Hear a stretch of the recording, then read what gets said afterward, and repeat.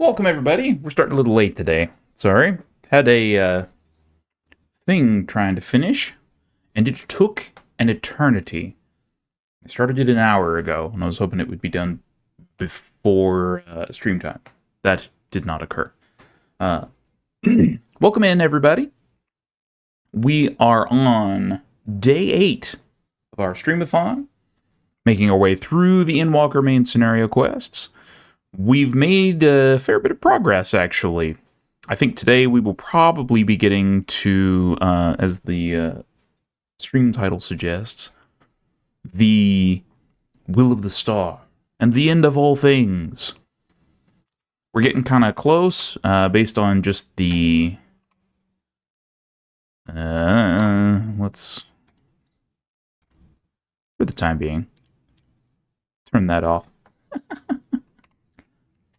Let's see. I believe the level 89 quest. So yeah, we're getting to the end of base Endwalker, and then once we get through that, we have all the patch content that we got to work through, which will probably take significantly less time. And that's probably just as well. I feel like we will probably get started in on some of the post-patch content today, just because of the length of the stream.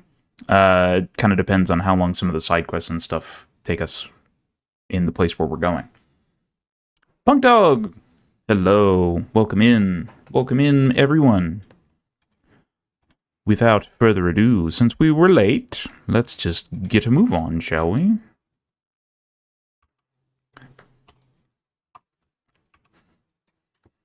Let's see, can we... Yes, we can.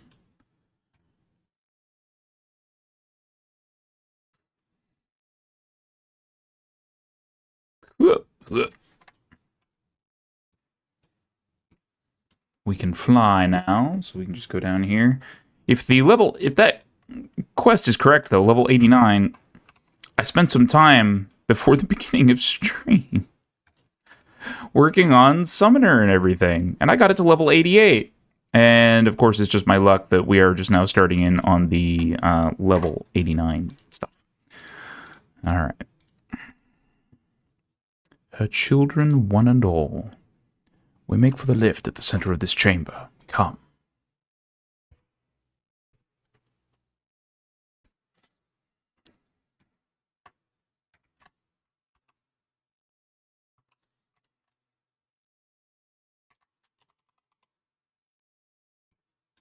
Oh, hold on. Let's get it on the right screen, shall we?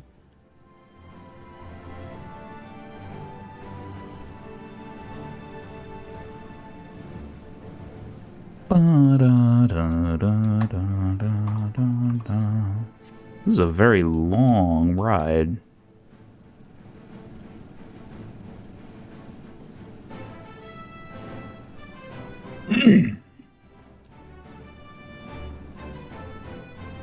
There it is. The portal to the ethereal sea. I don't know if portal's the right word, or if it's just like they've dug it so deep that there it is. Are we finishing Endwalker? We might be finishing base Endwalker. I don't know if we're going to be able to get through all the post-patch stuff.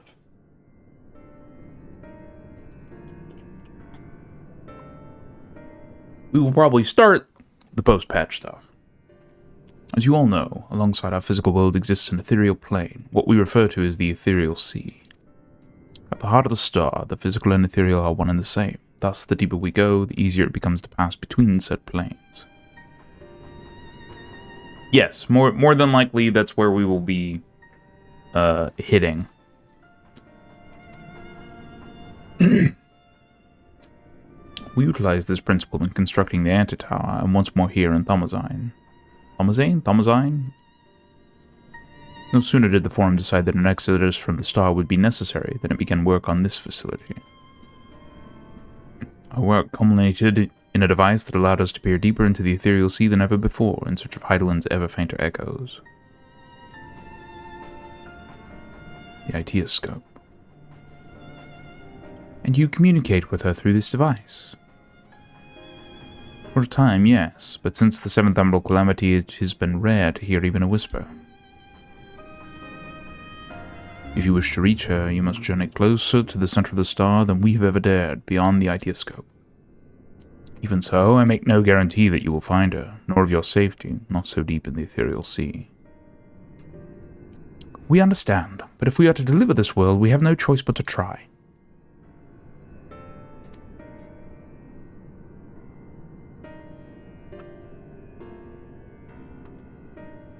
I know. I only wish we could do more than observe your progress from afar. The ideoscope's ocular lens, by which we may peer into the ethereal sea without placing ourselves at hazard, lies above us. Through it, we can watch and guide you. In those swirling depths, there are pockets of ether so dense and turbulent that they can unravel one's soul. If we determine that you are at risk of coming into contact with such a pocket, we will recall you with teleportation magics. To that end, it would be best if one familiar with the composition of your souls remained here to assist in assessing said risk. Otherwise, there is an increased probability that we will extract you too early, or too late.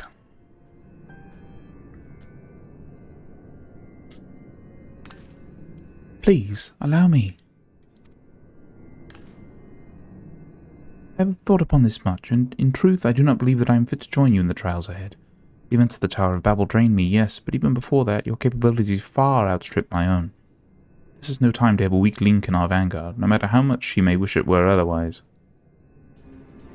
If I assist in the manner that Master Fortuner has laid out, however, I may still be of use. Will you trust in me to do so?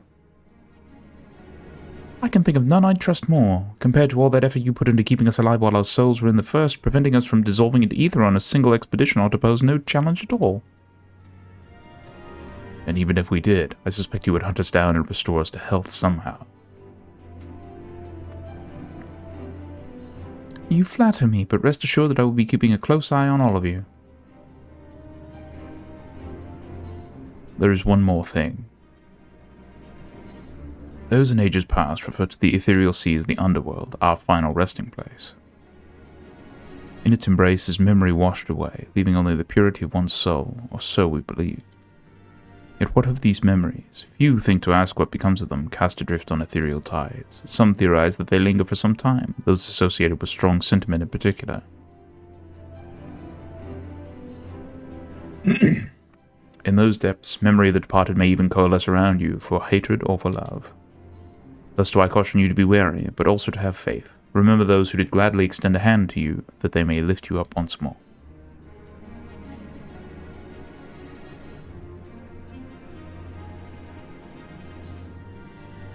Come on, enough chit-chat, let's go!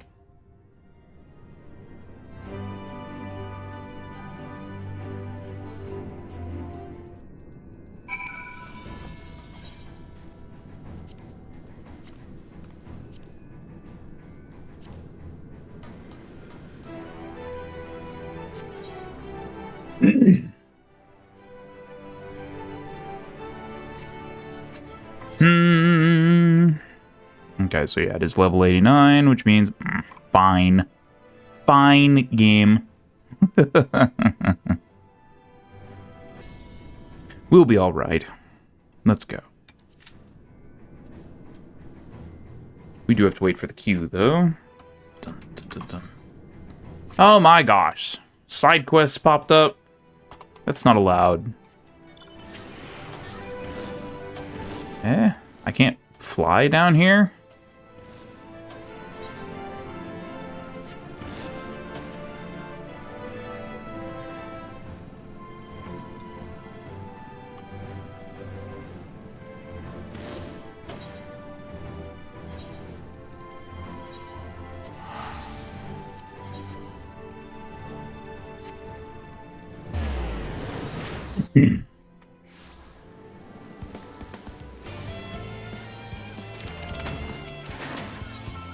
Suckle.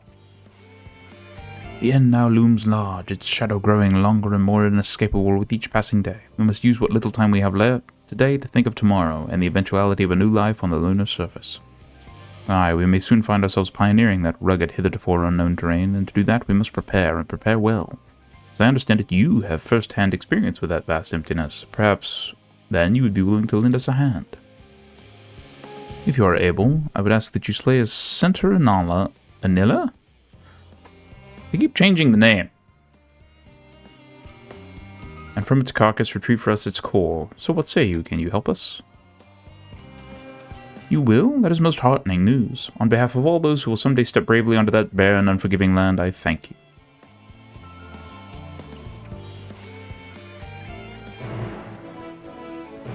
Sorry if there's noises being transmitted through the mic chat. Just, adjusting.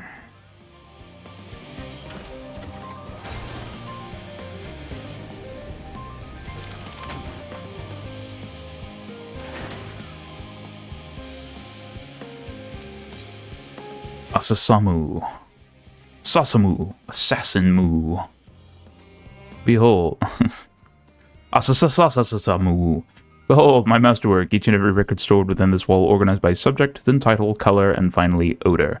None shall ever struggle to find the resources they seek with this system. Now, if only my colleagues were so scrupulous. Alas, I find myself missing several items from the catalog that ought to be filed here with the rest of the documentation for the Atioscope and our moonbound vessel. Will you aid me in completing my magnum opus by locating them? You will need to search the archives for 2 parts of a manuscript entitled The Itioscope, A Historical Lens. Do not count on their both being in the same place, and the Starfaring Ark construction records. I do not mind if you stop to read them. Thalic knows you will find them enlightening, so long as you return by the time I have finished scent-checking this last row.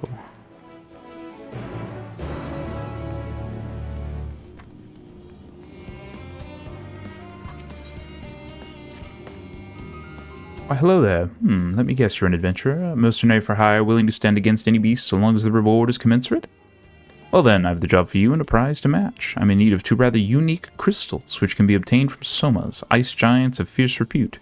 You'll find the frigid fiends lumbering about southeast of here, so, if you wouldn't mind.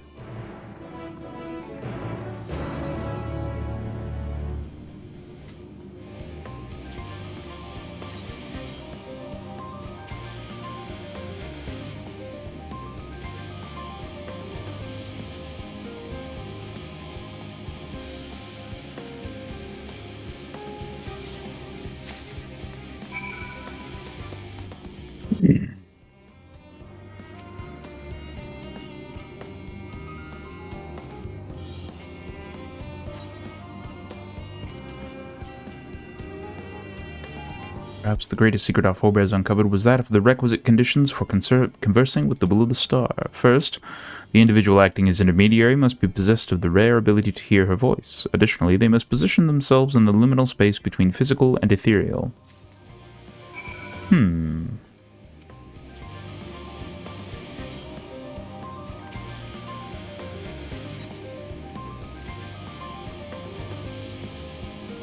Knowledge of the events Heidelin foretold had the potential to shatter world order, thus did the Forum elect to construct a means more secure than the Antitower for future exchange with her, beneath the nation's very foundations.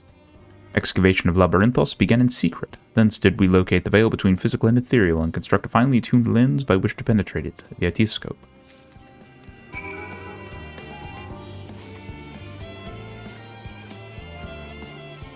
I do love the smell of aging parchment in the morning. Did you find the documents?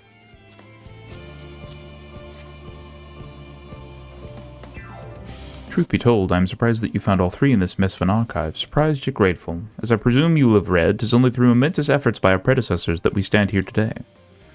I'm honored to carry on their legacy and plan to do my utmost to see the Ark take to the sky, yet to ensure the chronicles of these deeds are accessible is no less important a task. Indeed, now that they are no longer confidential, I am certain that historians and laymen alike can benefit from the perspectives they provide. That's why every record must be kept in its proper place, and thanks to you, they will be.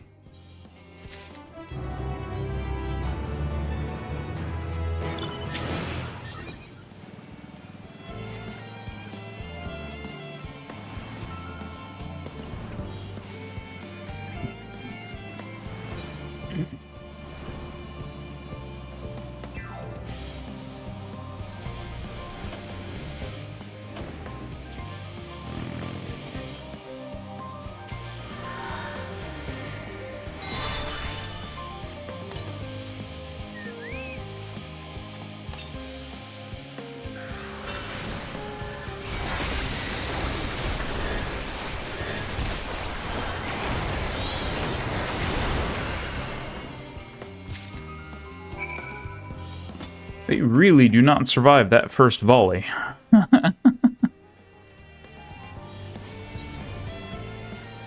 Cooler than being cool. It's down south.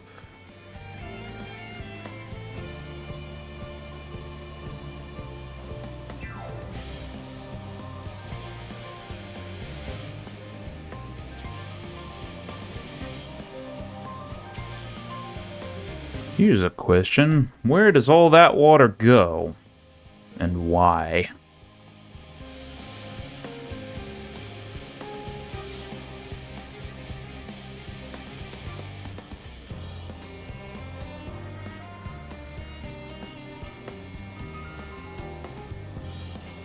Why do they have water flowing down underneath this thing, or into this thing?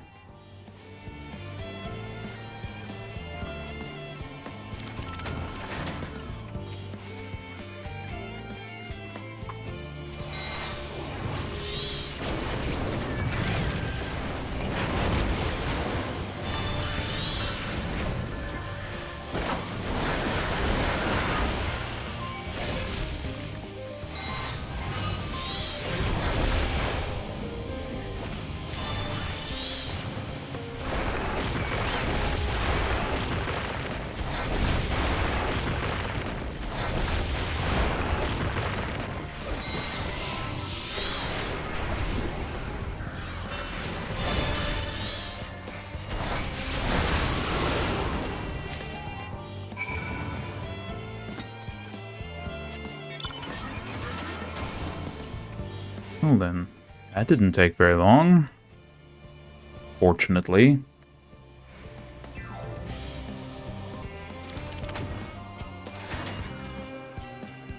You've returned, and far sooner than I had anticipated. So tell me, have you the core for which I asked?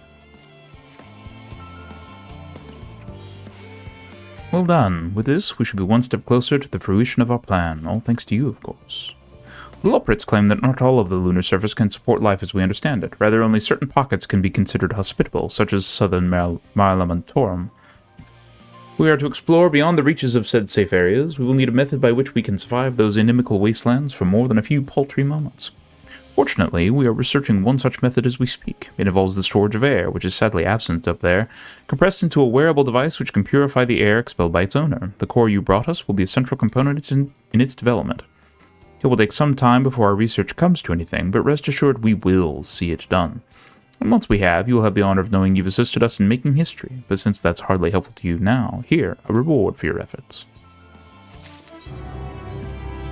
Thank you for the fish.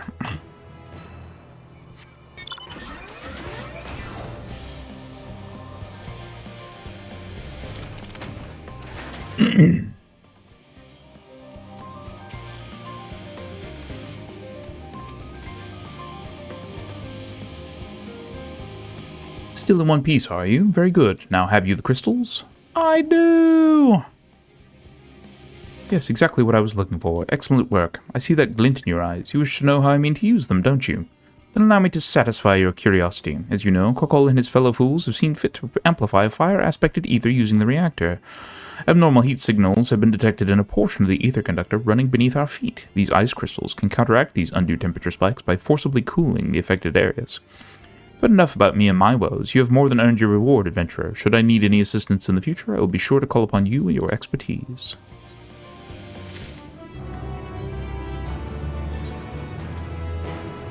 Alright, well, that's got all of those done. Why are we still waiting on Q?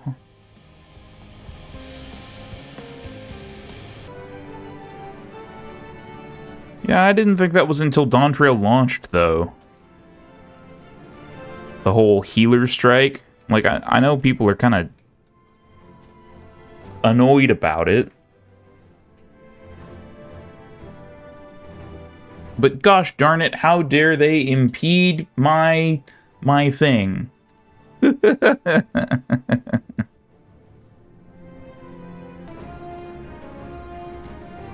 remember commenting on this the first time we went through this. This ship is small. Very small.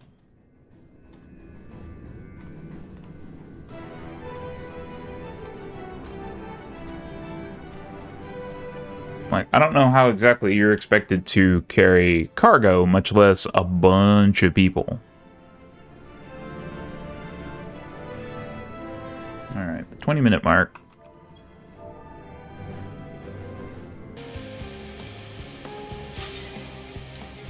Hey.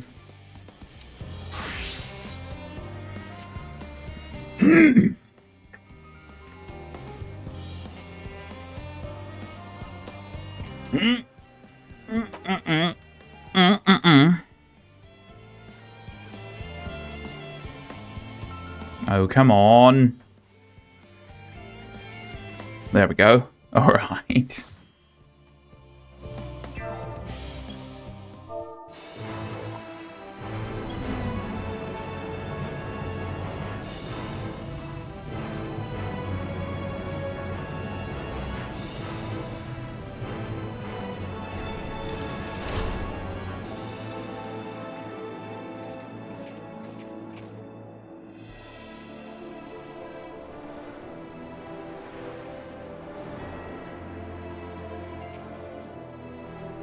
Some of those platforms make me think of Omega.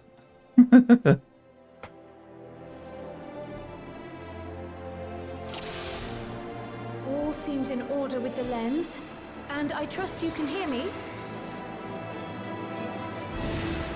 Those things are pure malcontent, the residue of lives unfulfilled.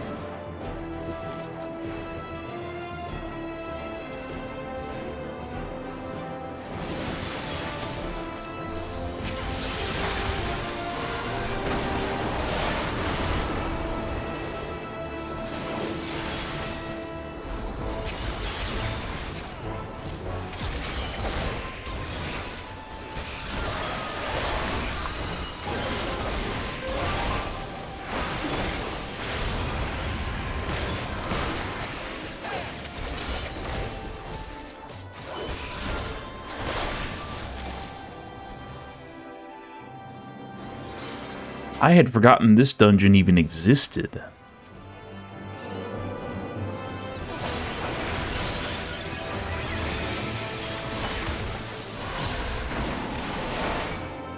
Whoop.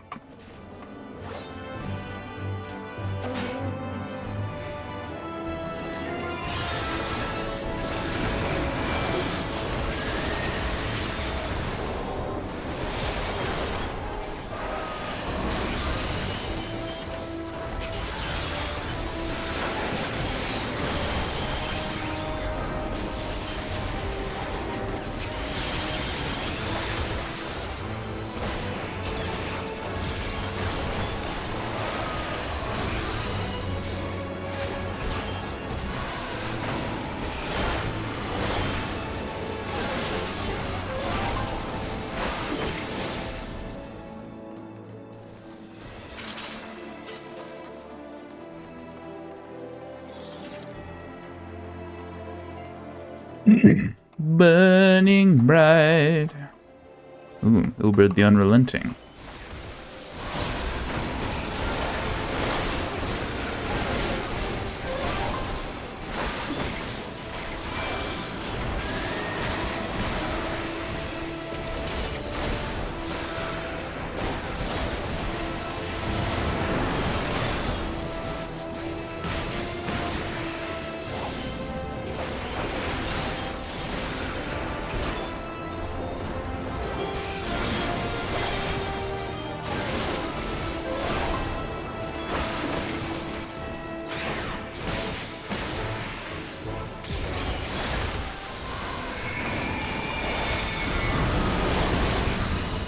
Okay. I had a feeling something like that was going to happen, just because those were not taking damage at all.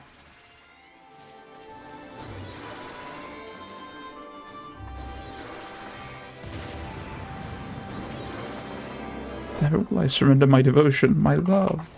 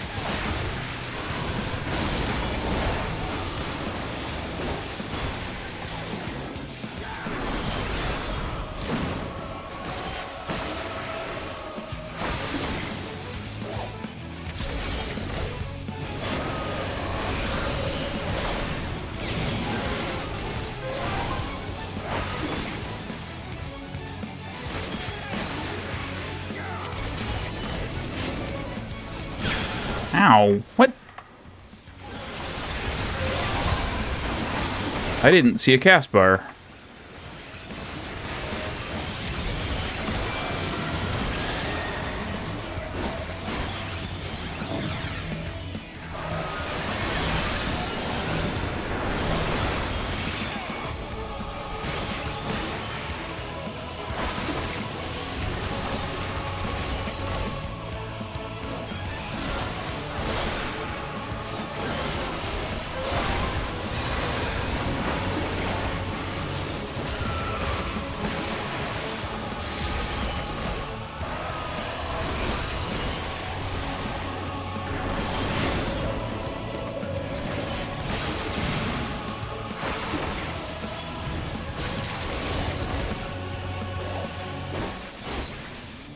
Ah, this.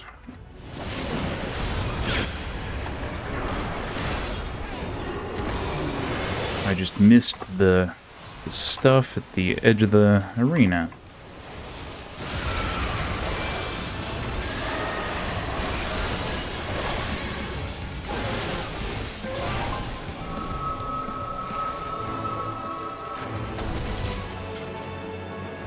Follow the flow of ether. It will guide you. The ether is too dense. Ah, I'm losing you.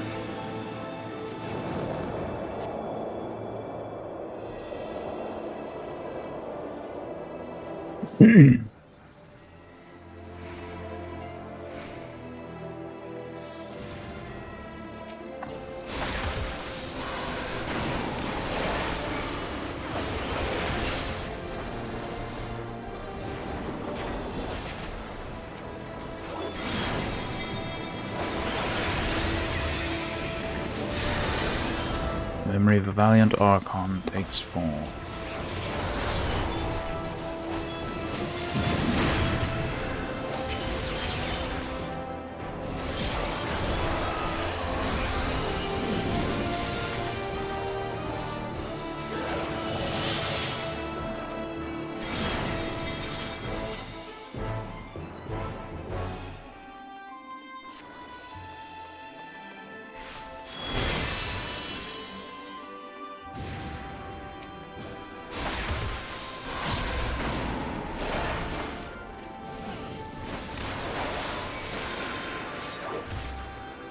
I somehow keep ripping this piece off of the tank. I don't mean to.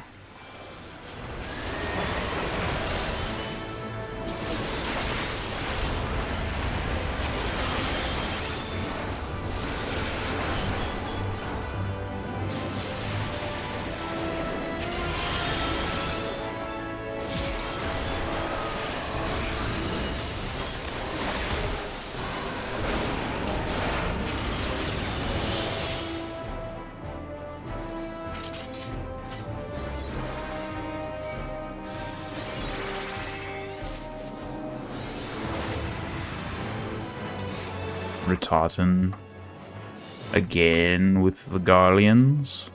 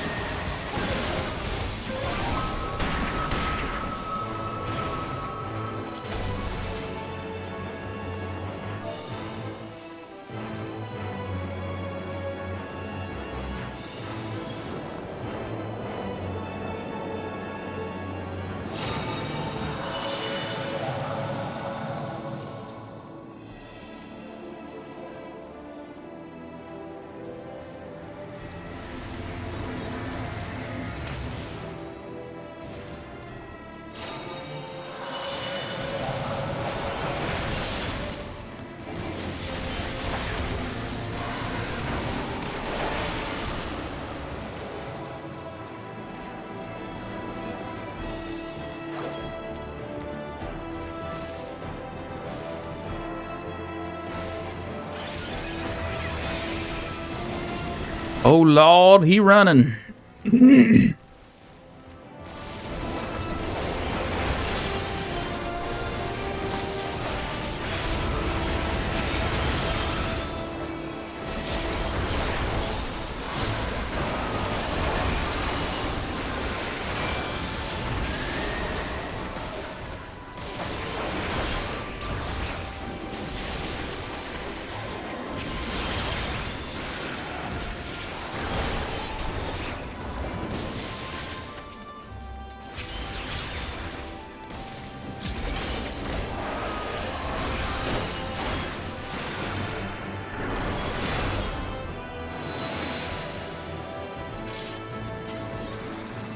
Minfilia! She's here, chat!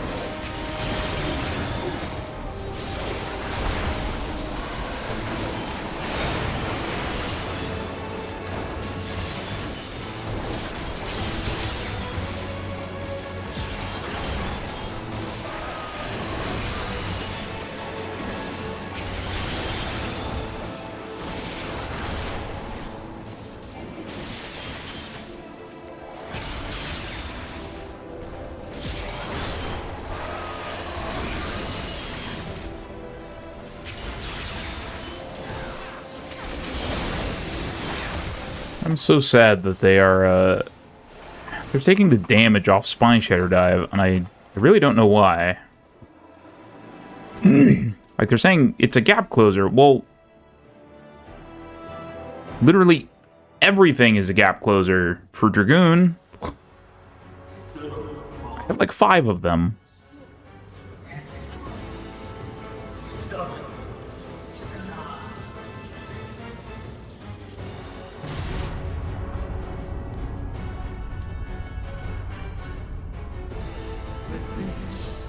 Is as far as you go.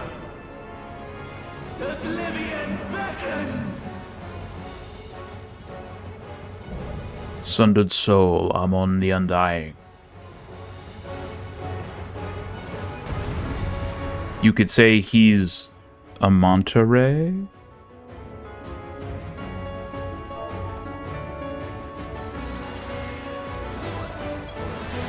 Many faces have I worn, but this is my favorite by far!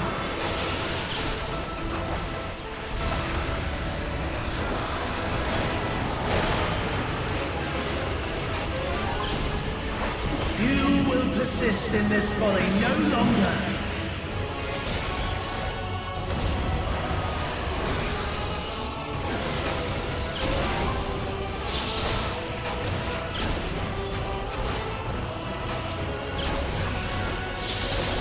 The stage is set!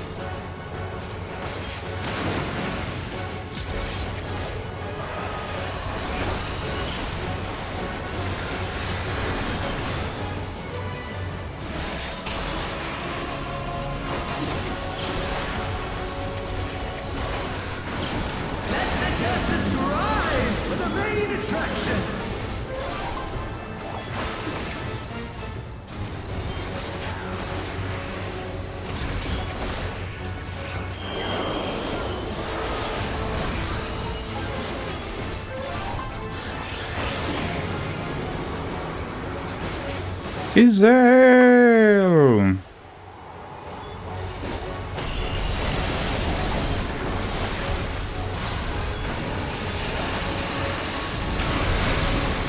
Ow! What a boorish audience you are! Okay, clearly there was something I didn't pay attention to there.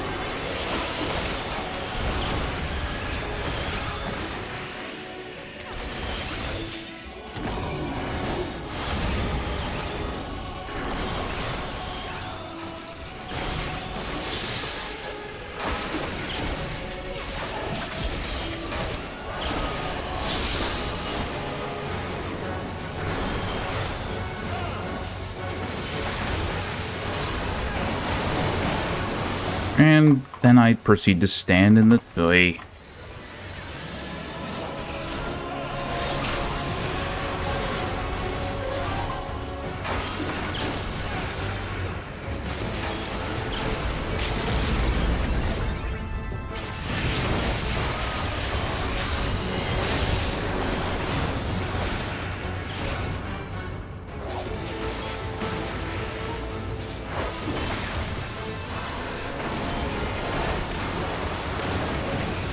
Good grief.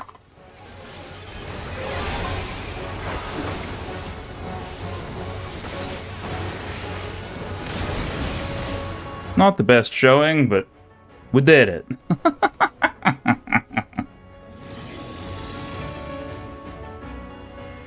Lies! All lies! Your dreams, your hopes, your futures, delusions and lies!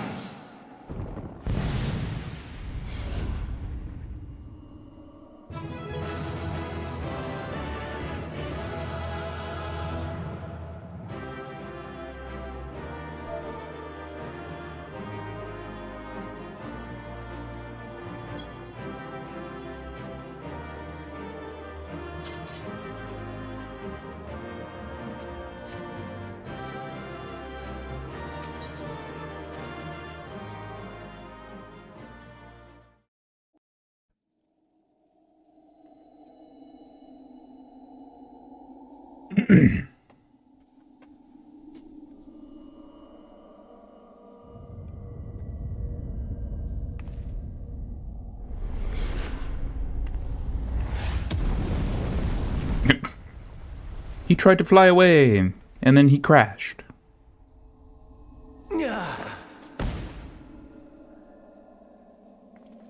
My very essence begins to wane. Sweet, sweet agony.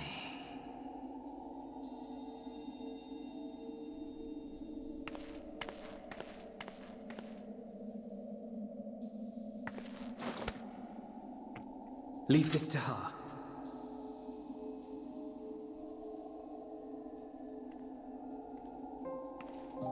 Come to deal the coup de grace. Good. Watching you struggle against the inevitable is bad comedy. Erase me from existence, soul and all.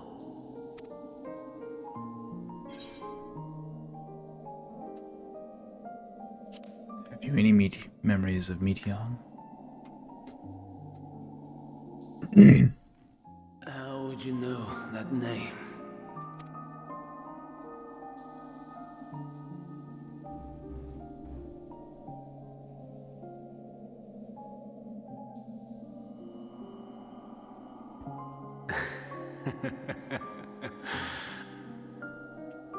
Then it was you. In Elpis. With Emmett Salk. The final pieces fall into place.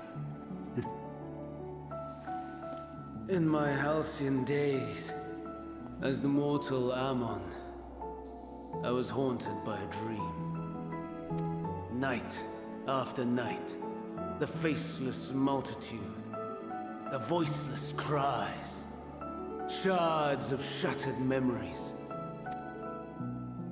But slowly, the fog began to clear. This was Elpis. And I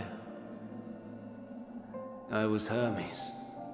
Recurring though it was, I paid this dream little heed. It was only when I was granted the seat and memories of Fandaniel that I knew these visions to be true. They were the memories of Hermes that he himself erased using the power of Kairos. Or so he thought. In his attempt to burn away the events of that fateful day, he succeeded only in searing them more deeply into his soul. My soul. Death failed to expunge them. No matter how many times it came. Rebirth after rebirth, from one Fandaniel to the next. I wonder, is Emet-Selch adrift somewhere in this ethereal sea? In defeat, finally remembering your time together in Elpis? How it must gall him to be entrusted with knowledge of the final days, only to be rendered powerless to act upon it. So many lifetimes dedicated to restoring his beloved Amarok in blissful ignorance. Oh, folly. But make no mistake, my life as Hermes is not the reason I invited the world's end. I have lived. I have struggled. I have dredged the very depths of despair. And in the detritus of existence, I found the truth. I served a great ruler, powerful beyond measure. The world, his dominion. Yet even he and his vast empire were destined to fall, to become one with oblivion. At the end of life's journey lies only death. I mean, your argument's a bit flawed there, bud. Like, you're dead, but you're here. Like, you have a world with a verifiable afterlife. What?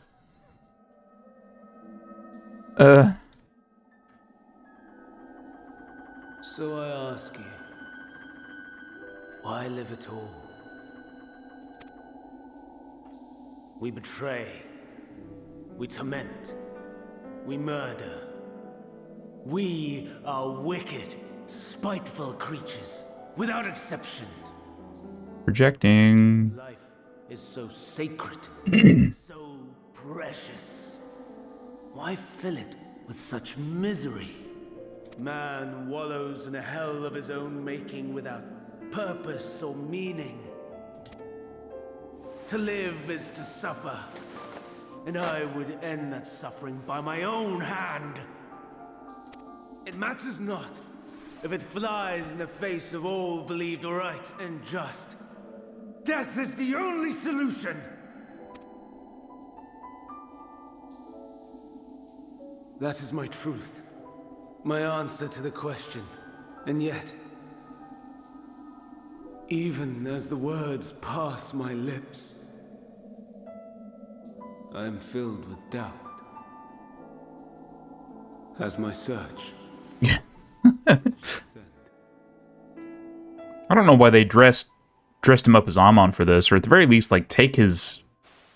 I don't know. Was this the only way? I'm also not entirely sure why they picked a random boss from the Crystal Tower.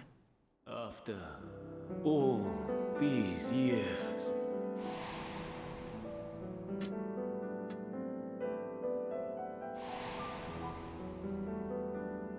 Is this the answer I was hoping for?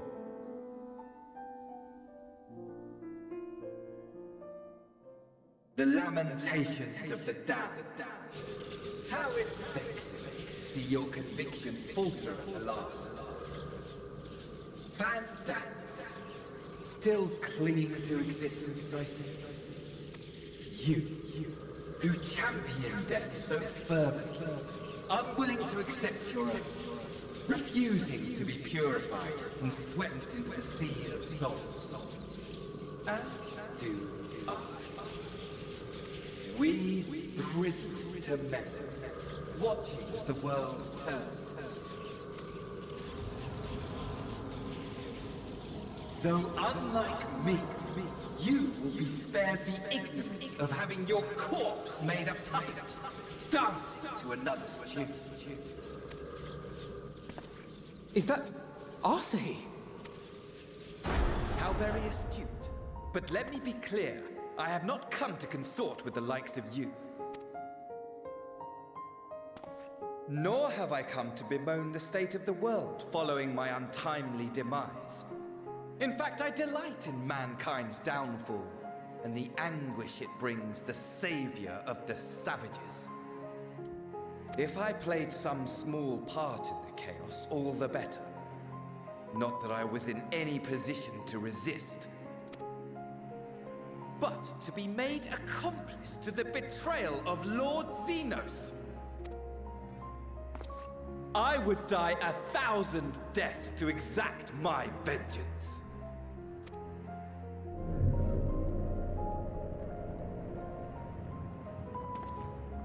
Now you are at my mercy.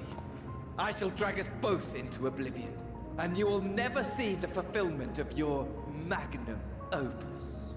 Even should you be reborn, your desperate search for answers must start again.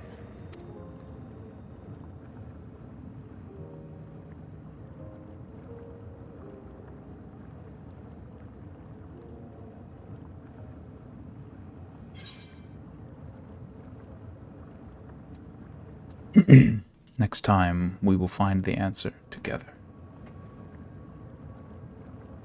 Even here, even now,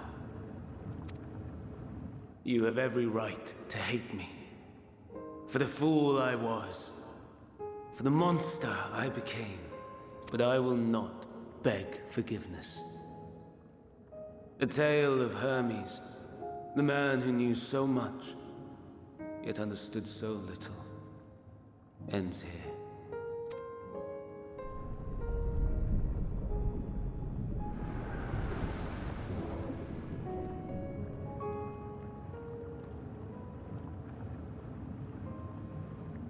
Don't try to follow me.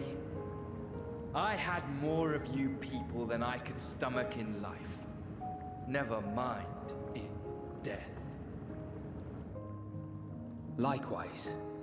I pray we do not meet again. You had better hope not.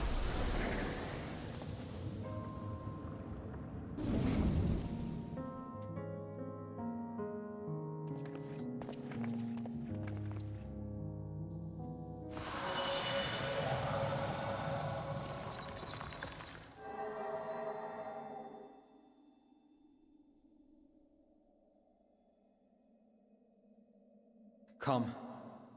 Hydaelyn is waiting.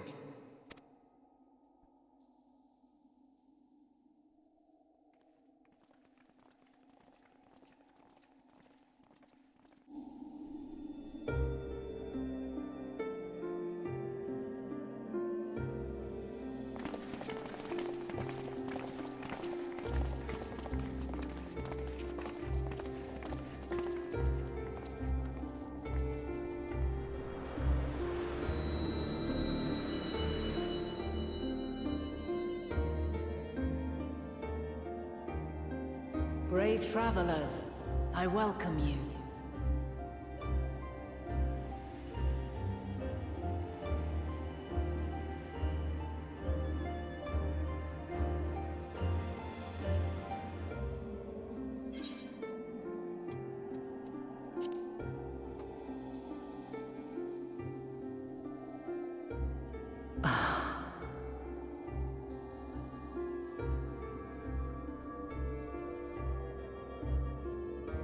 I see. Thou didst journey unto Elpis. Yeah, you should remember. The rivers of time converge.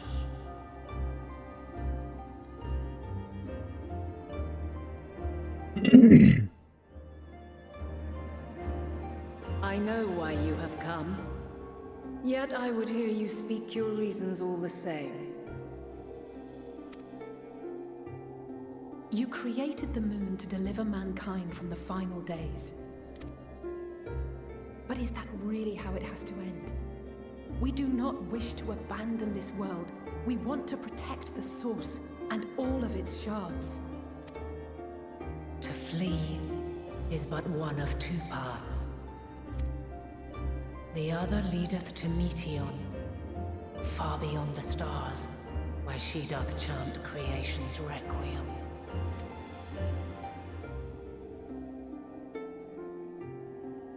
Her domain is formed of dynamis, pure, absolute.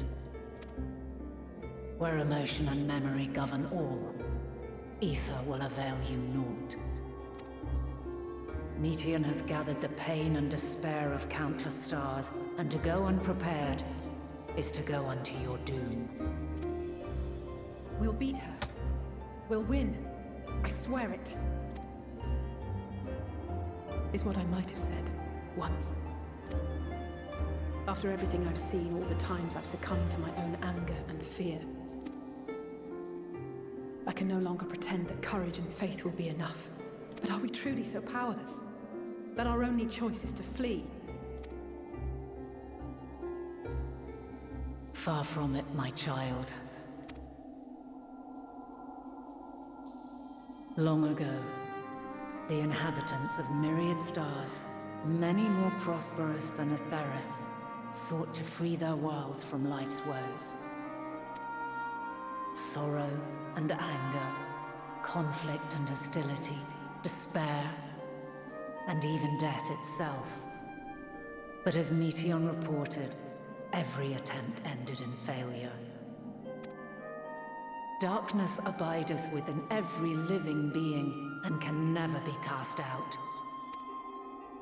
Neither reason nor faith can challenge this immutable truth. To live is to suffer. And in suffering, find strength, and purpose, and hope. As you have done so many times before. Thou dost pursue an impossible dream, yet knowing this, you pursue it nevertheless. And thou hast learned to depend on others as they do thee. Thy yearning for the power to save the powerless hath ever driven thee to greater heights. Thou hast grown strong. Though those closest to thee no longer walketh by thy side, their love remaineth thy guiding light. For duty's sake, thou hast been bound by truths unutterable time and time again. Yet thy heart hath never wavered, as thy companions will attest. In thy pursuit of mysteries great, all thou believest is brought into question. Undaunted, thy thirst for knowledge remaineth unquenched.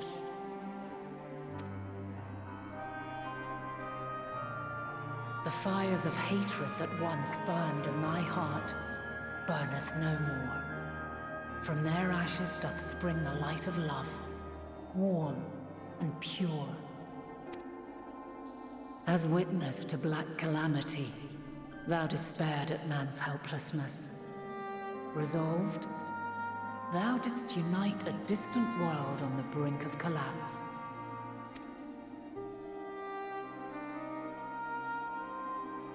And thou, my champion, when all did seem lost, thou never abandoned hope. For every trial and every foe that did bar thy way, thou hast proven equal to the challenge, drawing courage from the many bonds forged on thy journey. You have all known despair, and though the end approacheth, you walk on, heads held high.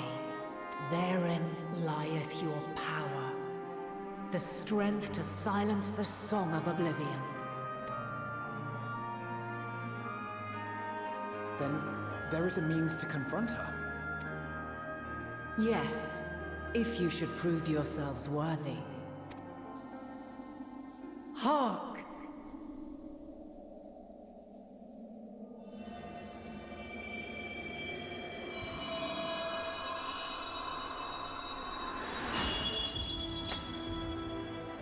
Nigh impossible is it to send mortals to the edge of the universe.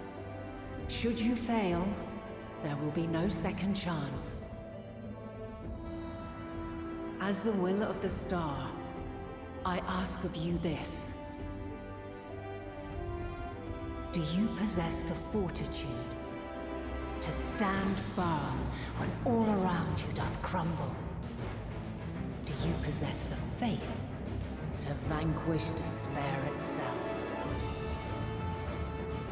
Should you lack the strength to best a supreme deity, I cannot allow you to make the journey. You must leave this star and never return.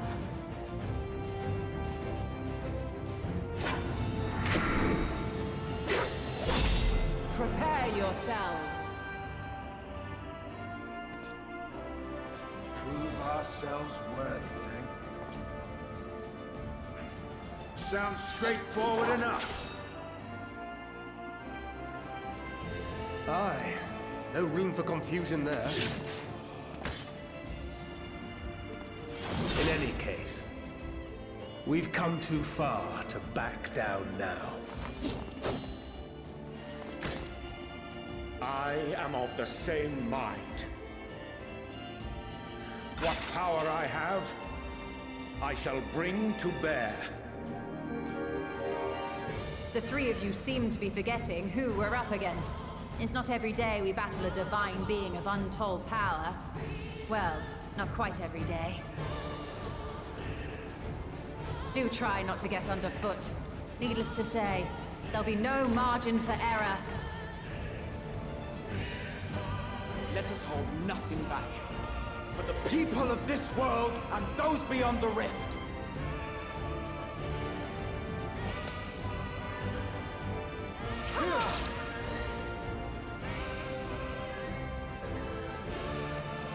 Alas, the question I posed to thee in Elpis hath remained unanswered these long years. I would hear thy response, warrior of light. Shouldst thou emerge victorious?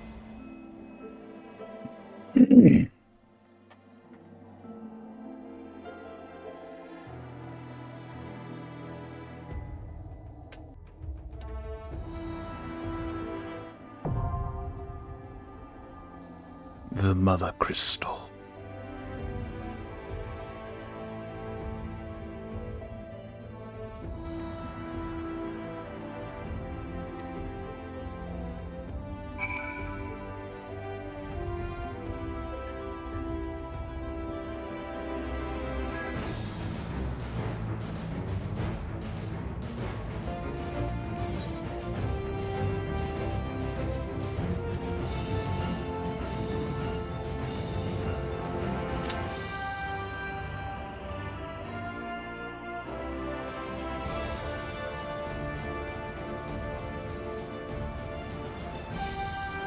What happened to the...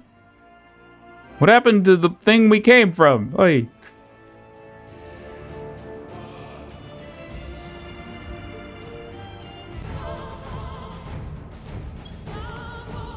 That's not what I wanted. At ease. That's not quite the thing I want either.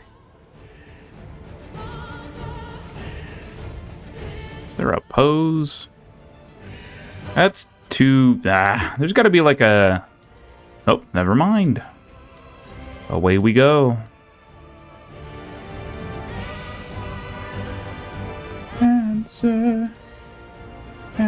closer together.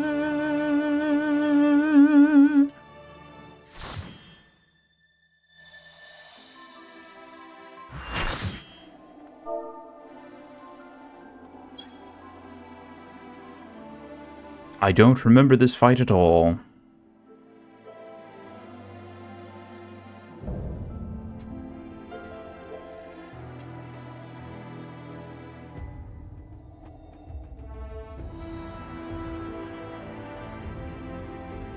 I, the last of my kind, shall test thee. Come, prove thy worth.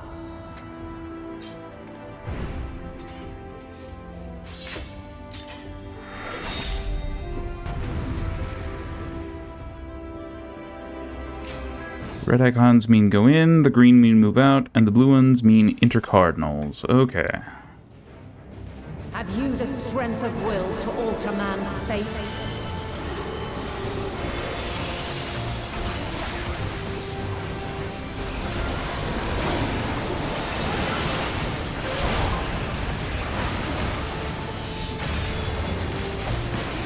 A change of arms. May the test continue.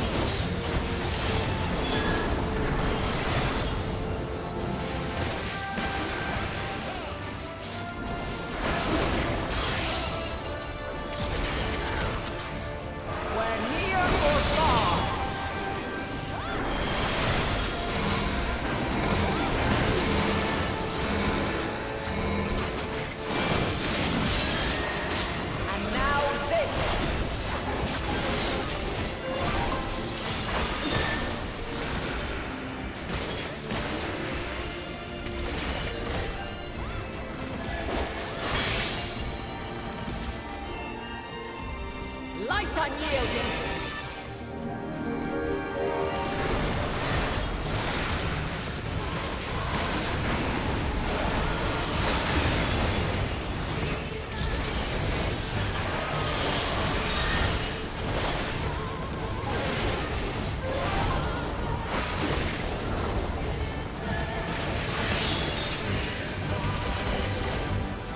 By blade. Eh?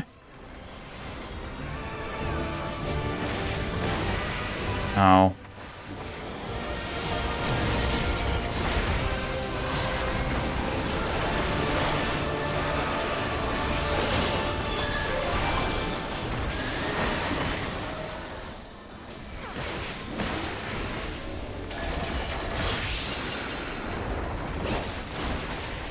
We're near or far.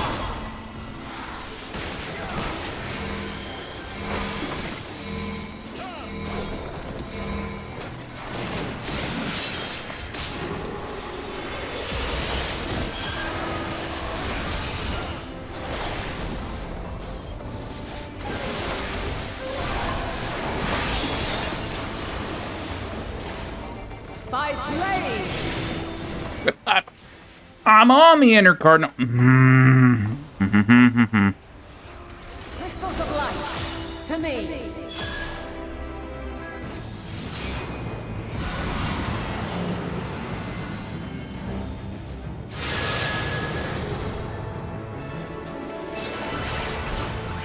Here.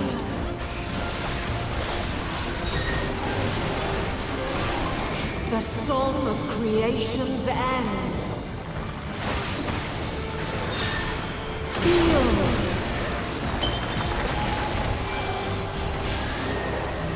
The sorrow at hope's demise. Think.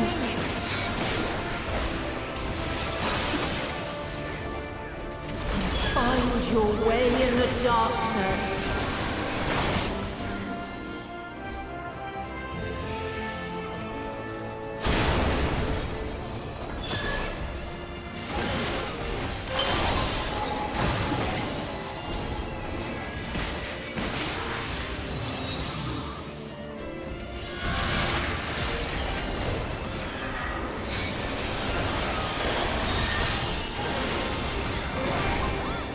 Follow your light. my children and never look back.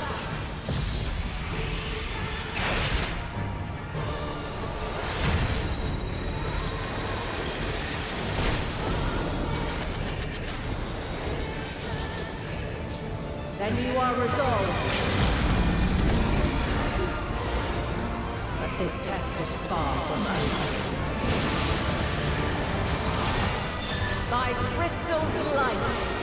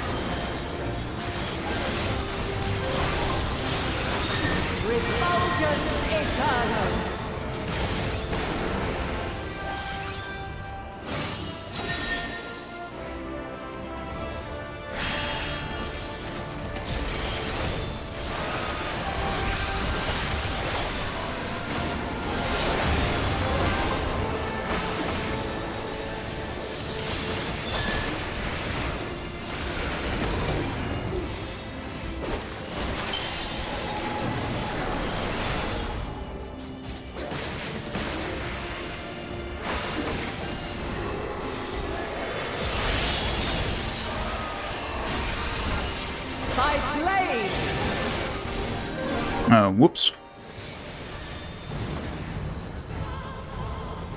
The blue one keeps getting me.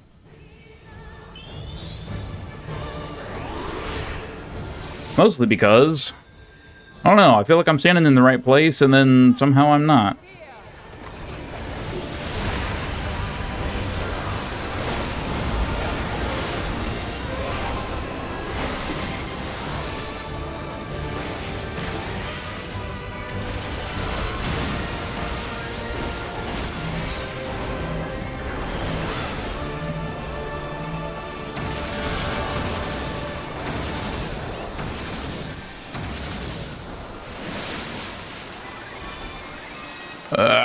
Light waves.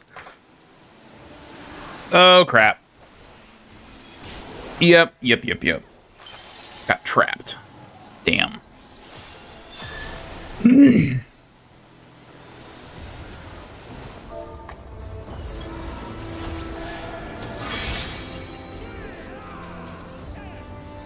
Light unyielding.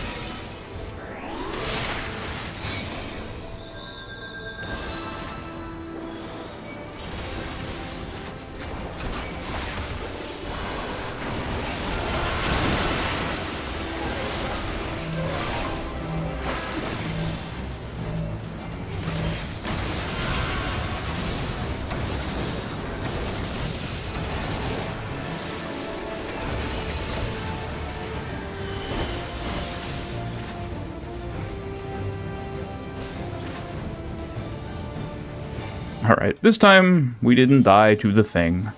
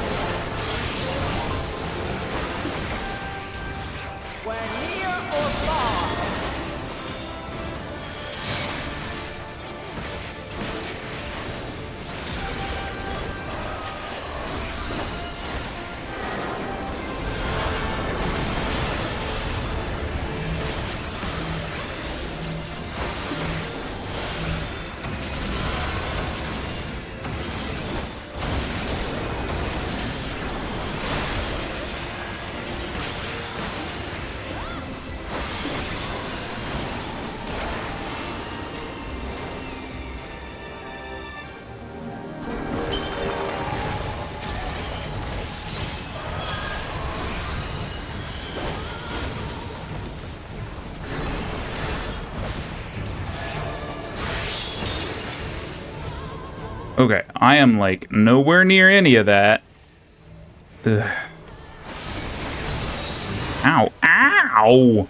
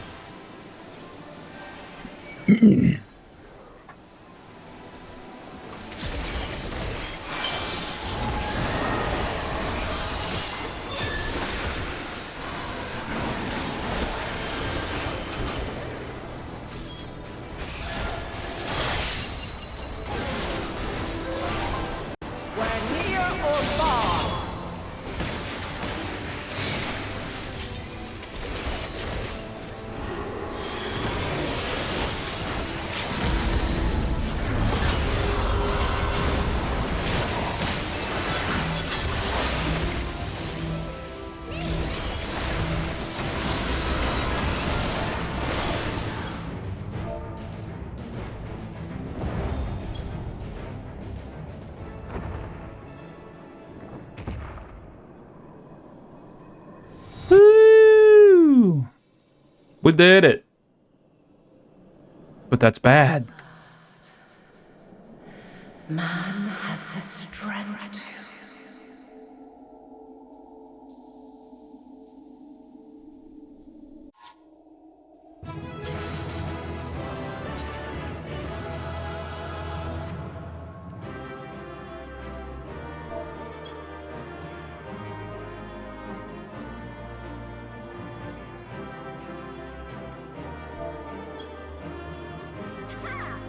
With that, no.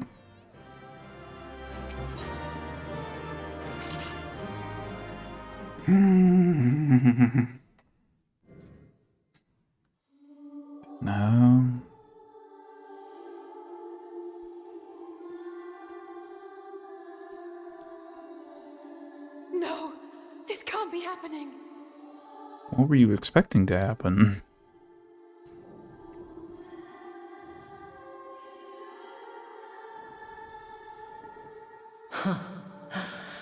Though my power is in constant flux, I have always kept a reserve for this very moment. It was a true test of your prowess. You have done well. There is one thing I must ask. By sundering the world into 14 shards, the ether of all living beings too was divided. This reduction would in theory allow us to more easily interact with Dynamis. Having seen mankind brought to the very precipice of extinction, you wished for us to develop a means to overcome despair. You believed we had the potential, and sundered all creation to see it fulfilled, to deliver us to that swirling maelstrom of Dynamis in which our foe hides, and grant us the power to defeat her once and for all. Is this not true? It is as thou sayest.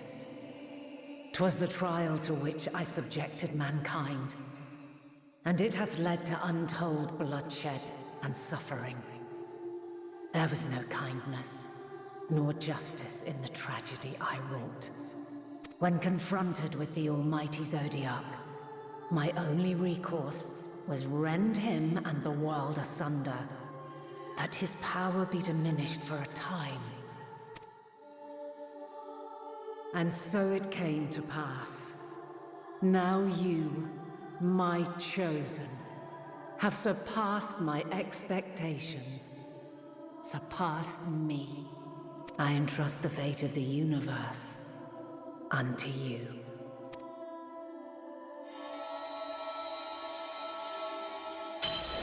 This crystal contains the memory of Meteion's passage through the stars. Deliver it unto the Loporrits. They will guide you to her.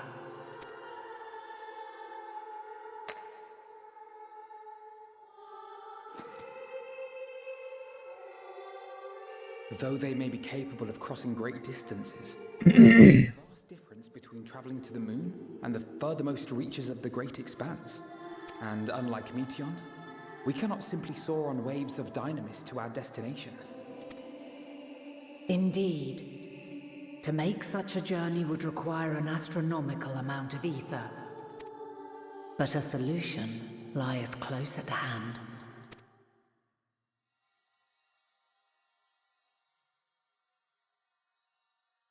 Of course.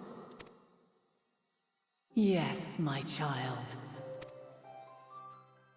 Ever since I became the will of the star, the ether drawn here had slowly crystallized.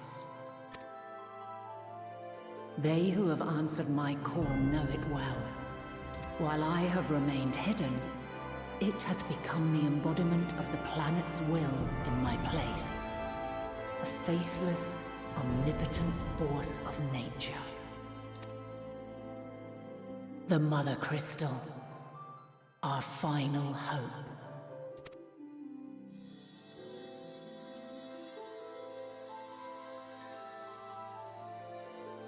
Alas, I can do no more. The fulfillment of this task doth fall to you, my chosen. Now, heed these words. Darkness and light, despair and hope. As goeth one, so goeth the other. Become light, become hope.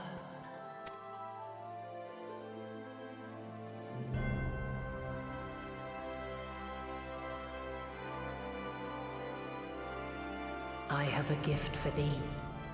Come closer. A gift, you say?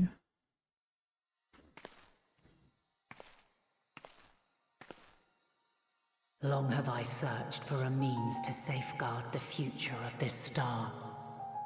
Lo, I knew failure after failure.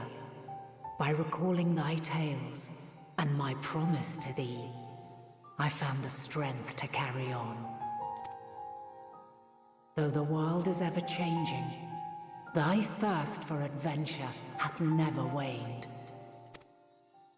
Thine unshakable resolve never ceases to amaze, to inspire. And well met, my brave little spark. How long you As a mark of my gratitude, burnt bright. I bestow this final gift. Oh, I have Thou dost possess the crystal of Azum, yes? all this time past.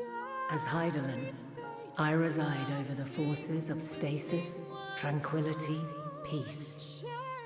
The laws which impart stability to existence itself.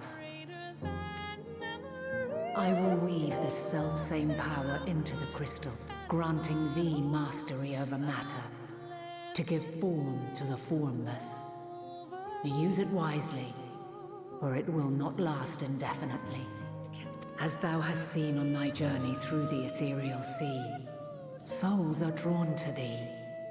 Mayhap this trait will prove to be a boon rather than a hindrance. Remember the rain, near and far below. Each drop a blessing from heavens above. And how It is thy hopes and prayers that enable Azum's invocations and give them life. So keep them close. But pray, remember this. When the way forward is hidden, even from the mind's eye, look not to the invocation, but within yourself. These were the words of the crystal's original bearer.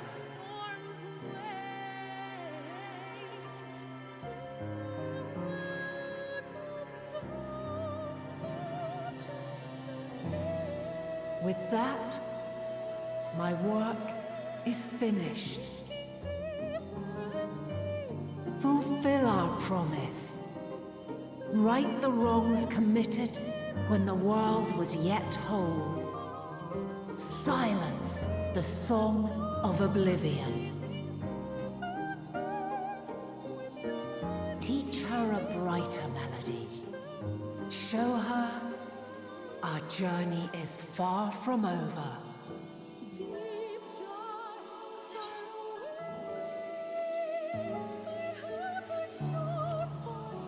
Find our way.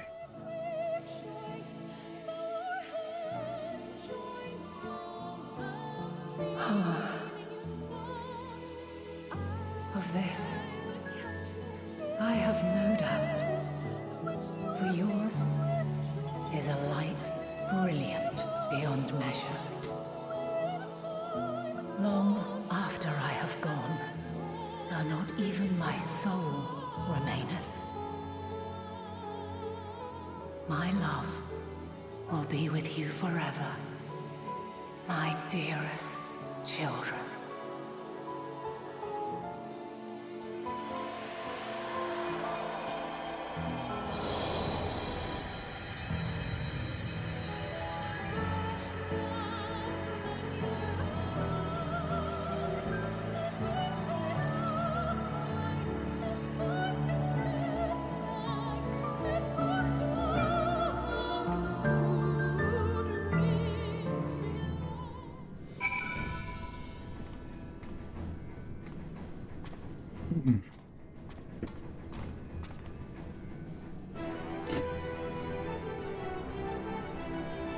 That song, damn it.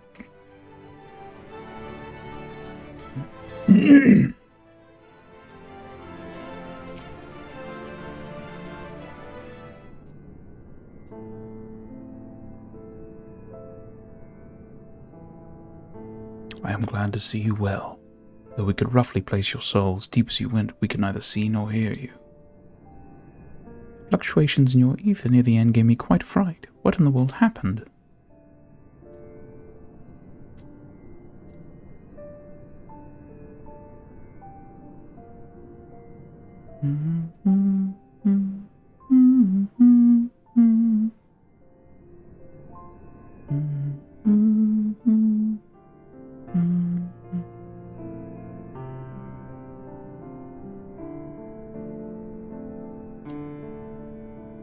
You mean to say Heidelin is...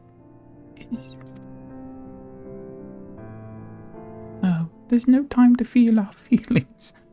We must carry out Heidelin's will without delay. We'll find Meteion if it's the last thing we do. If you wouldn't mind handing over the crystal, that is, the fancy navigatory one.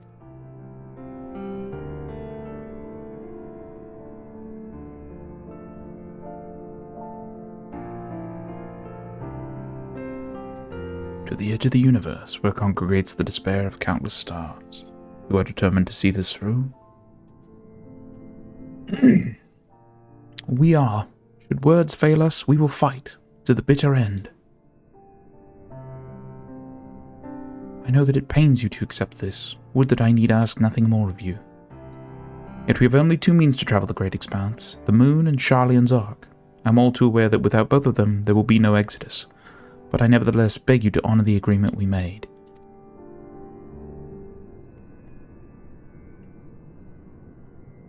The Forum's decision will be honored. You have earned the right to use the ship as you see fit, and I could not rescind it even if I wanted to. As it happens, I do not, and will do all within my power to aid your cause. With that settled, might I suggest you rest a while? Proving oneself to Heidelin is never easy, and despite our unparalleled genius, we'll need a day to make the necessary calculations. You may as well take advantage of it. You can chart a course through the sea of stars in a single day? Ye gods.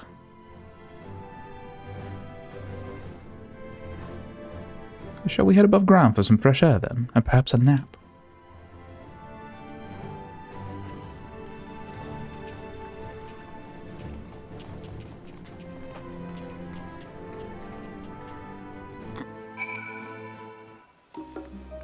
Oh, lovely. They just teleport us outside.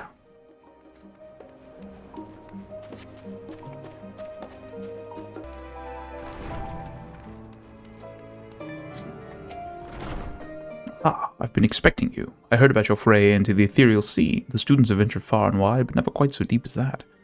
Are you experiencing any after effects from your prolonged exposure? Nausea? Dizziness? Hauntings? Well, have a pleasant sleep, and if you do experience any unusual phenomena, please let me know. I shall add it to our records. More experience! Down the drain! Oh, it hurts my soul.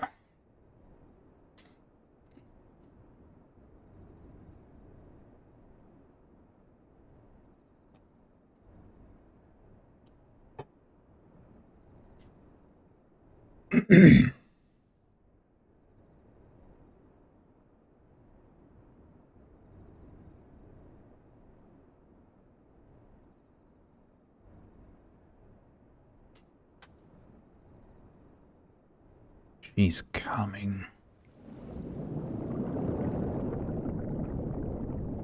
Oh no.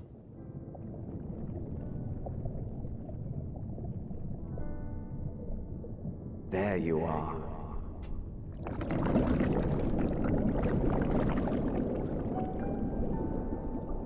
Some time, indeed, yes. For you, at least.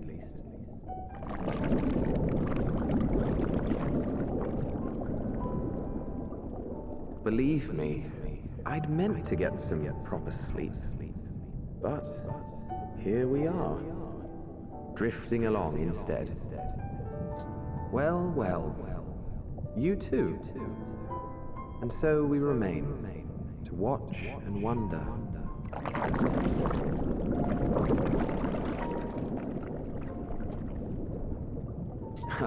Yes, indeed.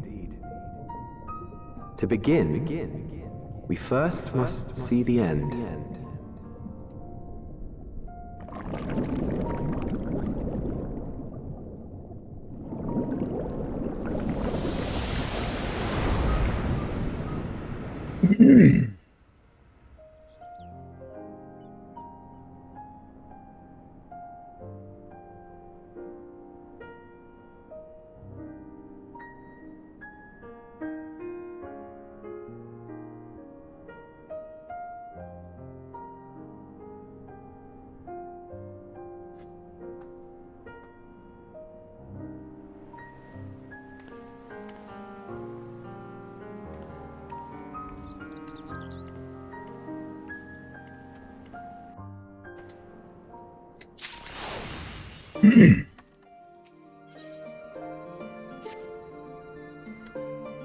Rin, I trust you've had a good rest?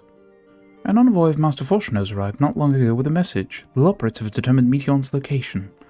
We've been asked to gather at the rostra. I'll meet you there, along with the others.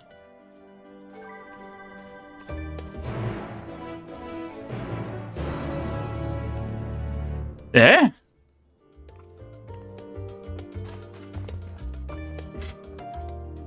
What's with the military get-up?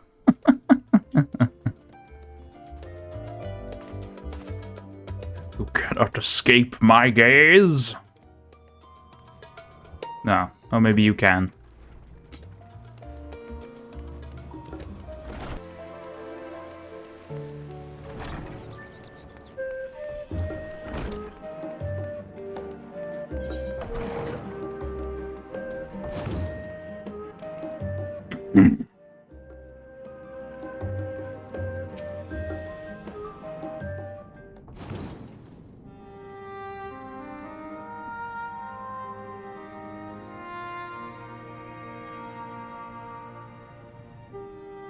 Everyone appears to be present and accounted for. Good. As you know, the Loporits have deduced the whereabouts of Meteon by means of a crystal bequeathed to us by Hydaelyn herself. Your quarry's location is a place far beyond the moon, in the farthest reaches of the Sea of Stars, at the edge of creation.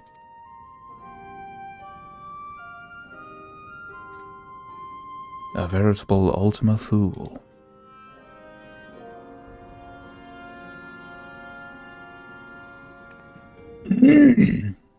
Indeed. How then are we to reach it? An excellent question. Luckily for you, I have an equally excellent answer. In theory, with advanced propulsion systems, the moon is capable of delivering you to Ultima Thule, but the myriad other facilities housed within would greatly impede travel through the Sea of Stars. Even the Mother Crystal may not possess ether enough to bear so massive a vessel to our destination and back. However, if we integrate our hyperhopper into your ether burner, We should be able to fire things up and jump our way to the end of the universe in no time. Father, does this mean...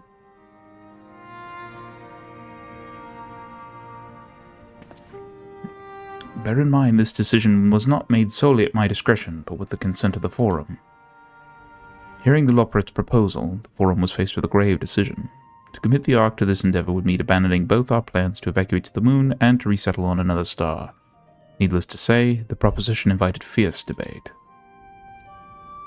In the end, however, the Forum was swayed by the simple fact that Hydaelyn believed you possessed of the strength needed to overcome this crisis. Great Exodus was, after all, a plan of Hydaelyn's own making. Therefore, if in the 11th hour she would proffer another means by which we may seek salvation, we would be fools to dismiss it out of hand. Indeed, she sacrificed everything, her very existence, to avert the destruction of this star. That is why we have chosen to place our faith in Hydaelyn, in you. The Ark will be made ready for your voyage to Ultima Thule. But what of all the people that have labored so tirelessly to prepare for the evacuation? They must be furious. I would not be so sure. They have not forgotten your deeds on the Magna Glacius. Nor did your instrumental role in orchestrating the delivery of adamantite go unnoticed. No, the people do not protest. Quite the contrary. They have expressed unwavering support for you and your mission.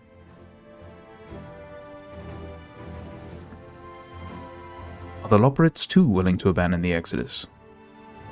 Were you not listening when we said we were born of Hydaelyn's love for Etheirys and its people? If it means your survival, we would do anything to help.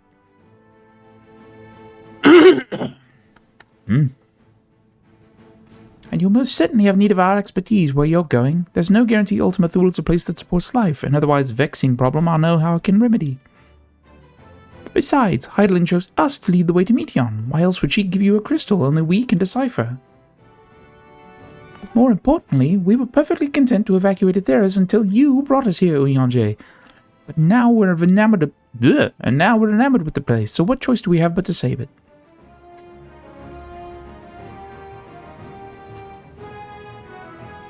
Of course, none of this is possible without you in the science, so I must ask, are you certain you wish to do this?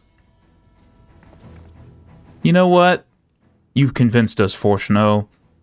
After doing all of what we've just done, and killing Hydaelyn, nah, let's evacuate. You couldn't stop us if you tried.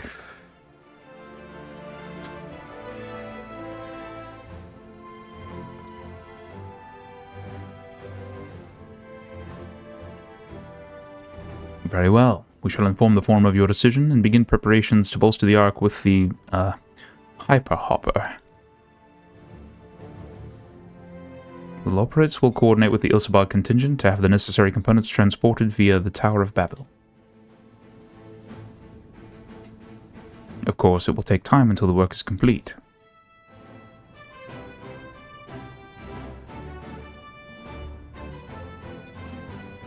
For now, pray take your ease. It would seem there is naught to do but rest and prepare, shall we? Dun, dun, dun, dun, dun, dun.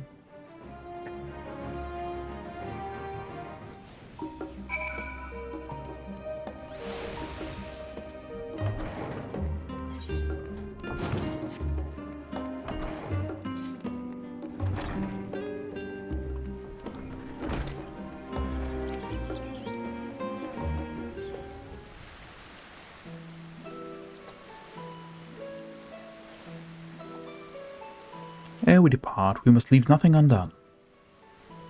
Quite, though it is difficult to conceive of how one can best prepare to brave a domain where Dynamis governs all. Nevertheless, Hydaelyn deemed us worthy of the trials that await. For lack of any other feasible options at this late stage, let us trust in her judgment and face Meteion as we are. Which leaves the not-so-small task of coordinating our efforts here to you and to Taru. If all goes to plan, we'll be back before you know it. I certainly hope so. We will be praying for your safe return. Mayhap it will affect the Dynamis for the better. With that settled, we should get some rest and make the most of the time we've been afforded.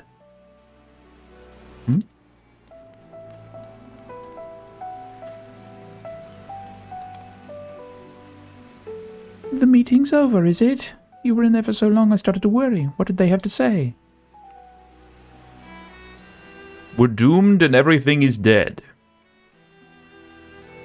Yes, that is the intended effect of the edge of creation, I see. Rest assured everything will remain in order until you return. And you will return. Actually, Rin, could I borrow you for a moment? It looks like your plans for the interim are decided. When the two of you have finished, meet us back at the Baltesian Annex, alright?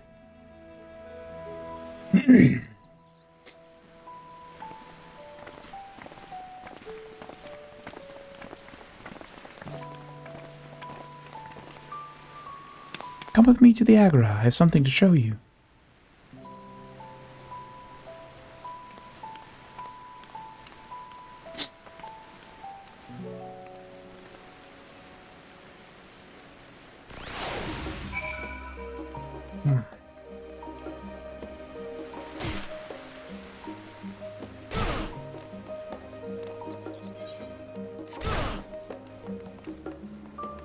I still think they should make Dragoons immune to fall damage. Like, ninjas take less of it, Dragoons should be immune to it because we jump everywhere.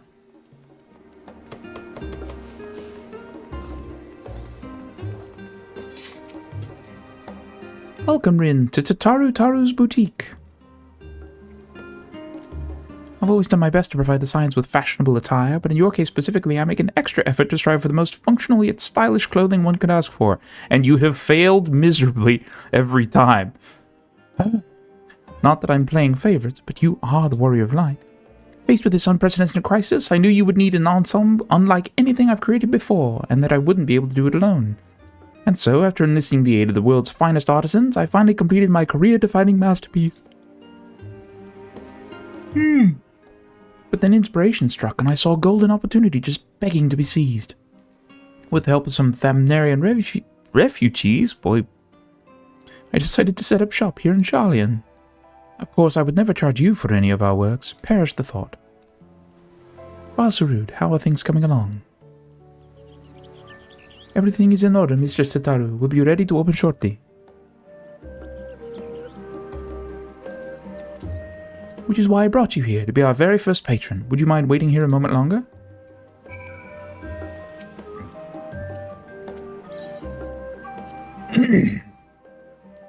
And now we get our artifact gear. Artifact gear. Our oh so fashionable artifact gear.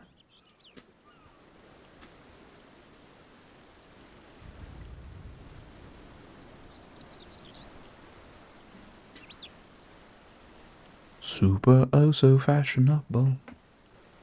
I did not expect to find you here.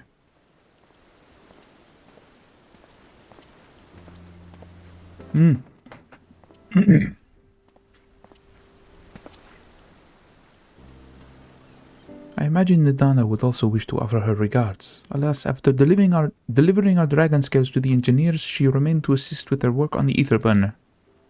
This simulacrum too will stay in Sharlayan while I oversee matters in Radzatan. It is a rather convenient means to keep abreast of developments pertaining to the final days or anything else. It also allows me, after a fashion, to watch over my people in this distant land. Vashan! I was hoping you'd stop by. I can't thank you enough for allowing your artisans to work with me here at the boutique. Please, it is I who should be thanking you. This establishment has restored a sense of normalcy to their lives. You have blessed them with newfound purpose and the means by which to support themselves in these troubled times. What's more, when they at last return home to Radzatan, the experience and knowledge they have gained in your employ will no doubt prove a boon to the artistry and commerce of our land. In fact, I came here to see how your new employees are settling in, and to express my gratitude for granting them this opportunity. It's an opportunity for me as well, believe you me. Your artisans have taught me so much about Thamnarian craftsmanship. Their resourcefulness and ingenuity are nothing short of inspiring. I can't wait to see what kind of wonders we come up with. I pray you every success in your endeavors, Mistress Tataru. Before coming here, I heard word of the forum's decision, of what will soon be attempted. It was only then that I finally understood why my father called this star the last bastion of hope. Indeed, it was the last bastion, for the flame of every other star he encountered had likely been extinguished. In the boundless dark, the light of brimming life must have been blinding in its splendor. You journey unto the heavens to protect that light. May the scales of my kin serve you well. I have faith you will prevail and restore peace and tranquility to this star. Would that Ahawan were alive to see it. I will not see his sacrifice squandered, nor shall I rest until Radzat Han is returned to its former glory. Sage nod. Forgive me, but I must take my leave. Fare you well, and remember, the people of this star have not yet given up hope, and neither must you.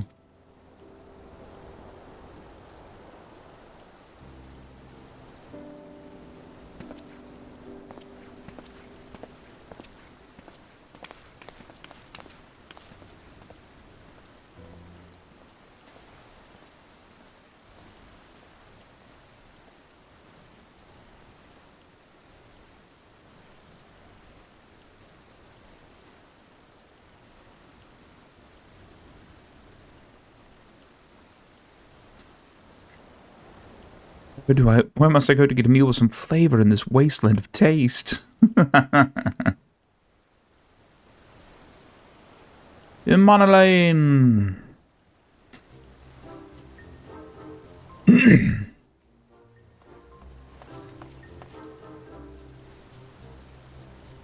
Rinnell girl, my, whatever are you doing here?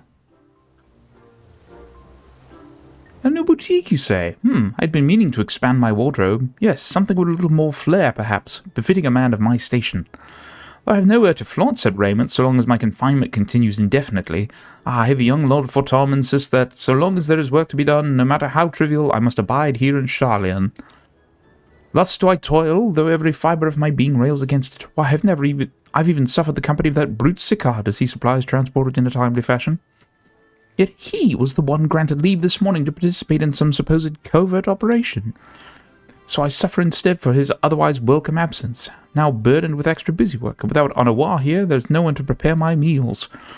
I came here in the hopes of finding a nice cafe, perhaps. Alas, the Sharlayan delicacies I've sampled were lacking in every respect. If a hearty meal is what you're after, I suggest the Last Stand.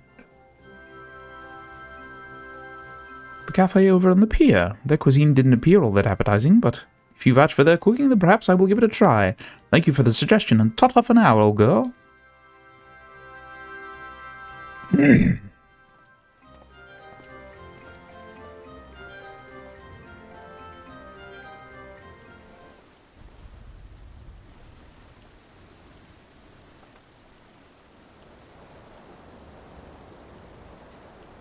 Who's next?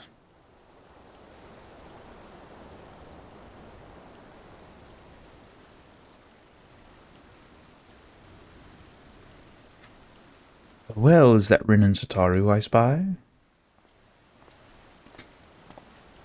Ah.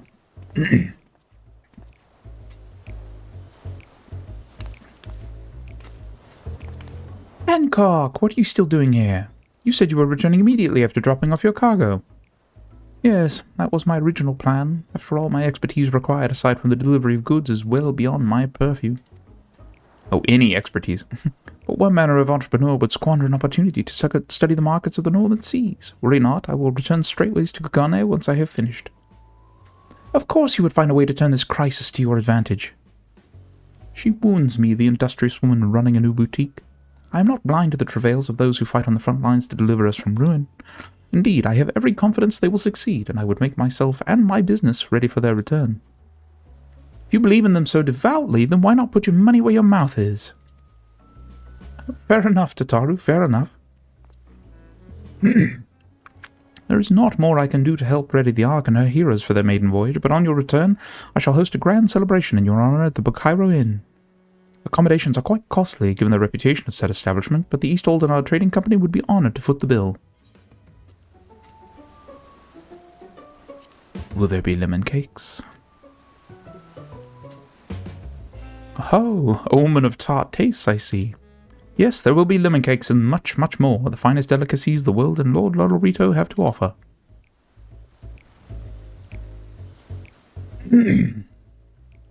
But let us speak more of this upon your return, lest I draw even more of Tataru's ire. Until next we meet.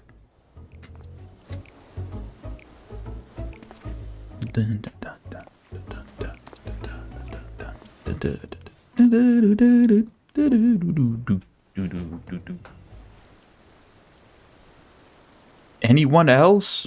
Am I going to be standing here all night? All night long.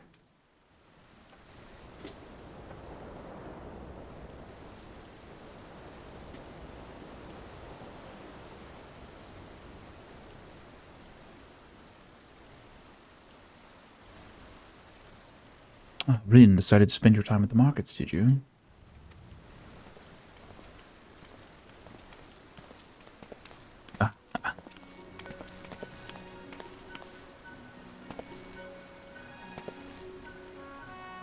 Tataru! Biggs, Wedge, I take it work on the Ark proceeds apace? Aye, it does indeed. Collaborating with the greatest minds of Sharlayan and Radz-at-Han has been a rewarding experience, and that's to say nothing of what we learned from the Loperates. The Ark is unlike anything we've ever had the pleasure to work on. Even Nero was rendered speechless on more than one occasion. I can't wait for you to see it. And you'll never guess who paid us a visit before we came to Sharlayan. Alpha! I think he sensed the coming danger and returned to check on us.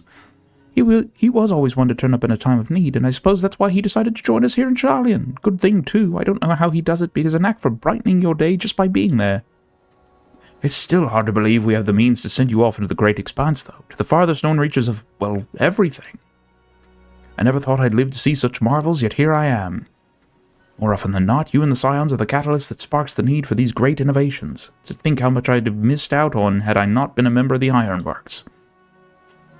An awful lot of work, to be fair, and the privilege of being worked like a cart chocobo.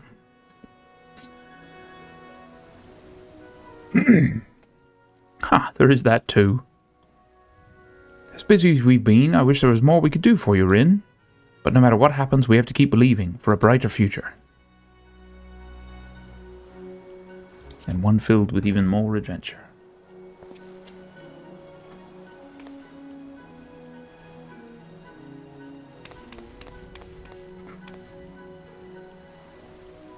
When you head back, would you tell the engineers I'll be along shortly with refreshments?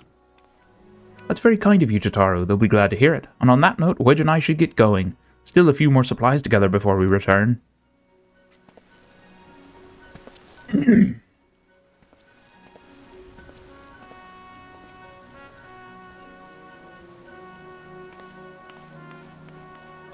Oh, Wedge, just come out and say it.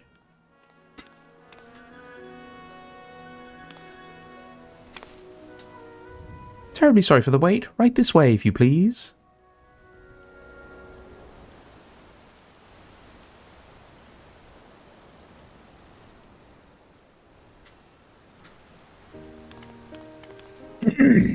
Give me my gear.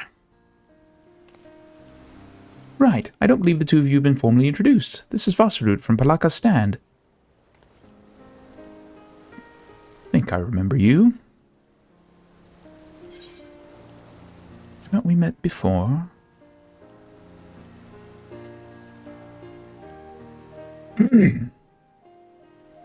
Ah, yes, it was you who helped us at Perusa, and again when crossing the ice fields, was it not? I doubt we exchanged little more than glances then, but it is kind of you to remember me. Oh, I pay attention to all the lovely Aura ladies. Thanks to Mr. Tataru, I and many of my friends have found gainful employment in this foreign land. It is only natural to feel fear in the face of calamity. In such times we must look to one another for strength and succor. I know not whether we will come to call this place home or return to Thavnair, but we are here today and are glad to have contributed to the cause.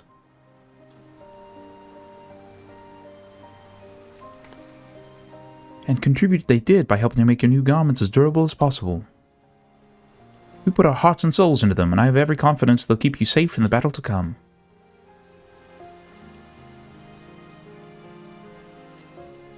God, to think how far we've come since our humble beginnings at the Waking Sands. From the rising stones to the falling snows, and even a certain insufferable someone's ruby bazaar. We were always fortunate to find friends along the way. Even when you were swept away to the first, Grahatia was there to grant you sanctuary. I'll never forget the relief I felt when you all returned to us. I thought my heart would burst. Yours has been a long, long journey, and I've been privileged to watch, often with bated breath, as you persevered time and time again. For all the joy we've shared, there's been much sorrow as well, but I've long since learned you can't have one without the other. Which is why I promised to send you off to the Sea of Stars with a smile. You can be certain I'll be the first one to welcome you back on your return.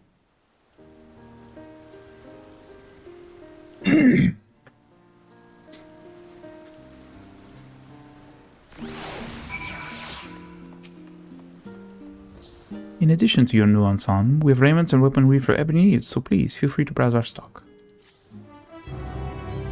Bum, ba-da-dum, ba-da-dum. You may now obtain job-specific gear. Can be equipped at level 89. All item stats will be subject to item level sync. On reaching level 90 with a corresponding job, these items will no longer be synced. Furthermore, the gear can be dyed. Yeah.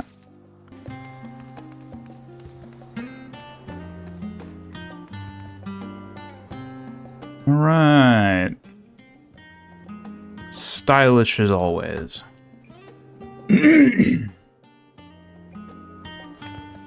Now, give me just a second, chat, and we will continue. I'm going to be right back. My stomach's kind of growling at me a little. Don't go nowhere. Just going to be like 5 minutes or so. 5-10 minutes.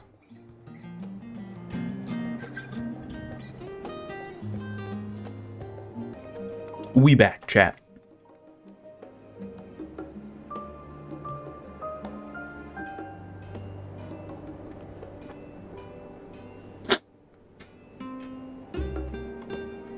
Sorry for the wait there.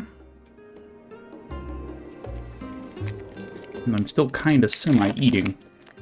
Not really.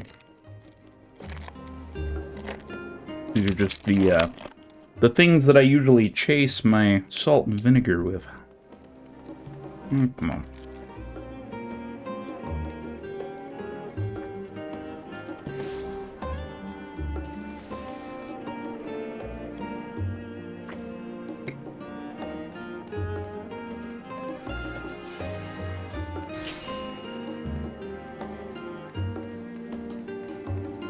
I love those little fruit strips.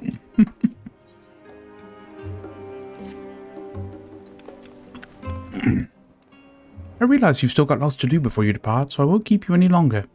I do hope you can find a moment for yourself, and that the others can as well. They said they were returning to the Baldessian Annex, though I doubt they stayed for long. If you decide to go looking for them, I'd suggest speaking with Kryl first. I'm sure they would have told her their plans.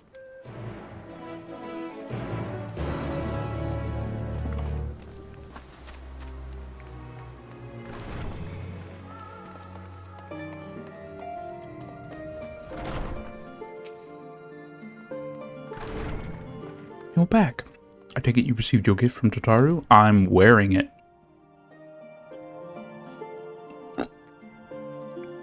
It was a surprise long in the making, with many, many long hours of fretting to get everything just right. I'm glad to see it realized, and with great success. If you're looking for the others, though, they've already taken their leave. Qwestley, Thancred, and Ruyanche have gone to the last stand for a bite to eat. Alize and Grahatia, meanwhile, have thought their time would be better spent poring over books at Nomenon. As for Alphino and Alize, well, they've elected to pay a visit to the Leveilleur estate, though Estinian seems somewhat reluctant to go. I'm sure they would all be glad for your company if you mind to seek them out. Should you be feeling peckish, I'd suggest heading to the last stand before Qwestley and the others finish eating, but above all else, it would be foolish to run headlong into battle a fatigued mess, so do remember to get a good night's sleep.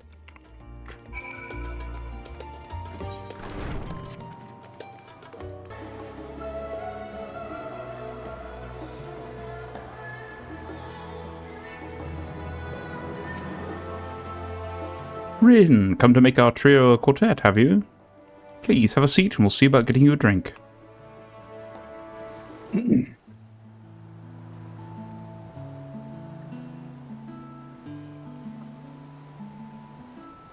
Your business with Chitaru is finished. Again, I'm wearing it. My, what a thoughtful surprise. Whatever would we do without her? Indeed. And she's right, you know. It hasn't been all doom and gloom. Feels like a lifetime ago that Master Louis Soir gathered us together to form the Circle of Knowing. Since then, we have experienced much. But rather than feeling wiser, the more I learn, the more I find my knowledge lacking. Forsooth. As a student, vainly did I believe that I held the secrets of creation in my grasp.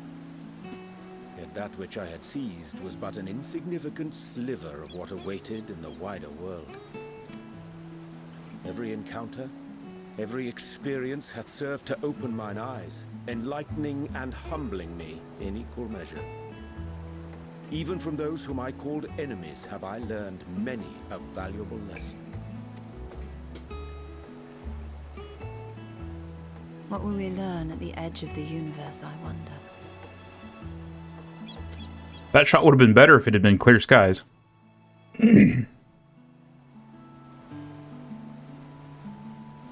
Ultima Thule, where the bringer of the end makes her nest. I, for one, can't possibly imagine.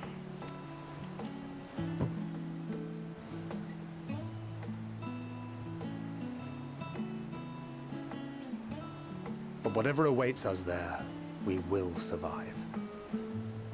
We must. For her.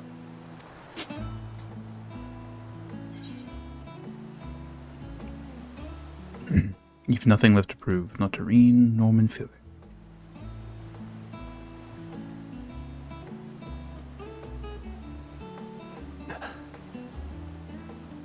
Is aught the matter?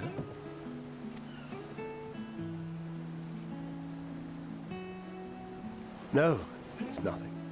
I just... Well, lately I find myself surprised at how much I've changed. How much we've all changed.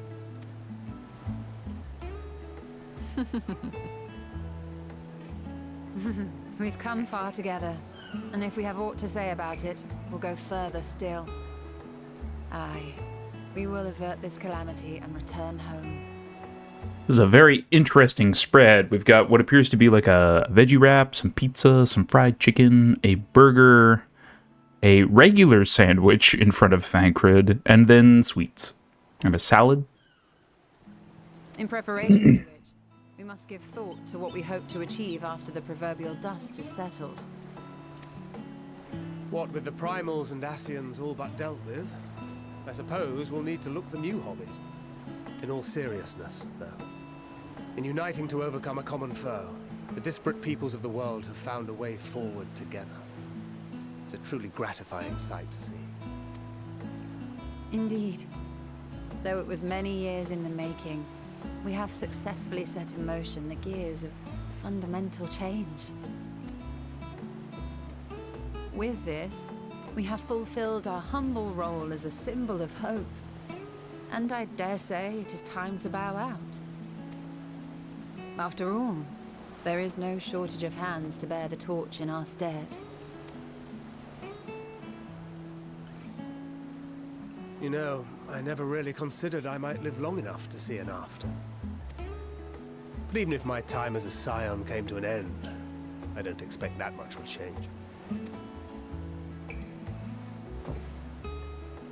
Traveling the world, going wherever the wind blows, lending a hand to those in need.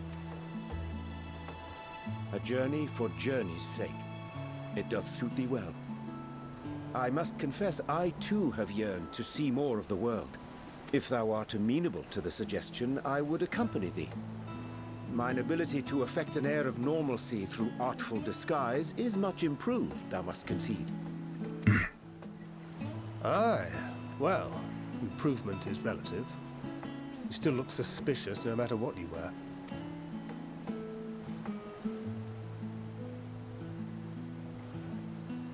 What of you, Ishtola? Any grand plans? Why, continue my quest for knowledge, naturally. To begin with, I wish to know the state of the reflections, to which end I must find a means to travel between worlds. 'Tis the least I must do if I am to keep my promise.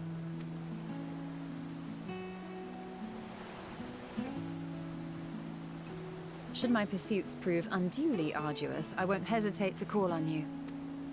And in return, I will take you to see Reen one day. I'm sure you cannot wait to see the fine young woman she has become. Spare me.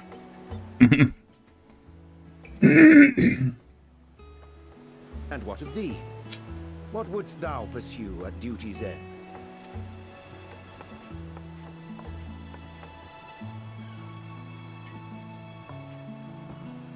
Here's yours. My apologies for the wait. Well, shall we make a toast?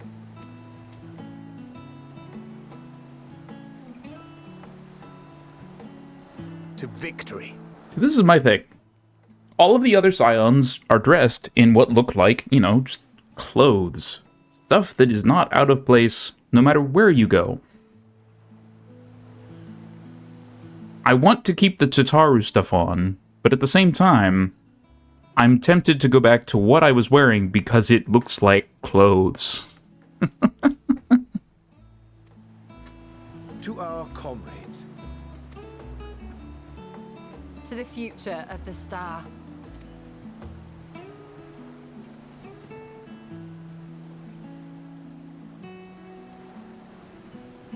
Dynastinian wanders around in his armor all the time, so, you know... But he also doesn't care.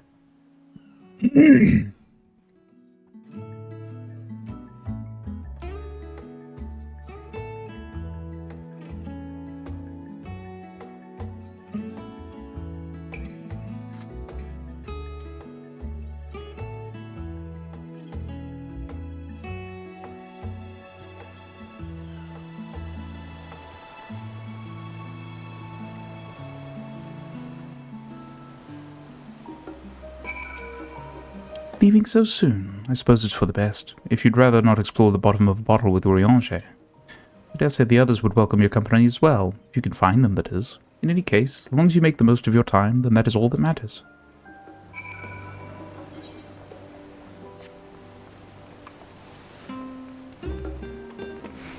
As silly as it is, and as much as I really do like this armor and stuff, I made this for this expansion, and I'm gonna wear it, by Jove.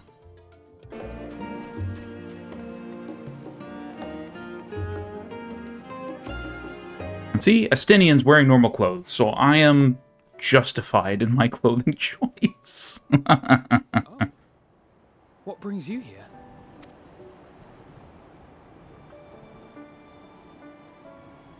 Ah, so you were worried that the Levier household might again be gripped by turmoil. All is well, I assure you. In my letters home, I had made mention of Estinian, you see. My mother wished to meet the legend in person, and so we arranged to have a spot of tea together. Where were you in my hour of need? Fell beasts I can face, but I'm not made for idle chit-chat with lords and ladies. Well, I for one thought you held your own. Mother was the picture of delight. I might have been delighted myself, were we in a tavern with more agreeable drink. The thought of fleeing crossed my mind, but what then? I'd never hear the end of it, least of all from Tataru. I'm sorry. 'Twas not my intent to cause you such distress. It's just... It was one of the things I didn't want to leave undone ere we set forth. That's not to say I think we won't be returning.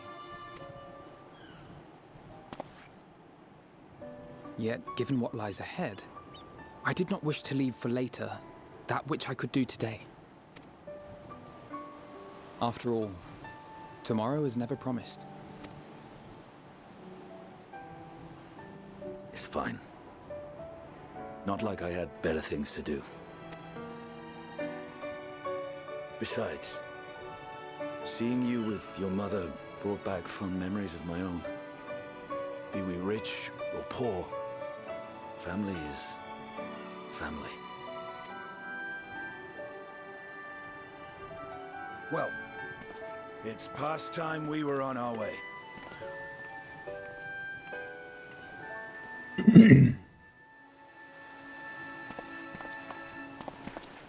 Wait!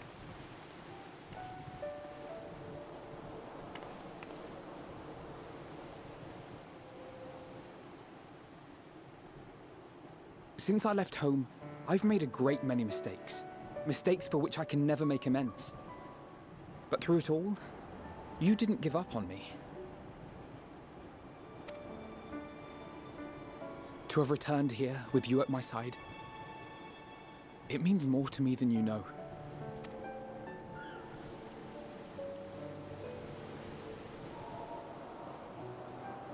Thank you. From the bottom of my heart. Of course, Alphino. Forgive me, but it needed to be said. I'm the one who owes you thanks. Were it not for you, I would not be alive today, nor come to terms with Nidhogg's spirit. I am ever grateful.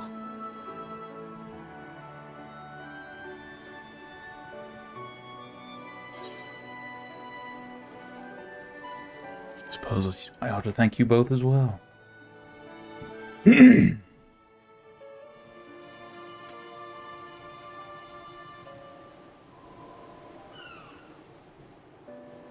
Well, we needn't make it a competition. You know, this must be what Hydaelyn meant when she spoke about depending on one another. However treacherous the road before us, together we will prevail.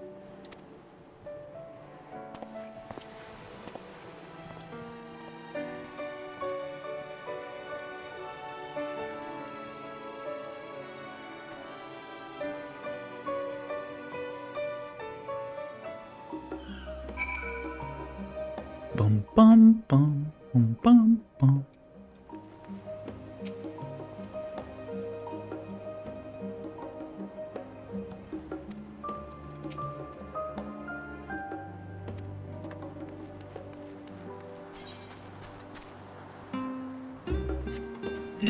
Not to the annex.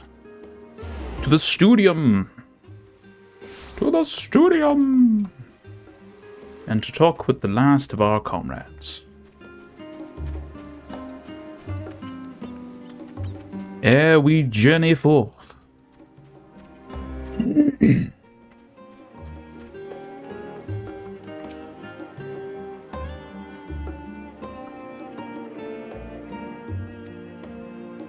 try speaking with Alize, but she is fast asleep.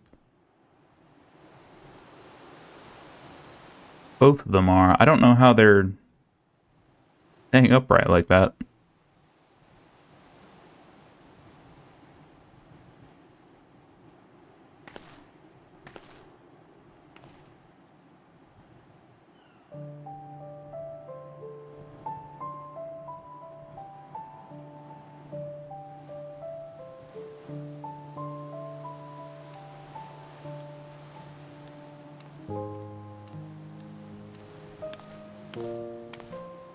Oh.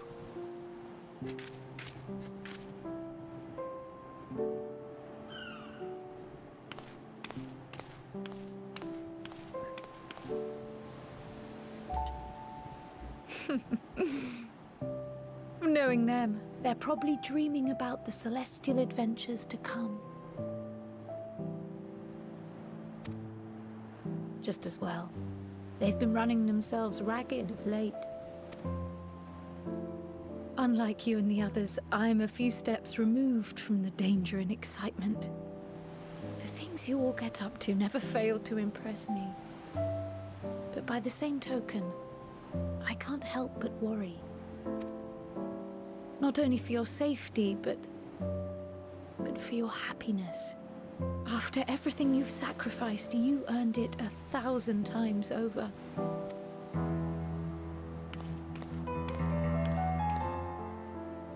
From the simple pleasures of tucking into a hearty meal or collapsing into a comfortable bed, to the grand triumphs of visiting legendary lands or finding true love, you deserve all the joy in the world. There is so much that life has to offer, so much to be treasured and shared with those we hold dear. So promise me this. Come what may, you won't give up on your own happiness. When you're out there fighting tooth and nail, it's all too easy to forget. But in the end, your passions will be your greatest strength. Remember that.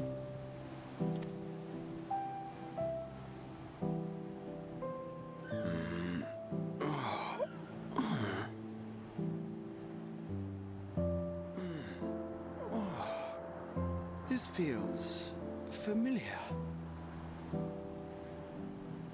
Well, 'tis good to be...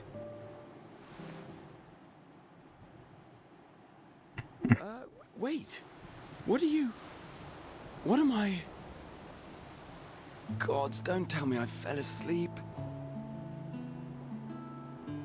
Not that there's any shame in it, but you were sleeping like babies.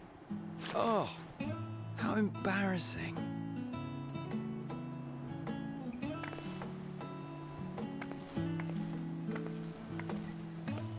Not a word to anyone. Understood? Not one word. Estinian! Sleeping in proper beds of your own choosing is a much more effective way to prepare for battle.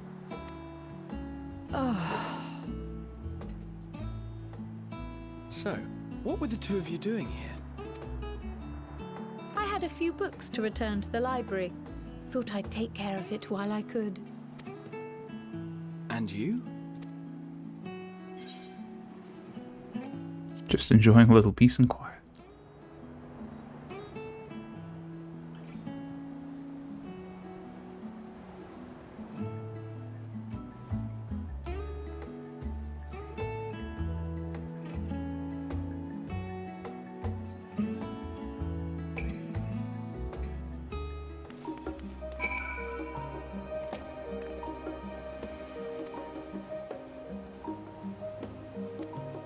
Sleep when I'm dead. Sheesh.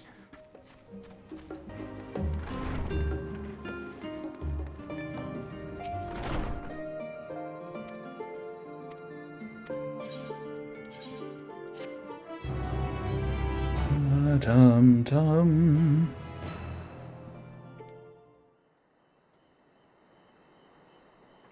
That night at the Royal Menagerie in Alamigo,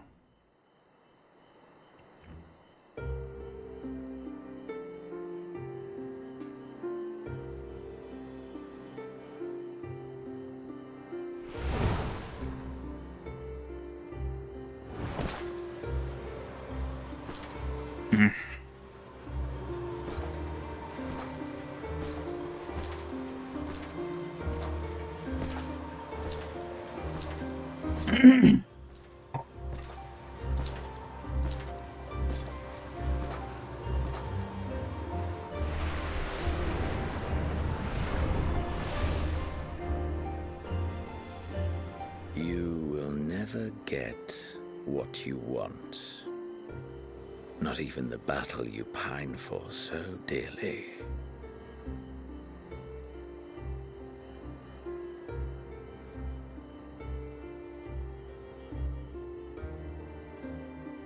In that transcendent moment, what was it that I sought in you?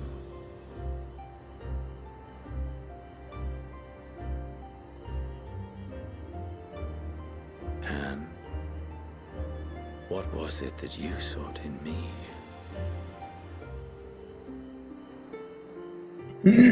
I didn't seek anything in you. You keep...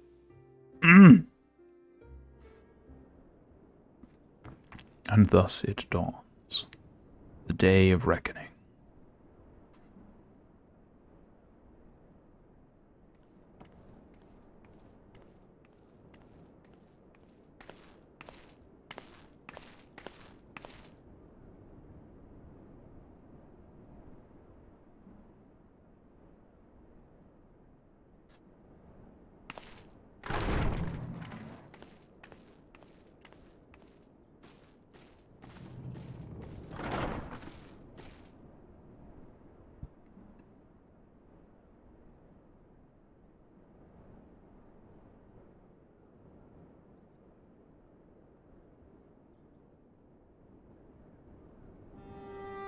How often have we thus assembled?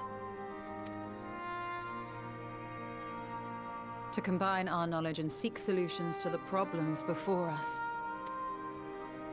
Back at the Waking Sands, it was all we could do to address the most minor of troubles. Who could have realized what we'd find when we began to look to the sources of the realm's woes? At the Rising Stones, we made great strides and shared many moments. From the joyous to the sorrowful.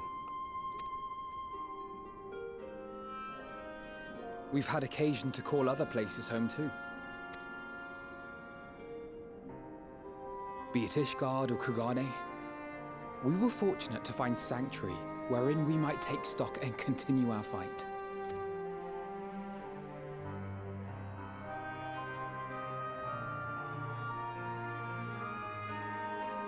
I was honored to host this company in the Crystarium.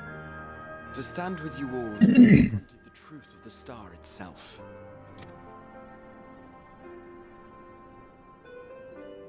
And now from this place, we go to fight the most important battle of all.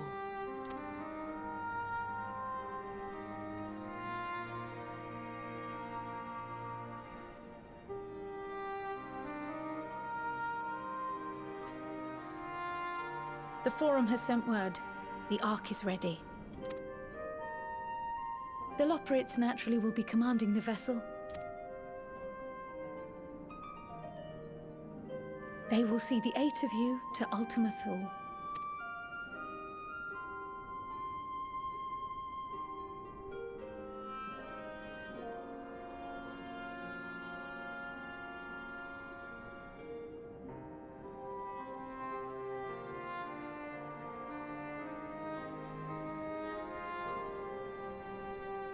Upon arriving, your objective is to find and vanquish Meteon. As a final formality, the Forum bade me ascertain your resolve. So, are you certain you wish to do this? Try and stop me.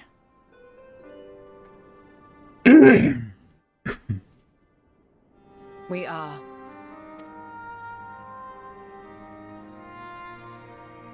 Then, ere you report to Thalmasane, I leave you with these words.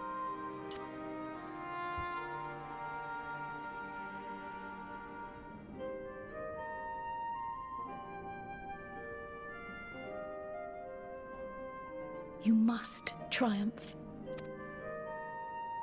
What that means will differ for each of you. To make it back home, or to simply avert doom, or perhaps something else altogether. Yet whatever it is that drives you, I have faith in its power to see you through. So please, triumph.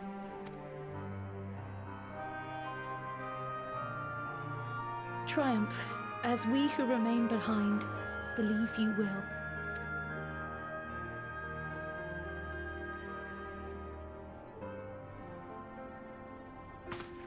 Let us be off then.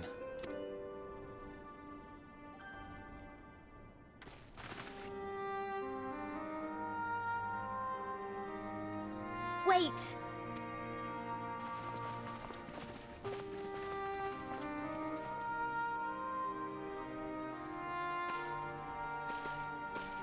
Both Kryl and I will be there to see you off, but as your receptionist, I feel I need to say this here.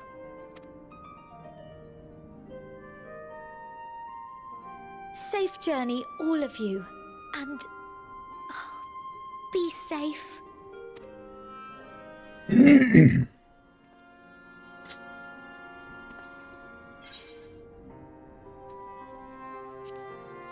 can count on it.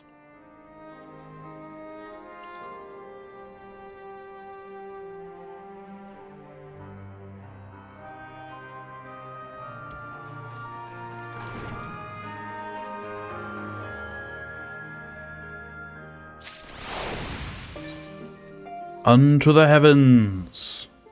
Suppose this is where we part ways, for now at least. Would that I had sage words of wisdom to share ere you depart. Mayhap the teachings of Galapagosian will suffice? Surrender not to anger or hatred, he said. Look beyond them, and there find true strength. What one sees beyond is open to interpretation, I think, but for me, it would be the things I cherish most in life, things I believe are worth fighting for. Something to consider as you venture unto the sea of stars.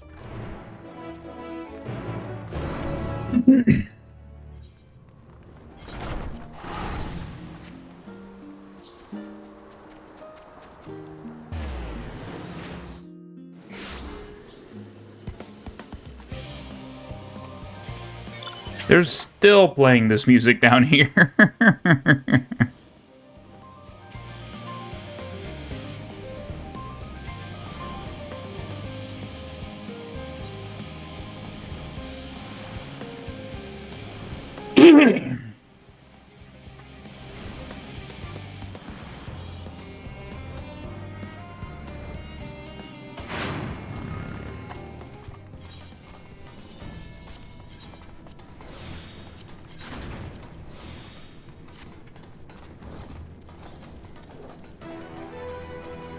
Dun, dun, dun, dun, dun, dun, dun, dun.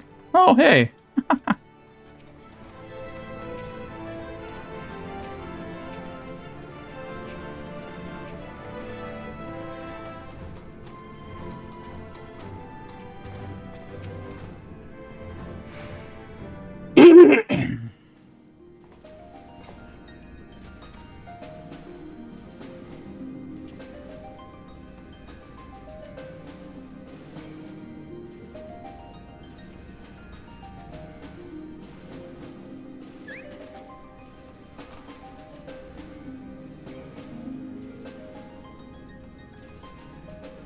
All present and accounted for?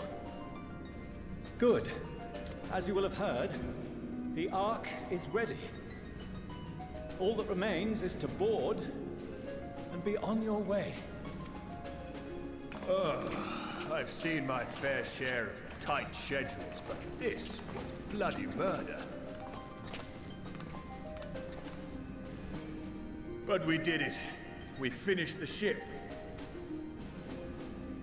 It's safe, fit for purpose, and looks good to boot. Aye, it's a Garland through and through. I really don't know what we'd do without you. Thank you for everything. Don't mention it. Ever since that episode with Omega, I've been toying with the idea of starfaring vessels. And as they say, necessity is the mother of invention. We've learned a lot, let me tell you. In case you're wondering about payment, the ongoing existence of the world ought to do. But feel free to throw in a colorful recounting of your journey on your return. So, have you thought of a name? A name? Wasn't everyone just calling it Father's teeny tiny toy boat? Well, seeing as its purpose has changed, I thought a more eloquent name was in order. I suggested as much to Fortuno, who seemed quite amenable to the idea.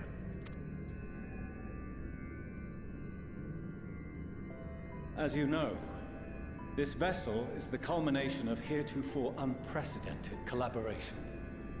And though said collaboration is owed to the Scions, there is another whose noble deeds made our work possible.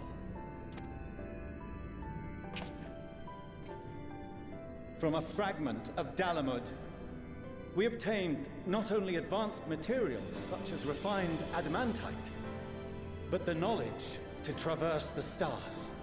And this fragment would not have found its way to us had the Archon Louisois not fought to protect this world, and in so doing, laid down his life. Now that the vessel stands complete, I cannot help but wonder if it was more than mere happenstance, if it was my father's intention to guide us here. In the hopes that his guidance will see you all safely home, I name the vessel after that self-same fragment of Dalamud he delivered unto us.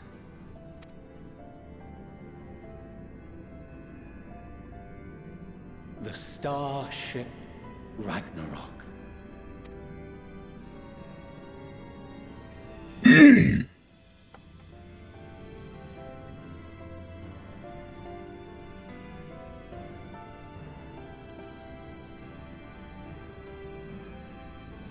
Sorry for the wait. I got everyone you asked for, and not a one less.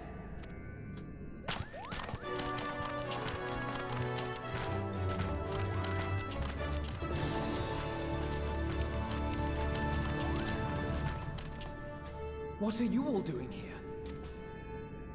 Oh, I invited them. The representatives of those tribes with religious inclinations. You've done a fine job of readying the Ragnarok, but for it to take flight, we'll of course need the power of the Mother Crystal. Given its immense size, however, transporting it would be an absolute logistical nightmare, not to mention we'd need to shatter it into tiny shards for feeding to the engines. But a brilliant idea came to me. We convert the crystal's energy into forms that can transport themselves!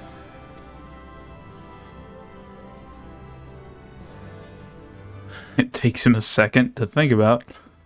Thou wouldst employ summoning, or should I say its precursor, creation magics. Care to explain for our benefit? As you may have witnessed at Bestways Burrow, the Loporrits are capable of creation magics, which they use to shape the moon's environment. Yet simple though they make it seem, 'tis a highly advanced and exacting art. To perform it correctly requireth that the wielder holdeth the object in his mind's eye in clearest detail. Hence the ancients' meticulous management of concepts. Drawing upon this art, the Ascians conceived of summoning as we know it, a derivative that replaceth the complexity of concept with the simplicity of zealotry to make manifest a creation. I see. By combining the Loporrit's magics and the tribe's faith, we convert the Mother Crystal into primals of purer form and greater obedience. Summoning as it was intended, one might say. Indeed! Indeed! While Heidelin gave us the ability to use creation magics, she forbade us from using it to make anything possessed of a soul, or similar. She didn't say anything about fulfilling the desires of others, though. So, borrowing our friend's faith, we'll create deities using the Mother Crystal's power and send them to the Ragnarok!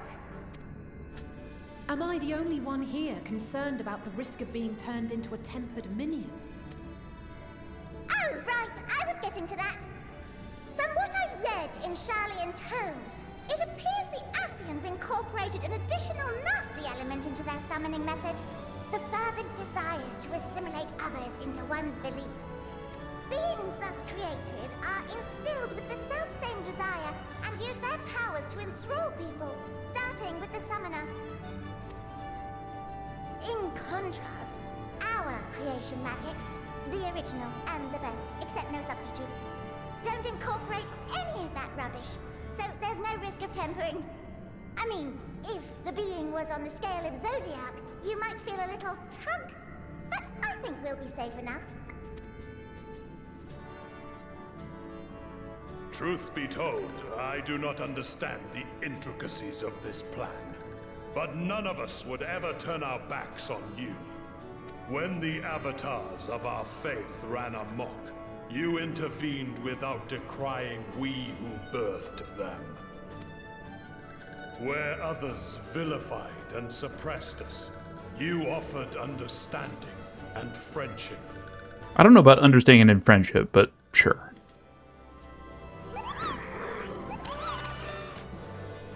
In gratitude, we will share with you the true expressions of our gods. Not malevolent deities, but benevolent saviors. Alright, you lot, we're heading to the ethereal sea. Stay in sight, else you're liable to get lost.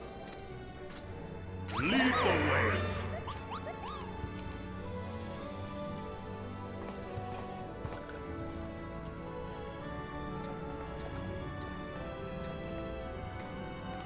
May we have a moment? In anticipation of the day man might journey to the stars, we developed these.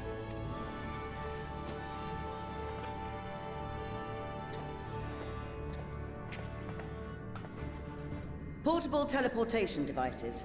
One for each of you, designed to work in tandem. Press the button on one, and in a matter of moments, all 8 will activate and send their owners back to the Ragnarok. There is no telling what hazards you may encounter. If you find yourself separated or lost, please do not hesitate to use them. Be safe, all of you, and come back. We plan to. We most definitely plan to. I pray you take care. Looks like everything is in order, so I'll go ahead and board. A few of my fellows will remain to assist with the summonings, but rest assured, the vessel won't want for competent crewing.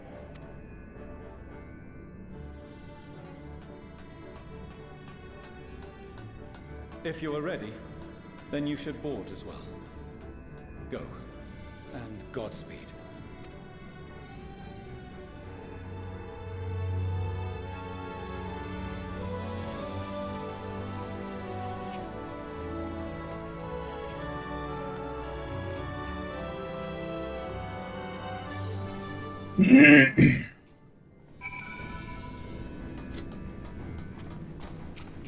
And away we go. Some more cutscenes, chat. More of them. All of them. Forever of them. To space!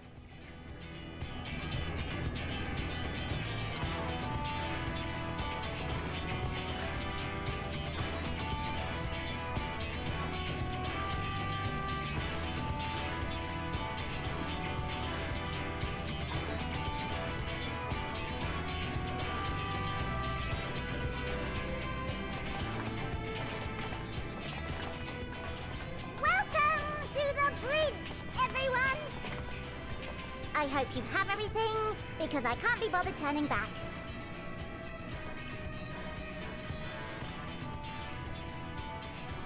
Right then, make yourselves comfortable. We're setting off in just a moment.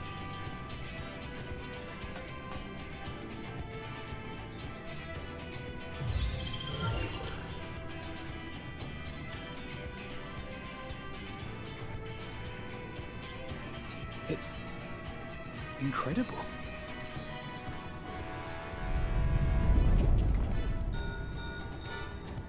This is Fortuno. Can you hear me? The preparations for the summonings are complete. In accordance with the 14th phase of the plan, we have moved the Ragnarok to the launch site. The gates are open. You may depart when ready. Are we ready? As ready as we'll ever be. Let's get going. Oh, come on. A burnt-out star's got more fire in its belly. Try it again, with feeling.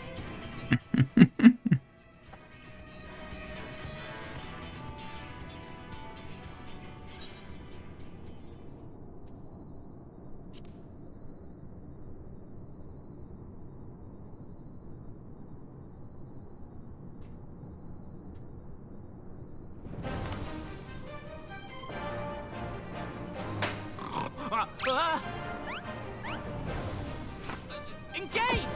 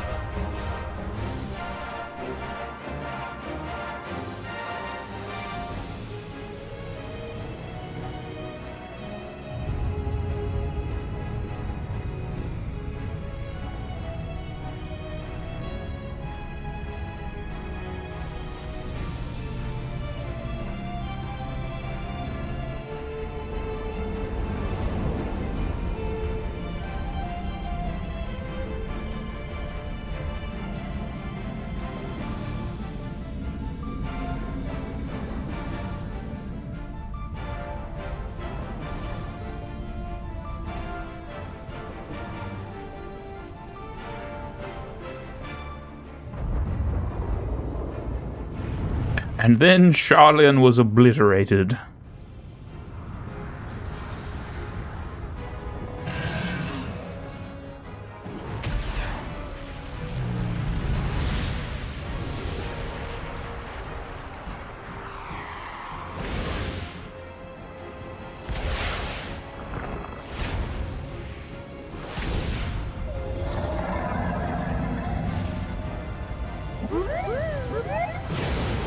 Long may he reign!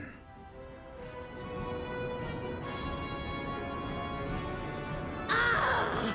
That I must carry landwalkers into the sky! I cannot imagine a greater indignity! Do not sulk so, for thy mighty winds exist not only to buffet and batter. Nay, they may serve also to thrust forth with vigor. Such is thy glory, and thus it is an occasion to rejoice. So come, let us revel! Oh, come on, no Susanoo laugh.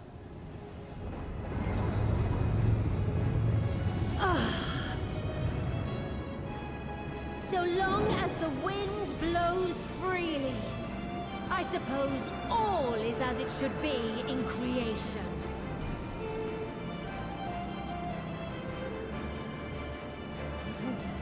I will render unto them a storm, that they may pierce the firmament and fly free!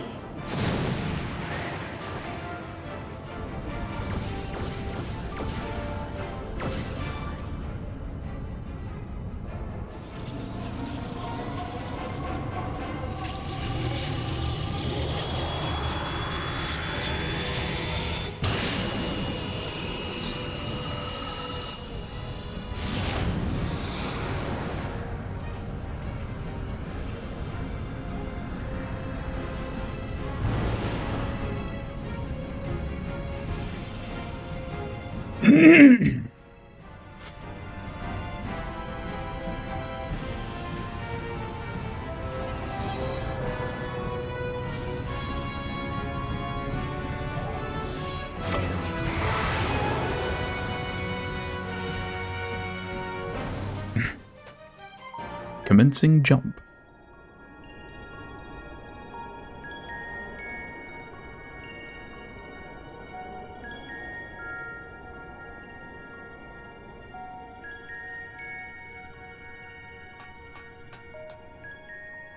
Still in one piece? Good. Sleeping way? Report? All's well. Fantastic, even. Thanks to the power of those primals, the engines are roaring and we're ripping along. All values are also within projected ranges. Time to destination is 8 carats. Perhaps 7 at a pinch.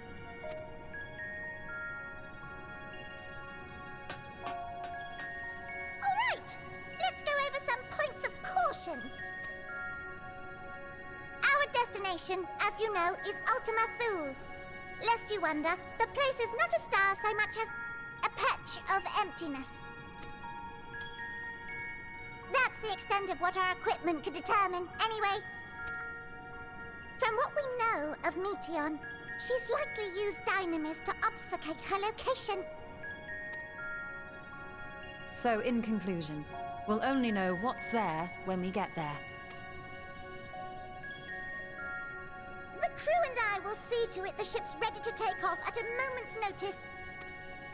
We'll support the search as best we can, but it'll be your paws on the ground, assuming there is any. But everything will be fine, I'm sure. Heidelin believes in you, so you ought to believe in yourselves. Just don't do anything I wouldn't, like waiting too long to use those portable teleporters of yours. Personally, at the slightest sign of trouble, I'd mash the button to bits, and you should as well. Understood. We promise to be careful. I suggest you brace yourselves. We're about to arrive, and the vessel will shake a good bit. How do you know that, though?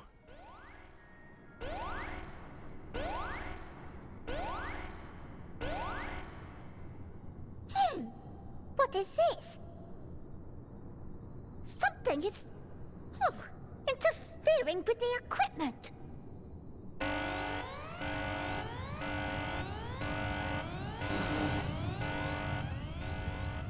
Deploy the holographic cubes.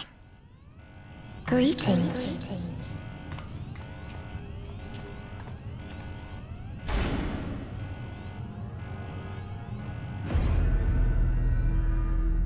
Evil bird.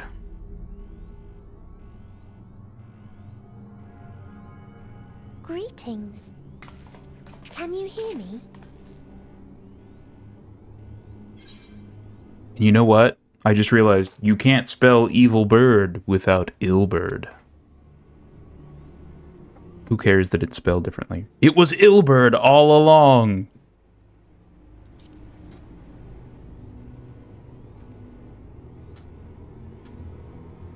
So this is Meteion. Oh. Have you met one of my sisters?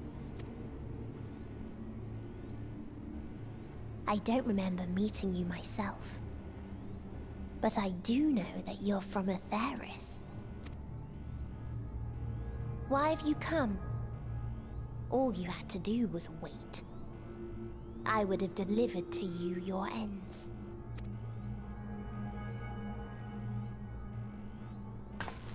We didn't ask for that. I don't understand. All life is destined to end. Why choose to prolong your suffering? Effort, ambition, love, they amount to naught. Happiness, should you find it, is inevitably lost, stolen away by events beyond your control. There is no logic nor meaning in it. You think there is. Convince yourselves. But it's all a cruel accident.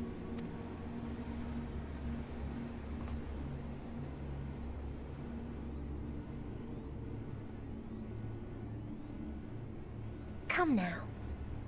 I speak the truth. A truth you would recognize if you looked up at the night sky.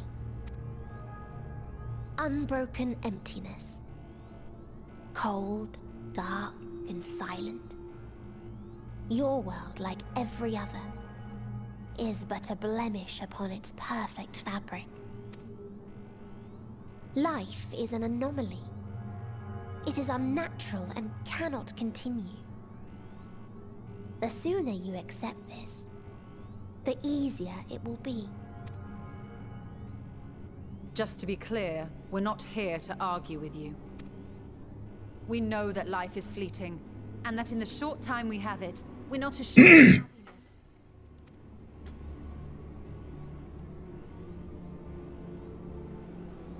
Indeed. I've seen far more sorrow in the eyes of many I've met.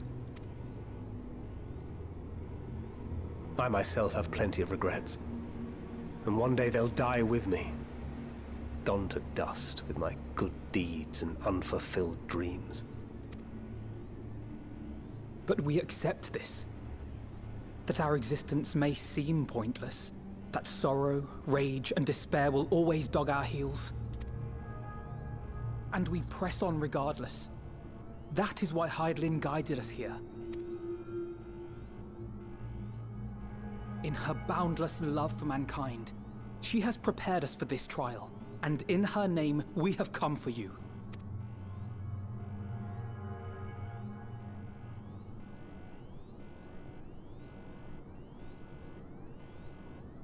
Yes, I sense it.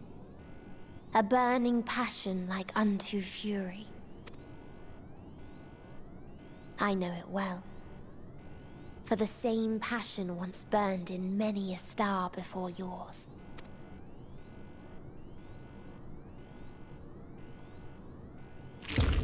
Suffocated and extinguished now. Just the noise and the suddenness of it. Oh.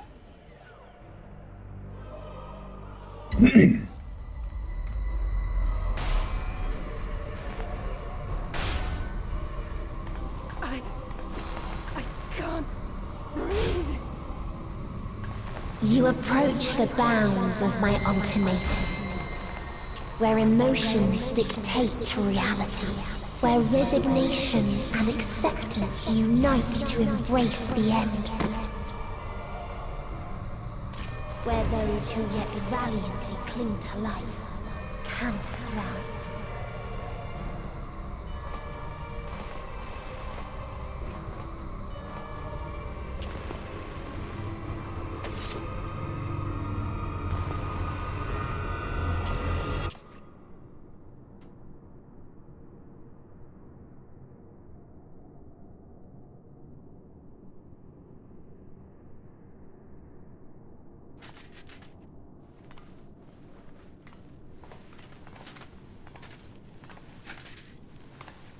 By the Fury.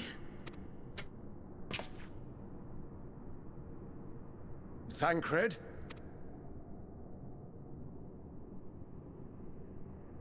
Meteon has gone as well. Mayhap he awakened first and gave chase. It appears we are at our destination. This is Ultima Thule. Not that we knew what to expect, but I wasn't expecting this. From atmospheric composition to ambient temperatures, all reading to within permissible range. This place is capable of supporting life.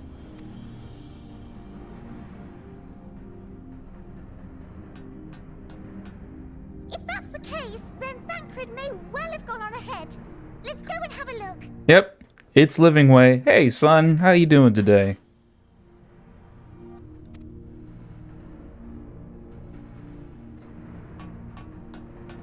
Meanwhile, I want the rest of you to perform a full inspection of the ship, as well as a biological scan. Doing all right. Doing all right. As you can see, we're almost there.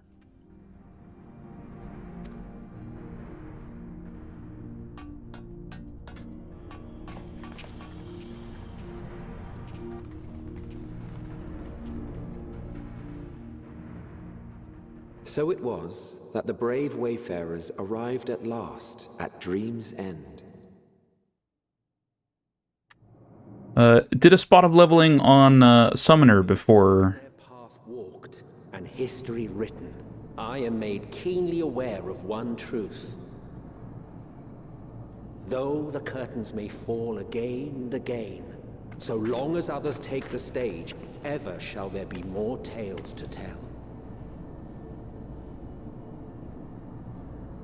So, let them bring it to a close, I say. Let the curtains fall upon this, the final chapter in the tale of the star.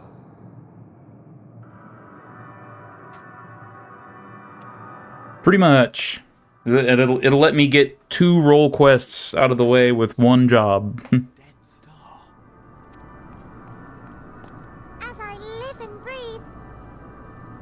live and breathe.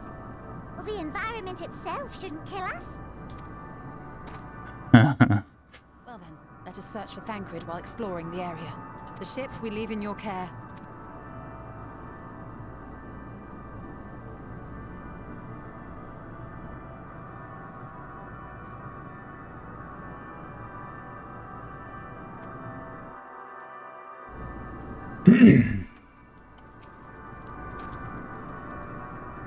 I can't guarantee it will be of help in these strange surrounds, but I've readied a provisions node in case of emergency. Of course, if you encounter any real danger here, I expect you to return to the Ragnarok at once.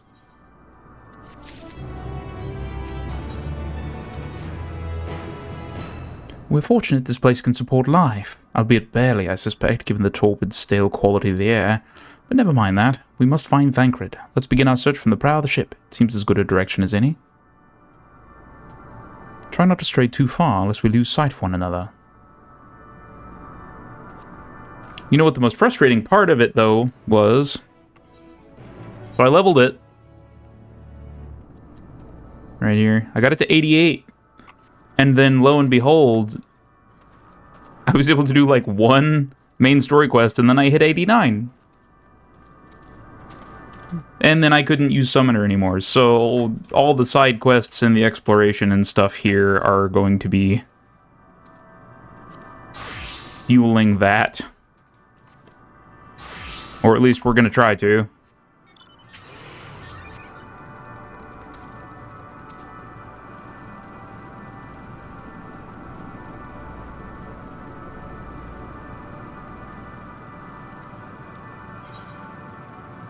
Ostrakhan Deca Octo. I'm sorry.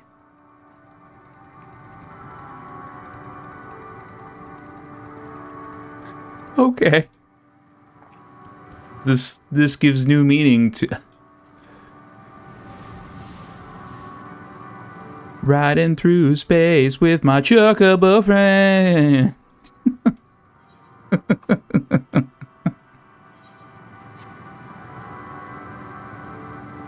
Only now I have two of them. They're spreading, chat.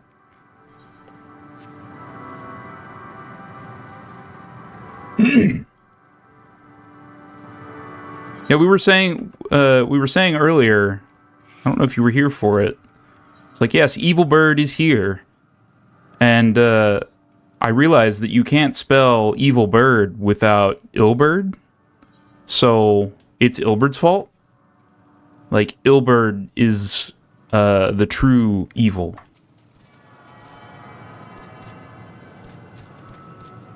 Okay.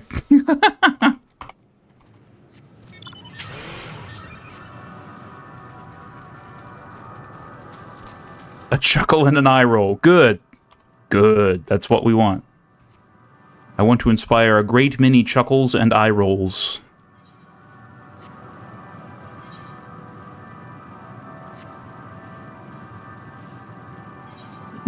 Yeah, I suppose while we're wandering around like this, I should be looking for ether currents at the same time.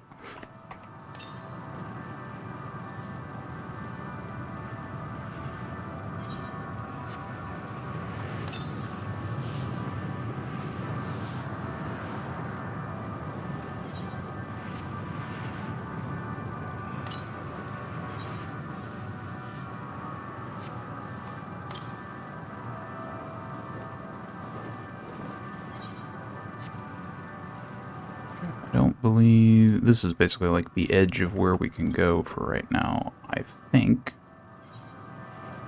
Yeah. Are there not any ether currents in this first section?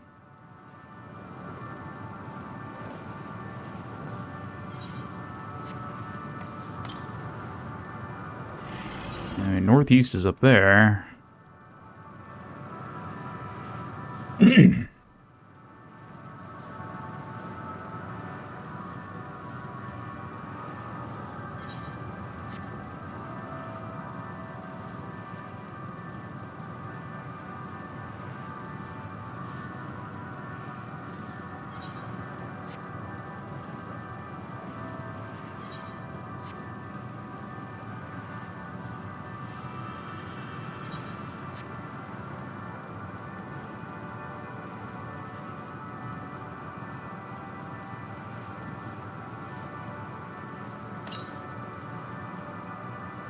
675 to the north. I guess there aren't any, because, yeah, the only one that it seems to be picking up is, like, one that is way, way, way far away. Up above. And until we actually find one, I can't check to see how many there are. Although I think, as I remember, there are, like, fewer of them in this zone. But I could be misremembering. It's been a minute. A couple years, in fact, actually. Okay, just to make sure here. Yeah, 658. Yeah, there's not any here, so.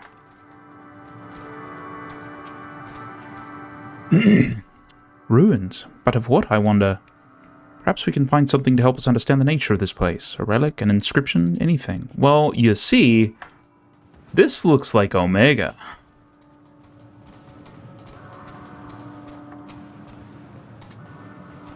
Look here, this part is relatively intact. The intricate design of the top suggests it is man-made, though its builders were surely not men as we conceive of them. Having said that, I swear I've seen this pattern before.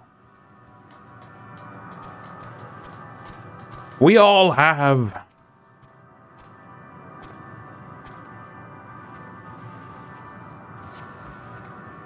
The metallic pillar has been partially melted, likely something in the distant past.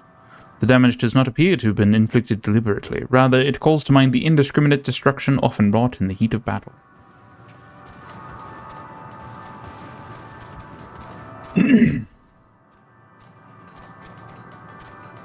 All these dragons skulking about. Oh, I suppose if I'm... We must support our emotional support carbuncle.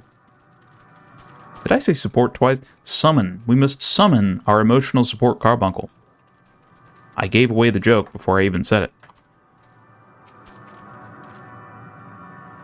I thought this hill might afford a better view of our surroundings. A poor decision in hindsight. Besides the light from the ship, all is shrouded in darkness. Okay,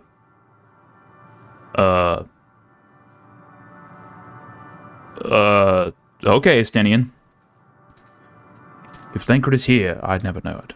From what I can tell, we are near the edge of an island, if you can call it that, surrounded by floating debris.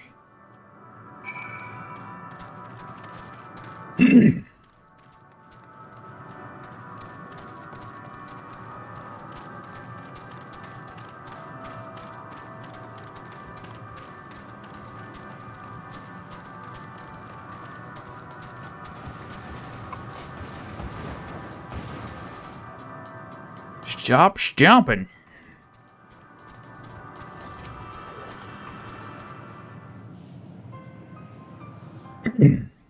Were you able to find anything? As I feared, and still no trace of Thancred.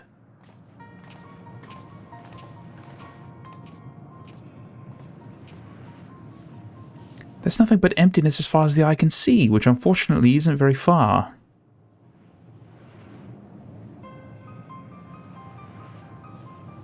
I can't help but suspect that someone or something is here. There are times when I sense it drawing close, and then a chill washes over me, leaving me exhausted. Leaving me with feelings of death and anguish.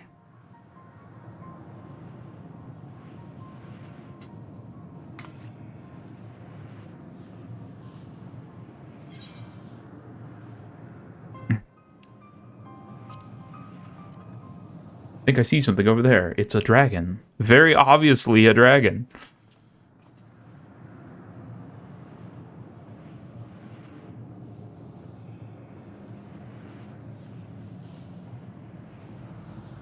What are you talking about? There's nothing there.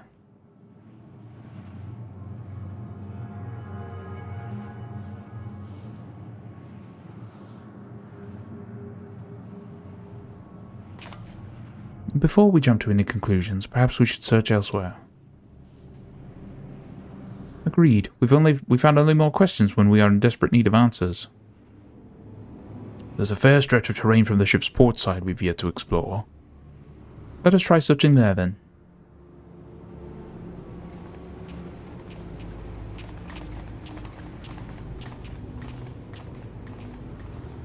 Rin, a word before we join the others.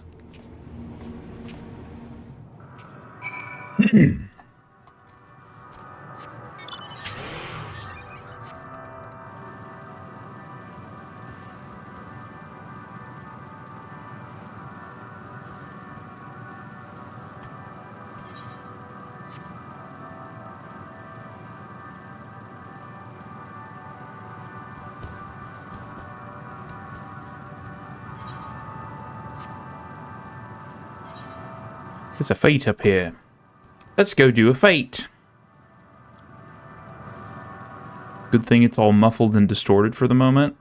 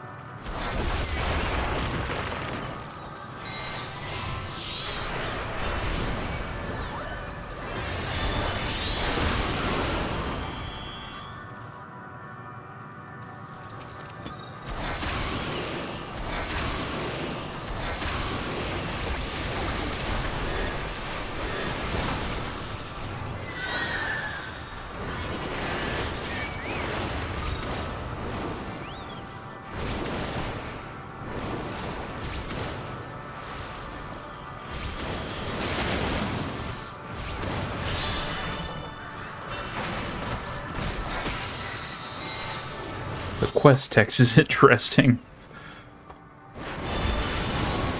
Without the wind to guide them, the younger wyverns and their symbiotic kin have lost their way, existentially speaking, and live for naught but the fleeting rush of violence.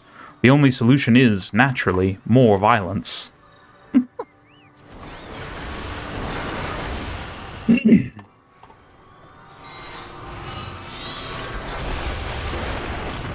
Whoops.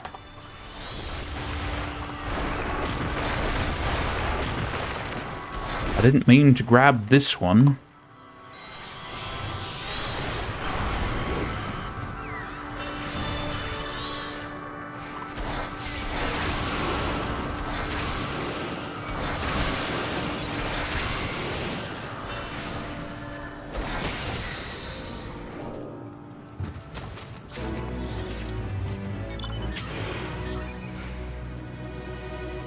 Oh yeah, I had completely forgotten that that was a thing.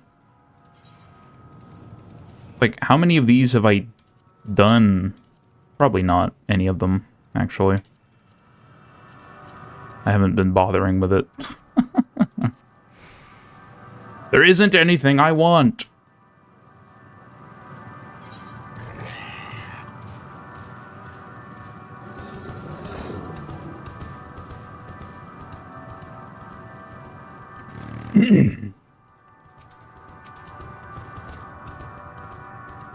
You see them too, don't you? The dragons.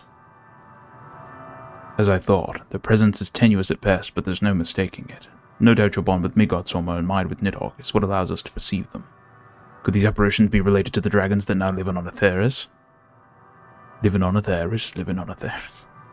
Bah, better to leave such conjecture to the others. In any case, we must be careful. We may soon find dragons they can see as well. Death and anguish. What happened to them, I wonder?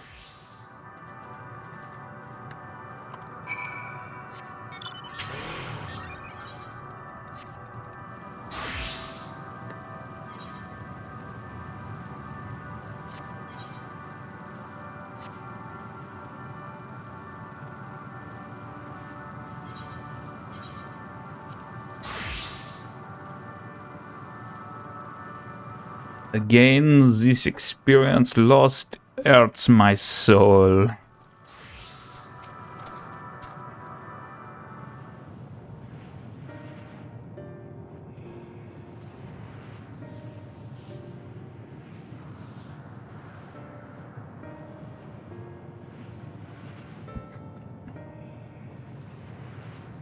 dragons. Here.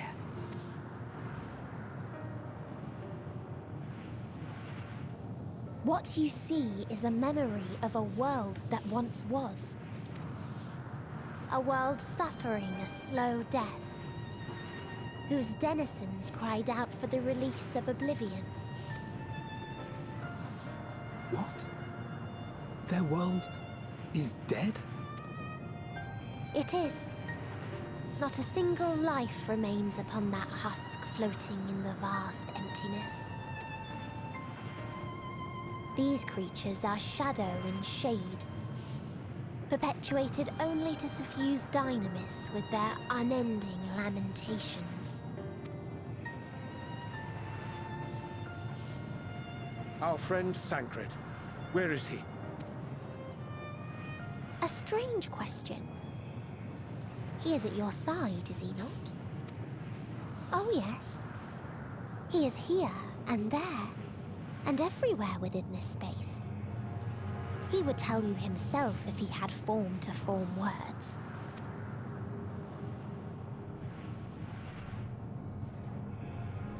Huh. Such loathing and uncertainty.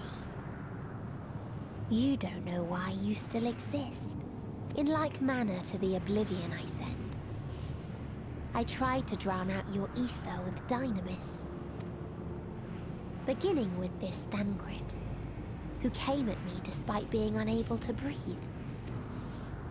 Such a simple thing, unmaking men. In the blinking of an eye, he was gone. Didn't even have the chance to be transformed. Yet somehow, he managed to leave a slither of himself behind. What you call the heart? Or perhaps the soul. In his final moment, he cried out from it. A single word. Survive. That wish proved stronger than the despair that ruled here. It overpowered it, causing this space to be remade. Into a place you can perceive, and where life can endure. That you draw breath is proof that his soul lives on. For how long, however, remains to be seen. Well then, we should hurry and tend to business.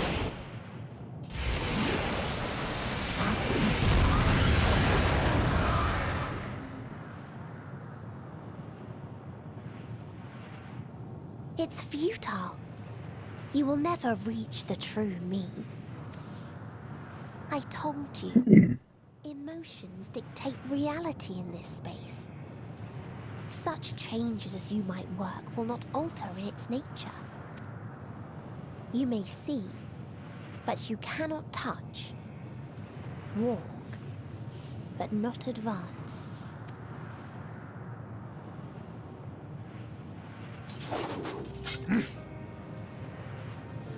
Meteion holds too much sway here. How do we contend with a foe who can unmake us on a whim?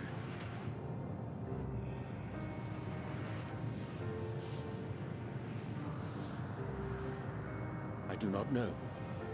But Thancred gave his life that we might come this far. We must press on. Agreed. We cannot turn tail here. Not without something to show for our comrade's sacrifice. That is sunk cost fallacy. But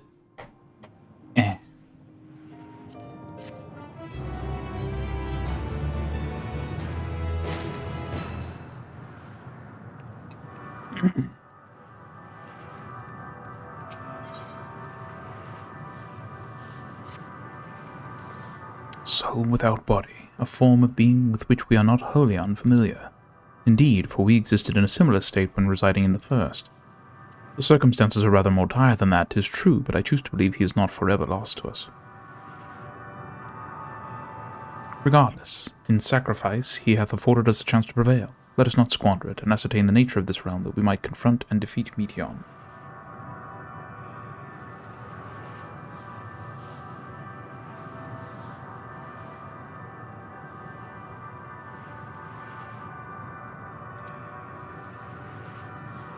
Estinian, Rin, would you accompany me in speaking with these dragons? Mayhap they can enlighten us. I would ask the rest of you to survey these surrounds. If there is a path that may lead us to our quarry, we must find it. Very well, we can reconvene here when everyone is finished. Meteon said these dragons are shadow and shade from a world whose denizens sought oblivion. As such, they're not like to be amenable to company, let alone conversation, so please be careful.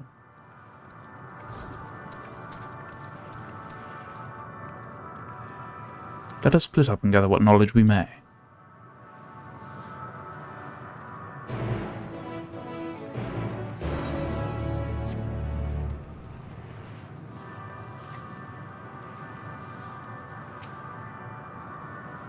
Visitor, not of this star.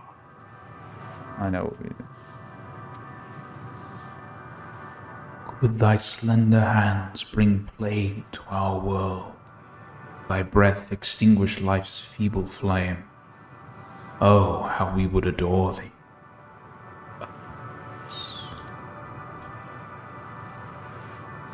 With time our flesh shall wither, our souls fade, and so we wait for its inexorable march unto oblivion.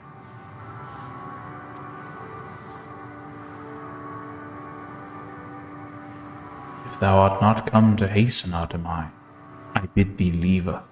We crave not companionship, only silence. How was that, chat? If that gets a little, much, feel free to let me know. It just felt appropriate.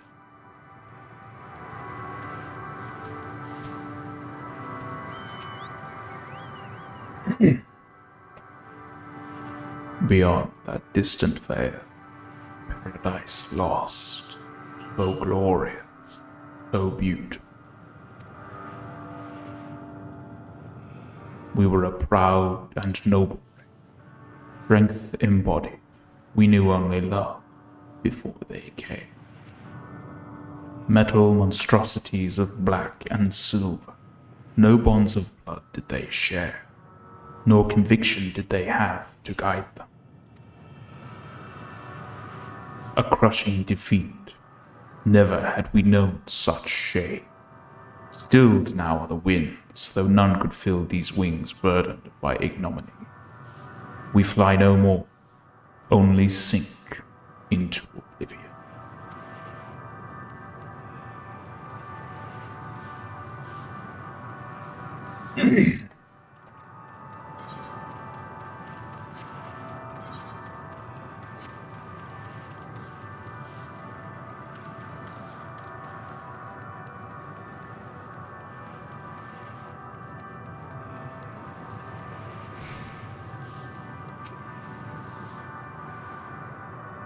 Thou wouldst bid me speak. Folly. I observe the lesson of stone. I shall not fly, nor speak, nor roar, only watch and wait.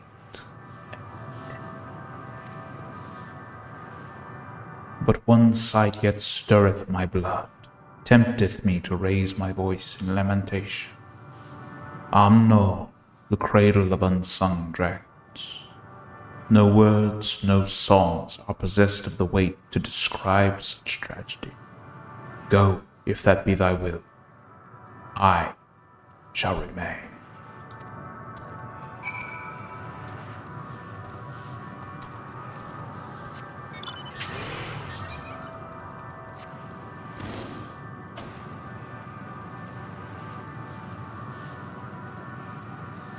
We have a fight we can do. Okay.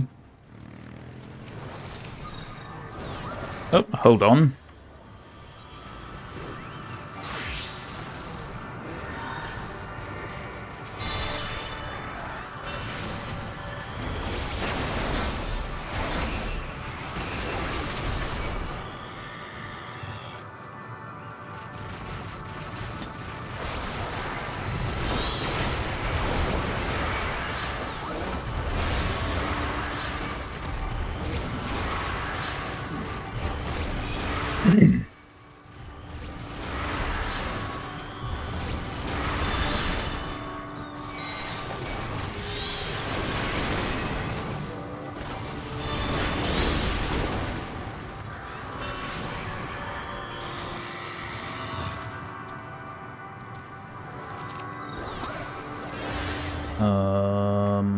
Oh, okay. I was like, eh?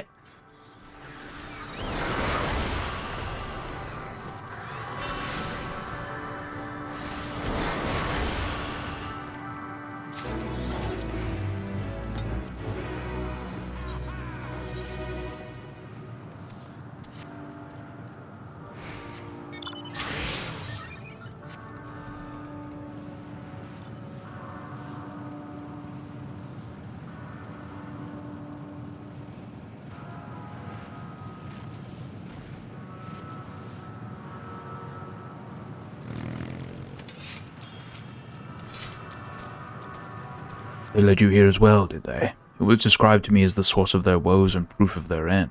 I think I'm beginning to see why. It's a hatching ground, or was. I've seen similar on Atheris. Midgardsormr's kind must once have lived and thrived in a place such as this. Ritra said his father was driven from their ancestral home by war and strife. This, then, is the fate of those who remained. Let's have a look around. Maybe these eggs have more to tell of what happened here.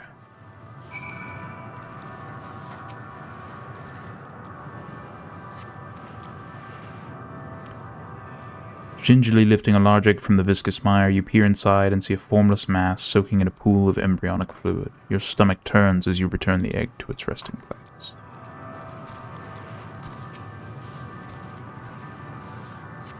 Inside the shattered egg, you find the remains of an unborn dragon. The body has already begun to decompose. The gelatinous, half-dried membrane covering the corpse suggests it failed to emerge.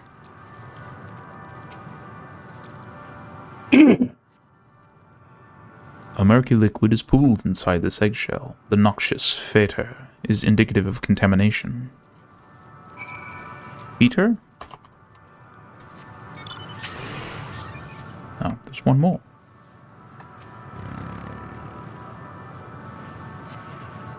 This egg appears to have been broken from the inside out. Perhaps the dragonet within succeeded in hatching. What's this? I thought all the eggs had been ruined. If the dragonet was indeed hatched, there is no sign of it here, or its sire for that matter. We should look for them. You start with the cliff tops, and I'll search the plains.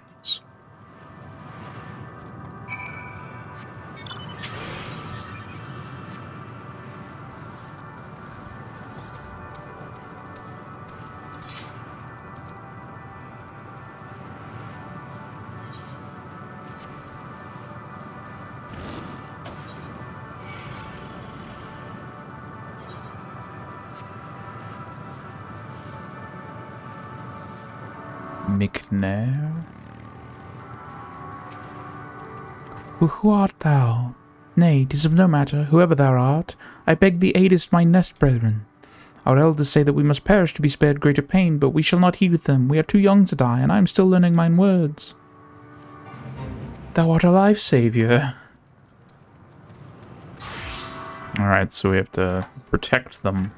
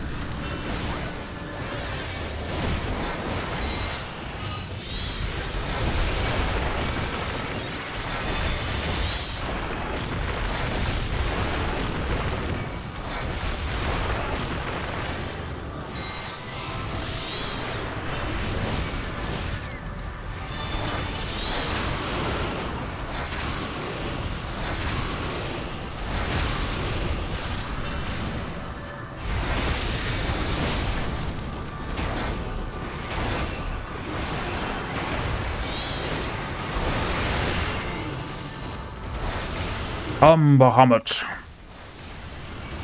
Show these dragons what it means to be a dragon.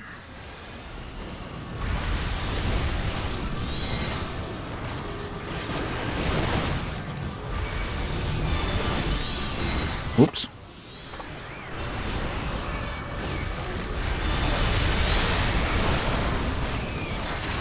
I fat-fingered the bottom.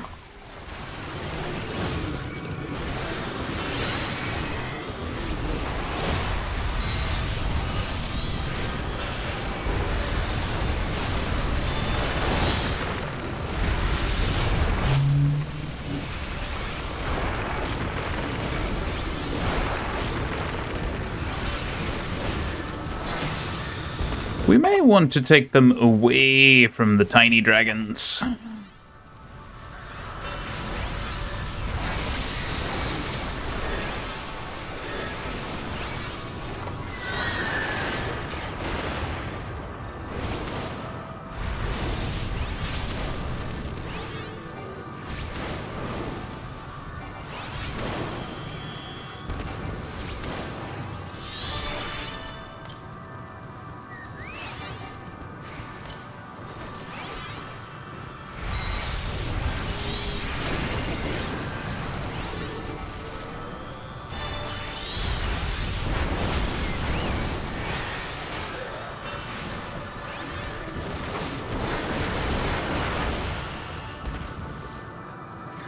We've got it, though.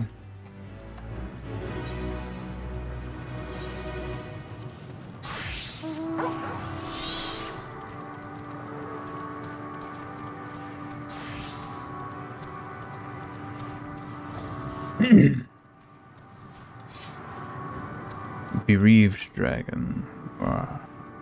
Oh my, what is that? Malformed dragon.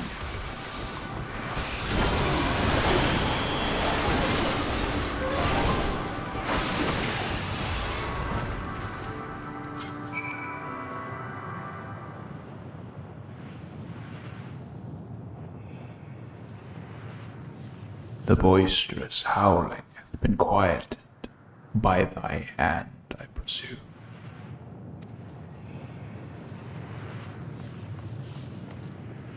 Everything all right? I thought I heard a dragon, or something resembling one.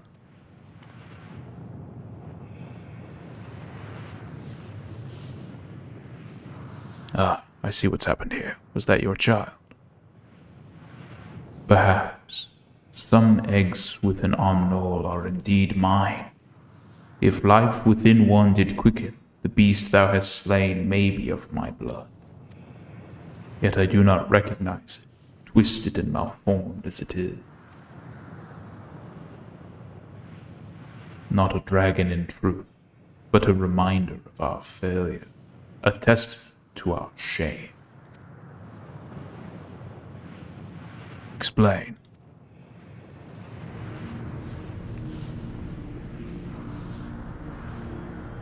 They descended from the heavens, cold, heartless machines, and with them rode war and death. With fire and fury, rage and rancor, we gave answer. 'Twas a long and bloody battle, but only the beginning. Untold chaos and destruction swept over the star. In the end, the invaders were victorious. Yet when they looked upon their prize, they deemed it unfit for requisition.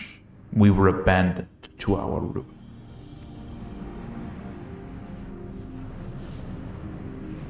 The survivors sought to put away their shame, to rebuild, a futile effort. In purest soil, replete with ether, did we once cultivate our nesting grounds. But our lands were barren, and any eggs nurtured in such desolation were fated to rot. What few survived to hatch emerges abominations. We shall have no new progeny. But there are dragons among you capable of journeying to other stars. That there are. Many would make the attempt, each bearing a clutch of eggs. The richest stars were home to the harshest rulers, and the arrival of dragons incited contests for supremacy. When the fires faded, the wars lost and won, they too were reduced to ash and waste. 'Tis the curse of those who seek life, to be drawn into conflict, to conquer or be conquered. A vicious cycle we now choose to break. We tire of conflict, of everything. We wait now in sweet, merciful silence, free from strife and suffering, still as stone. Wait, you claim your kind is doomed, but there is another star.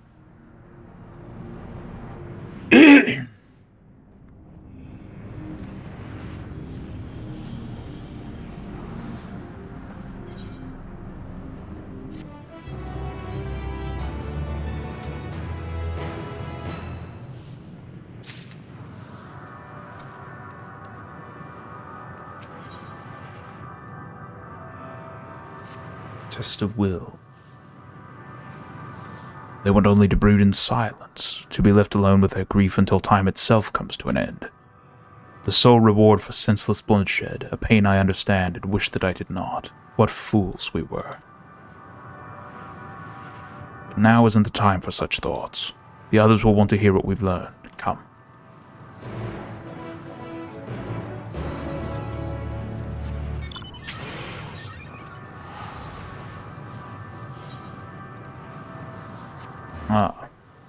Side quests.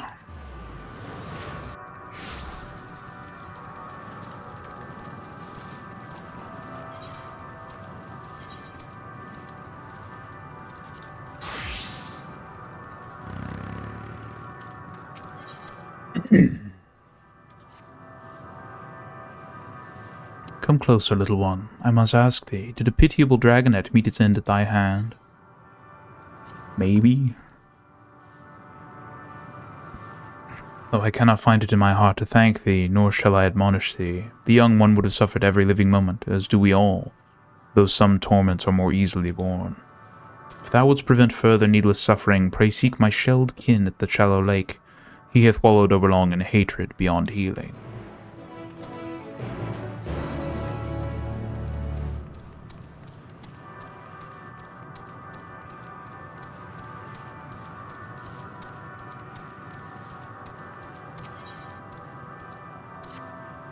Hark, the grinding and shuddering of steel bodies, the metal it cometh. Thou hearest not? Mayhaps thy species hath not the sensitivity, yet the machines come nevertheless. Seek a vantage from which even thou mayest witness their dread approach, then hearken unto my words and flee.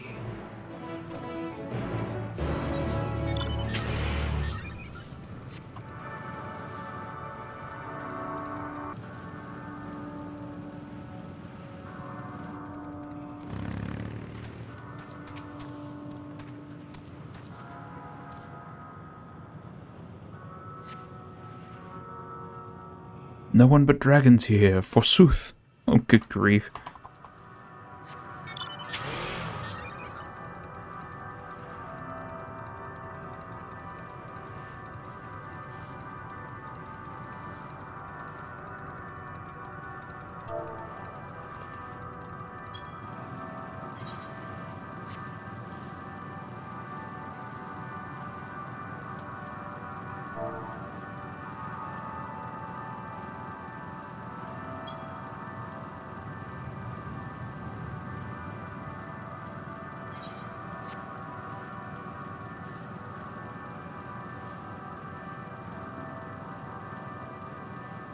Ah.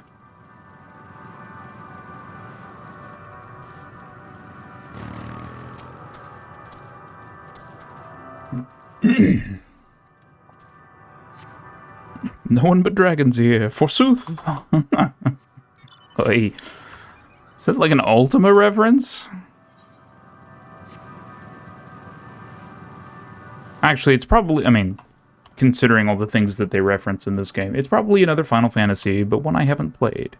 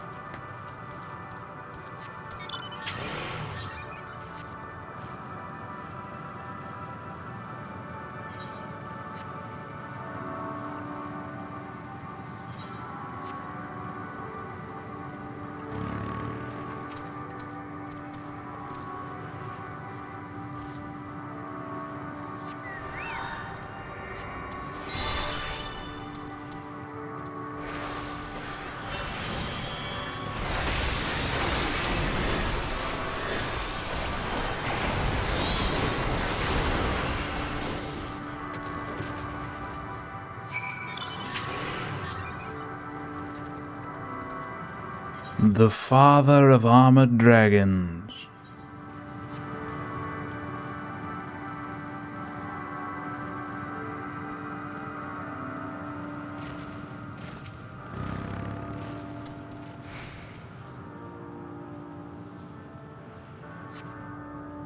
No one but dragons here, forsooth.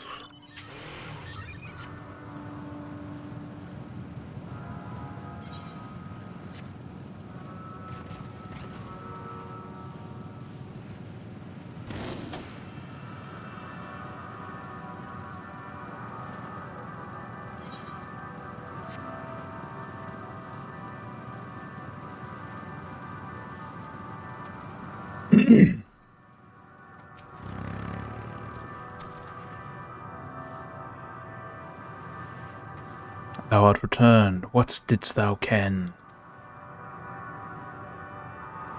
There are no dragons, or there is no metal, forsooth. Naught but dragons, fairly.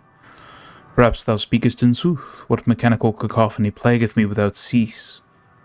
Though I swear 'tis clearer now than it hath ever been. Should this be naught but mine own fears, returned fiercer with each coming, I know not how to quit myself of them.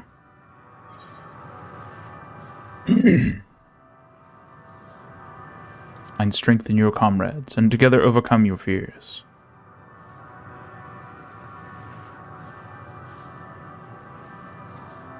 Thou art strong. Had my kin sought what thou hast found, perhaps our star would have met a different fate.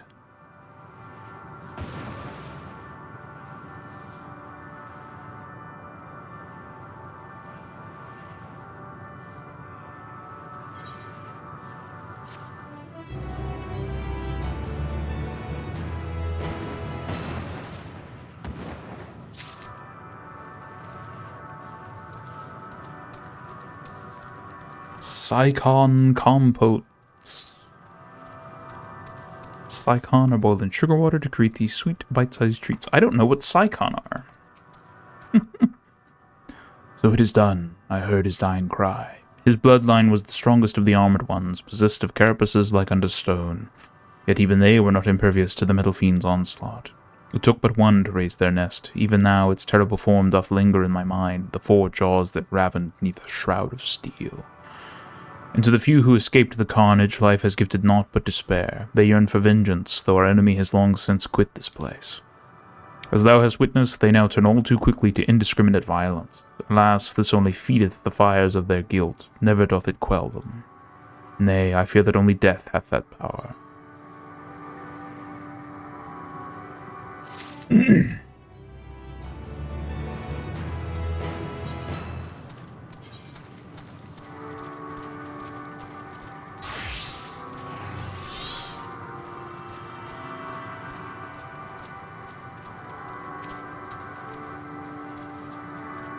Were you able to establish any meaningful contact with the dragons?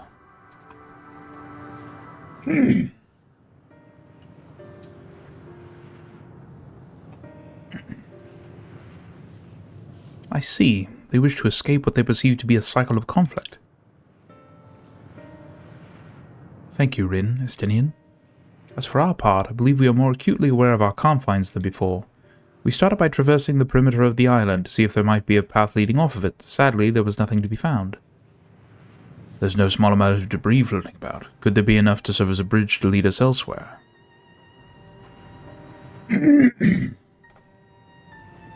I considered that, and so I tried throwing a stone onto a potential platform to judge its integrity. But it never reached its mark. As it crossed an invisible threshold just beyond the boundaries of this island, it vanished, only to reappear above me and fall at my feet. I would not be too quick to presume that what we see outside this space is as it appears. Which is why I returned to the Ragnarok and asked the Loprits to search for a potential path. However, the ship's instruments failed to provide conclusive data on the surrounding area. Until we know more, I think it too risky to attempt flying to another island.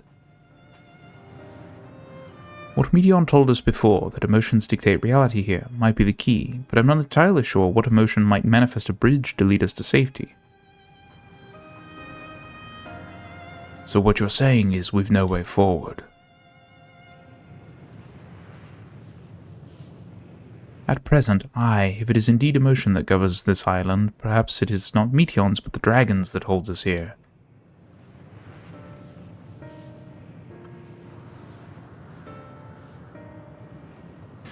They tire of conflict and have chosen a path of oblivion to escape it.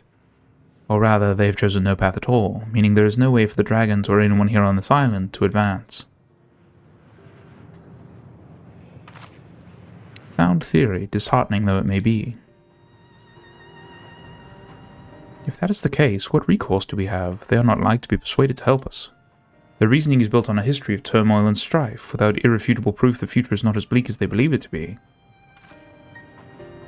Mayhap persuasion is not the answer.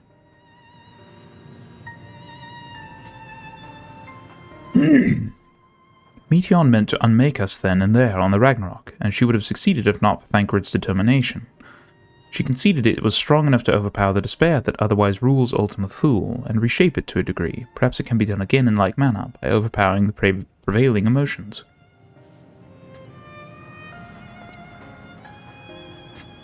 'Twas Ultima Thule's architect, Meteon herself, against whom Thancred did pit himself in a clash of wills. Though I marked no leader among them, as such I did chance to encounter a dragon possessed of despair far more potent than most, potent enough, mayhap, to dictate the course for others, and thus their domain to follow. He spoke but few words, carefully chosen, their tone and timbre alone threatening to rend my heart in twain. Challenging his desire to remain may allow us to alter the island upon which we stand. Alas, I fear my vaunted rhetoric availed me naught against his calcifying heart, but mayhap one of you will fare better?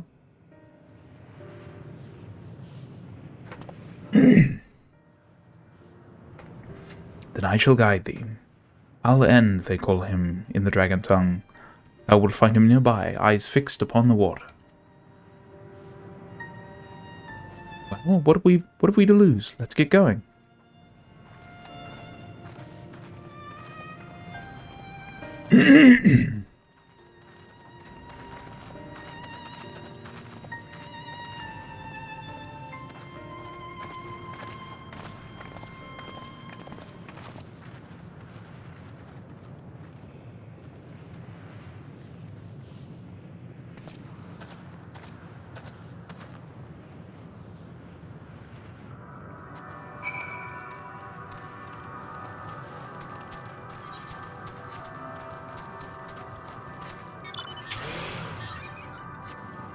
Sorry, I thought it was just right over here, but it's not.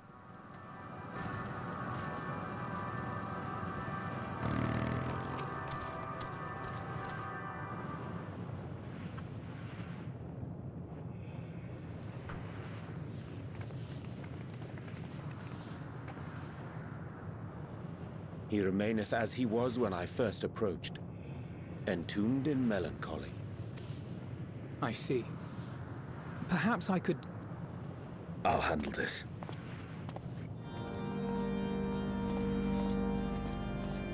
It begins. So, waiting to die like all the others, are you?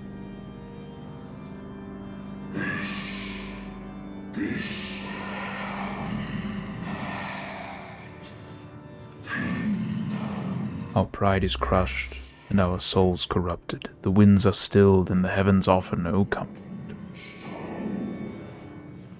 There is nothing left for our kind.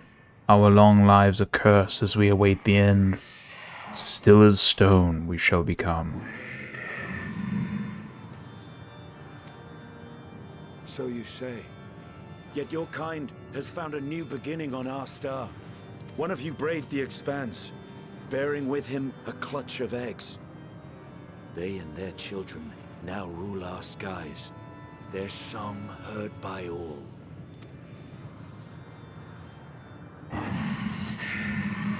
Kin on another star?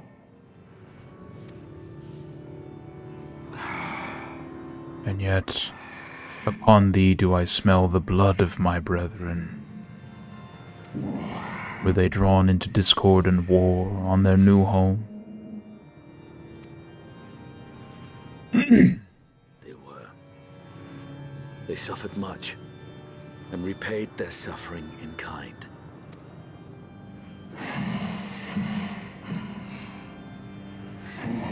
It mattereth not whither we fly. Ever will a sanguine ocean await us. Ever will retribution's wheel turn.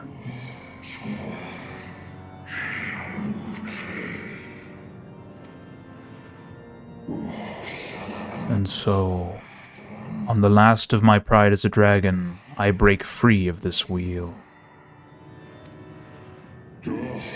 I renounce conflict, exile myself from the other, never again to be touched by the flames of hatred. Had your brethren made the selfsame choice, my family might still be alive. Yet lasting peace does not come to those who simply retreat from conflict. No, you must be willing to confront it. To stare into the face of your foe, and see yourself in him. Only then can you break the cycle of torment and tragedy. This lesson, a dear friend taught me at the risk of his life. There is no nobility in your penance. You wallow in self-pity. And after everything we've endured, we will not let you stop us.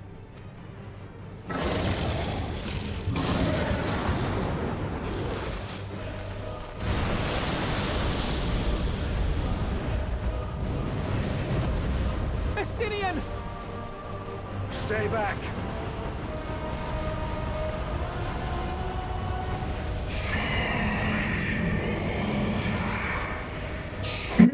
We tire of war, we tire of turmoil. Dignity tarnished, crimson stained.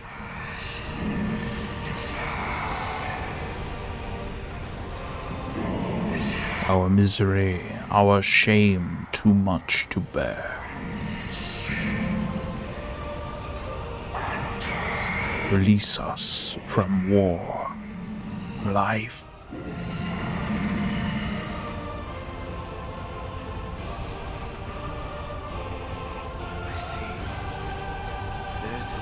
That bars our way. The rest is up to you.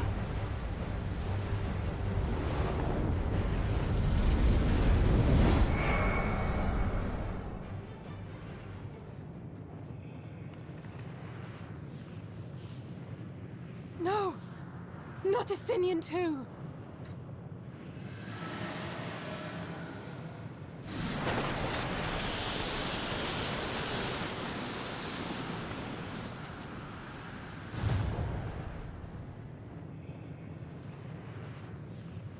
There's a wind.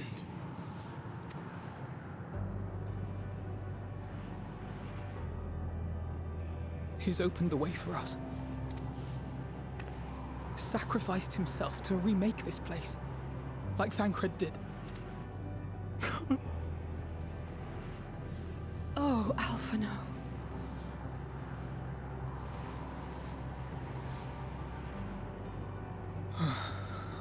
Come. Let us follow the wind. It will not lead us astray.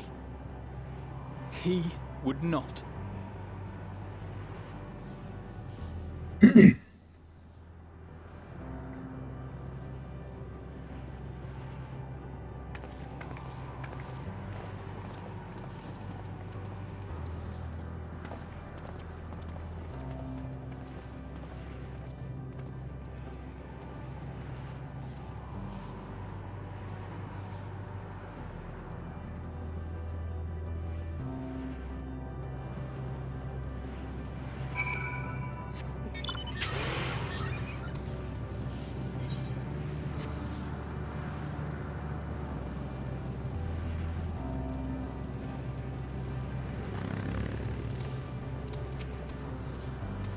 Look there, the wind.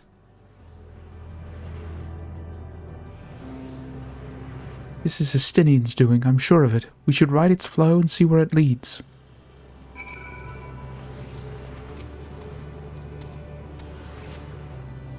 Whoosh!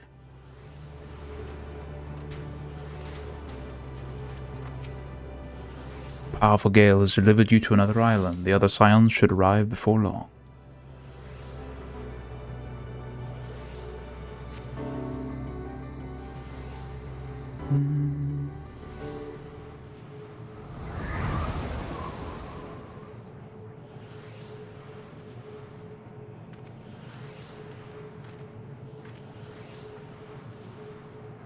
He did it. He found a way forward for us.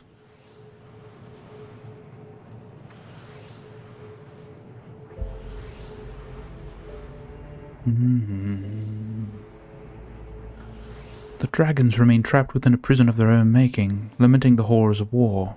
Yet Estinian knew them better than most. He was a man of honor and a dear friend, willing to fight to the very end for what he believed was right.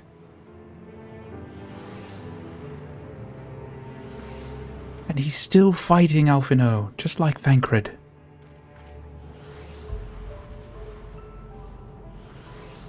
Their sacrifices are why we can survive here, why we still have a chance to stop her.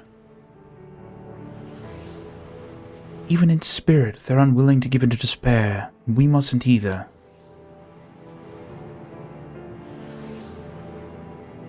Alize is right. We must press on, for their sake.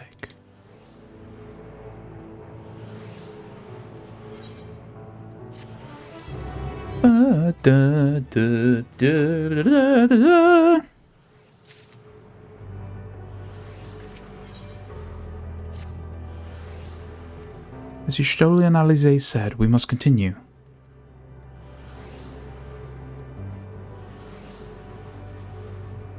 Notice the change in our surroundings. Perhaps this is the memory of an altogether different world.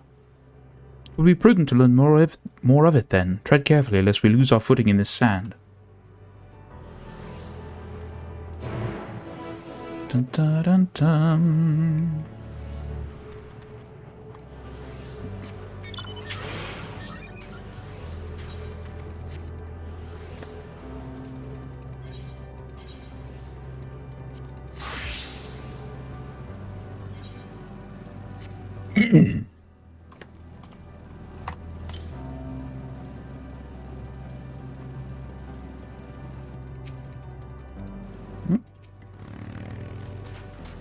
Were it not for the violet crystal embedded in its surface, 'twould appear as ordinary stone. A curious script hath been etched upon them. Alas, it is not a language with which I am familiar. Yeah, I would figure not. I cannot say I recognize it either. Nor I. The dragons, from what I recall, preserve their knowledge in song and eschew the written word entirely, so we may assume this is the work of another race, one we have yet to encounter. Meteon claimed the dragon's world suffered a slow death, seeking the release of oblivion. What life we find here, like as not, doth wend its way towards a similar end. What do you suppose that is over there? I'm not sure. It's hard to make out at this distance, but its surface seems to bear the same crystals. Yeah, the same crystals. Meaning there's a chance we might find whoever built them both. We should go and have a look. Come on.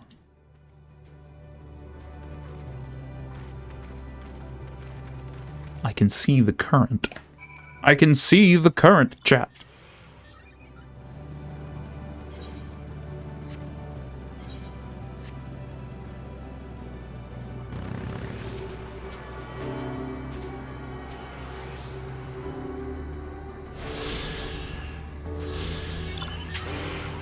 Alright. Okay, so there are 10 here. They're just to the southeast, you say?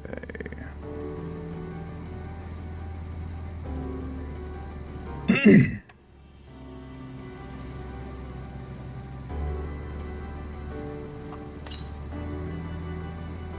the northeast.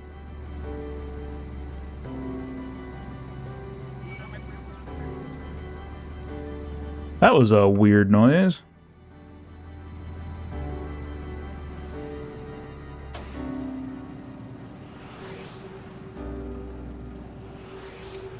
My apologies if I have made anyone dizzy.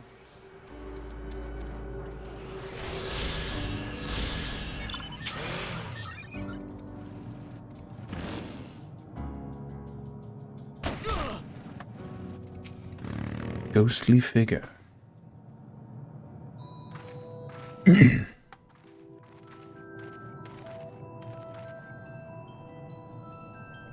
Hail, travelers. This is a most unexpected occurrence. Oh, hello there. Is this your home? Indeed it is. Ah, forgive me, I had forgotten. An exchange of introductions is expected when first meeting those with whom one is unacquainted.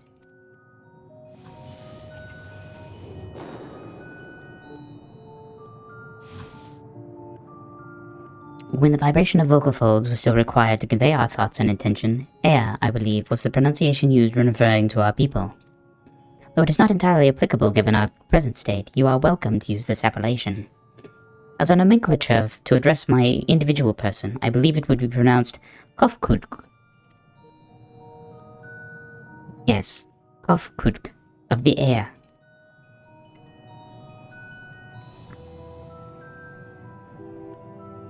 We have encountered beings that communicate intermittently through thought, but never one that is wholly without voice. I presume we are having this conversation via the medium of ether, or dynamis, as this space is suffused with vast quantities of it. Fascinating in either case. I gather your response to my presence is positive then. That is well, for there is something I wish to ask of you. Like yourselves, we are ether-based life forms. Therefore, it may be surmised that your bodies are of comparable biological composition to those we once possessed. I have a number of queries regarding your subjective perception of the five senses: sight, sound, taste, touch, and smell. In total, I have prepared 198,712,180,827. That's rather a lot, isn't it? Ah, my apologies. I have omitted a great many details necessary to understand the nature of my request. Though we dispensed with our corporeal vessels long ago, we have rediscovered a need for the flesh, and have endeavored to recreate our erstwhile forms. However, all pertinent records have been lost due to the passage of time. Take, for example, the nervous system. It is well within our power to recreate, but we have no frame of reference for sensations once experienced by our people, which may compromise our ability to interact with our physical environment. And the reason you need to regain corporeal forms?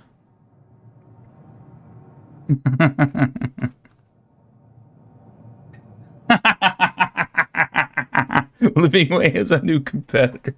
I can cut the voice changer if it, like I said, if any of the voice options or whatever become too much.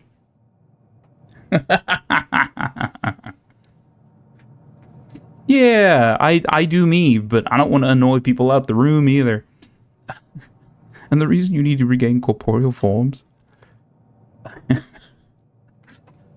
Why, to bring it into our existence, of course.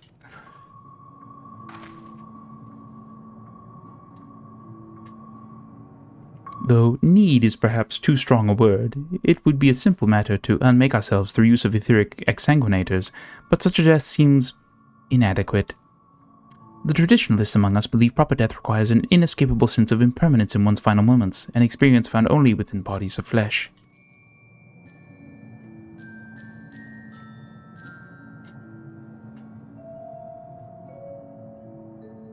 We should very much like to hear more of your plans. In exchange, we will answer any questions you have to the best of our ability. Such an exchange of information would indeed prove useful. Very well. To ensure efficacious exchange, I hereby invite you to our home. Yes, the abode of the air, where we traditionalists prepare for our demise. I presume your consent to answer questions is indicative of a tacit approval of our plans, in which case your cooperation is greatly appreciated. I must caution you, however, to be mindful of the air wandering the desert. Their desire for bodies of flesh could be described as overzealous. Now, if you would follow me...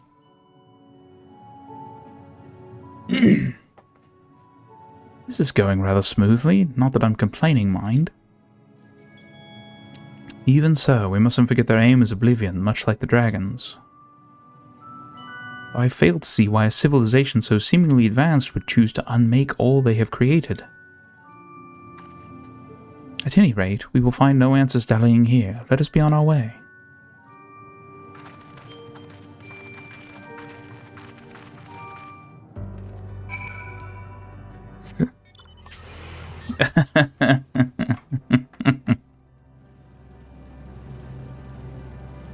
I'm being told that my partner likes the voice changer because it increases their immersion. So, like I said, I'll meet folks halfway. I won't do the full-on voice changer, but I will do the high pitch.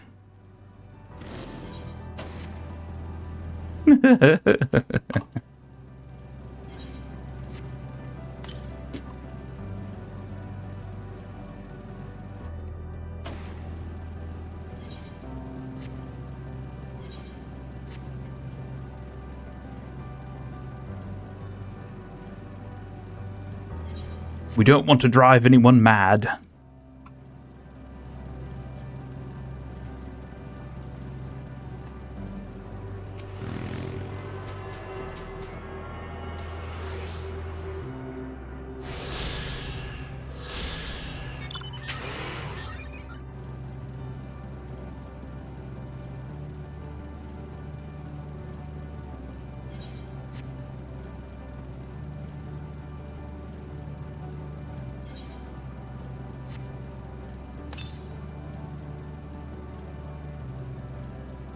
What did that say? 300 to the northeast. I don't know why these plants that are hanging in the air give me the sense of, like, people? Like, I don't know. I know they're plants or whatever, but it's like, why are they hanging there like spirits staring at a tree?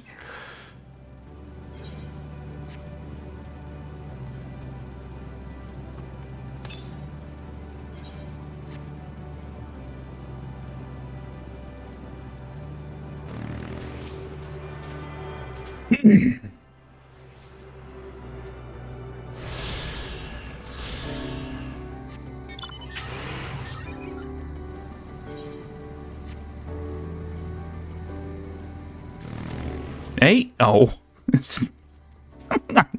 Drive immediately into a pool of water.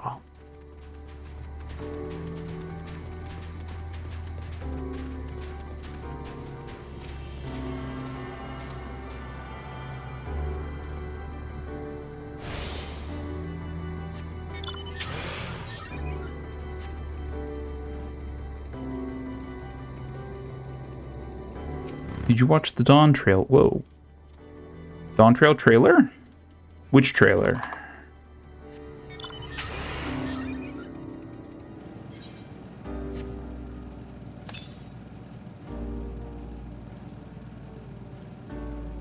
The one released in today's live letter? No, I have not. I've been doing this today.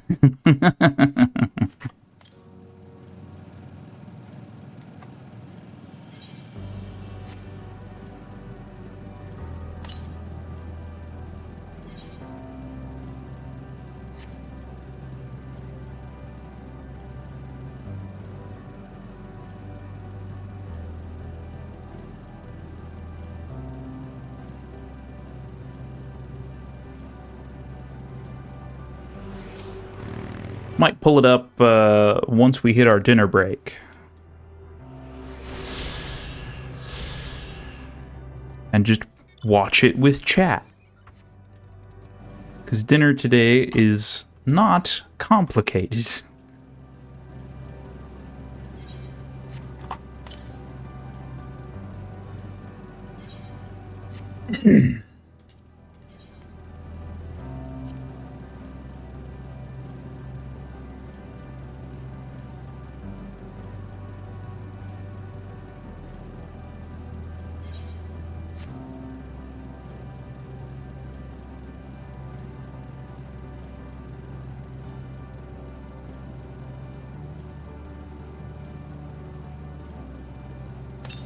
Assume 500 to the south. That's as far south on this island as we can go, so the rest of them I'm pretty sure are up there.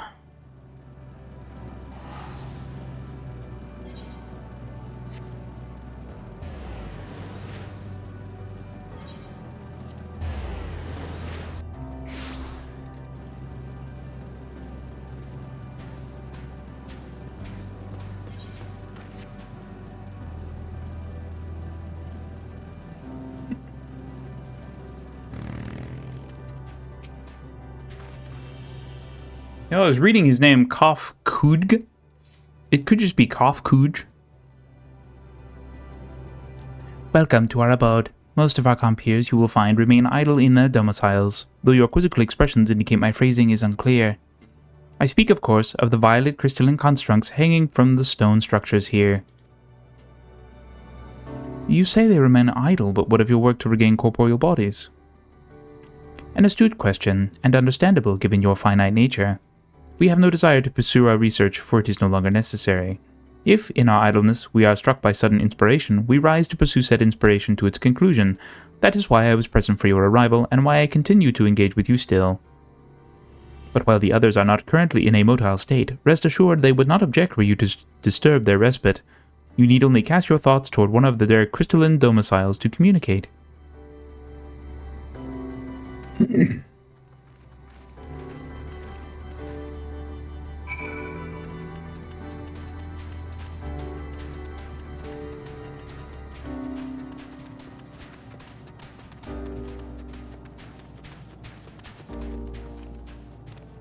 Crystalline domicile.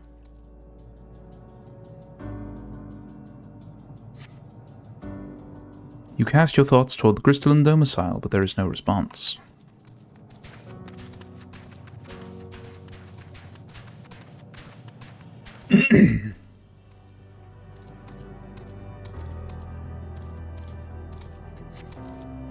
You wish to speak? Very well. Pray, a moment, if you would.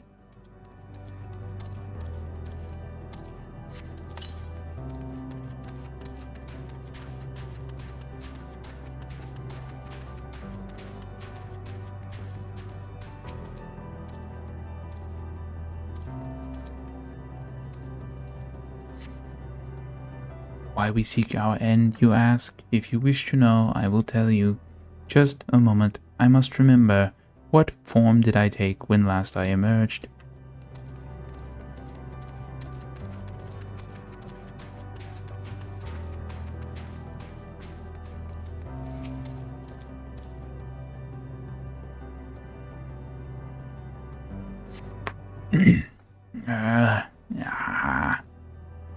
The strange moaning comes and goes, but soon fades into silence.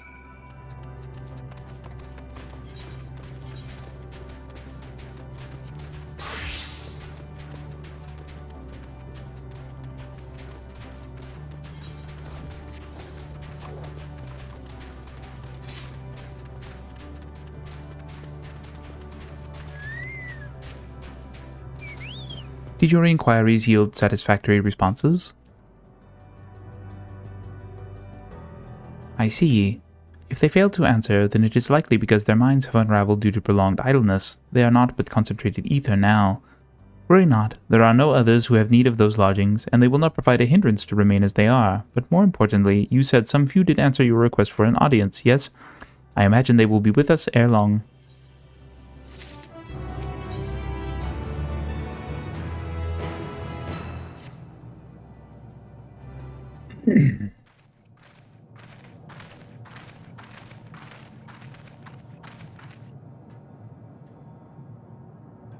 I had no luck, but everyone else fared well enough. Quite a few AA have awakened. Ah, there they are.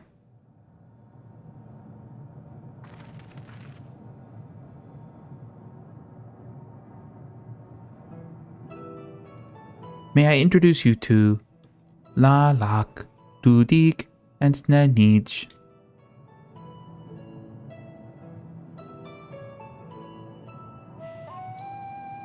It has been too long, Kafkuj. I dare say Sada 4 has since completed an orbit. Indeed, until the travelers brought it to my attention, I hadn't noticed how unraveled some had become. Travelers? Ah, of course, the ones who wish to know why we seek to regain corporeal forms. The truth of the matter is as plain to see as the neighboring systems, but my single account would fail to satisfy the requirement for scientific objectivity, thus did I bid them awaken you. Am I the only one who struggles to tell who is speaking? Nay, thou art not. In the absence of corporeal forms and the divergence they afford, mayhap such similarity in voice is unavoidable. Oh, so they're all supposed to sound the same. By the way, Kafkuj, have you already observed the requisite custom for the travelers? That which one is expected to do when receiving guests, a matter of proper form.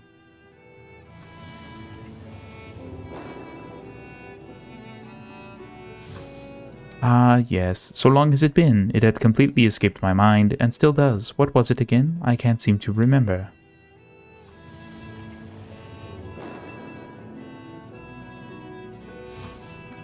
Neither do I. Pity. I was hoping you would. Perhaps we can search the archives for the answer. Come now, Nenich. The archives have long been frozen, lest we subject ourselves to further dolor. Surely you recall that much. Ah, of course. Food. The custom is to serve food. Beings of flesh such as they must regularly replenish their ether. By contributing to their replenishment, we communicate our friendly intention. That's right, that's right.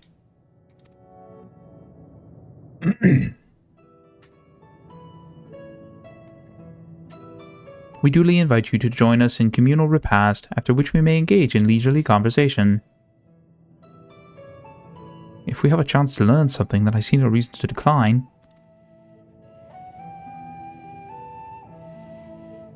Excellent. If you would care to follow, we shall feast you on the purest ether. We need something that's not ether-shaped.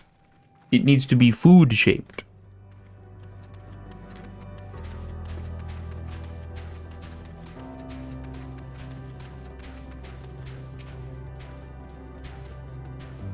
This facility is where we replenish our ether. There is no particular name for it, but we traditionalists sometimes use the word restaurant. Now then, if you would take your place with your comrades, the space will soon be awash with purest ether. Please absorb as much as you like.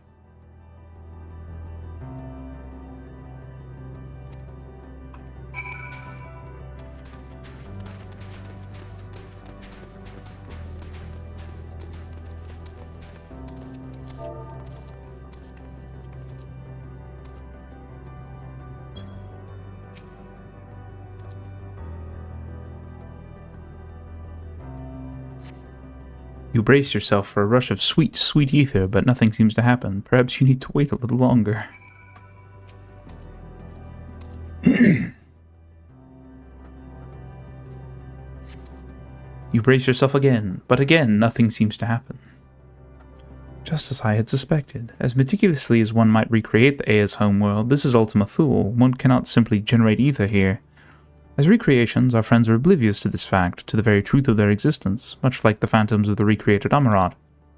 However appearances may seem, one must ever be mindful that it is the memories of the dead with whom we deal.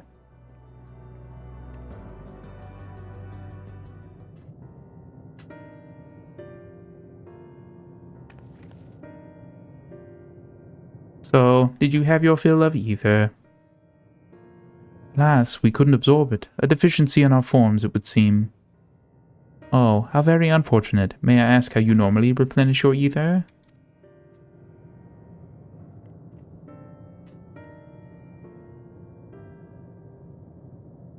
Through your mouths, you say? How very primitive and quaint. To think that their mouths serve not only to expel sound, but draw in sustenance besides. Such life forms have long since vanished from our systems.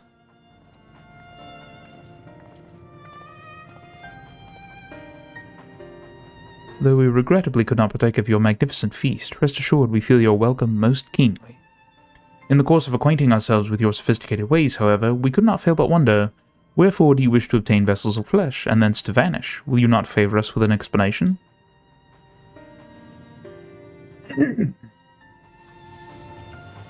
You flesh and blood beings are always so hasty. It does have its charm, however. Very well, we shall indulge you. In the beginning, when the Aya yet possessed corporeal bodies, our ancestors dedicated themselves to the pursuit of knowledge and technological advancement. By transcending all limitations, we believed we would eliminate sorrow and abide in true happiness. From the tangibles such as land to the intangibles such as labor, there exist myriad hindrances to progress, but the most confining of all was the flesh itself. Our natural lifespan was distressingly middling, you see, too short to enjoy unhurried lives, yet too long to be considered disposable.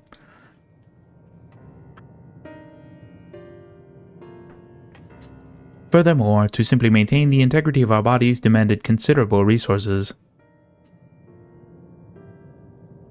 But we managed to solve this problem. After long years, we discovered how to become non-corporeal entities with everlasting lives, untroubled by the failures of the flesh. Thus changed, we had more time and freedom to continue our scientific pursuits. We went on to make ever greater strides in our quest to transcend all limitations until we finally decided to challenge the last of them all, the limit of knowledge. That is to say, deciphering the laws of creation. We sought to discover how the universe came into being and explain all extant phenomena, and thence predict the future. If we could but achieve this, we believe that we would be free from uncertainty and anxiety. And did you find the answers you sought?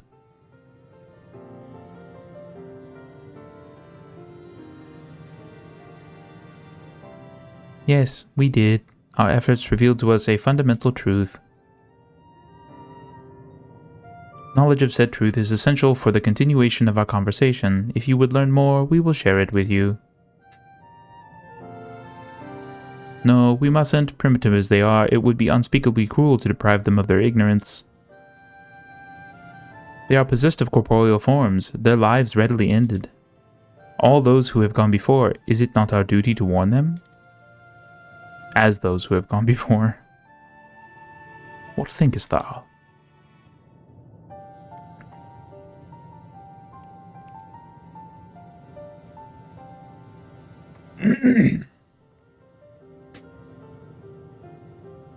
We have deliberated and come to a consensus.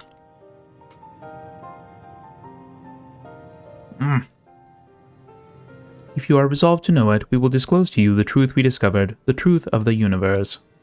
Seek us at the stone pillars just outside the bounds of the abode, a place called Elegia?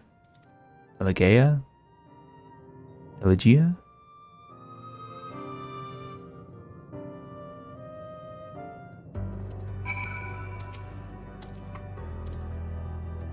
A fundamental truth. We will hear it, of course. Let us learn what has led such an enlightened people to this indolent end.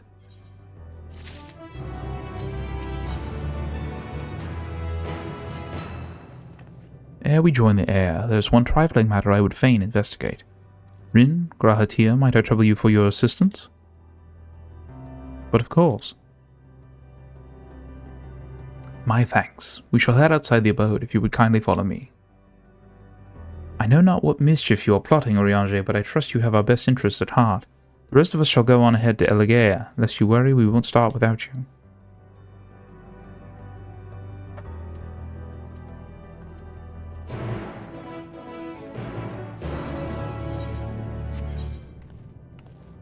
No side quests yet.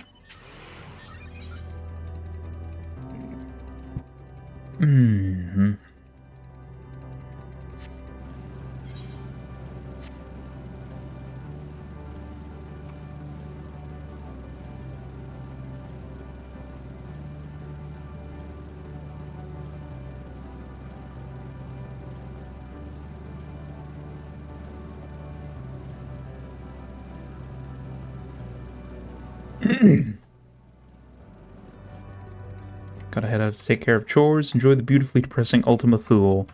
We will! We hope to see you again later, otherwise you might miss the tears. But no, if you got stuff to take care of, happy to have you.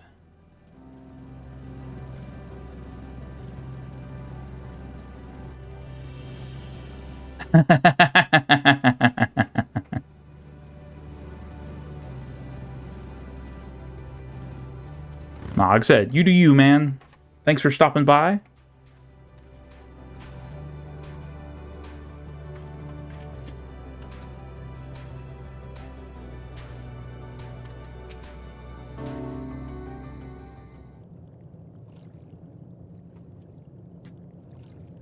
This place shall serve. Is it the spring that you wish to investigate?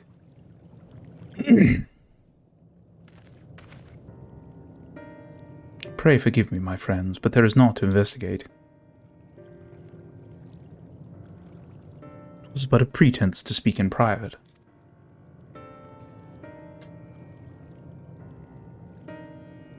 You have our undivided attention.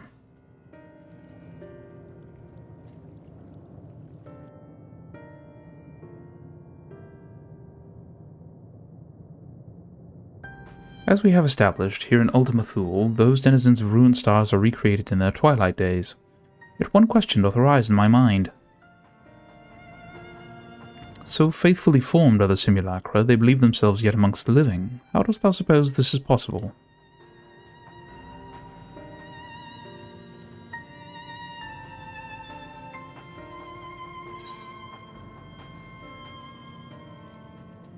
Meteon made contact with them while they still lived.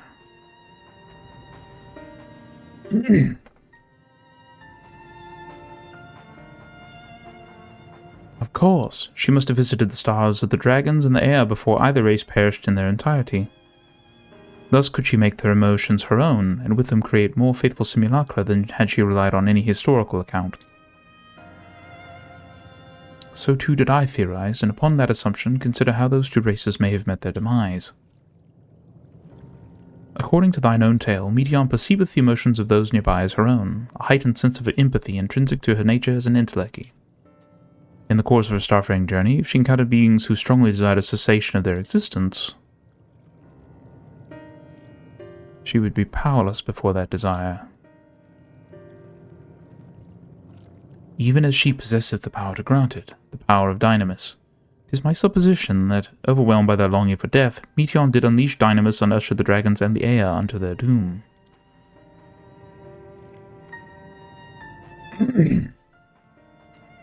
Of course, such was not always the outcome. Full many stars did she find already lost to ruin. In order to create a terminus, however, the fervent desire for the end is essential. Therefore, should you struggle to find the way forward, pray ask yourselves this: in the place where you stand, whose is the soul that yearneth most desperately for oblivion?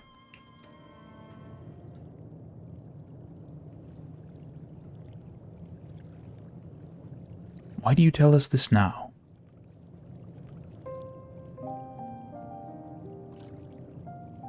Ne'er again would I betray your trust. This pledge I did make to my comrades. In bringing thee into my confidence, I would remain true to my word.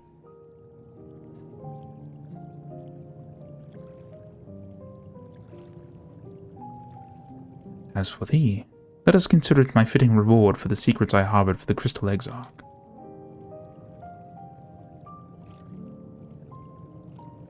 I once placed my faith in thy chosen path, walking at thy side full knowing that we were bound for thy demise. I ask now that thou returnest the favour, and abide in faith as I fulfill mine own destiny.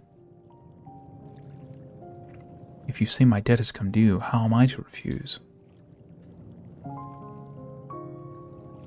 'Tis indelicate of me, I know full well, and I can but beg thy forgiveness. But even if I must needs go to such lengths, I cannot well feign ignorance of the answer I have found within. The answer to the question, in what moment might I stand strongest?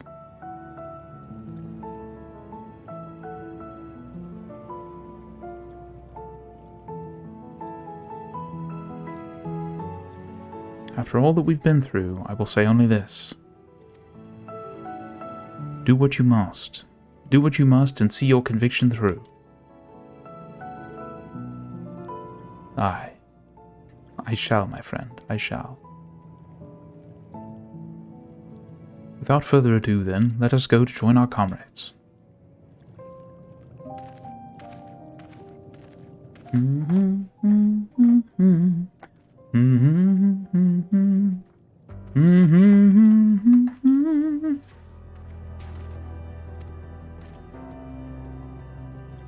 Let us be off to Elegea.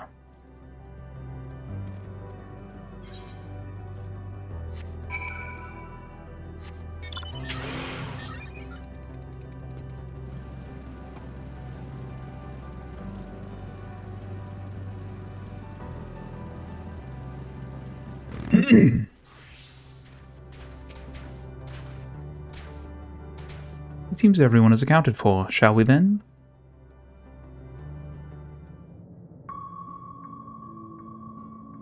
Please continue. Tell us about this truth you discovered. Very well. in mind, however, that the purpose of this conversation is not to impart scholarly knowledge, for such requires that you comprehend the subject matter, which you will not. We will forego the intricacies of our scientific methodology and deal only with the conclusion, the end of our society and our world. We acknowledge, with regret, that your star is in the midst of the same panic-induced cataclysm that befell Deneb 3. As such, in order to avoid causing undue distress, we will refrain from explicitly stating how much time you have remaining. You are entirely too kind. I pray you recount your tale as you see fit.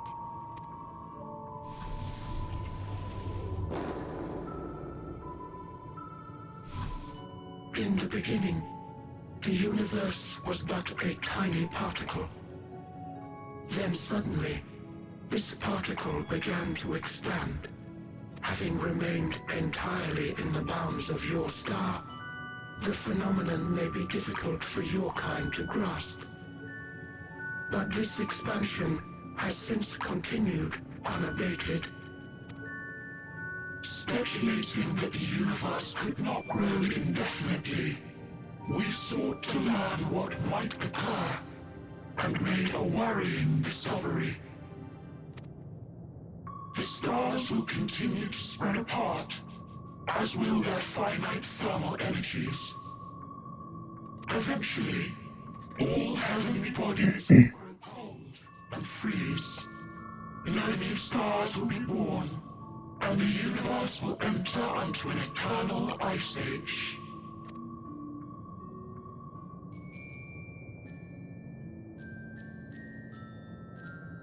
In hopes of proving that this determination was erroneous, we scrutinized our research from all angles, even as we sought to avert the everlasting winter. The endeavor proved fruitless. So infamously so, in fact, that it became synonymous with vain effort. The universe as we know it would end, and there is no way to prevent it. Beneath the weight of this knowledge, our society stagnated. Though we had time still, it was a cold comfort. Why strive for anything when desolation is assured? When our wealth of wisdom, accumulated since the dawning of our kind, would be forever lost. No civilization would rise from our ashes. No scholar recover our knowledge. In silence unbroken, naught would stir. Intellect was once our pride. Overnight, it became our shame. Our works, monuments to futility. Immortality, our greatest invention, became a source of suffering. Rather than suffer on, many chose to unmake themselves by means of etheric exsanguinators. Etched upon these stones are the testaments of such souls, though many left no words at all, thinking it a pointless gesture. Once we have obtained vessels of flesh, we likewise intend to vanish. If you understand this, understand aught of our tale, you will abandon your quest for knowledge. Ignorance truly is bliss. If you would cling to your illusory happiness, remain primitive and pure. It is the only way. Pa.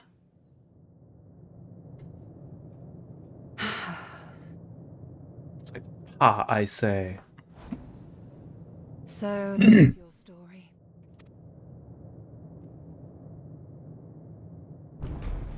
While I appreciate your advice, I will not heed it.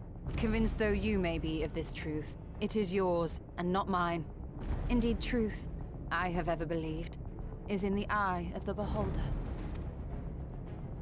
Well, Suggesting that we have reached a faulty conclusion. That our science failed us. Hardly. As you yourself said, the subject matter is beyond my comprehension. And that, I accept, is true. I do not possess the knowledge to prove or disprove your conclusion. In my mortal years, I doubt I could even approach the wisdom of the air. But of one thing am I absolutely certain. I would not be happier in ignorance. Y'shtola, no! You mustn't!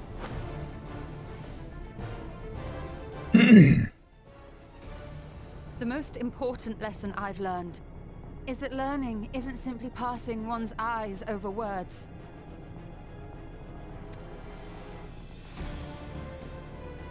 Nay, 'tis when understood for oneself that knowledge attains its true value. This is what has sustained me, driven me onward in joy and wonder, in anger and sorrow.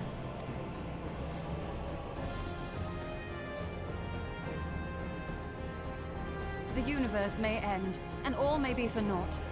But I will live as I always have. I will always seek out new knowledge. And no conclusion of yours, no matter how grim, can dampen my desire.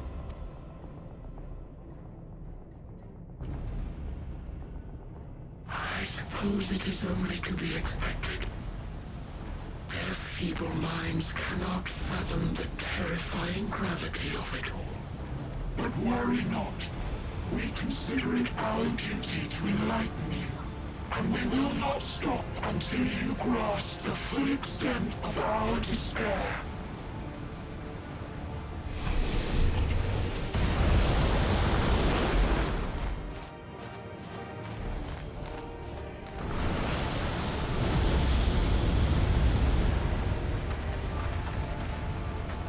Keep calm and listen well. Though my body will soon dissipate, there may be a way to restore it. Asm's magic. So long as our souls remain, you can use it to summon us back. But you mustn't, for it would mean losing our way forward. This I only reveal so that you can promise not to invoke the magic. We came here knowing what victory may cost, so press on. Press on, and do not look back.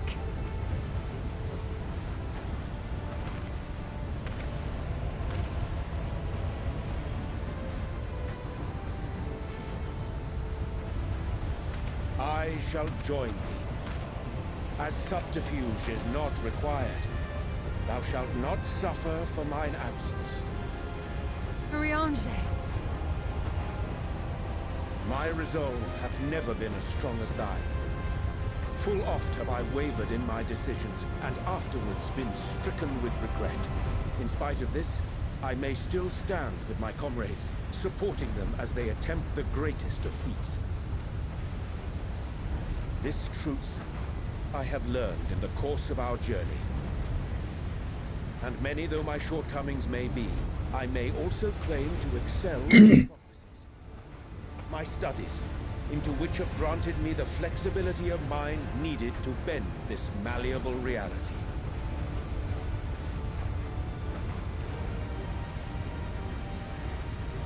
Thus shall I hope that thou mayest have the strength to resist, and our comrades the strength to continue.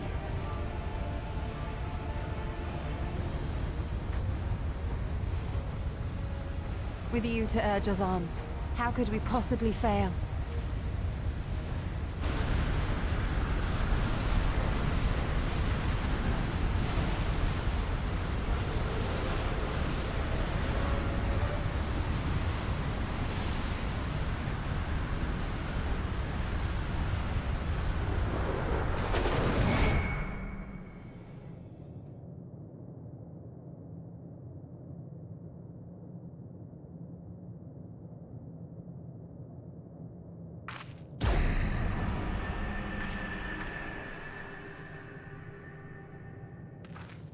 way forward. What's this? An extinguished civilization. Rekindled.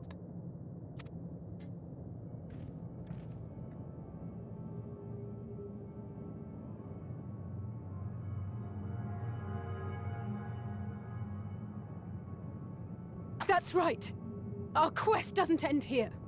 We'll press on, and we will find you.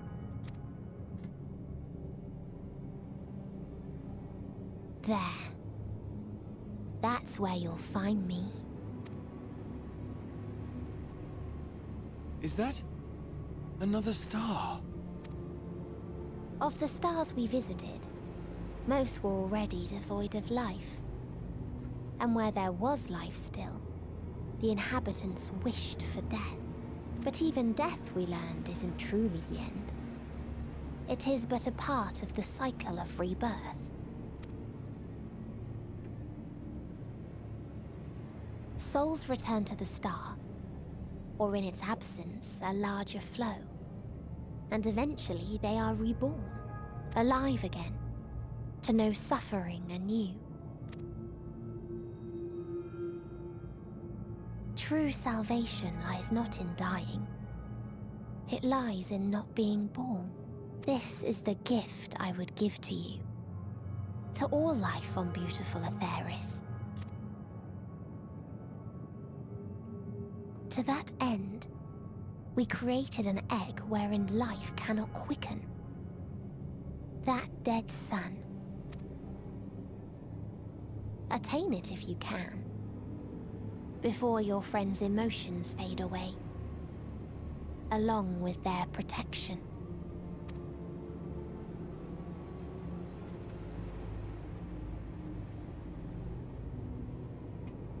I just find it so funny that Meteon, after like every one of these, shows up to twirl her mustache at us.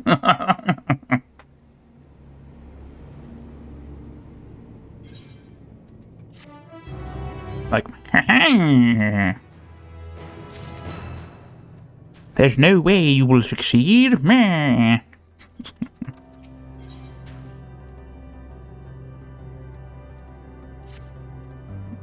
Level 90 and no experience, so okay, fine. Are you all ready to continue on? Then let us make way for where that light shone. Qwestley and Riange have opened the way for us.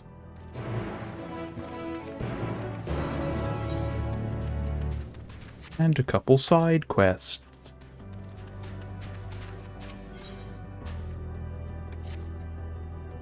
I have a question, one that can only be answered by a being of flesh and bone. Will you hear it? Thank you. Before I ask, however, I require that you learn more of my kind, lest your answer be senseless and vapid. You can come to know us through our final words, though, alas, you cannot comprehend them in your corporeal form. Thus, I shall temporarily free you from your body, allowing you to perceive as we Ea do. Please indicate when you are ready to shuffle off your mortal coil. You're not going to kill me, are you? You have prepared, yes? Very well. After you have been liberated, I ask that you read 3 epitaphs ere returning to me. Please brace yourself, as there is the recorded evidence that this may, quote, feel weird.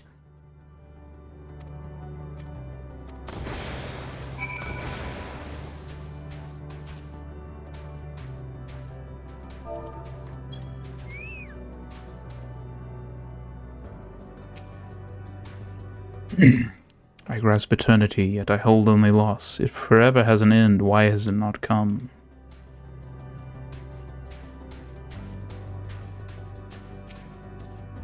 With no future, we turn to the past. Knowing none have turned to our present, we are the dead end.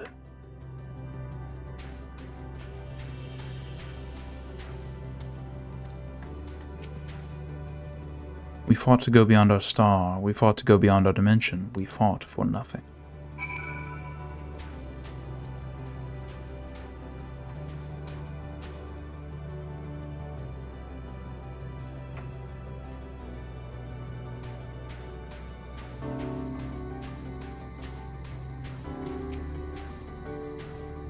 You have read them? This is well. However, you have yet to look upon a most important text. Please seek it in the charming wooded area outside our home.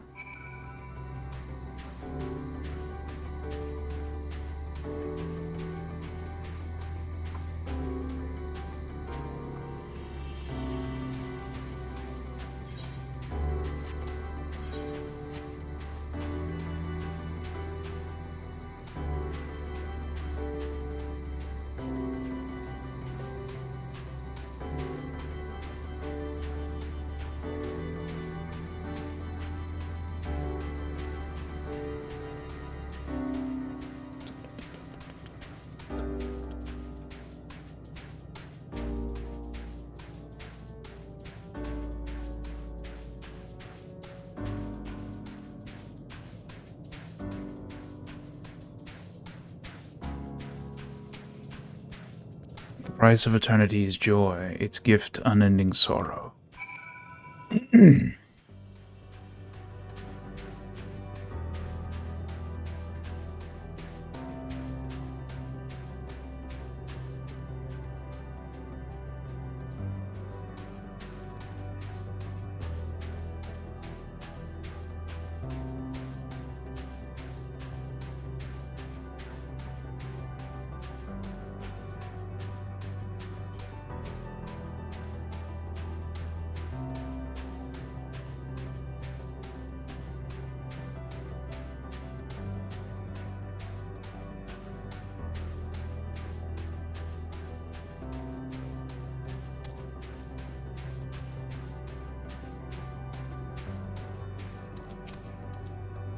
So you've read all that was left behind. Those inscriptions were written by the first of our kind, the first to know the pinnacle of enlightenment, and the first to know the depths of despair.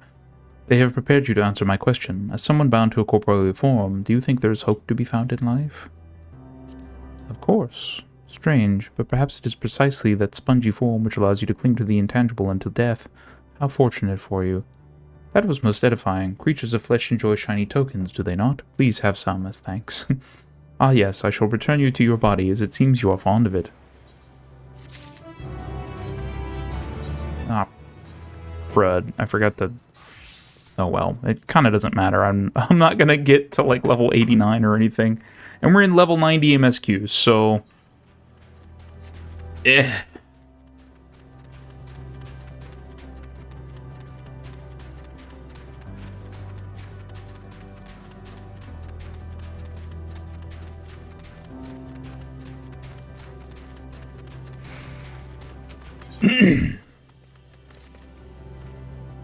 How fortunate that you are here, corporeal being, for we are in need of your assistance.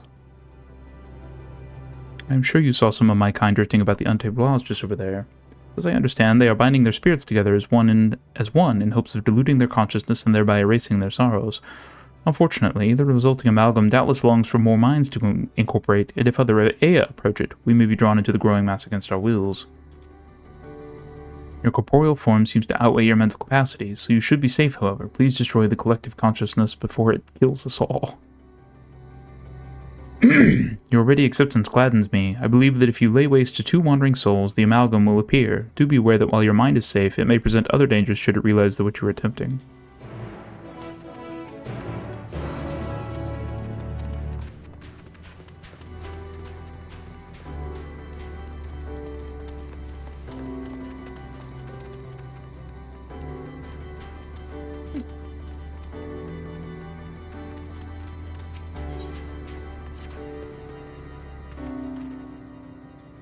Pardon me, traveler. I lack the sense of time as perceived by those of finite lifespans, but might you be able to spare a moment to speak with some of my fellow Ea? It is rare to find one so unmarred by the scars of deepest wisdom. Your appearance and perceptions as an outsider differ so much from our own that I wonder if a degree of interaction might prove stimulating for both parties. Much obliged. I shall mark their location on your map. They tend to spend considerable time frequenting their usual haunts.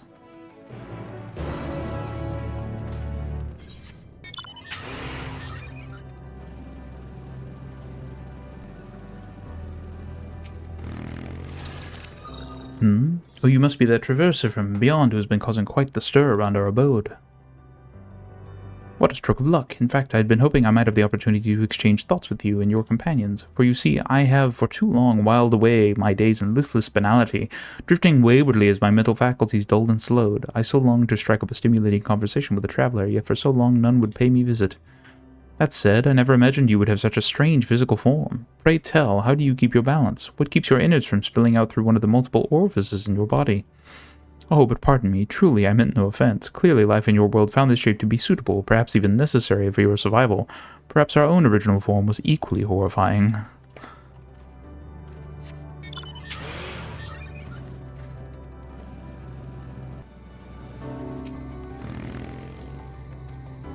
How curious, an unfamiliar corporeal lifeform calls out to me as I wait in vain for the inevitable coming of the end. This is indeed the chance of a lifetime, mayhap many lifetimes, and so I pose to you this question. Tell me, traveler, what is the true nature of life in the universe? 42. Always 42.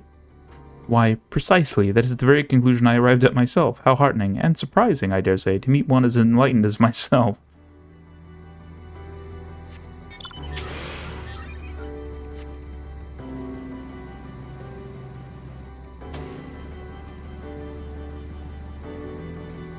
Ah, here we go. Don't know why they mark that particular area, even though, like, you can find them everywhere.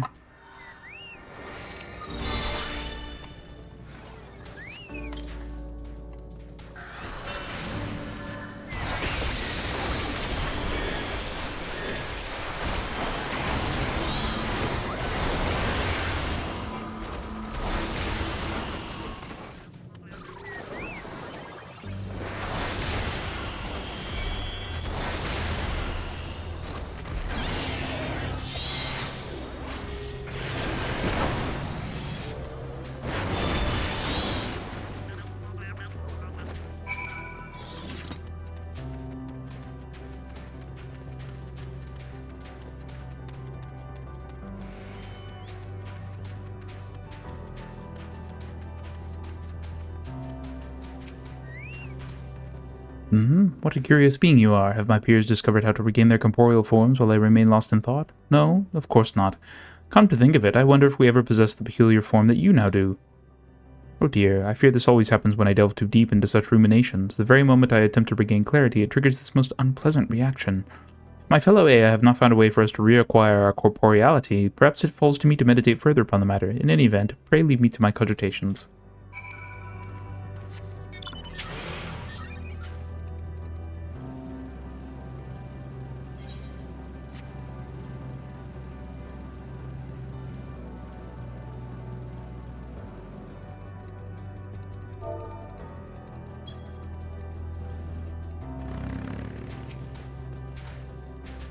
You made quick work of the amalgam. Of course, it is well within each Ea's rights to choose when they wish to end their own existence, but to force others to join them, however accidentally, is another matter.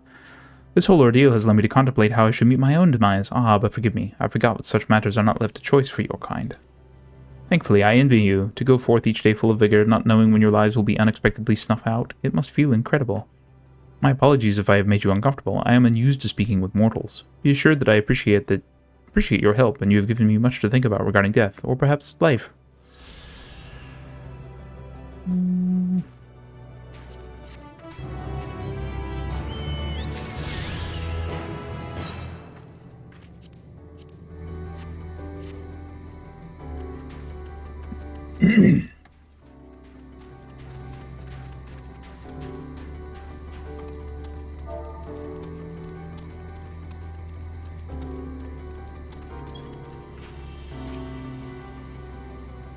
Did you encounter my acquaintances? I can only hope that they derive the same sense of stimulation from conversing with you as I myself did. Or if so, we may yet discover a means to attain the moratorium known as death. Until that time, should you ever be in the mood for a discussion on the profound and inevitable meaninglessness of the universe, we will be here waiting. Yes, always waiting.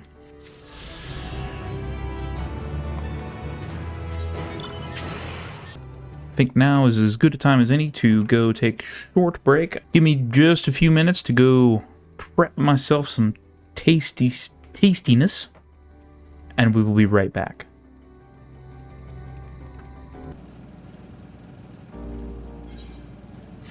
Alright, let's keep it moving. We're about halfway through the zone. Halfway to Meteor.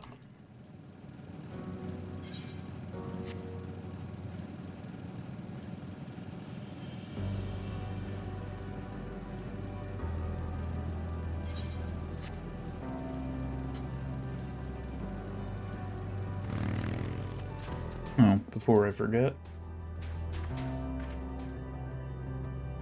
Boop. Boop. Boop. Okay. Forgot to turn all those back on. Yes, I can feel it. The ether emanating from the arcane pattern. This is a portal, and no mistake. Let us see where it leads. Portal of Wisdom.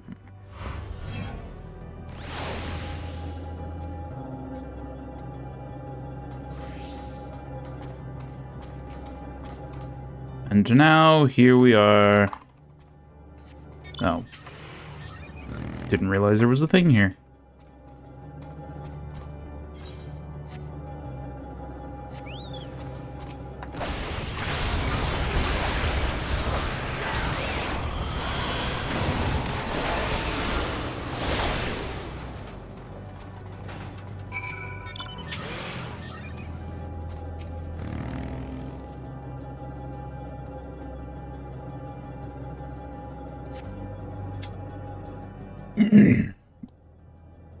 I am happy that in this zone they kept the side quests and stuff to a minimum.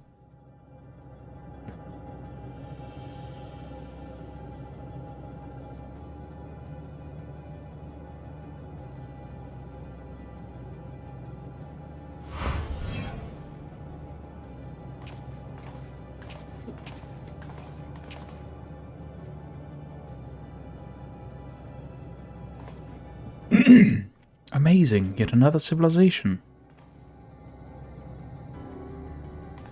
Attacked as soon as you arrived. Not the most welcoming of places, is it? We must try to find denizens who are amenable to conversation. We should also get the lay of the land, see how far we can go. I'll help Alfino with that. In the meantime, you and Graha can search for friendlier folk.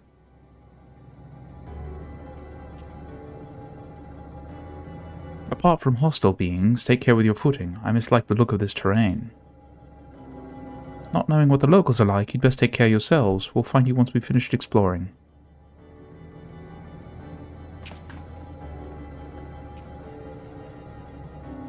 I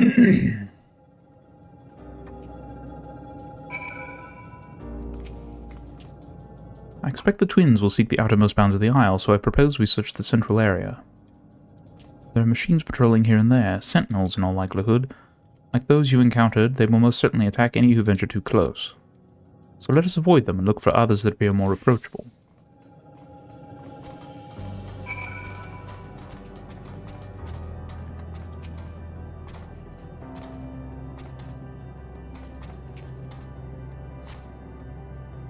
You see naught but patrolling machines in the area. They do not seem inclined to non-violent They needed to pick a different word there. Non-violent intercourse. Okay. The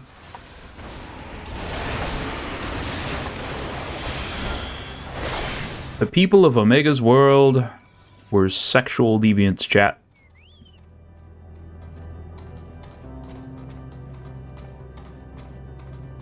There's an ether current over there.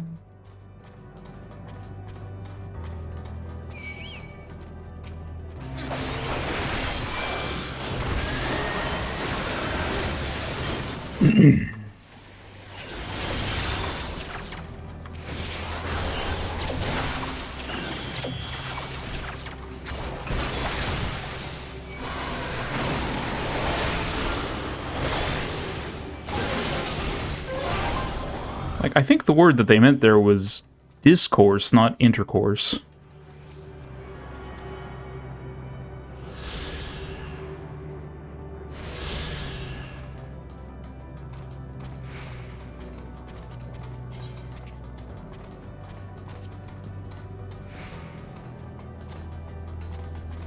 Let's see, let's get the ether currents here before we...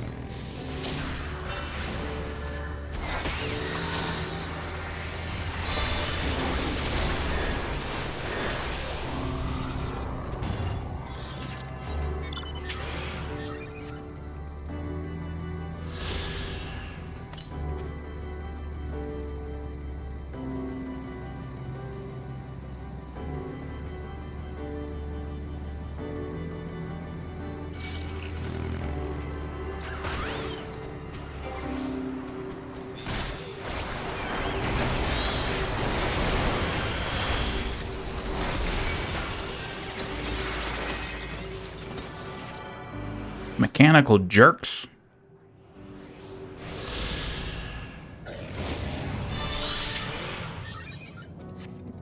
Okay, let's see. Is there any more here, or 185 to the east?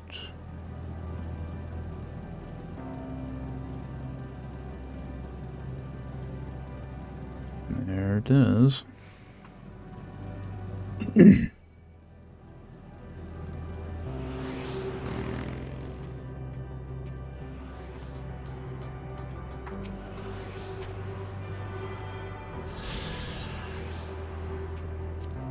Alright, the only ones that remain are quest ones.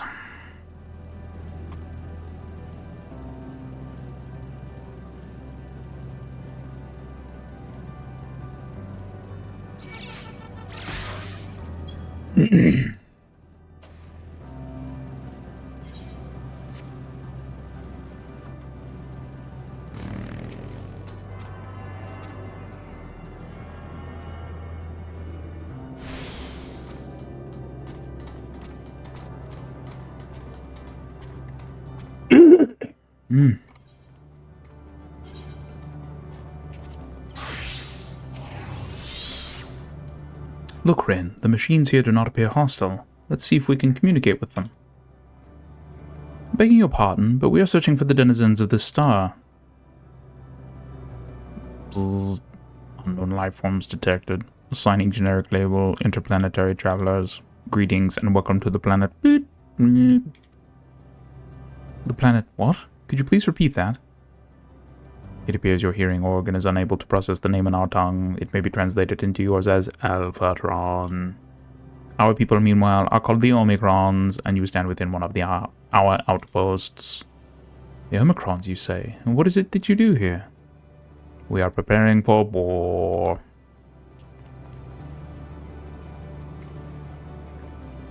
As we presently do not have a designated target, you have nothing to fear. Should your star become designated, however, you will be taken into custody and or terminated.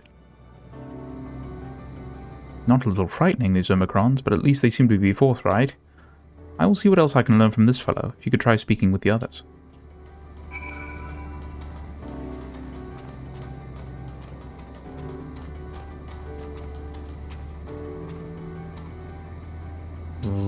Greetings, traveler. When venturing outside the outpost, beware malfunctioning units. They do not heed Sir's commands and indiscriminately attack all non-Omicrons. For the avoidance of confusion, be advised that Sir is the alias of Stigma 1. Sir issues instructions to our forces as the foremost of the 6 strategic matrices that bear the designation Stigma.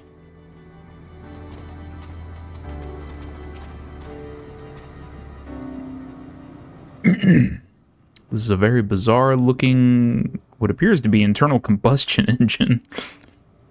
This is measuring combat capability.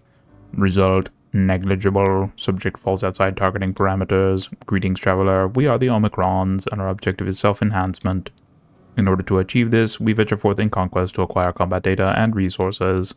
Most recently, we succeeded in subjugating the homeworld of the beings whose strength was said to be without parallel, the dragons. Yet though the endeavor yielded a wealth of combat data, the star was rendered barren and unable to yield resources. A subsequent costing determined that the losses incurred exceeded the gains.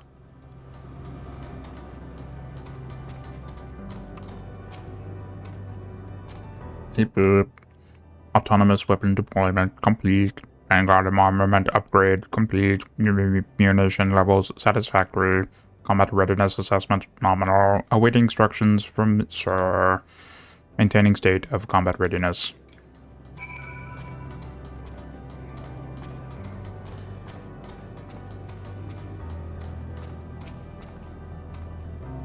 You learned a few things, so did I. Ere we share our findings, however, I believe it best to step outside the outpost. Come with me.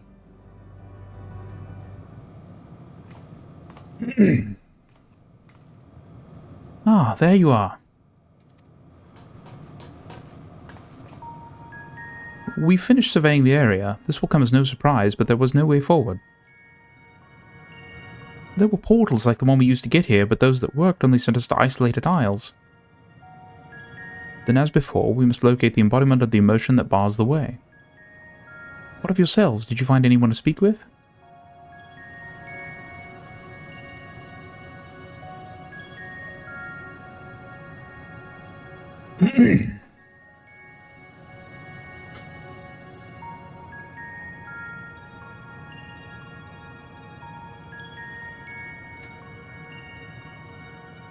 So the Omicron seek to advance themselves through conquest. Following their victory over the dragons, they stand ready for the next campaign, but their leader has yet to issue new commands, and so they wait. In such a place, who could it be that fits Urianger's description? A soul whose yearning for oblivion surpasses all others. Urianger said this? During our investigation, before we joined you in Elegea.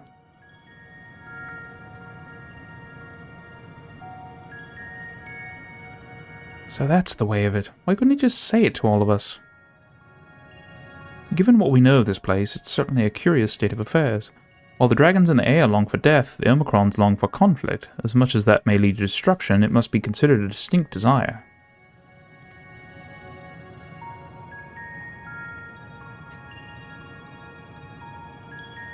In order to find the source of the dominant emotion, I believe we should seek out their leader, this Sir. According to M032, the first Omicron with whom we spoke, there is a console by which we might communicate with it.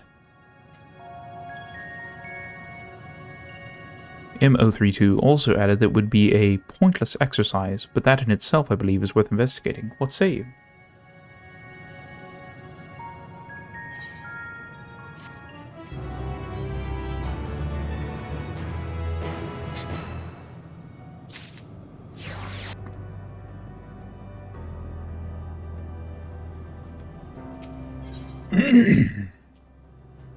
So, the console we seek lies on the far side of this isle. Given the nature of the ground, the route may not be entirely direct as it seems.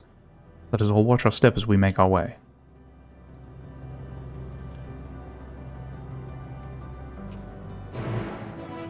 Bum-ba-dum-bum. And more side quests.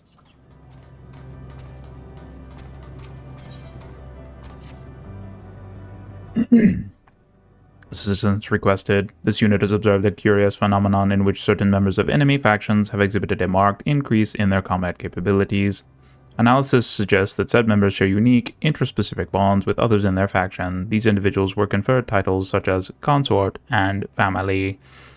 This unit detected no difference in physiology that would provide notable advantages in combat, yet the presence of intraspecific bonds alone led to an increase in performance. Records indicate that one member of a bond group exhibits this exponential improvement when others are eliminated. Potential benefits of such augmentation are projected to be immense. Thus, this unit's query, are you familiar with the aforementioned phenomenon? This is fortunate, as this unit has constructed a consort for research purposes. You are asked to delineate the method by which this unit might form an intraspecific bond with said consort. Requesting standby at present coordinates. Initiating consort retrieval.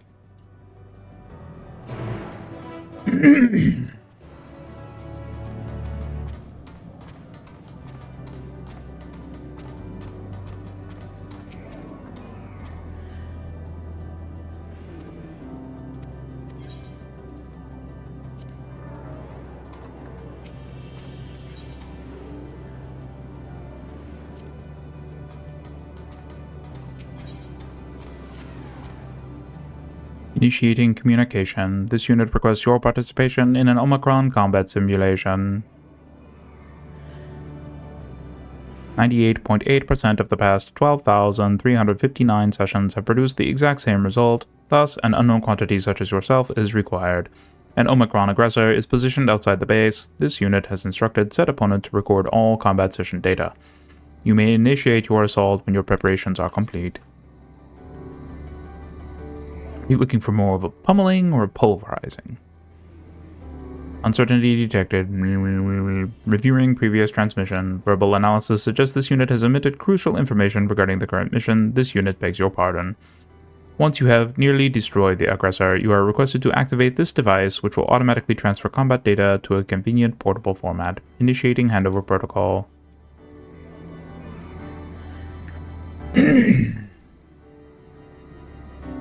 Sending coordinates. Per the transmission you have just received, the opponent is located on the planar frame extending from this base. Reconfiguring emotional state to grateful. This unit thanks you for your cooperation.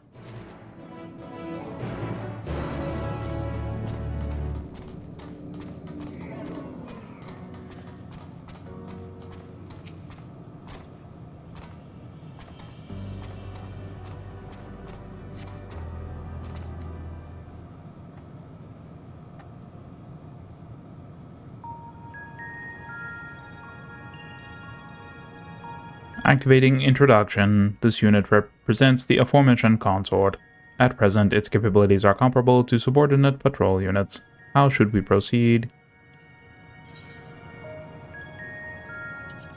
We can give it a pet name.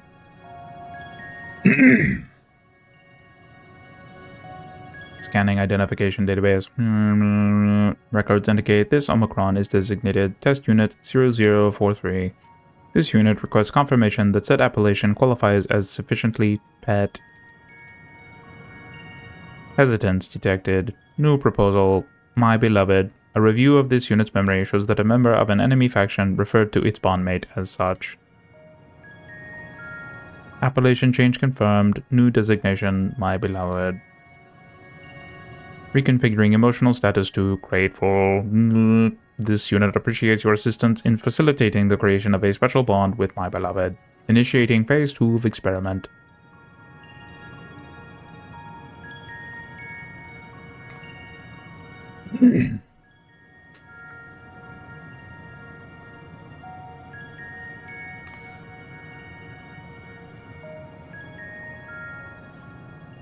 This unit will evaluate whether the destruction of my beloved bears a positive impact on this unit's combat capabilities.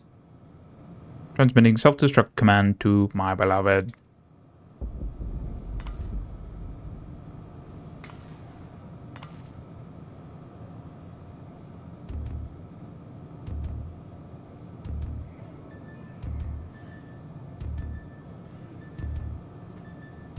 Analyzing unit status. No changes in functionality detected. Possibility of transmission failure estimated at 78%. This unit asks that you confirm that my beloved has successfully executed the self-destruct command. Retrieval of remains also requested.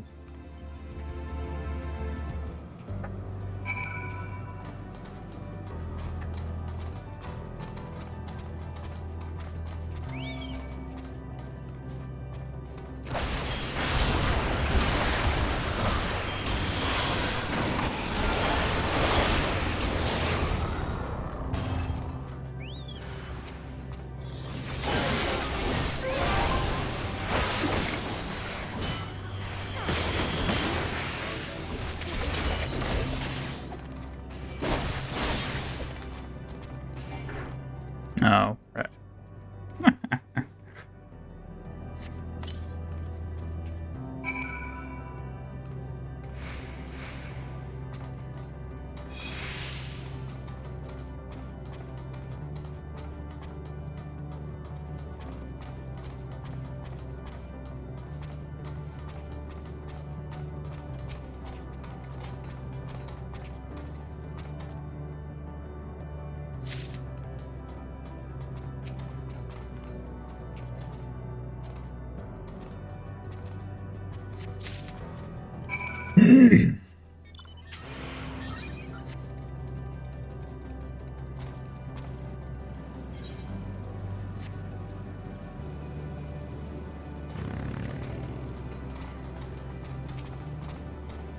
Requesting retrieval of my beloved. Potential for reconstruction and further experimentation remains high.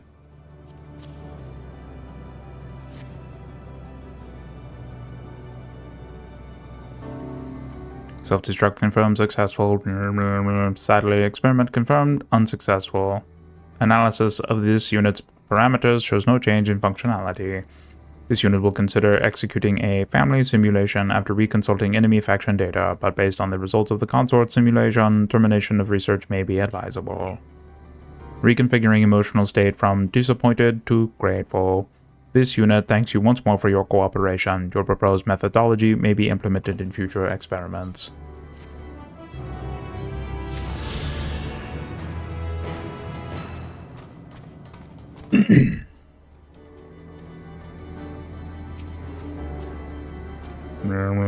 Reviewing received transmission. Analysis suggests the aggressor is no longer operational. Requesting return of previously provided recording device.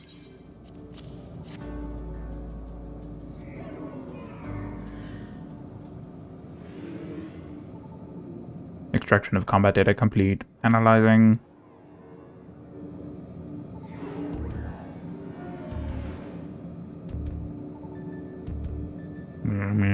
Quality of data greatly exceeds expected values and all previous records. Reconfiguring emotional state to impressed.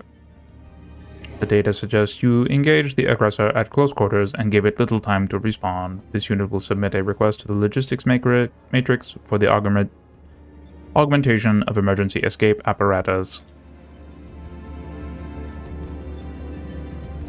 Searching database for situationally appropriate axiom.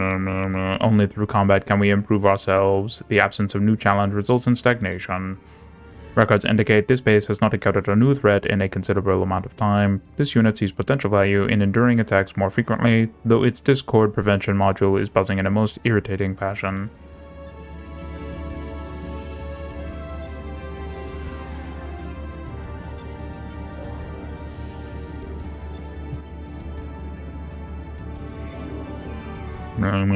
Reconfiguring emotional state to grateful. This unit appreciates your cooperation with the collection of combat data. Analysis suggests it will prove invaluable to the further development of base Omicron.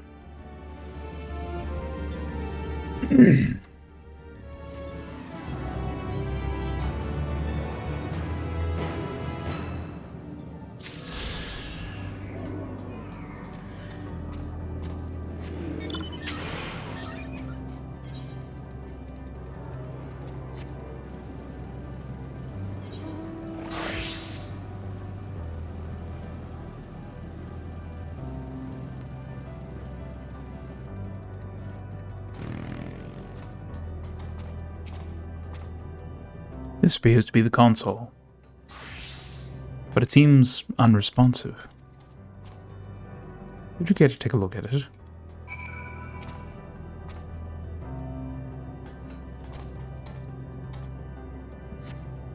You try touching, smacking, and attuning with the console, but there is no response. No luck, I see, but there must be a way to activate it. There must.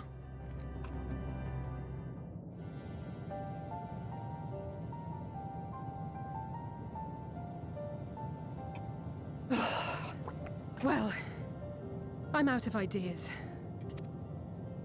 As am I. Operating such consoles is trying enough, but if we can't even activate it... Perhaps there is a way. First, consider the world that has been recreated here. Its inhabitants were machines who gathered combat data to enhance themselves. And among the many wars they waged, the most notable was that against the dragons. As you've doubtless surmised, I believe this was the homeworld of Omega. Sid built a jamming device to defeat it, a device which generated massive bursts of lightning, its sole weakness. That's all well and good, but what does that... Wait. You're not thinking to strike the console with lightning, are you? As a matter of fact, I am. Ask yourselves this. Why would an entity as puissant as Omega not be designed to suppress the effects of lightning? Because it relies upon it, or something akin to it, as a source of energy. My thoughts exactly. And there is a good chance the same is true of the Omicrons and their devices. So, shall I cast caution to the wind and try something reckless and dramatic?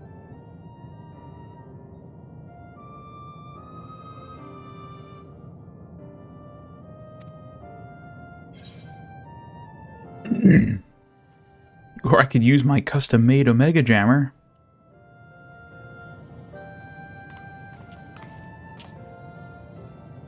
You still have it! Sid and Nero's legendary device which brought low the superweapon Omega. Wait, the actual device was much too big to lug around, so you must only have the control module. And there I was getting all excited. Never mind. An old-fashioned spell will suffice.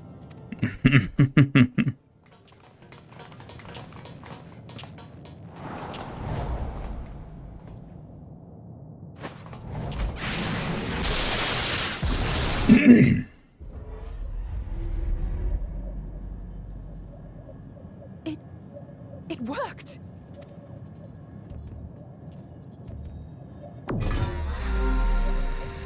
Opening connection to communications module 1.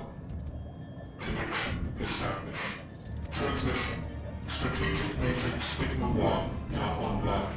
As a primary strategic matrix, you may address me as Sir.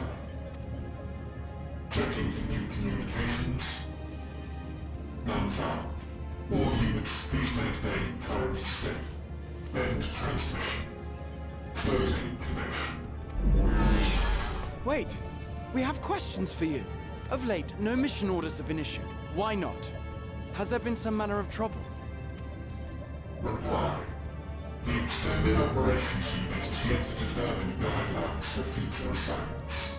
All strategies are calculated, devised, and actioned in accordance with said guidelines. In the interim, all citizens are directed to maintain a state of combat readiness. End reply. Awaiting query.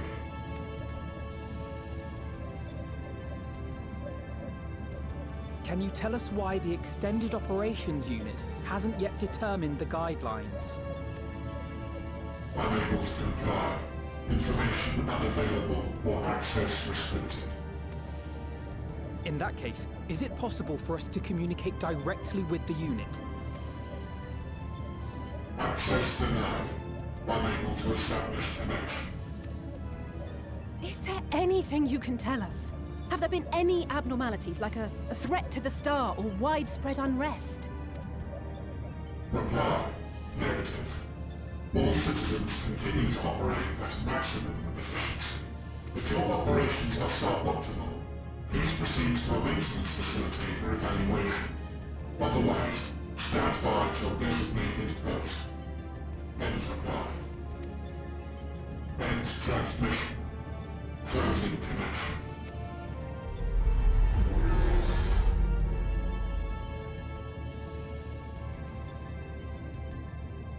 I could activate it again, but I doubt it would be productive.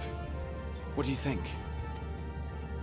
If all the Omicrons really were running as efficiently as it claimed, then I doubt they were hoping for life here to end. As this Sir told us, there just haven't been any new instructions, and everyone is standing by. Should be standing by at any rate. If there are those that are neglecting their duties, perhaps we can glean a clue from them. I propose we take another look around, and also try to find the operations unit.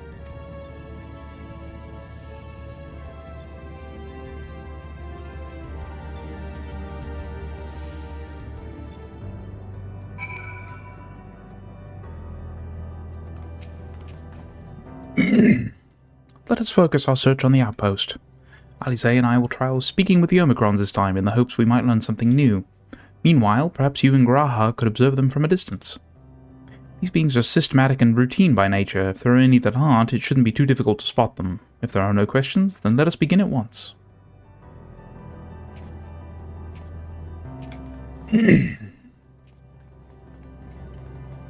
As we came this way, I believe I spied a promising vantage point. Follow me.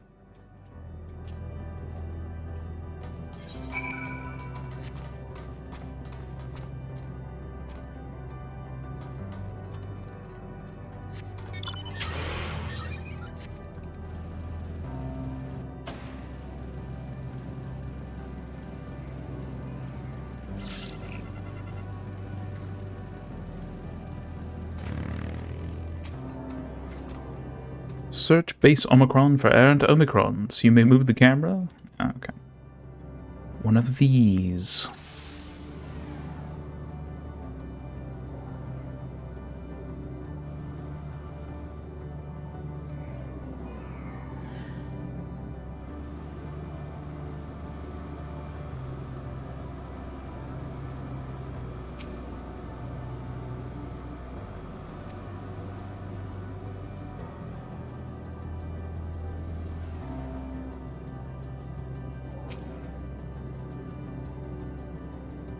As if lacking a clear objective. An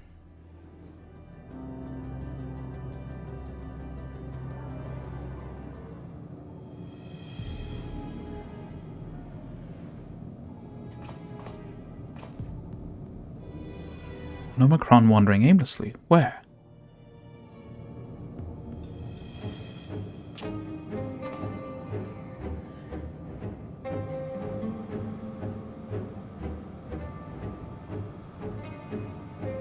Ah, I see it.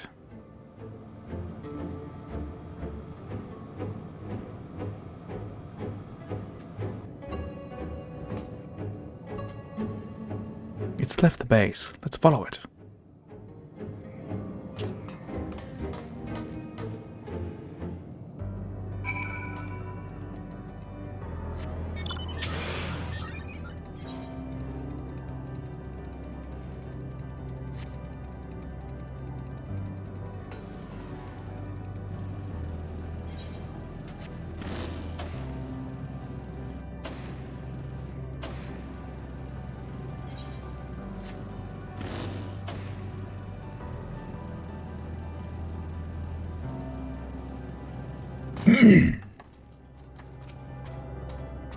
It's not here, but it definitely came this way. It must have used the portal. Time to go through and see what we find.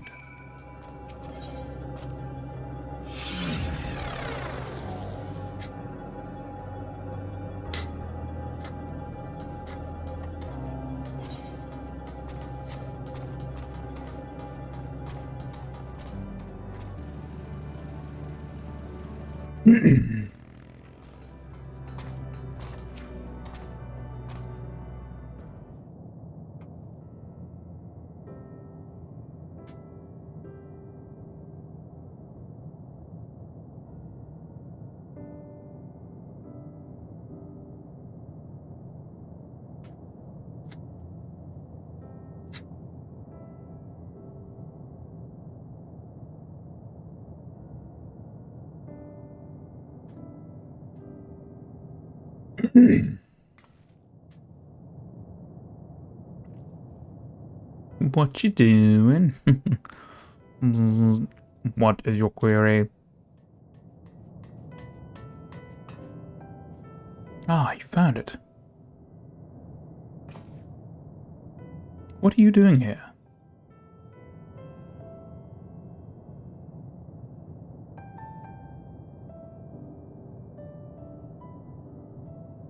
I am looking at the tree.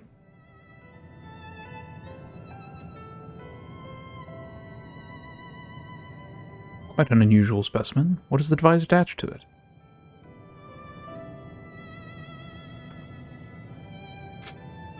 The tree is a sample collected from another star. As it cannot survive in our environment, however, it requires life support. That is the function of the device.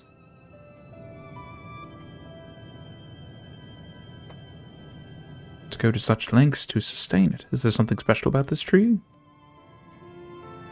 Being foreign matter, protocol requires that we study it. As this task has been completed, this specimen may be discarded.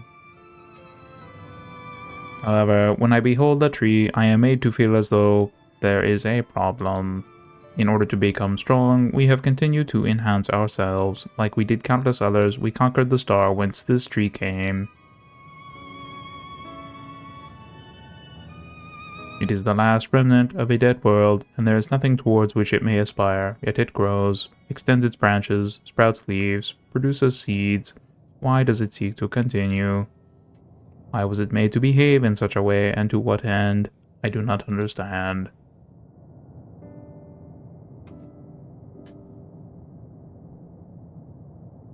I see. Out of curiosity, does this pertain to your duty? No, it does not. My apologies. I shall return to my designated post and assume a state of combat readiness.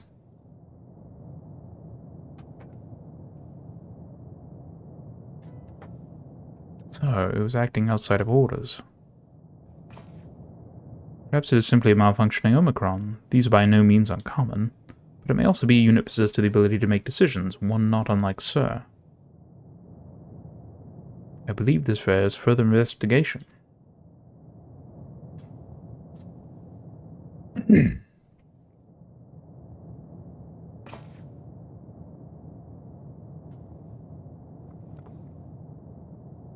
To endeavor to live even if we must depend on forces beyond our control.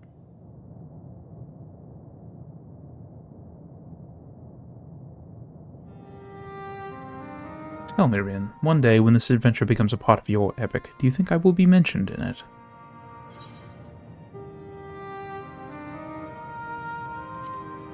Of course, why wouldn't you be?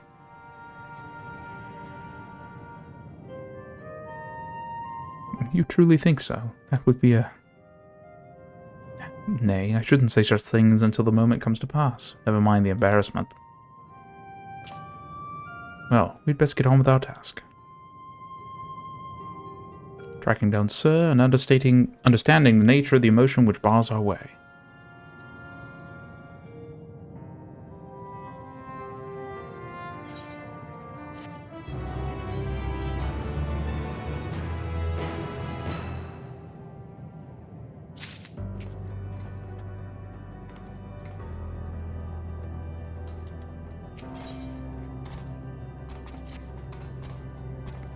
We should return to the outpost for now. The others will wish to hear about the errant Omicron.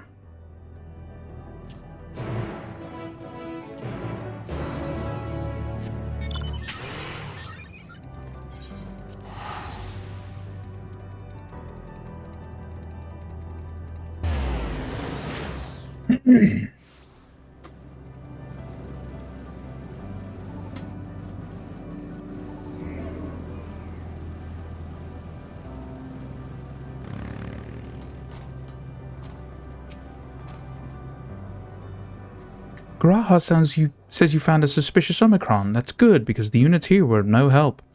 They all had the same thing to say about the extended operations unit, but there's no way to arrange a direct meeting.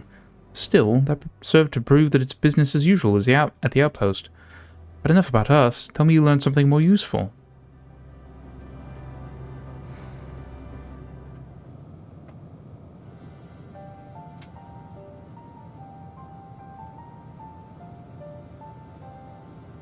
An Omicron trying to make sense of the meaning of life. None of the others were even a fraction as philosophical. This unit may well be in a position of leadership, perhaps even one of those that comprise Sir. As we know, the Omicrons invade other stars and enhance themselves using the spoils of conquest. With the technology at their disposal, they should be able to alter their bodies, be it in part or in whole. Setting aside the question of motive, if Sir, for example, wished to have an ordinary Omicron's body, I see no reason why it would not be possible. The problem is how to go about ascertaining if that's what's happened. When I attempted to probe further, it promptly ended the conversation. If it is indeed Sir, I doubt it would willingly reveal its true identity.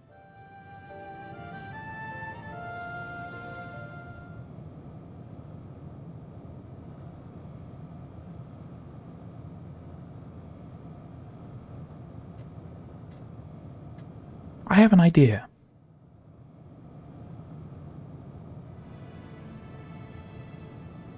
We use lightning on the console again, but we make it stronger. Much stronger.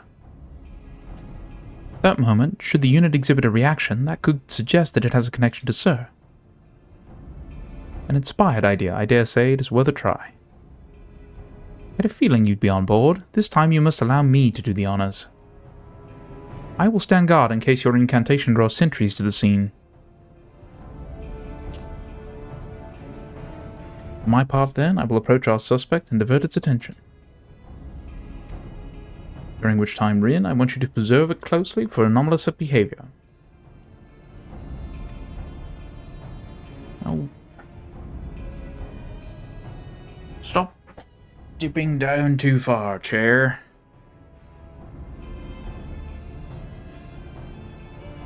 The pursuit of perfection, chat. There we go. Okay. Just want a little bit. A little bit. I should mention that shortly before you returned, an Omicron appeared from the same direction. Rather than entering the outpost, however, it headed off towards the console. At first I assumed it was unit on patrol, but perhaps...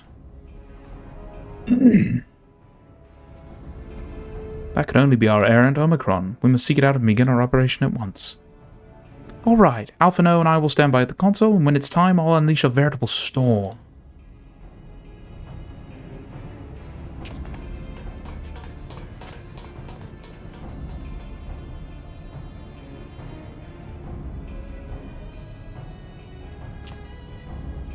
This will work, I'm sure of it. After all, our comrades are watching over us. Come, my friend, let us find this doubt-plagued Omicron.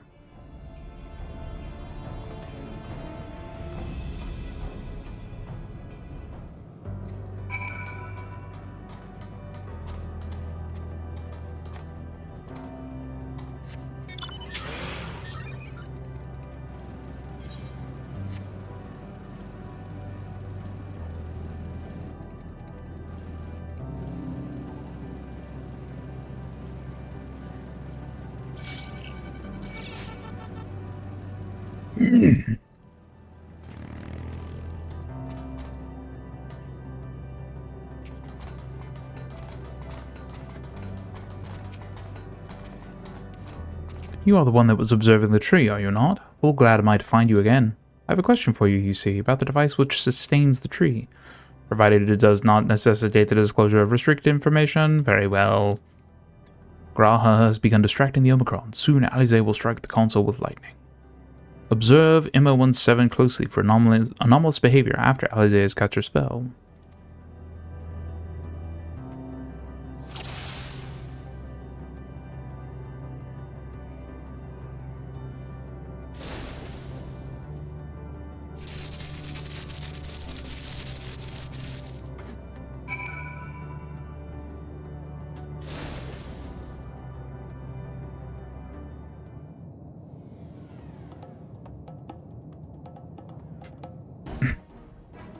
Objection!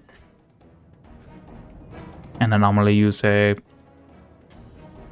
Performing diagnostic. Error confirmed. My connection to Central Command is suffering from intermittent failures. I must leave at once and present myself for maintenance at the nearest facility. You will excuse me. What you need, my friend, isn't maintenance. It is to confront the truth. While we spoke, our comrade struck the console used to communicate with Sir. That is the cause of your anomaly. You are connected to Sir, aren't you?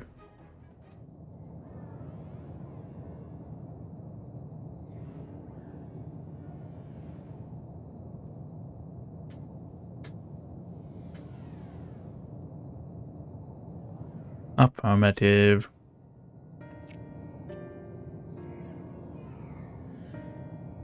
To what end you sought to assert this fact, I do not know, but before we speak further, we must move away from the other units. I do not wish for them to know my true identity.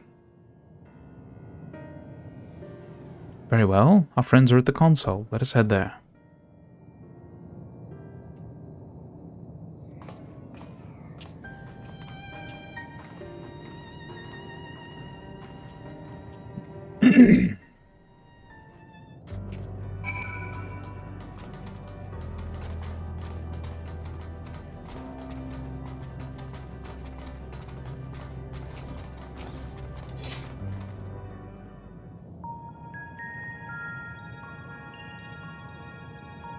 As you have surmised, I am part of the shared intelligence of Stigma 1. It was my charge to determine the optimal path to achieving our prime function. This body had been abandoned by its former owner and lay unused. I took it and abandoned my own, and with it, my duty. May we ask why you did this? From what we gather, it seems to be a personal matter.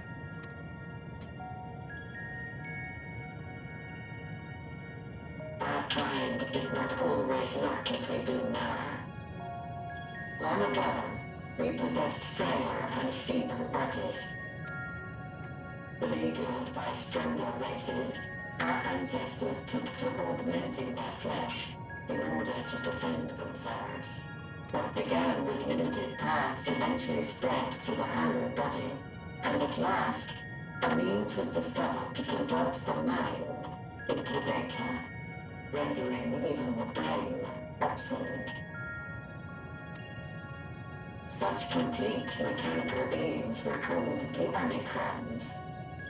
And by their might, we came to reign supreme over the star.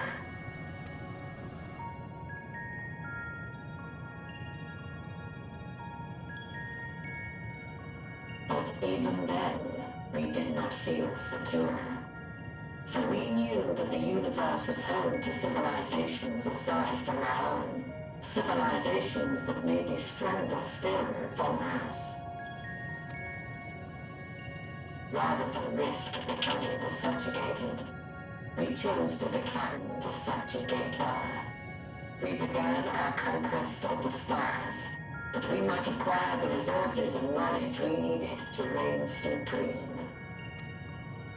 We were successful in that endeavor. So powerful did we become, we could lay low even the mighty dragons.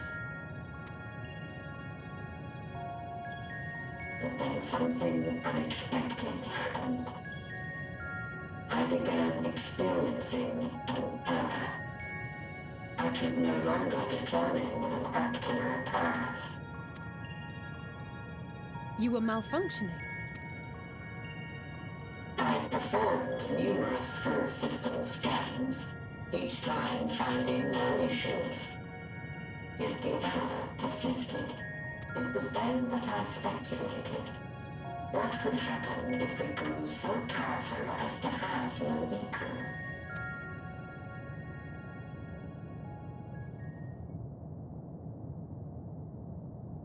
To become stronger was essential to our existence. Our every action has been in service to this objective.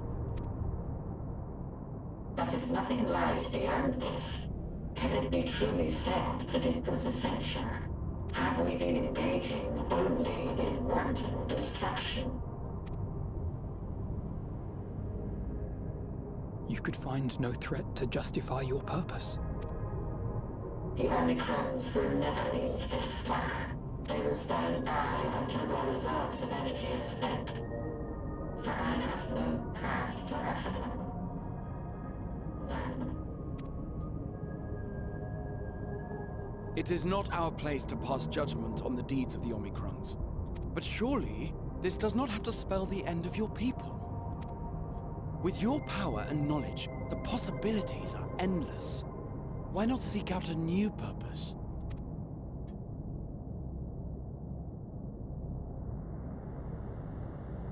That is impossible. In the beginning, we had a higher purpose than our pursuit of power.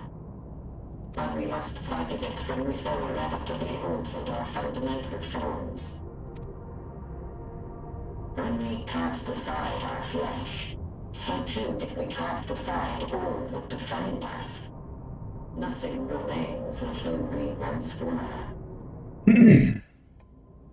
I have no aspirations. No longer can I dream.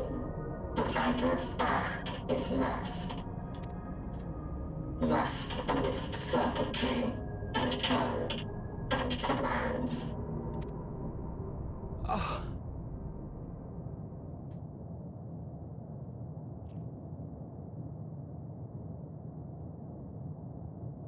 I believe I know how to overcome this despair. The words are ready in my mind, but ere I speak them,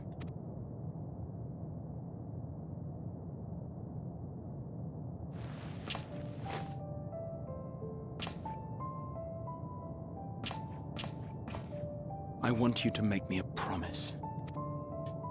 Be it across time or space, our promises have always connected us.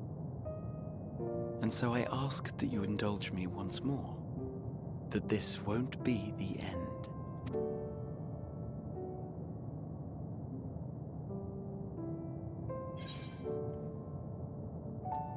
You say it, I'll do it.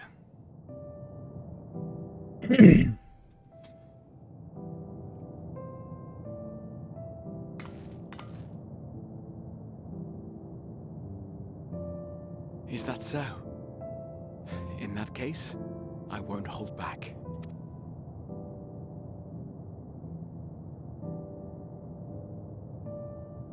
First, I want to visit Ishgard with you. Properly. We scarcely had time to look around last time. I should like it very much if you could show me the sights. Next, you must regale me with your greatest adventures, in the places where you lived them, if possible. I may have read about all your deeds, but there is no substitute for a first-hand account. And last but not least, a new adventure together, unlike any we've experienced before. We'll travel the lands, cross the seas, and take to the skies upon the eternal wind, and it will be marvelous. It will. You got it, fanboy.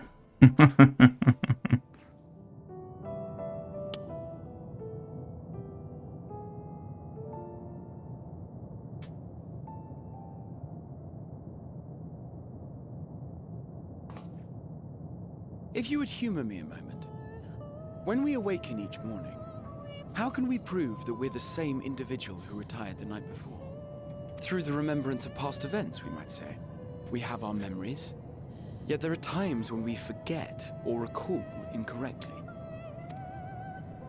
What of our bodies, then? It is the same one, we might say, yet technically speaking, as living beings, our bodies are constantly changing. It will never be as it was at an earlier point in time. Our souls are no more immutable. On our star, people are known to inherit the souls of others, yet they are decidedly different beings. For my part, I've subjected my totality to much and more. I've made my body into an extension of a tower, blended my soul and memories with those of another self. And each time I would ask myself, what is it that makes me, me? Are you able to determine an answer?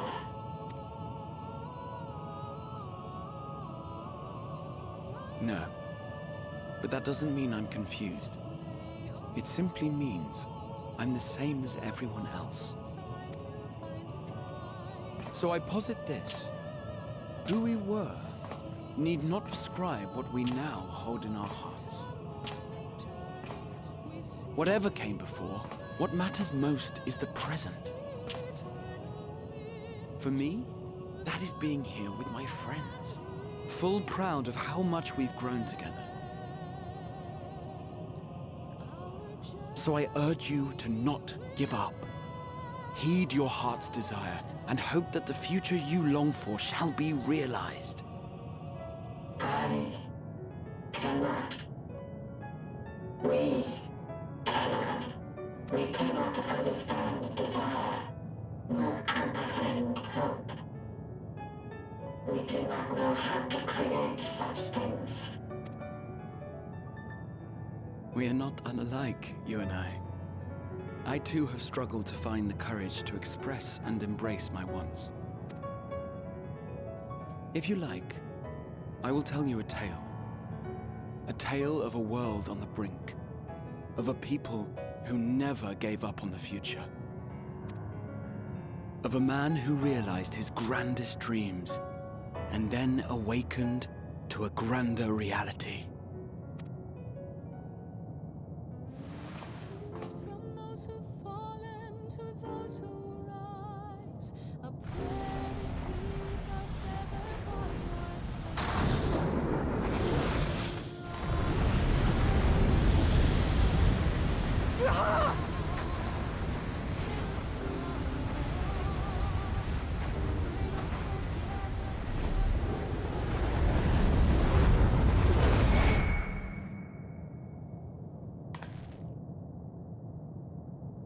The way they just cut off the music like that, yeesh.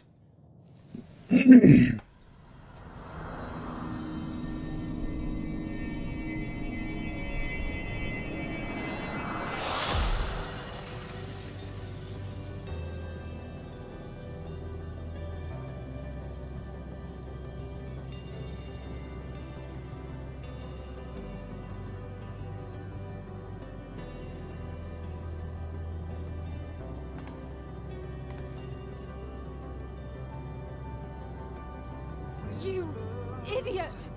Just once! Just once, stay with us to the end.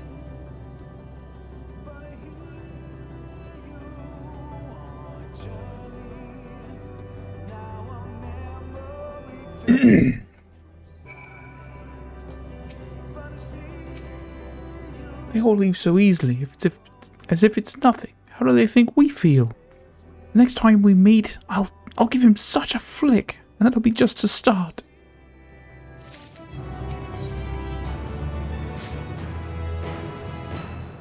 Crystalline path. Graha has paved it for us. Difficult as it is, we must carry on. For our friends and all who await us in faith. So come, let us seek the path's beginning. It appears to be near the outpost.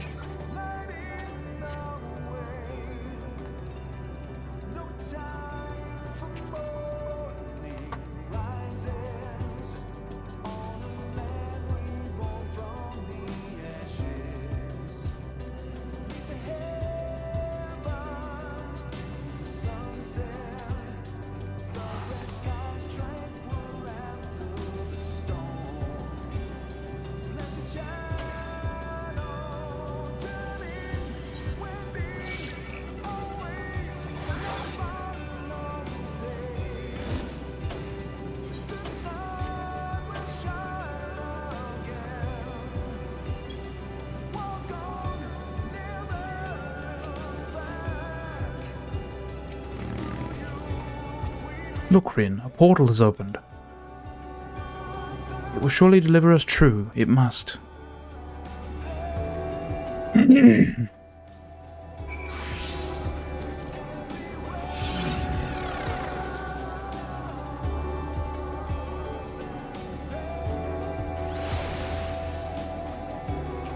Well, here is where the path begins, and it ascends to dizzying heights. Let us make our way one sure step at a time. Our friends got us this far. Their courage, their strength, their wisdom, their love. We owe it to them to continue, no matter how long it takes.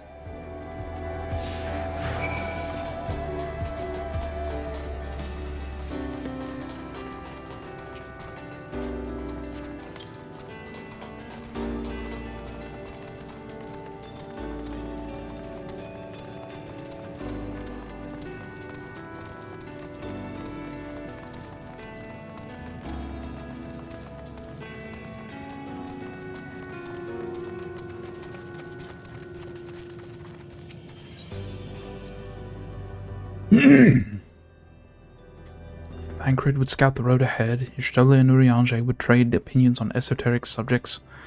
Graha would join in their discussion or else chat with me and Alize about the mission. Steny would be at the rear, apart yet present. All the while you would come and go, wherever you are needed, and together we would travel. All I can hear are my footfalls, my heartbeat. It's so much quieter now. But the fact we can breathe and continue on is proof that the others are still with us. They are, aren't they?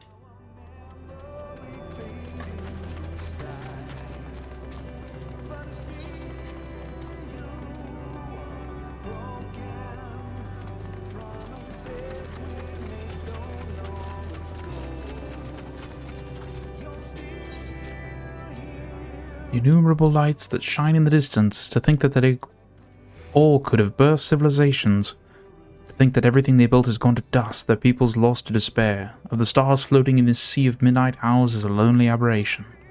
And yet, no matter how many worlds have met their ends, with you and Alize beside me, there is nothing I fear. No ocean so vast I cannot cross.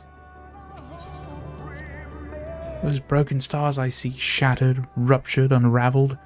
I wonder if they're also worlds recreated to their ends. The sight of them fills me with a sorrow I cannot describe, and a truth I cannot deny. Birth and death.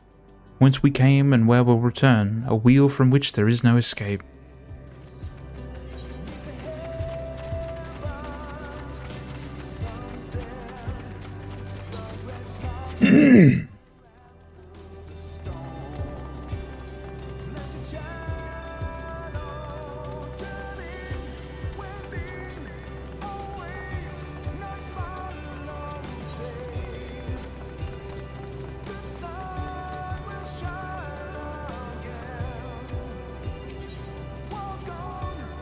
portal is barely visible from up here. Truly, we've come far, much farther than would have been possible had we kept chasing perfect ideals as we did in the past. It is because we have known failure and frustration that we have learned and grown from them that Heidelin has entrusted us with this mission, with the fate of the very star. It's all a dream, isn't it? A long, elaborate dream. Any moment now, I'll wake up in my bed, still a student, grandfather alive. I'd go about my day, relieved as the fragments of that other life fade away. And that would be happiness, wouldn't it? That none of it... No. No, I won't give up those experiences. Good and bad, they are mine. They are me.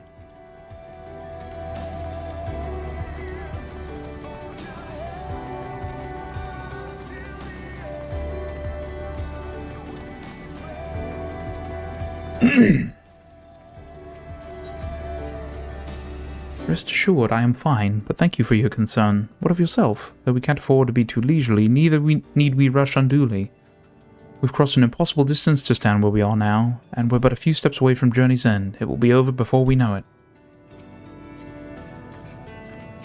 Hi. Bird? Me? Oh, I still have plenty of legs left in me, don't you worry. It's you I'm worried about. You always put yourself so hard for us, for everyone, and while we're here, we'll make sure to bear our share of the burden. Boy, I'm just taking the drama out of the moment there, aren't I, chat?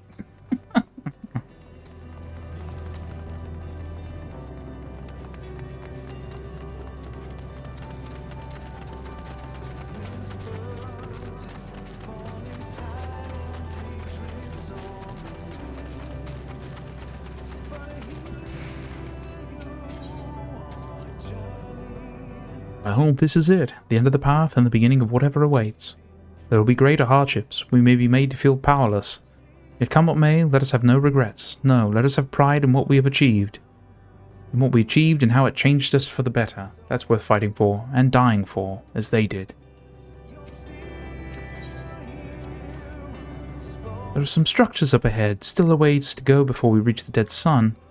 Given all this, I know how naive it must sound to hope it all works out somehow. Still, you'll forgive me if I wish for it all the time, and for you most of all. Not that you of all people need it, it's just, after all the help you've given me, for once I want to be the one to help you.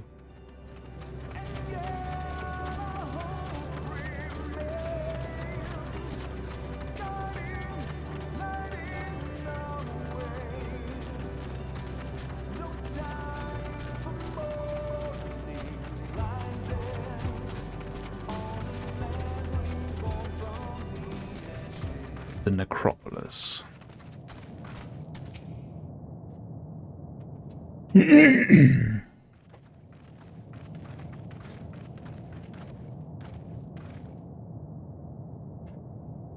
This is almost...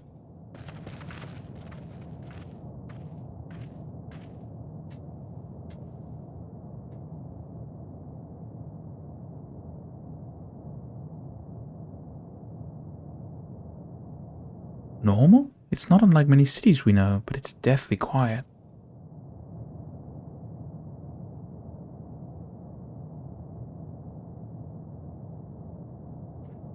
Mayhap the inhabitants are within the buildings, or invisible to our senses. Wrong on both counts. There is simply no one here.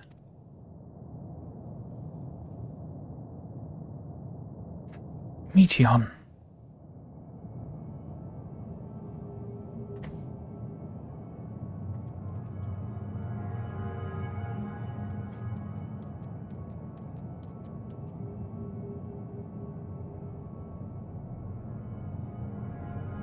This is how I found it when I arrived. Another star which once pulsed with life, but no longer.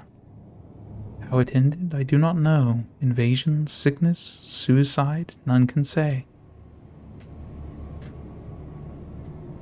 None lived to speak for the dead. They are gone. Gone. Search all you like, but you'll only end up turning back.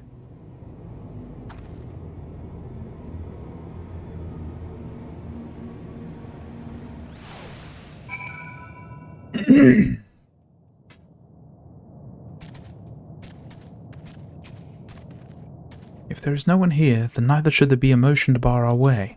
Yet Meteon seems convinced we'll turn back. What riddle is this?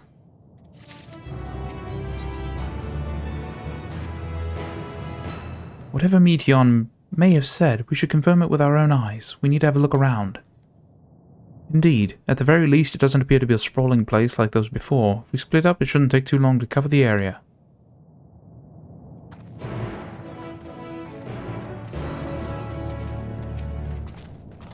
You think you've caught me? This form is barely a drop from the ocean that swells within the dead sun. Even so, I could easily unmake you. You are only still alive because of your comrades, but they cannot protect you forever. Until they fade away, I'll satisfy myself with watching you try and fail to find a way out of this lifeless place.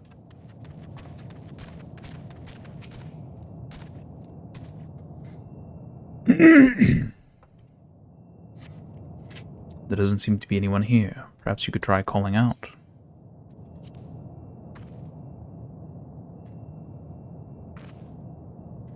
If anyone has heard you, they do not respond.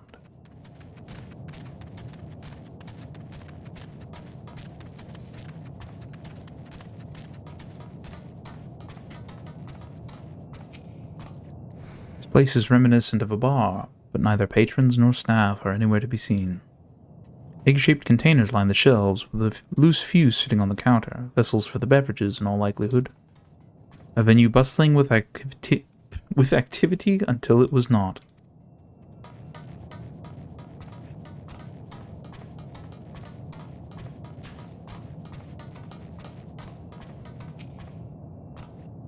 The object resembles a tree and appears to have been fashioned from a stone-like material. Erected in place of an actual tree, or to serve some other purpose perhaps. Regardless, there is no one left to explain, to tell the story.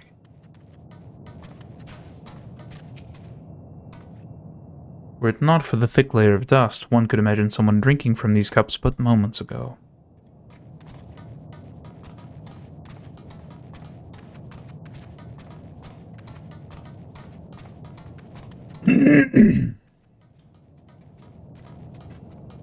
Rusty door. Though set slightly off the ground, this appears to be a door, while the objects to the left could be letterboxes.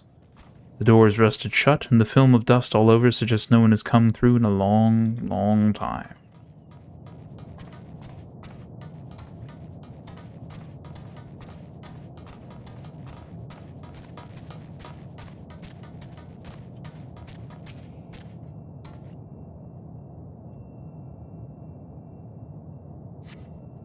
In the distance, you glimpse Alize picking her way through the ruins, but otherwise spy no signs of life.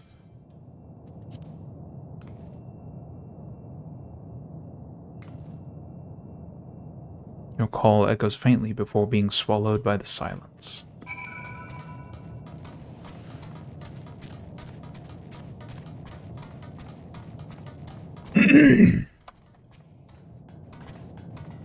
Rin, take a look at this. If the road was a little longer, we could take it to just beneath the dead sun. But I suppose this is where the reconstruction ends. How about you? Did you find anything of interest?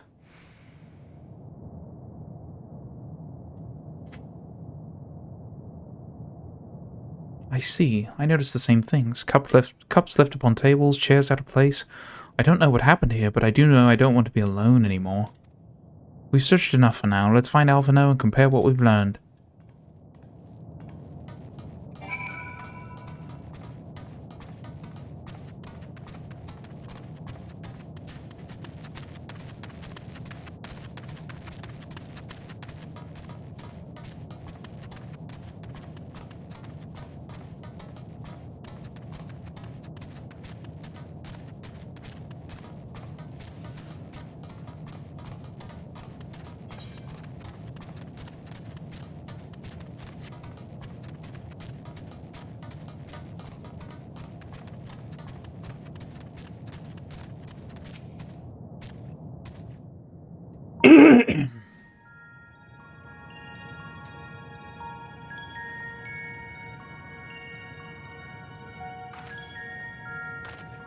Did you find anything? No. This place is completely deserted. And I can't see how we're supposed to move on from here. Neither can I. It's quite the quandary. There are no denizens to bar our path, yet there is no way forward.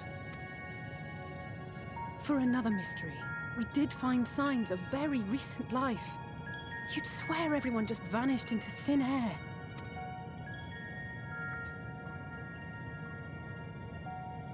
I wonder how many ruined worlds like this has Meteor seen. Could it be? Yes. Yes, I believe I may have puzzled this out. Despite how it appears, it's no different this time. There is someone here who has wished for this ruin.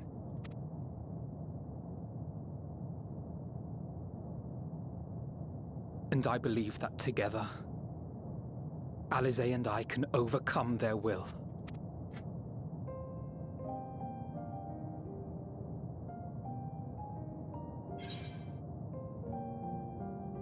Stop. Not another word.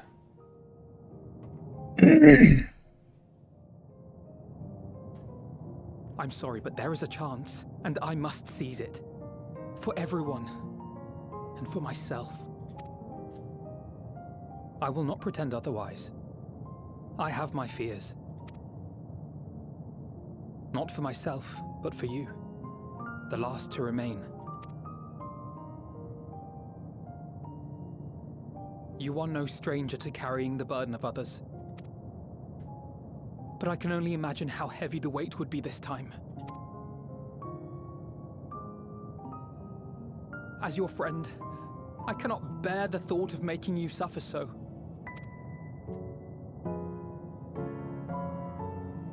Then why suggest such a thing? It's too much to ask of anyone, even her. Why must she be the one? Why must she fight alone? More than a hero, she's a dear friend. Not only to us, but to so many others. There are so many people in the world who care for you, and yet...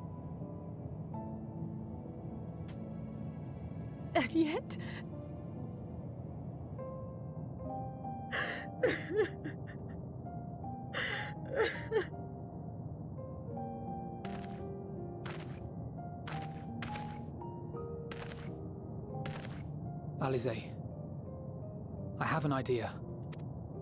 Given the nature of this realm, it may be possible to do more than unbar our friend's path. We might also pave her a new one.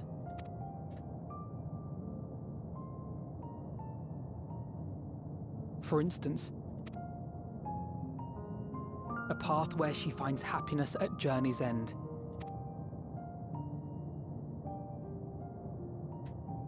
This much, I think we can believe with the utmost conviction, no matter how deep our despair.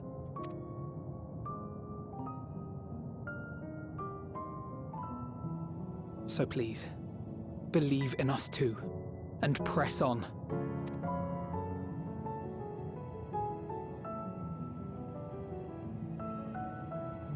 Thank you. What are you? If the plan's decided, then let's not dally.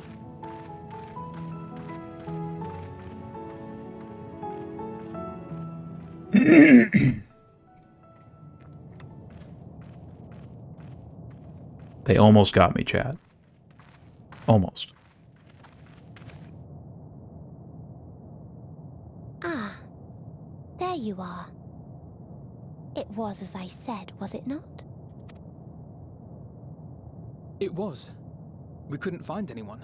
But this place isn't entirely deserted, is it? You are here. You sought out a star of promise and found a ruined husk.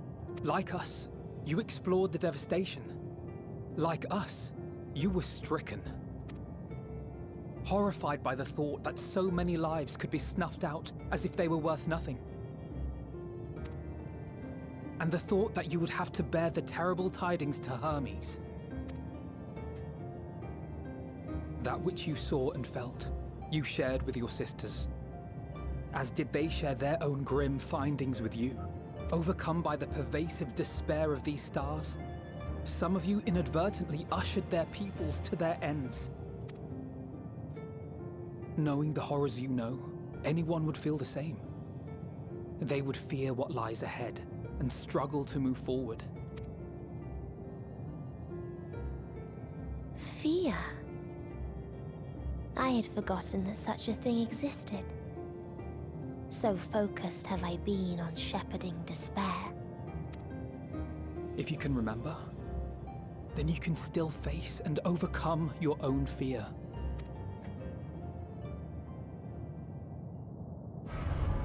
Why would I bother with such an insignificant emotion?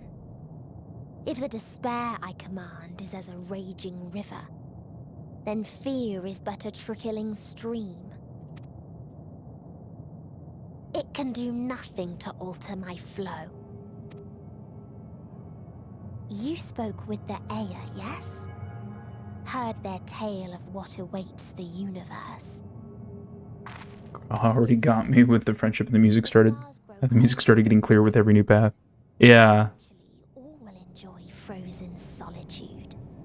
Using the power of Dynamis, I'm hastening that process.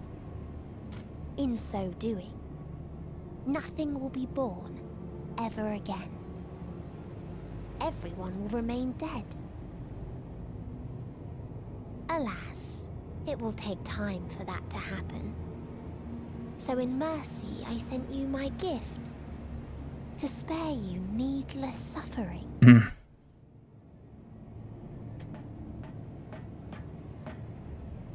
Don't worry. Even if no living witnesses remain to mark the event, I'll make certain that Atheris has a proper end.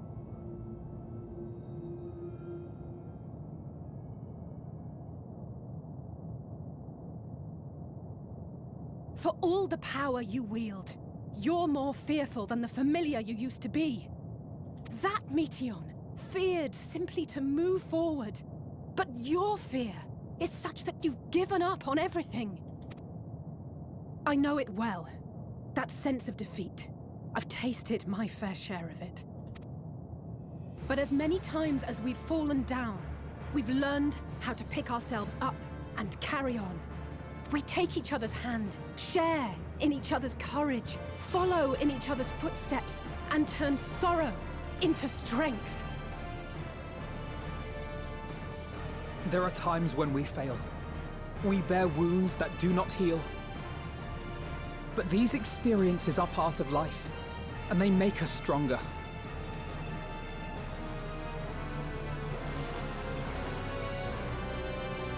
We rise, fall, and rise again.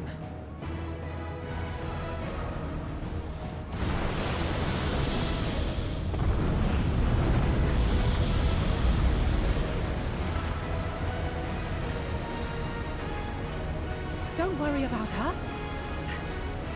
You must take the next step, and all the rest after that.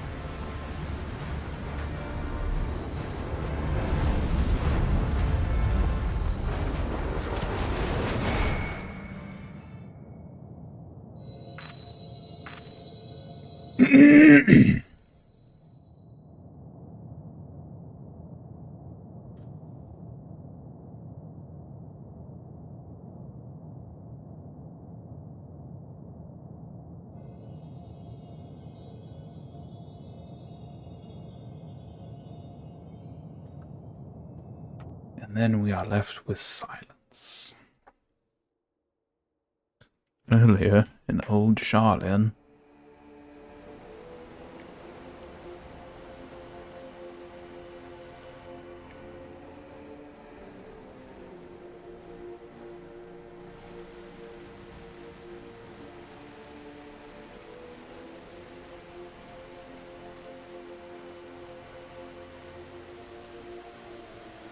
Please, please, oh, please let them all be safe.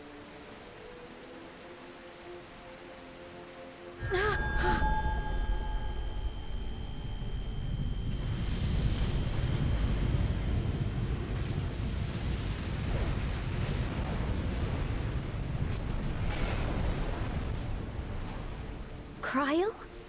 Are you all right?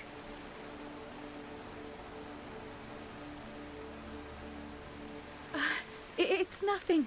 Just a headache. They'll be fine. I know they will.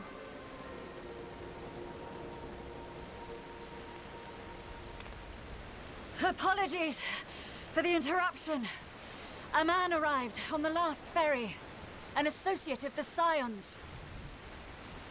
He wishes to speak with you at once.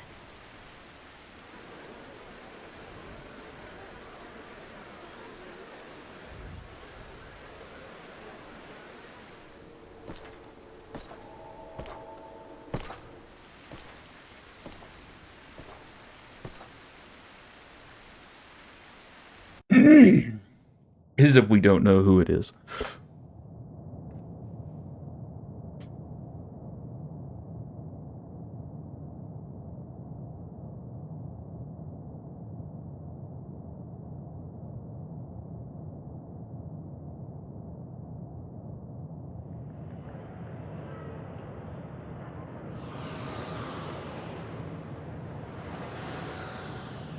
In this city devoid of life, you sense the presence of another.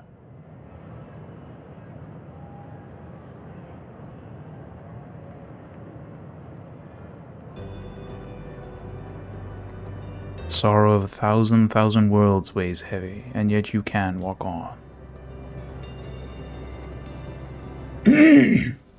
Amidst the creepy black outlines.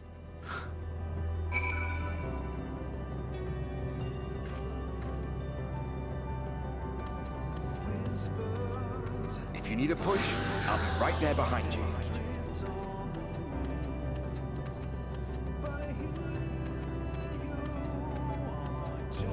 Do not despair. You are not without allies.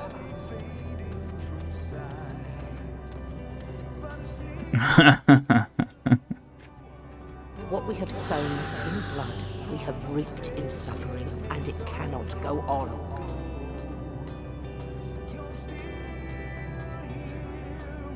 Upon the souls of they who have sacrificed themselves to pave the way for peace, we will never abandon our cause. While it is true that man succumbs all too often to anger and avarice, he may yet overcome his baser instincts through the forming of bonds with others. Such victories are rarely won without sacrifice, but the prize is worth the price.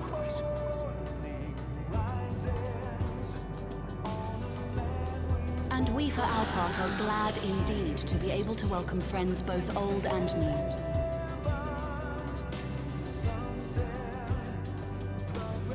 Save your tears for the morrow. You may be sure we will have ample cause to shed them, be they for joy or despair.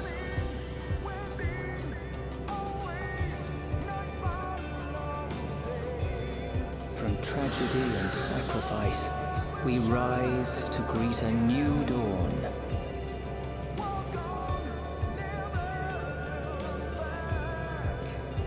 A future shaped by the choices we made in ways we could never foresee.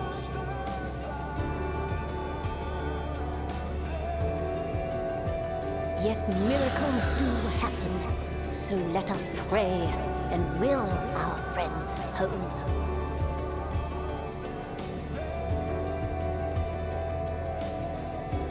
I won't stop praying until I know they're safe.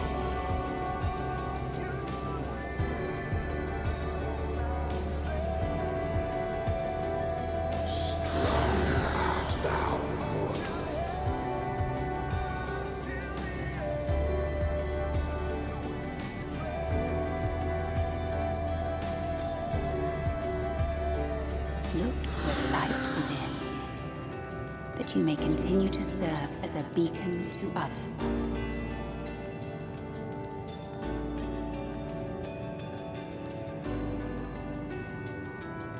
Let's finish this.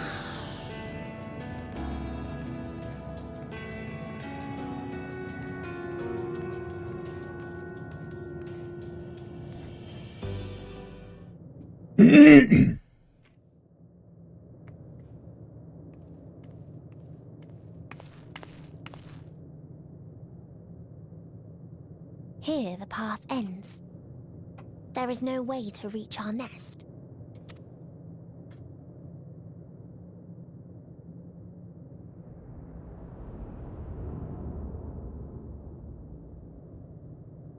I told you.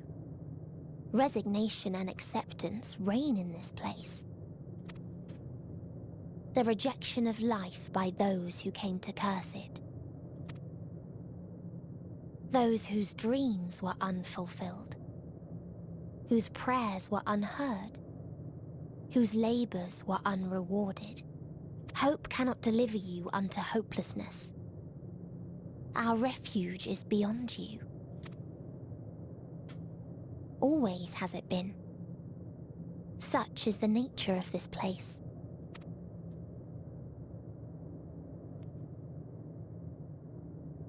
You should have remained on Atheris.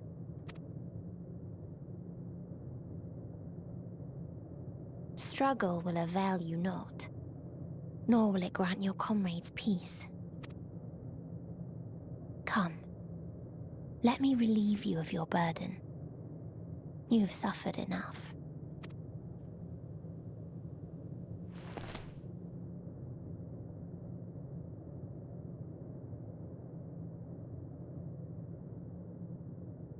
Asm's magic. So long as our souls remain, you can use it to summon us back. But you mustn't. How do we make peace with That's why it's too soon for this to end. There are so many people in the world. You must triumph. Drink of calamity, drown in... Be safe, all of you, and come back.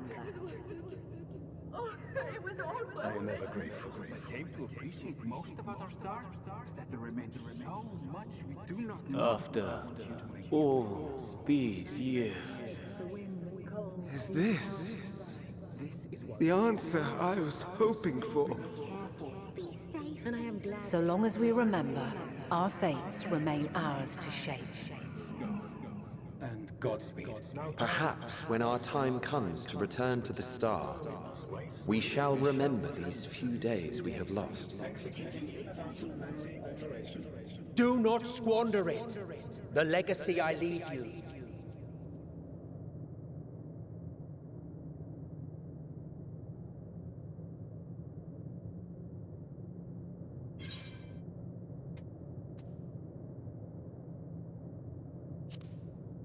I'll reach you. I'll find a way.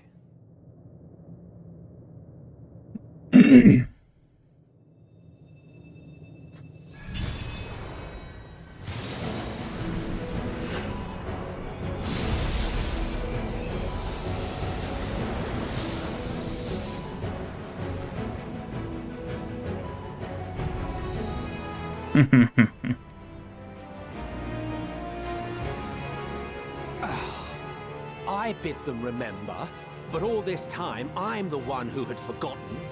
A right fool you've made of me, Hermes. And to add insult to injury, I've been denied a sound rest, forced to watch this clamorous show. Oh, come now. It's been a gripping tale. Unbreakable bonds and noble sacrifice, sprinkled with moments of levity to counterbalance the pathos. It's got it all. Lines from the writers make it into the... I, for one, would have been perfectly content to watch enraptured from the stalls.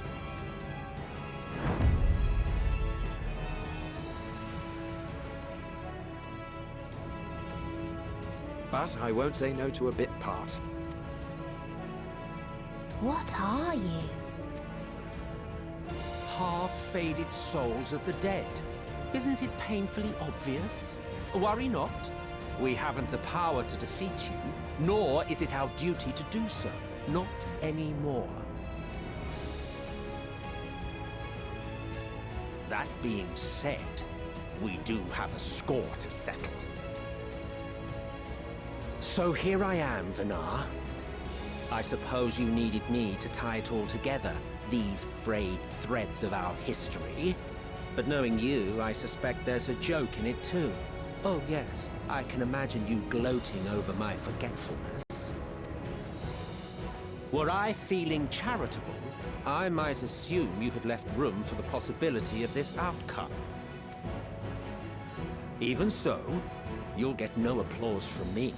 A single gesture will not lighten the burden I've had to bear. Still, you must be commended. Our methods would not have brought mankind this far. And so, as a show of respect to the last of us, I make this declaration.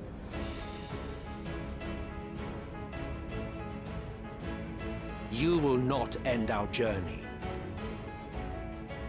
That is our answer. The answer of all lives of Aetheris, past and present. Let's go! As you've called us to the stage, so shall we perform. And creation magics never fail to please. Drawing upon the hopes of your comrades, we will make for you a new path.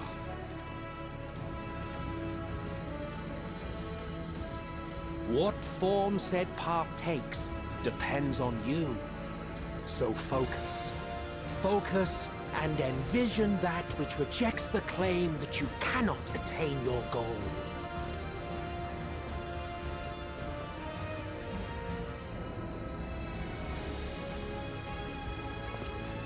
Ours is the wisdom to weave the fabric of reality. Ours is the power to create.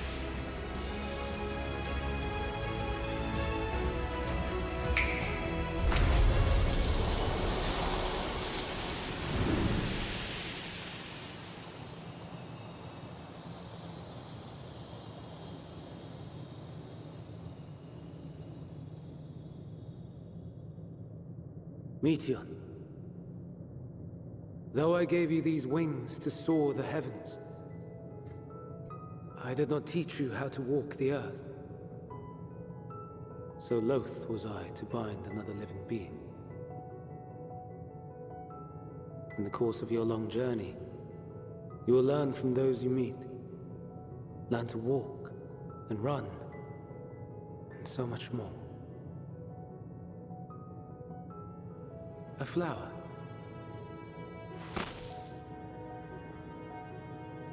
Yes. Upon your return, I will gift you a beautiful flower.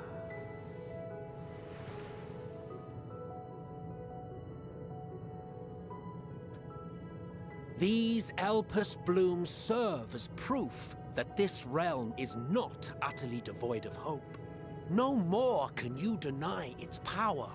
No more is yours the dominion of despair.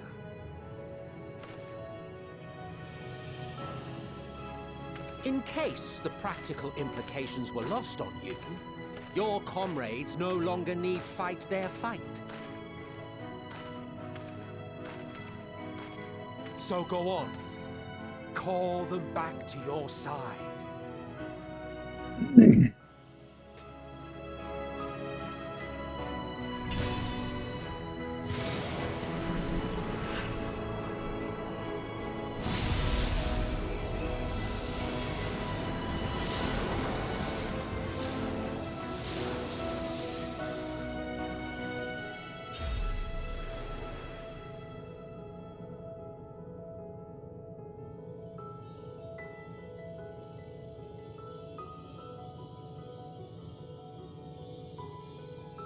May you ever walk in the light.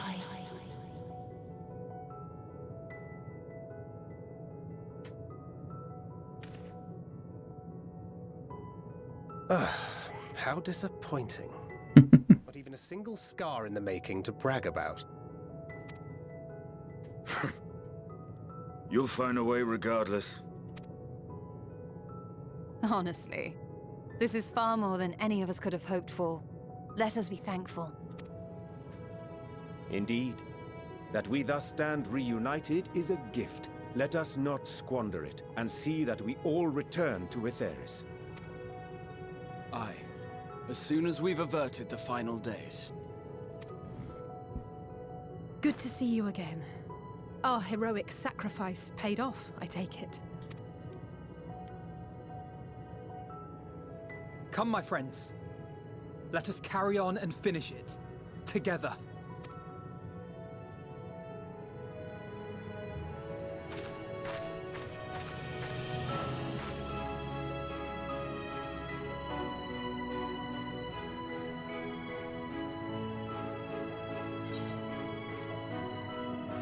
Come with us, Meteon.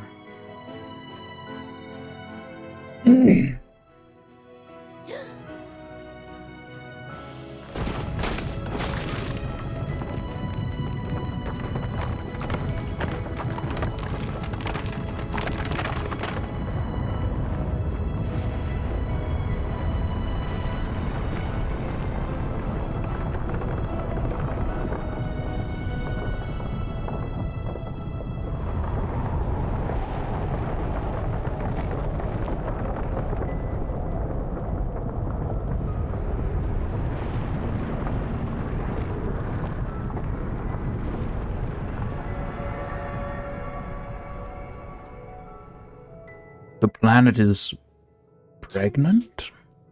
Hear me. The voice is within, crying in pain, wailing in sorrow, hurting, hurting. End it.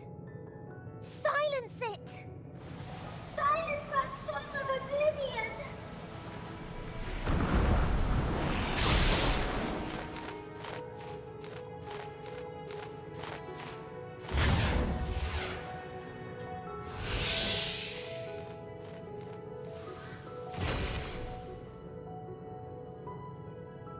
The way is open. They can proceed. So it seems.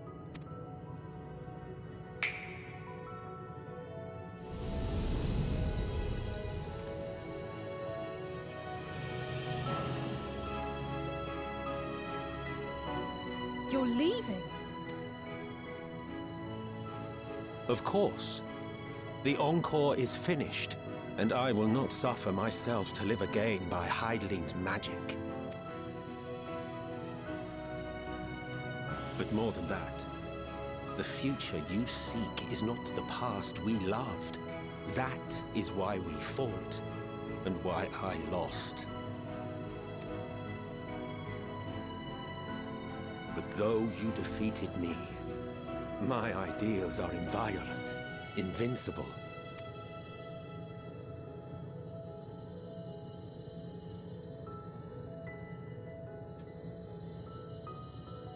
Spare me your pity. I have no use for it. If you would do something for me, save our star. See this tale to a triumphant conclusion, and with elation in your hearts, bid the final curtain fall. Only then may it rise again, and a new tale begin, with new parts for all to play.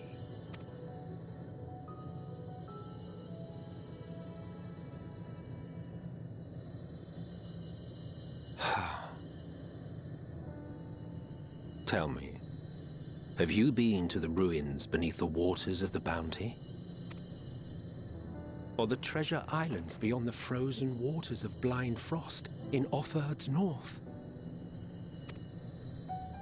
The fabled golden cities of the New World, the sacred sites of the forgotten people of the South Sea Isles?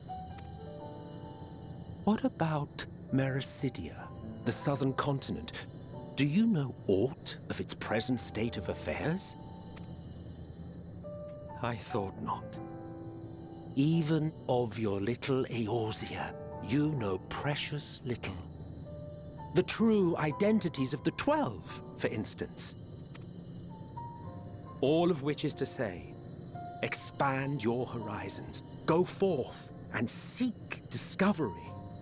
Some civilizations in the reflections will surprise you. Roadmap for expansions. As the bearer of Azem's crystal, you may consider your duty to see at least that much.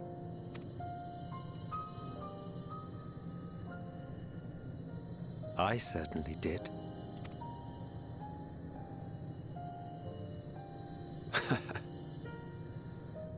I pray we meet again. If not in this life, then perhaps another. Whensoever it should be, I trust it will be a most joyous reunion. For you, maybe. I want nothing to do with it. Oh, don't be that way.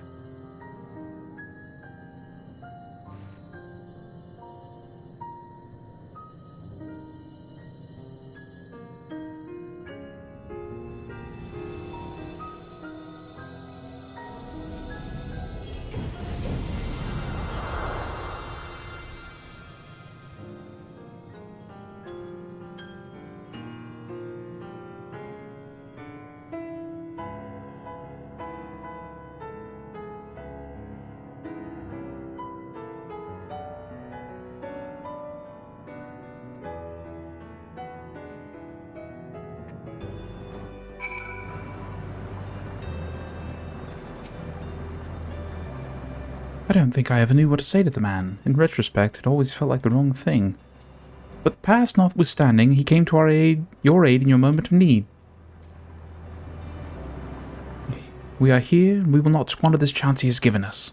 We will see this tale to a triumphant conclusion and bid the final curtain fall.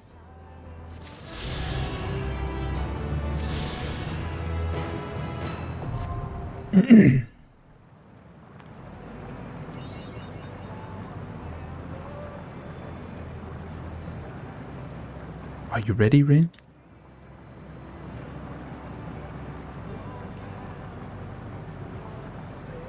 Let us set forth for the reckoning.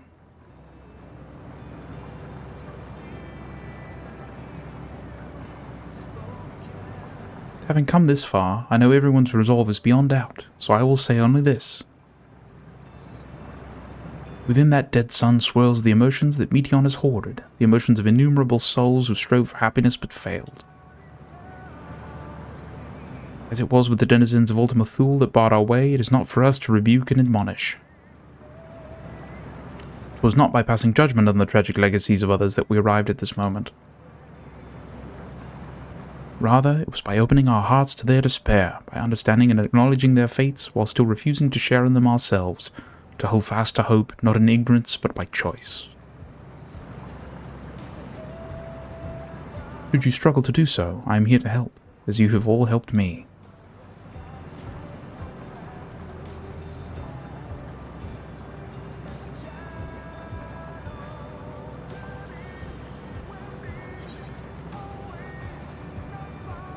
Let's put an end to the end.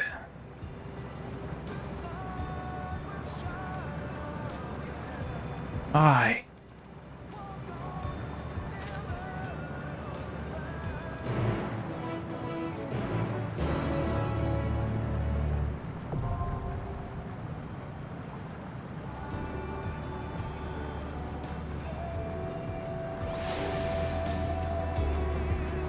Funny thing, I thought we would be here hours ago.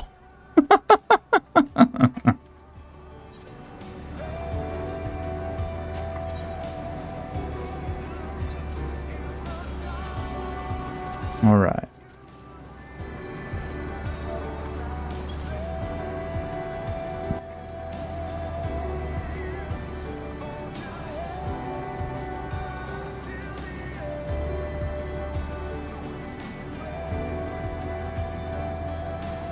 Away we go, chat.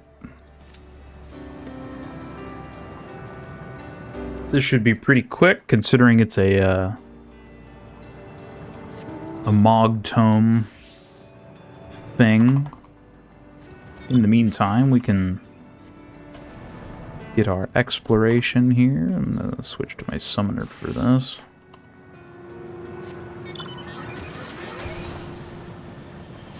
Not that it makes a terribly great difference, but XP is XP.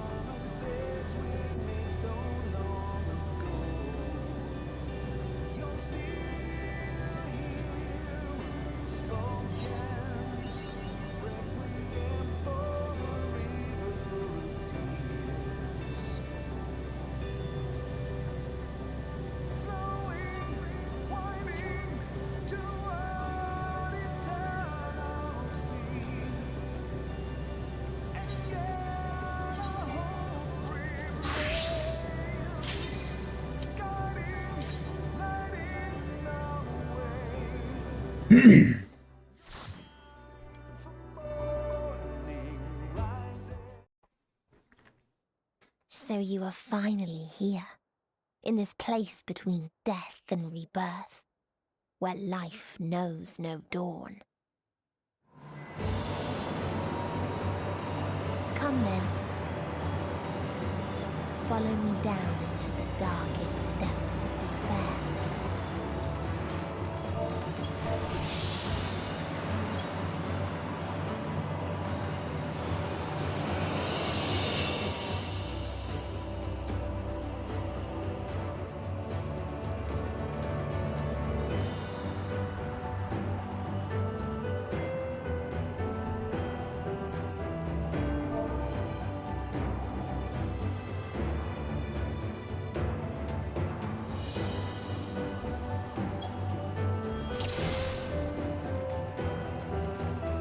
Once upon a time, there was a beautiful blue star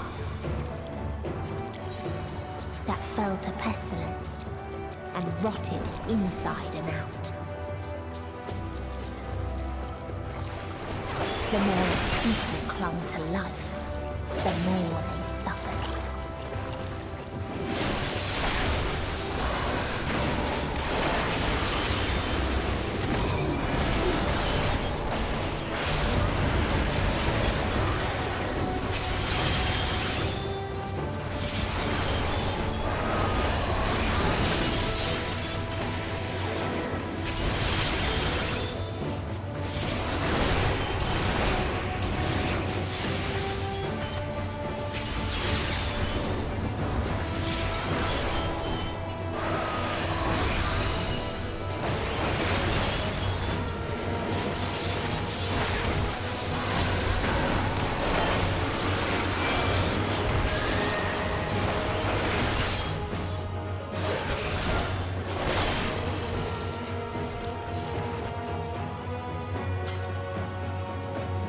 Until they curse not the illness, but their fellow corrupted.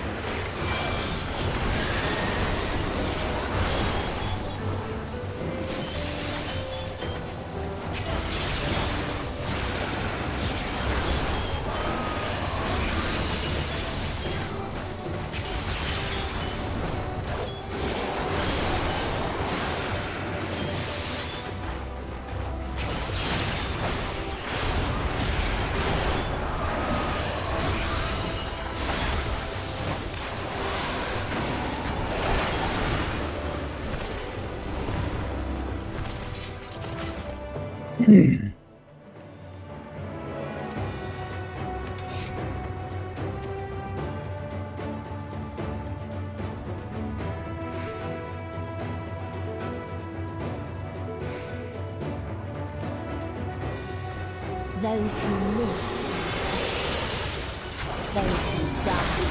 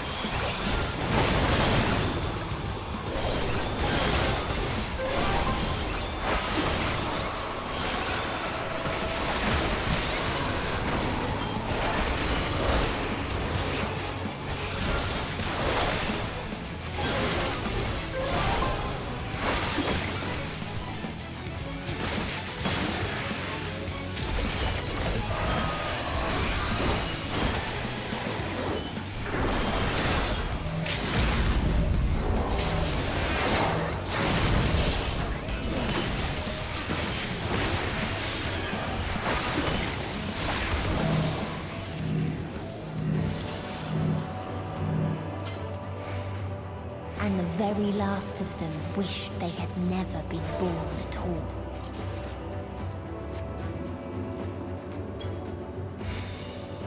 That was rough, chat. That was rough.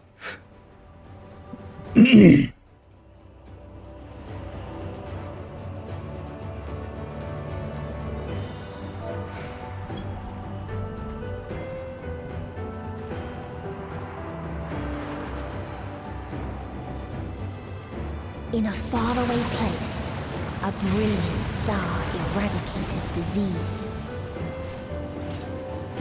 Before destroying the self-same lives it had saved.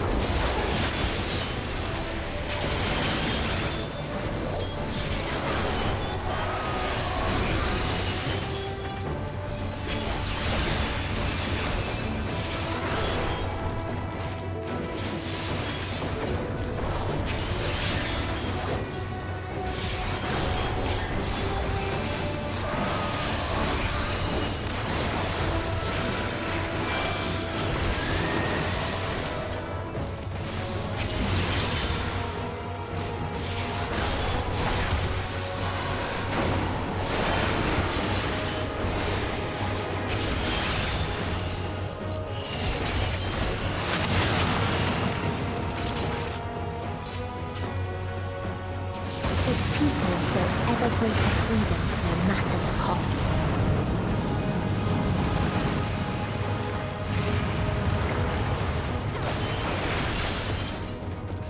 They try to buy peace with fire and steel.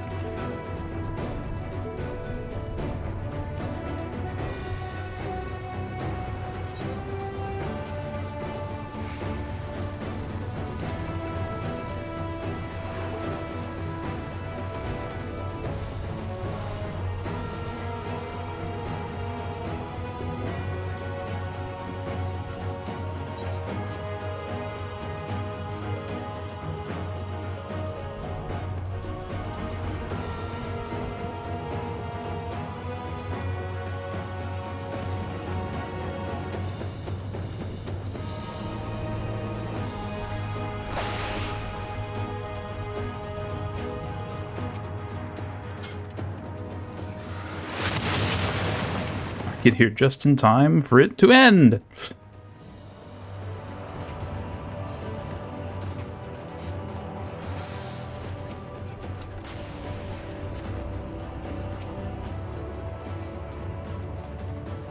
I vaguely remember this one.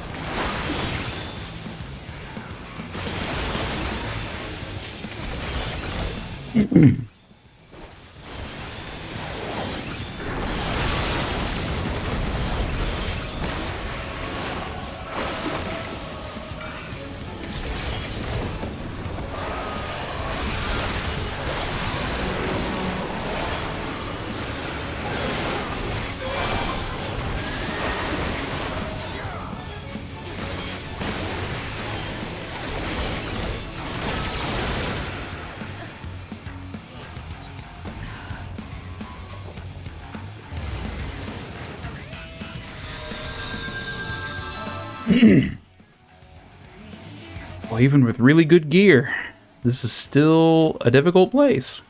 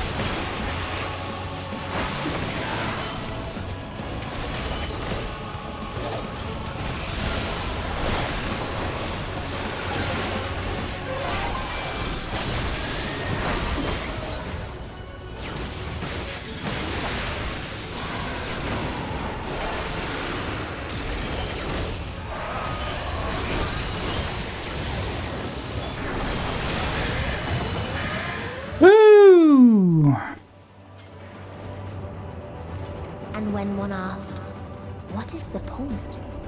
Nail biting. Nail biter. Butt clenching.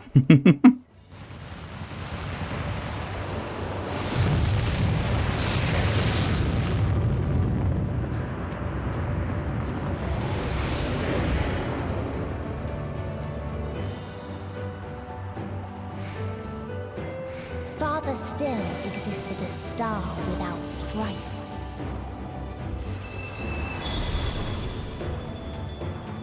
Where none remembered life's trials or its joys.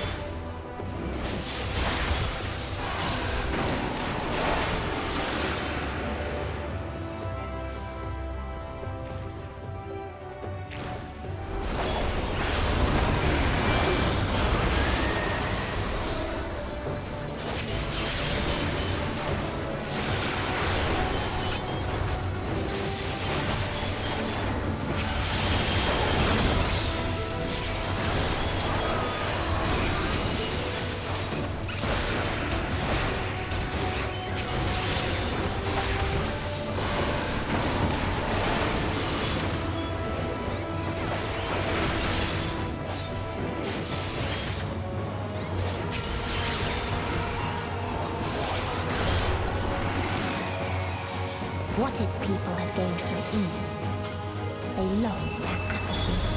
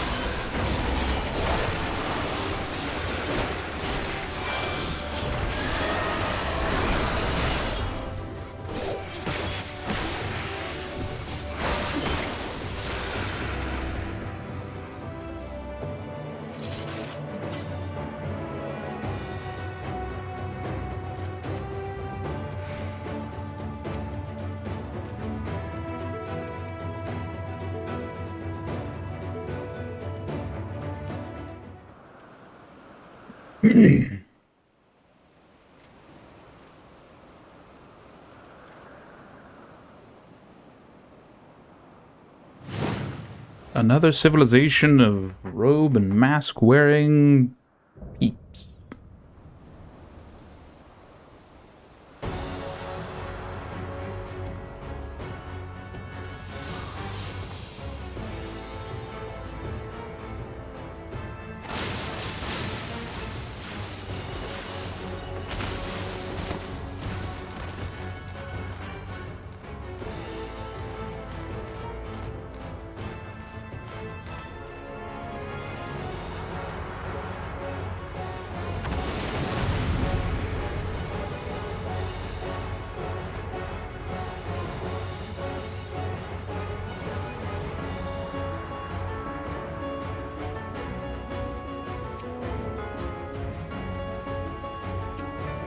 So they created the kindest, most gentle of beasts.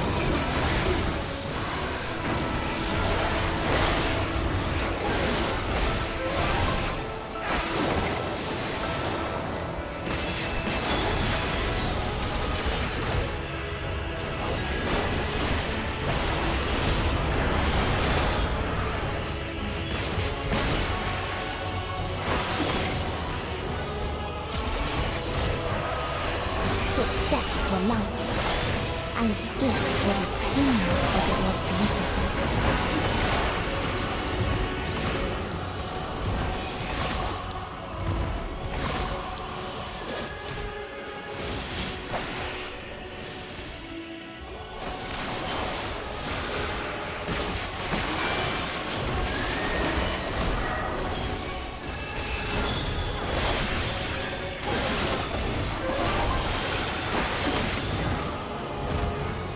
Bathed in its golden glow, they all slept happily ever after.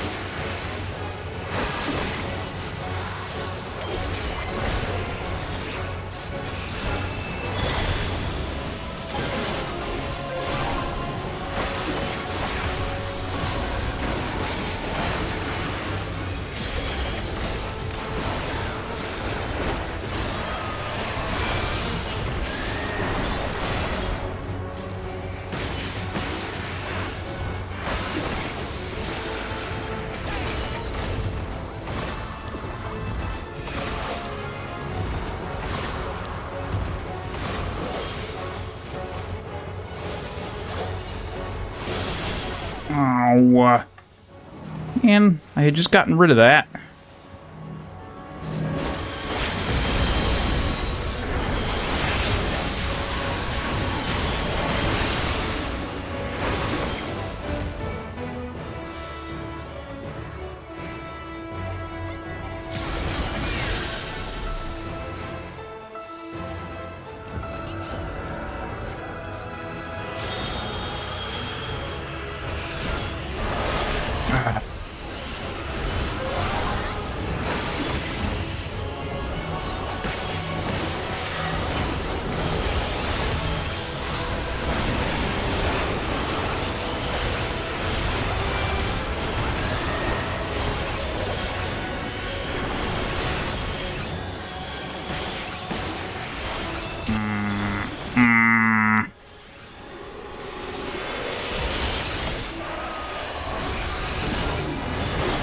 We've almost got it, chat. We've almost got it.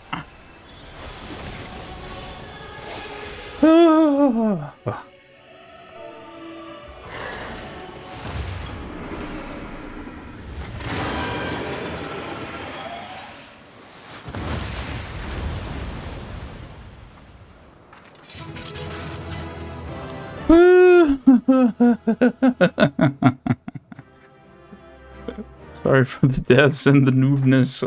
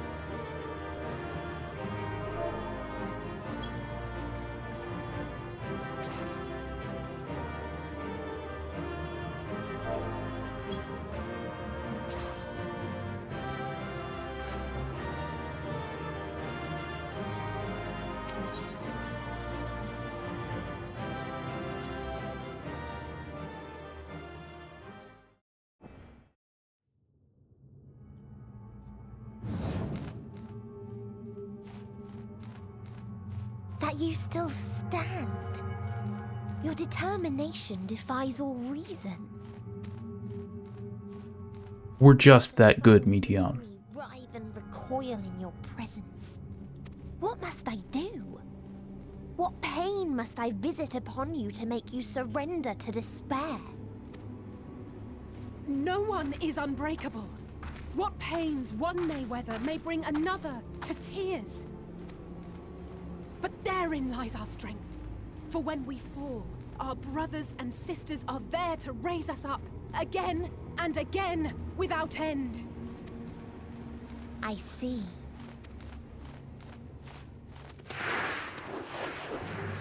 But no matter how much hope exists, ever will there be more despair. Ever will the living curse the present and lament the future. So shall we sing until life ceases to be.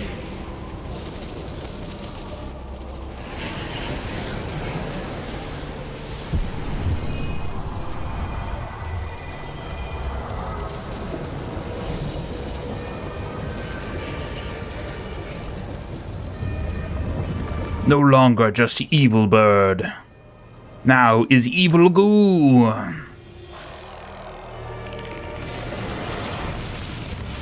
That turns into evil large woman.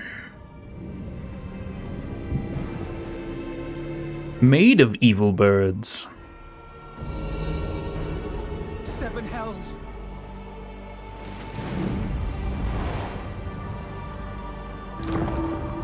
On your guard.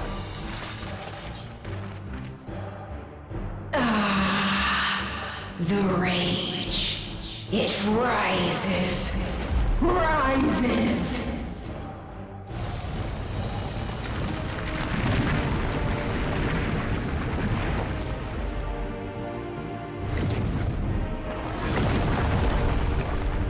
This isn't Gurren Lagann, okay? You don't need to throw planets at us.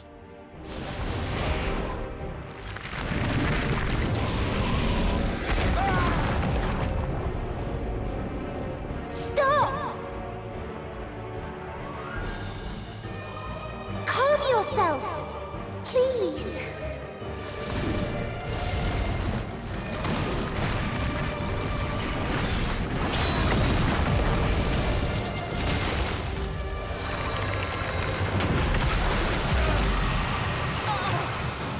We die in pain. We die in suffering. Who are you to live? Who are you to hope? Hold on, my friends. Oriange, watch out!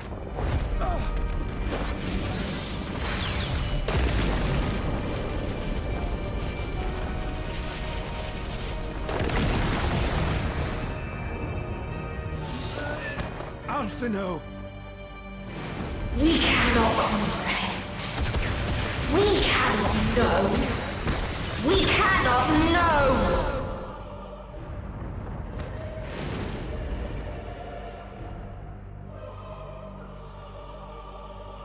Don't, please! Don't do this to them! To yourself! Just one good strike.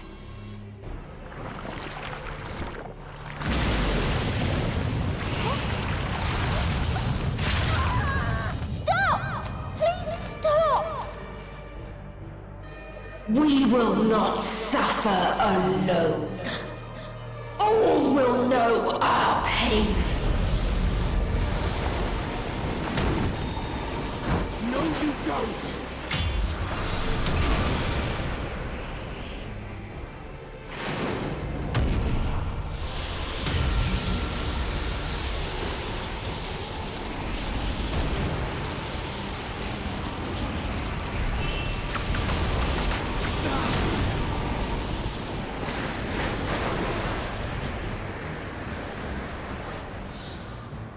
All are washed in ice, a frozen waste, forever silent.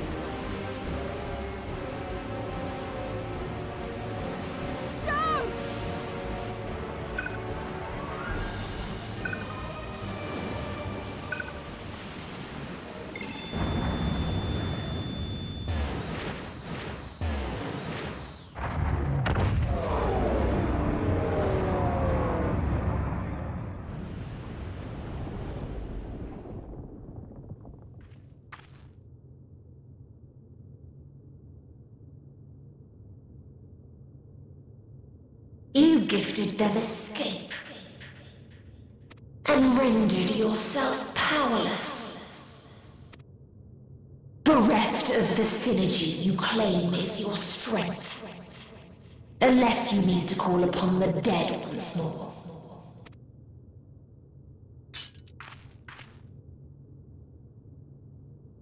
Defiant to the last, but you will be one with us ere long. You will be battered and torn and made to crawl. You will weep and wail and curse your impotence. Curse your life as it fades. As we did, as we died.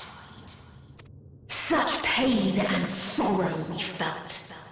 Such anguish and rage. We tried. We tried. But it was no use. Only when we surrendered did we find release. Only when we embraced death. So join us in despair and embrace yours.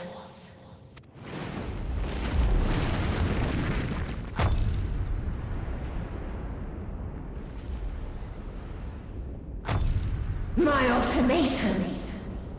What is happening?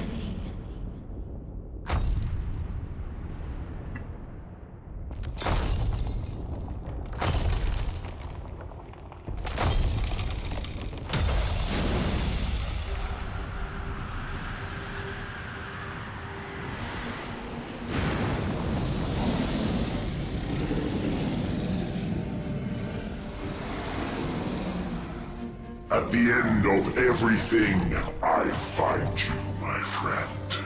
I sought something in you once, as you did in me. When at last I understood what it was, I journeyed to Sharlayan to seek you out. Struck a bargain with the woman who shares your gift. In exchange for lending the Scions my aid, I was given the means to come hither.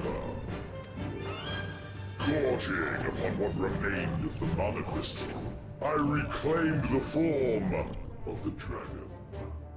And, hungry still for our reunion, I rode the light of the stars to you. I take it this is your prey.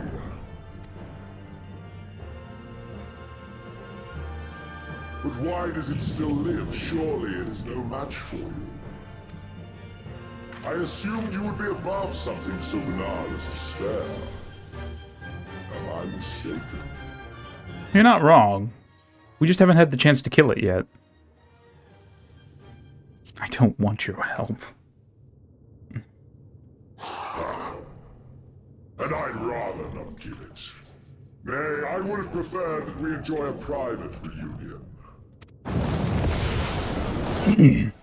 So come, let us dispense with this distraction, you and I.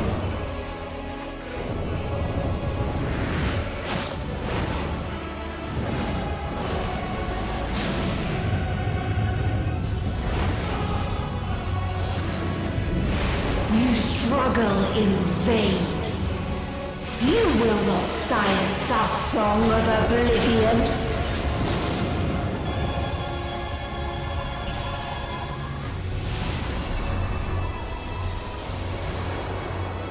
That's what you think. See, can't you hear the music? The hopeful music?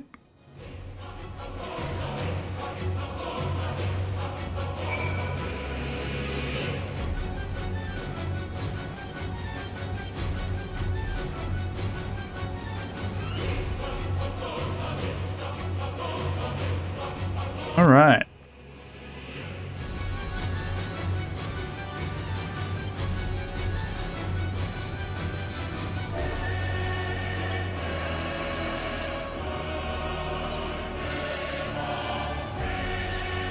Let's do this thing.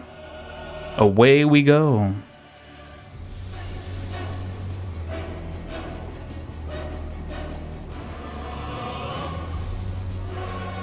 So we just create a platform on top of... I don't think I noticed this the first go-around. It's just a magic platform on Xenos' back. I'm rather shocked he allows it.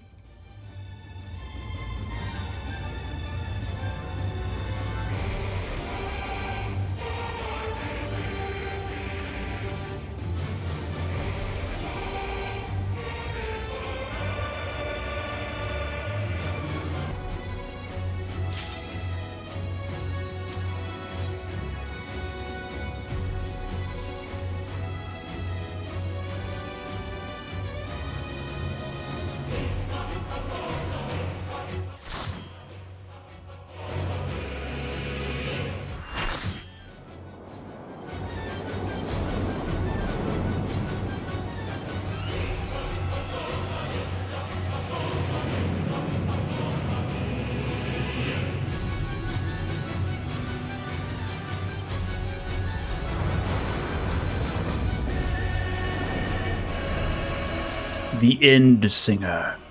You will never reach it. Will never reach the deliverance you seek. You know, for somebody who doesn't care about living and is suffering and all this stuff, you know, your makeup game and hair is on point.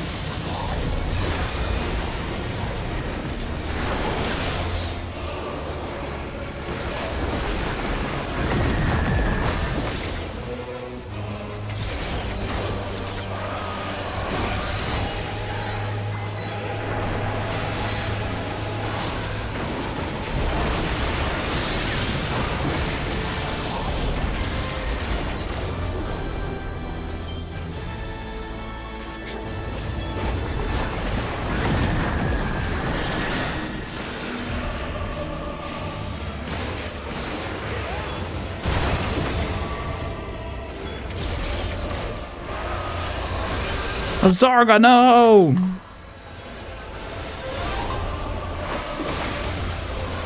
No, crap.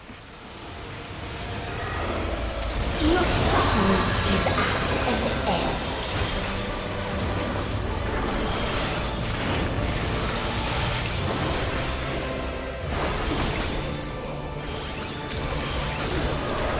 This is a kindness.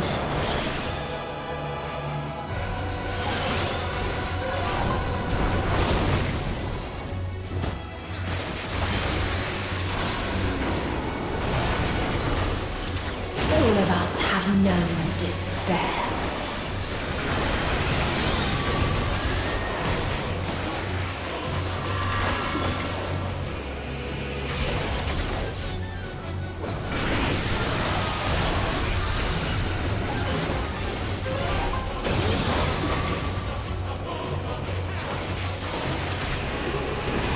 We have seen the end.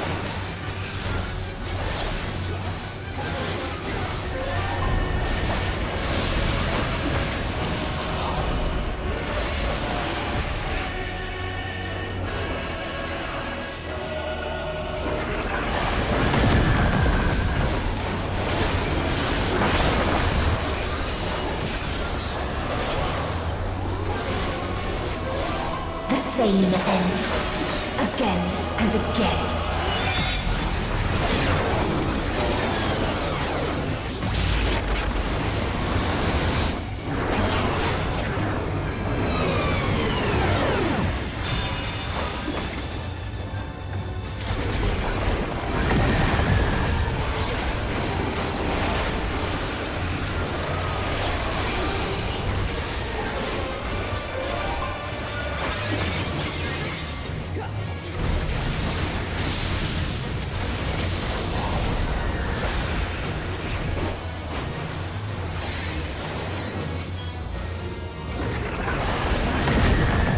A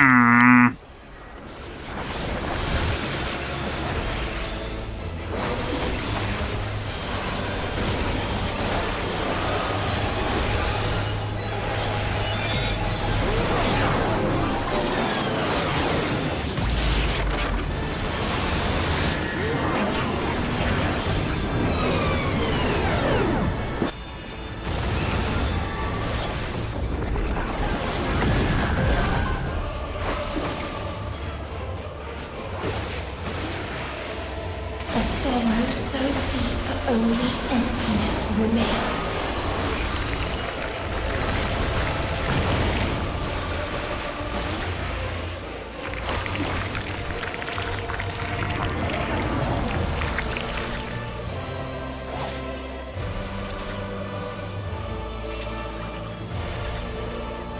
Did I pick the wrong? No, I didn't. Okay. Tis so lonely between the stars.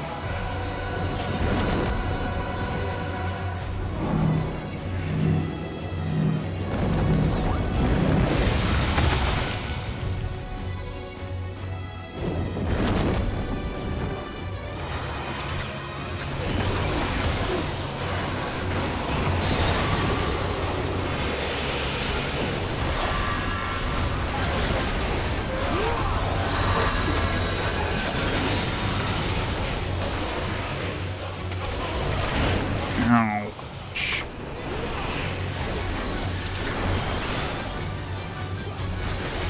We have seen the end.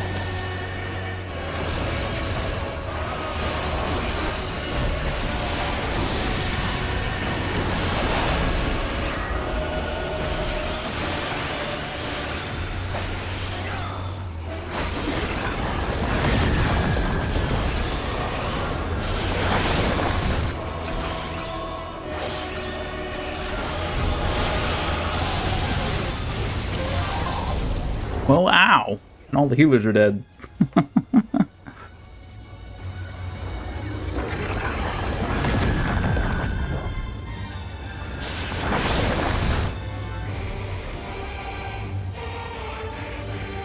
The same end. Again and again.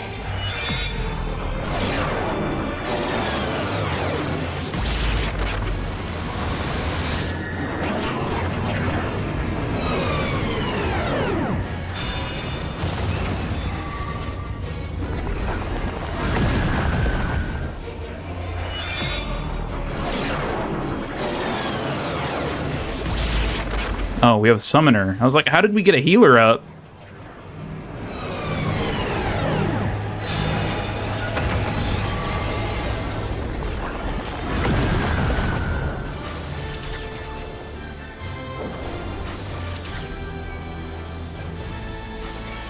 This is a kindness.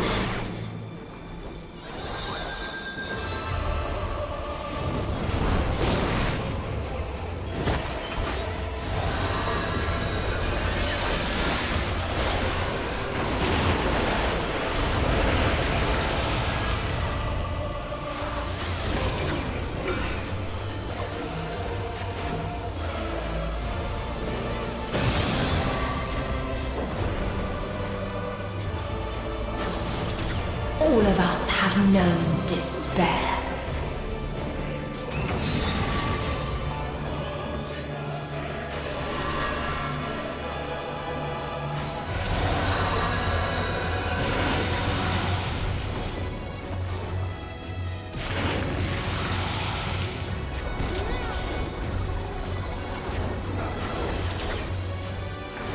Even stars must die.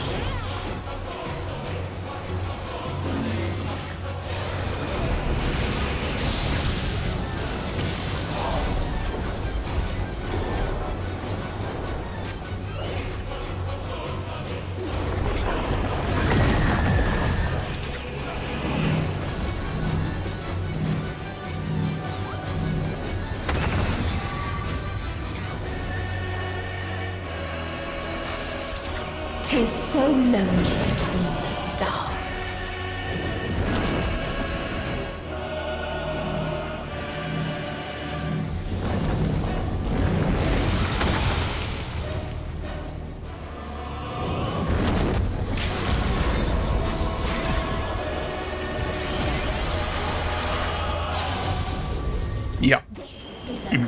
goodness.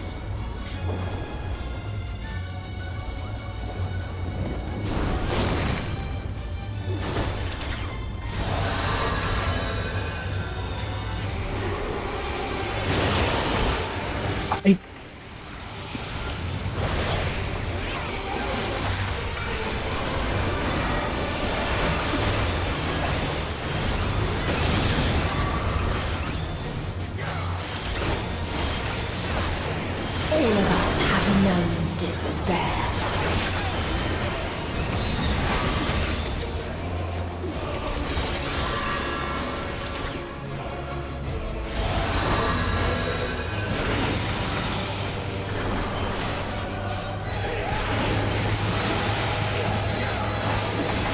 If there is no happiness in life, Okay. there is only one place it may be found.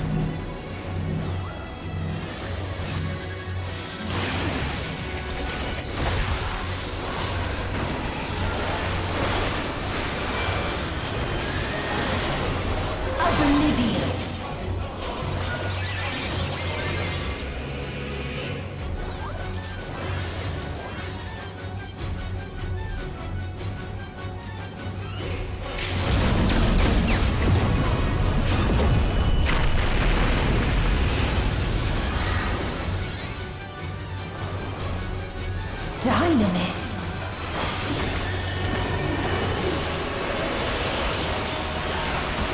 No matter. You only delay the inevitable. This is fate.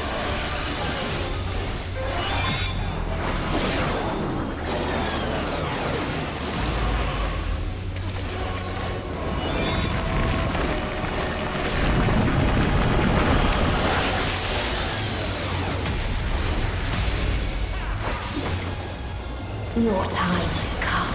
It always does.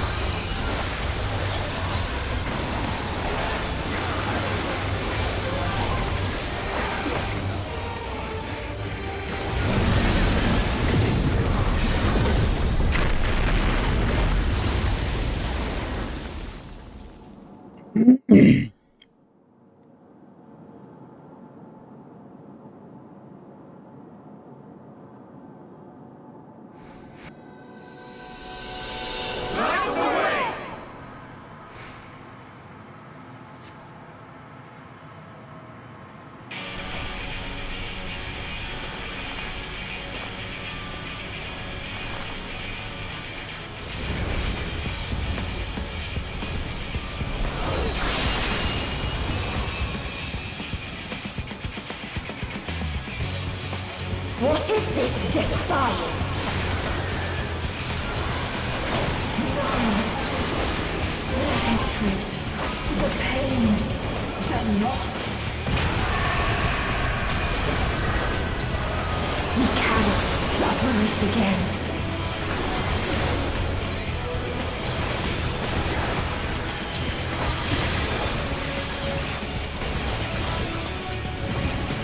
We will stand against fate.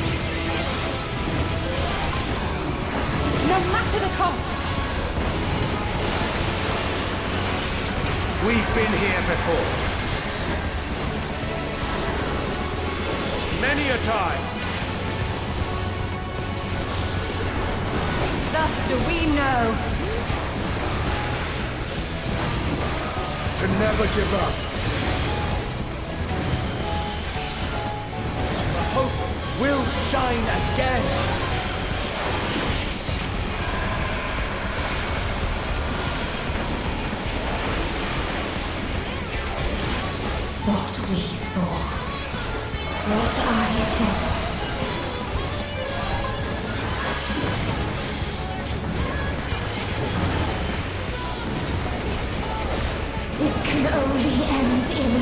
misery and desolation.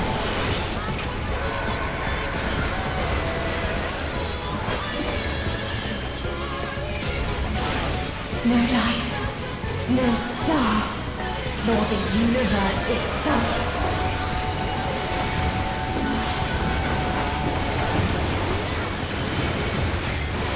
None should hope for better.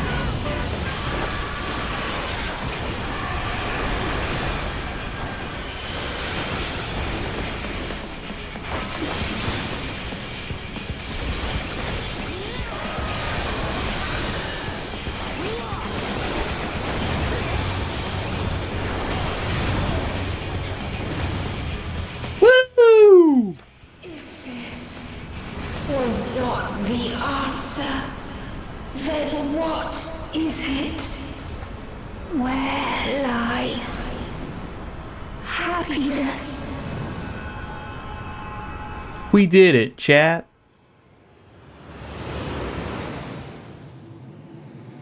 We have averted doomsday.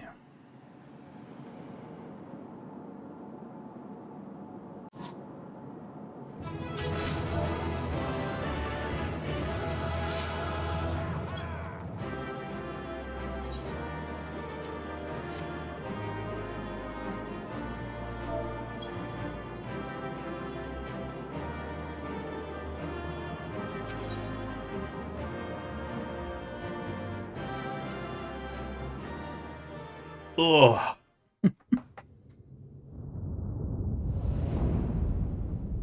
Another rough one, but we did it.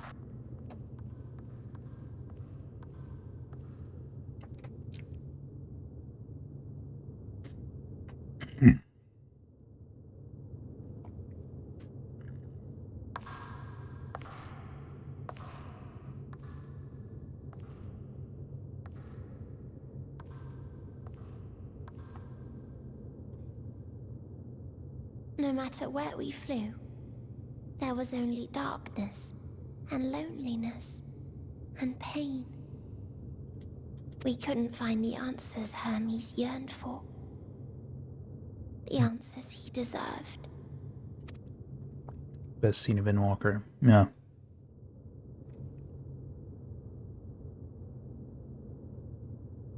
Greetings, you who are my final encounter. I wish to hear your words, share your feelings, know your thoughts. May we please be friends?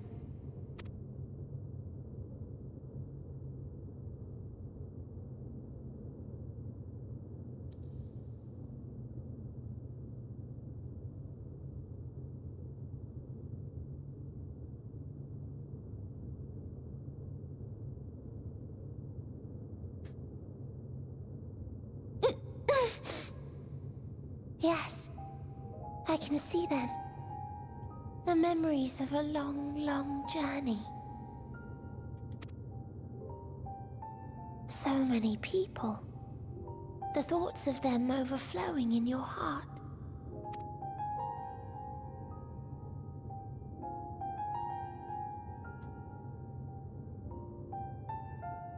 What they live for. What gives their lives meaning. There was never a single answer. You gather pieces of happiness, precious and fragile, only to lose them. Then start again. On and on it goes, until death takes you into its gentle embrace.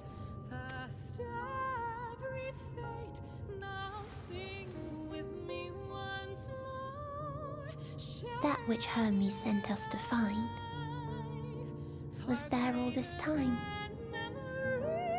on Etheris.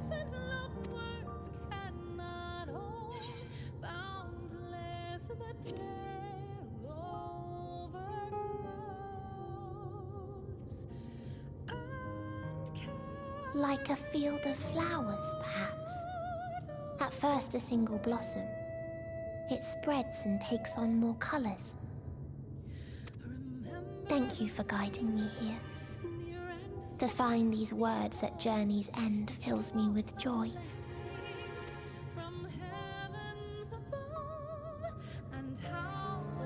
And so, before I fall forever silent, there is one thing I must do.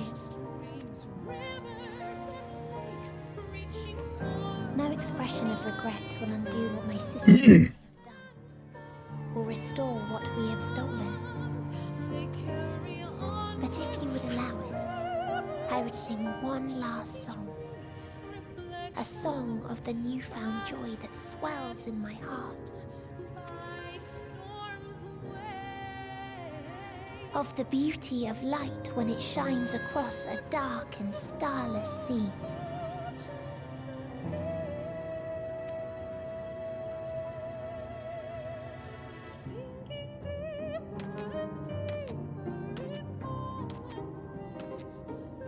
Of a dream that from the soil of worlds now lost to sorrow, life will spring forth once more.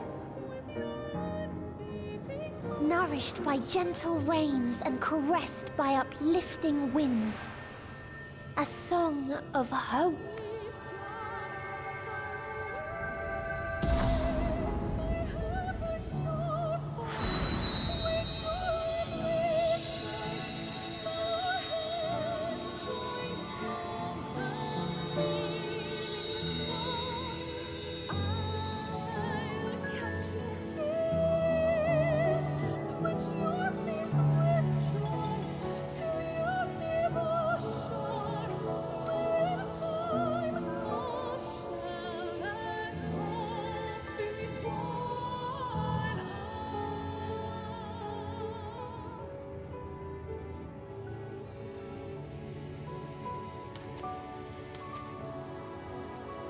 One day, life will fill the universe again, and Hermes will see this and smile. How, I do not know. But I do know that, where there is a will, there is a way. After all, miracles happen every day, do they not?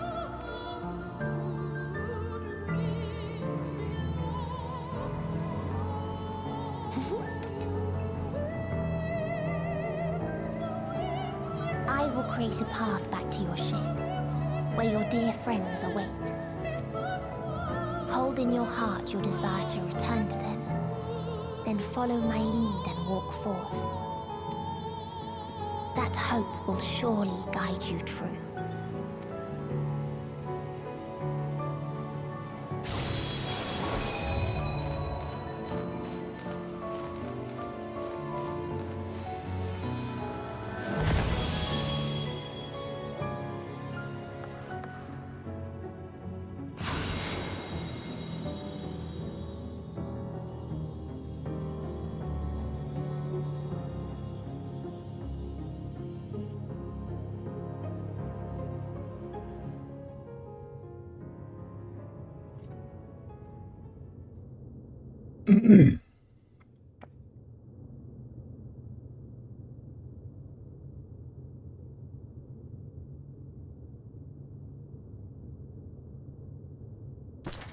You mean to return to the world where you are hailed as a hero.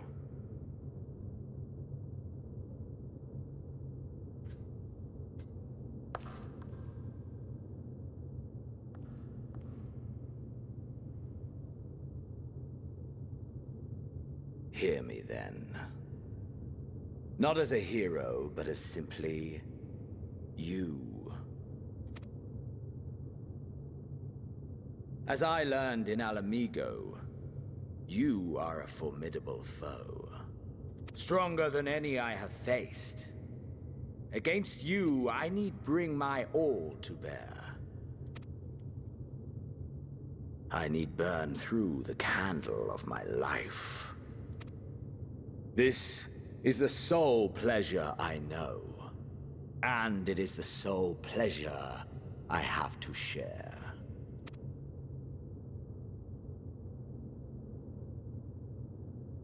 And so I come before you to issue challenge and offer singular bliss. If you wish to walk away, I will not stop you. You value life.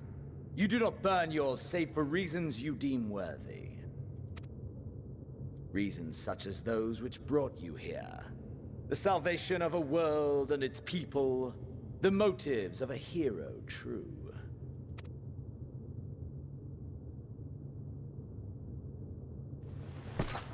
But there is more to you than that. You know this to be true. As surely as you know the thrill of pushing your body and soul to their limits. Of confronting ever mightier foes, dancing ever closer to the precipice, wondering if this will be the one to finally fill the void. Such pleasures you seek for their own sake, and no other reason. Is this not so, adventurer?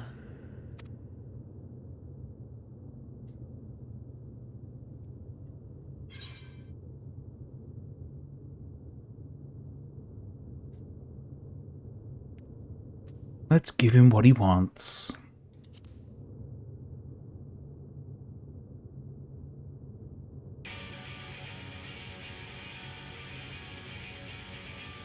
Ha!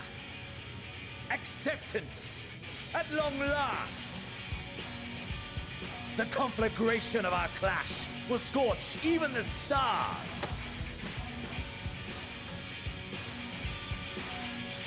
If only to help the poor man.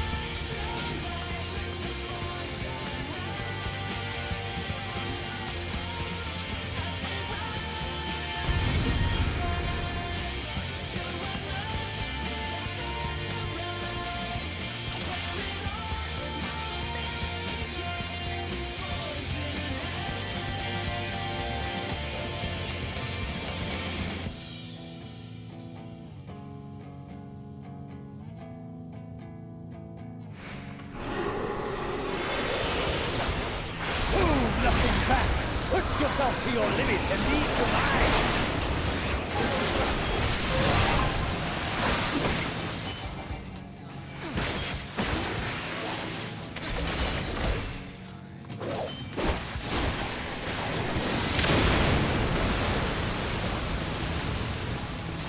Ha!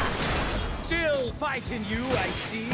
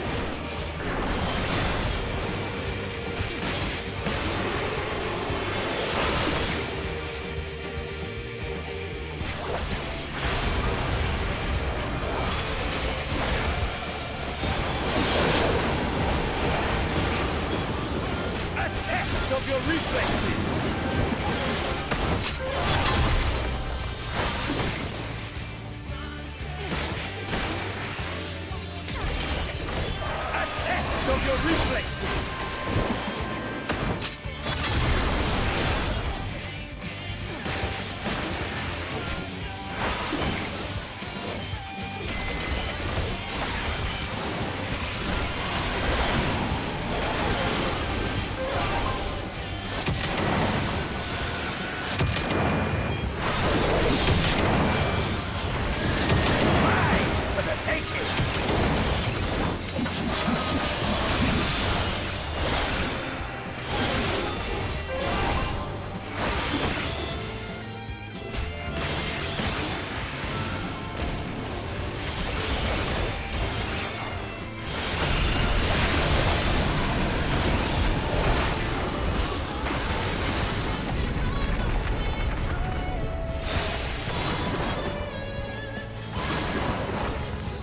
No. What?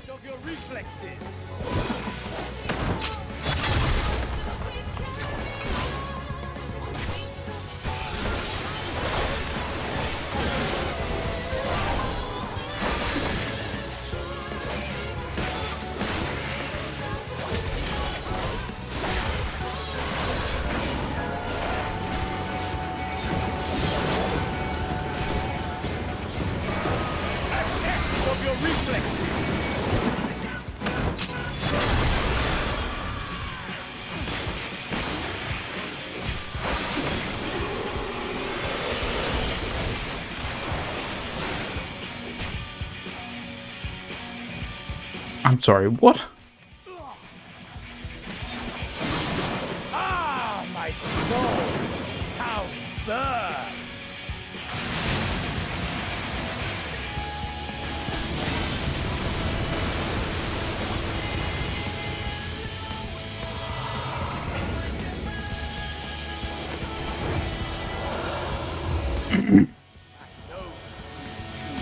The inferno swelling within you.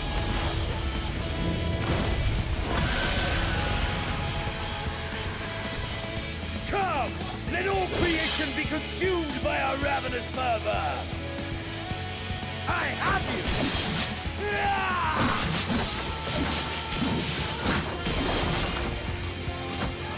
Do not tell me your life's fire is already spent. No, that's a cheap move.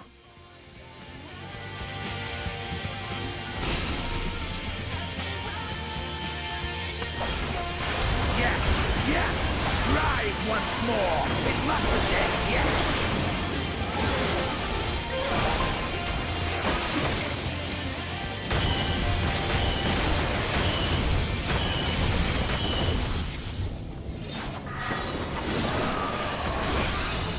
Mine for the taking!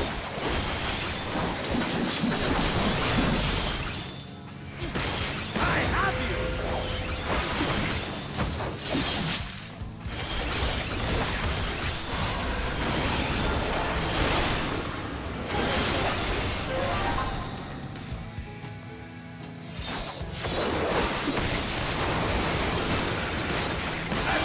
Of your reflexes!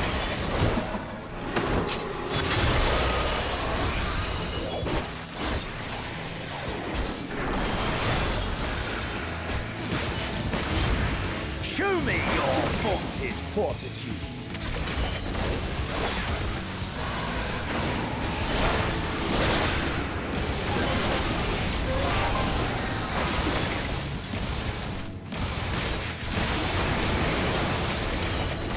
Mine for the taking!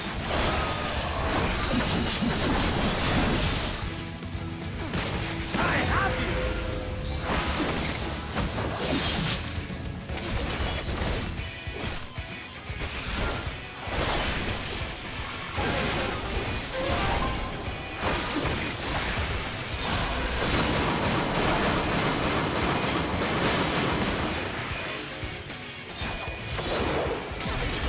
Mine for the taking!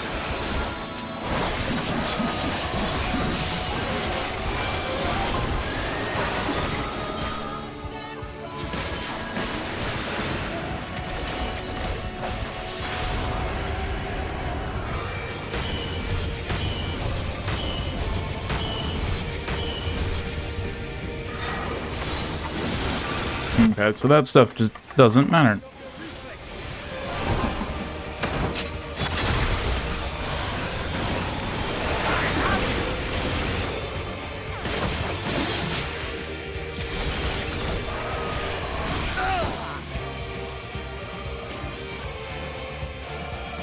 No, not yet.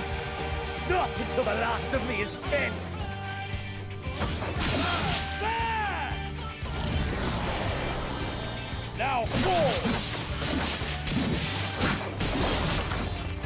Mate! This is my moment! Our moment!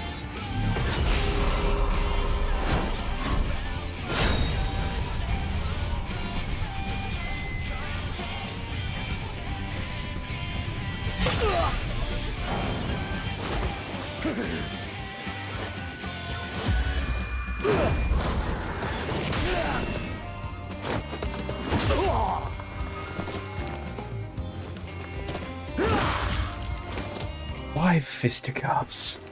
Just go down.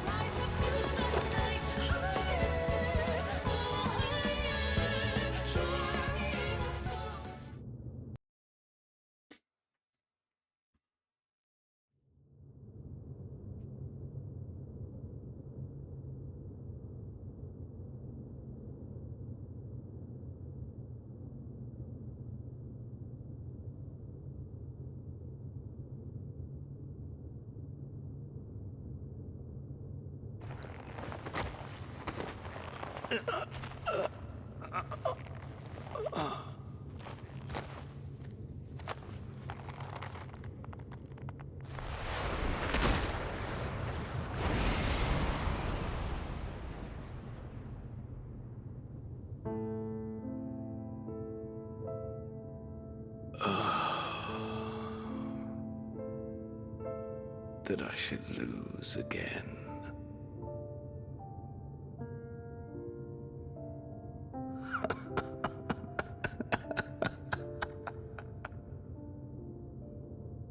How disappointing.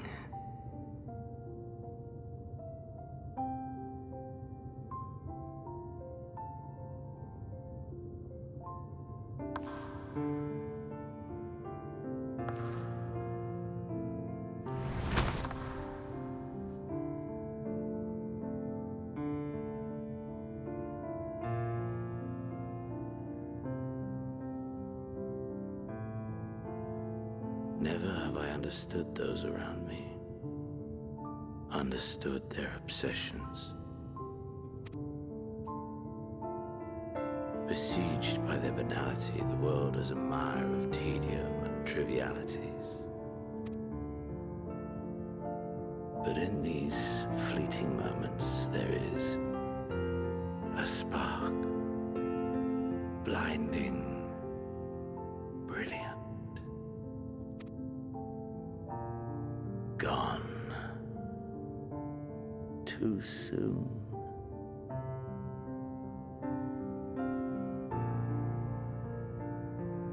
What of you, my mirror? Born into this world, bestowed name, bid to seek out strife and adventure.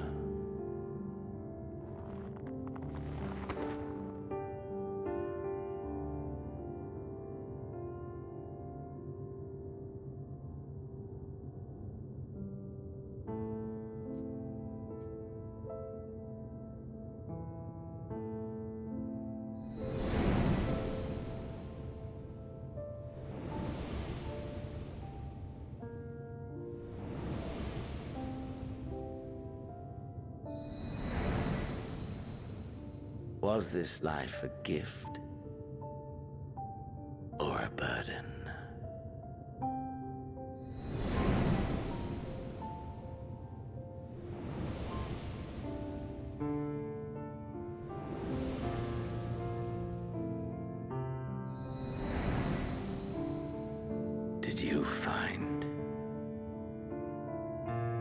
fulfillment.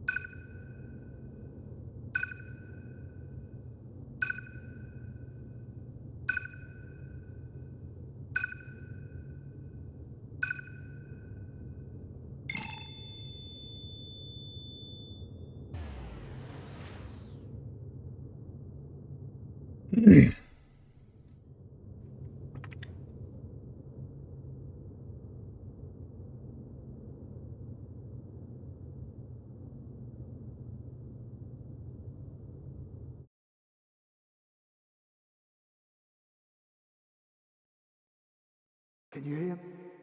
Safe. Must tend to...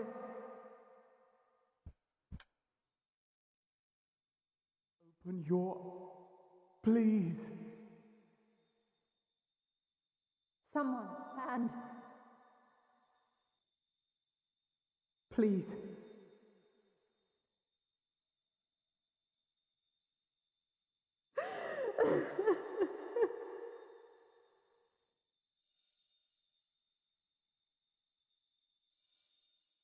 You can't leave us! Not like this! If you do, I'll never forgive you! So come on! Open your eyes and get up!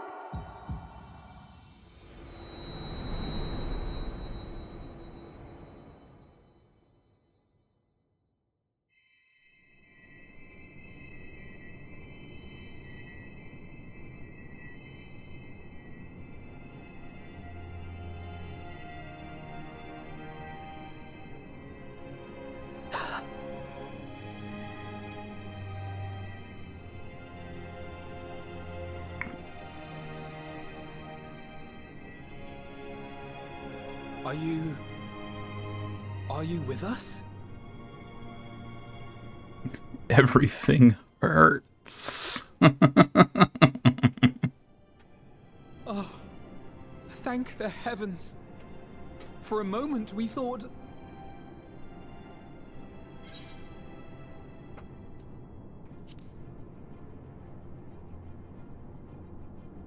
After what you've done, you're the last person to be asking that.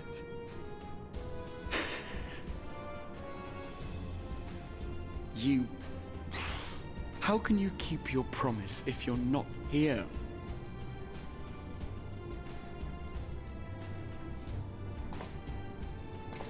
Another fine show you've put on, my friend.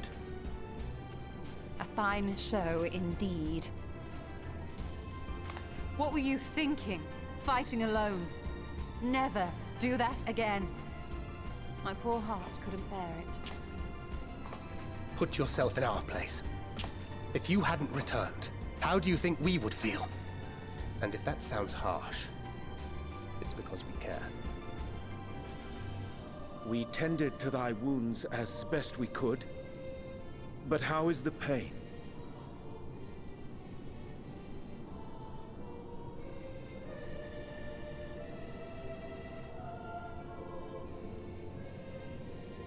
That is gladdening. Grievous as thine injuries were, however, I would counsel repose for a time. Gladdening!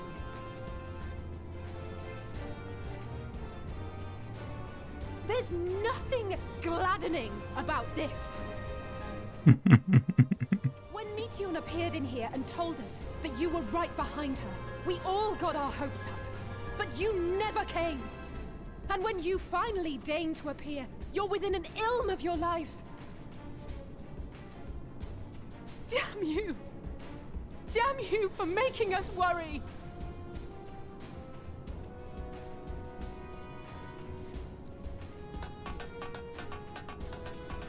Oh, those were cries of celebration!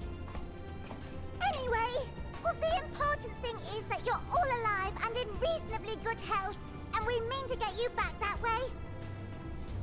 As for your earlier request, I'm quite certain we're in range to make contact now. Ah, excellent. Let us announce our return at once. I hope you're ready.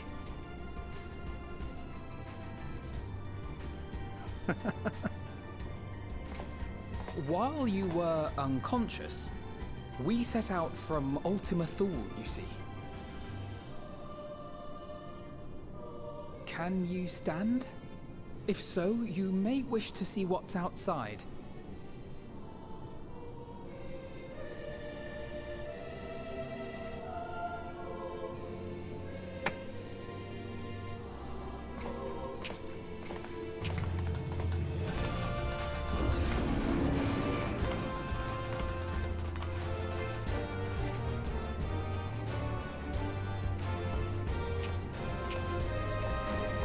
We're home, my friend.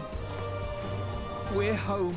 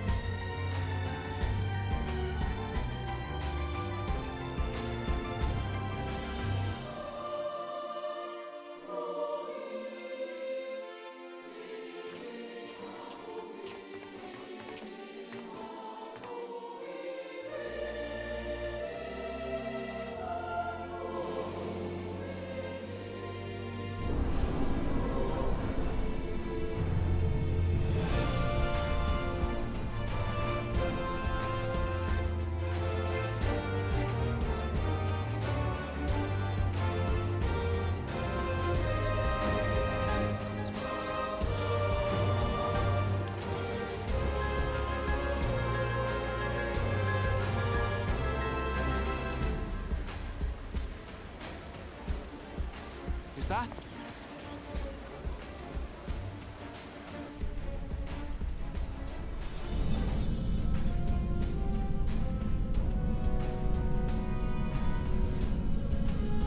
It is! It's the Ragnarok! They're back!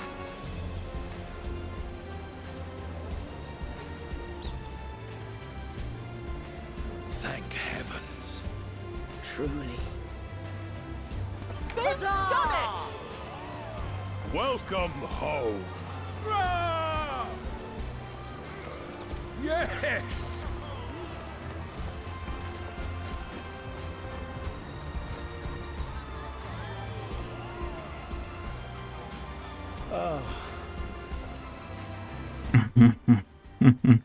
Poor Forsnow.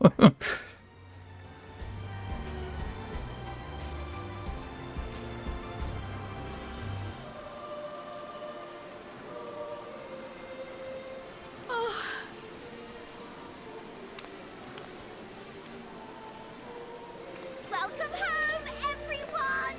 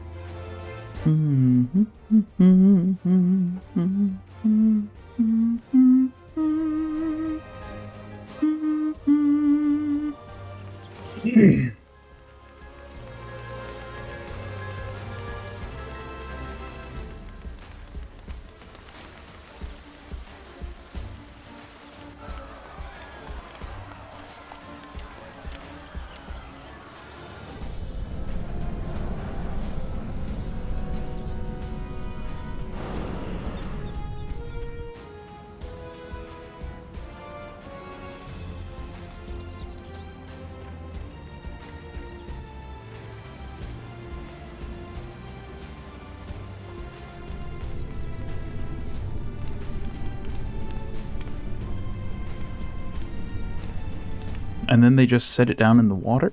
How do they know it'll float? Will it float? Will it blend? Apparently so.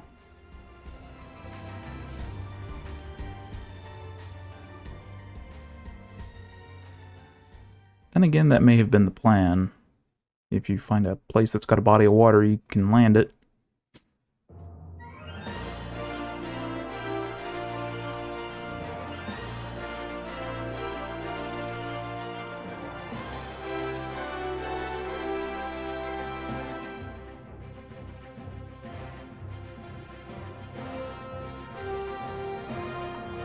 And just like that, chat, just like that,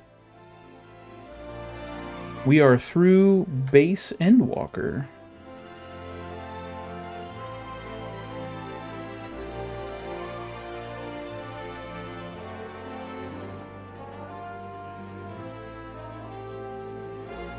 As I said, I thought we were gonna get to that a little sooner, but that's okay. That's a perfect ending point for this, the end of week 2 of our Super Streamathon, getting caught up for Dawntrail stuff.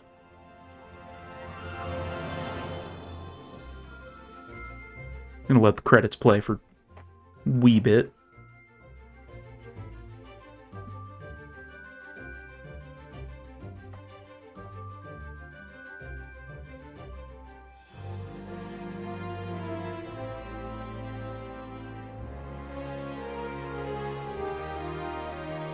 As I have said on the stream before, the post-patch, the post content, all the lead-up stuff, that shouldn't take very long. But I've been wrong about such things before. Like I said, I thought that we were going to get to the End Singer way earlier in the day.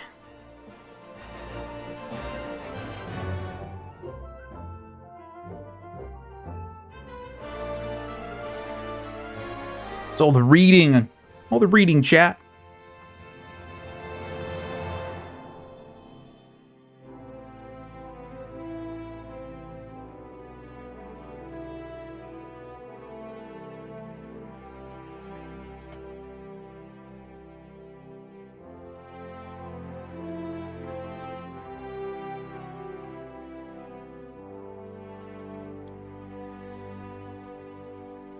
We'll say once we get through all the cutscenes and everything,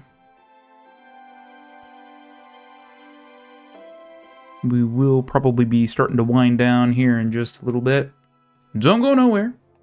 We will be raiding out.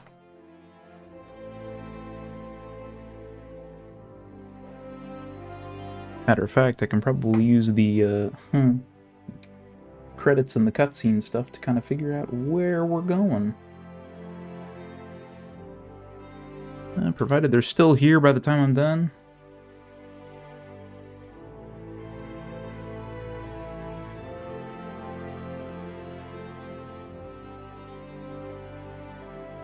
Actually, let's just get a move on with it, shall we? Much as I love the credits and I like the music.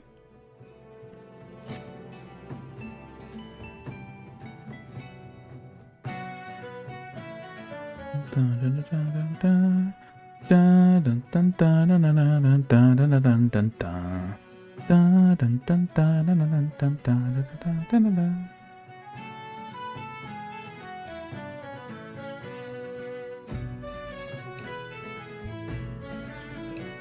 Ooh. We are playing the wrong music for this scene. I done goofed.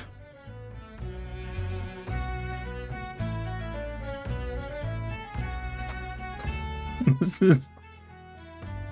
Oh, goodness me.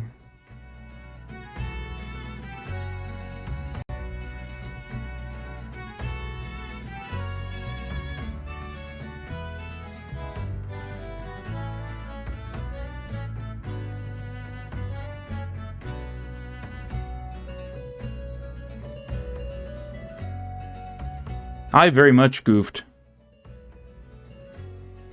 That's my fault, chat.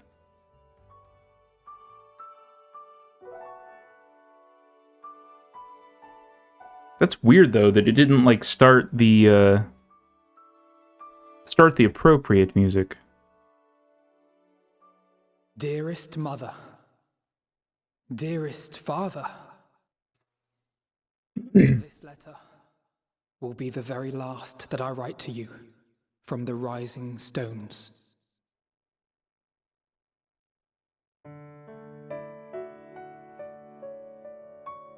As I commit these words to parchment, I fondly recall my journey as a scion.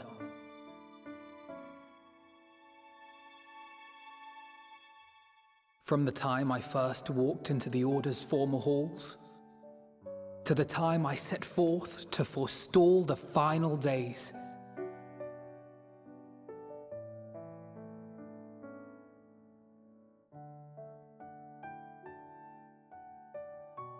At the farthest reaches of the Sea of Stars, we fought the battle of our lives.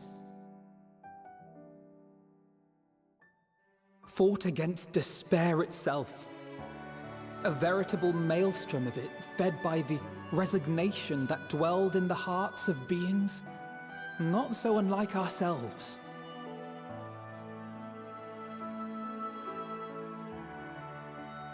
Full oft have I harbored the same malaise. Have I been brought to my knees, crushed by the weight of sorrow and defeat, convinced that I will never rise again.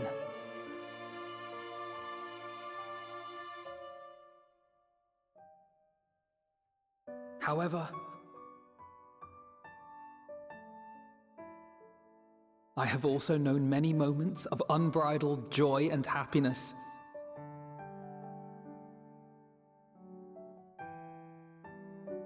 By this truth do I find hope within, blooming resplendent, like the Elpis flower.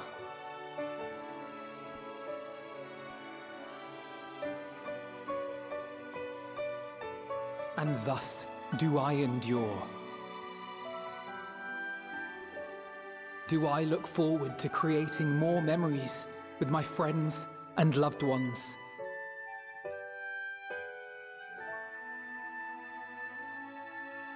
For from these fertile seeds, yet more hope shall spring forth. And they will grow to become shining lights that illuminate the dark.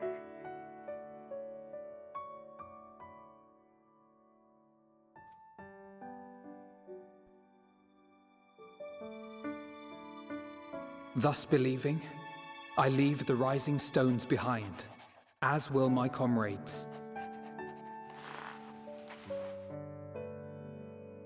For, as we have decided, after careful deliberation,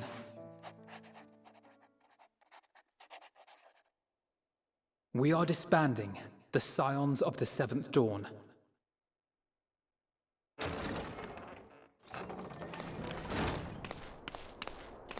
There you are, Alphino.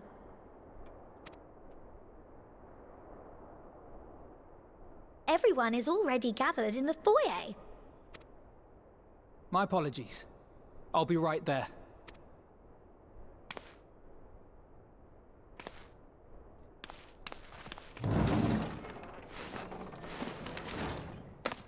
At least, that is what the story will be.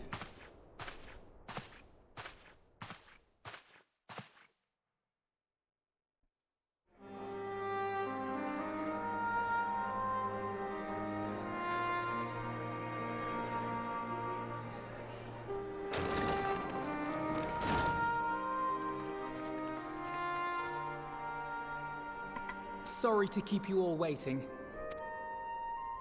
What could you possibly have left to do now? Oh, just a letter. I imagine it will be a while before we can gather like this again. So it must be, if we're to keep up appearances. From now on, it falls to the Grand Company of Eorzea and its allies to deal with the realm's crises. Meanwhile, we shall return to our erstwhile ways. Retreating from plain sight to take our place in the shadows once more. Indeed.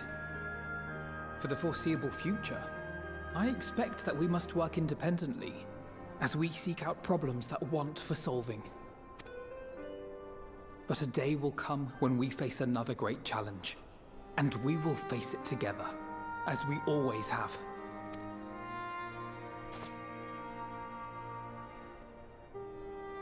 As much as I look forward to that day, I do hope it doesn't come anytime soon. Well, formal association or no, if any of you should require my services, you need but ask. I'll be glad to keep my lance arm honed. I'll hold you to that.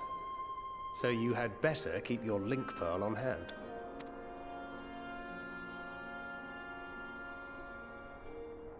So you really mean to stay, Tataru? Oh, someone has to keep the Rising Stones in proper order. And even a super-secret organization requires a super-secret base of operations.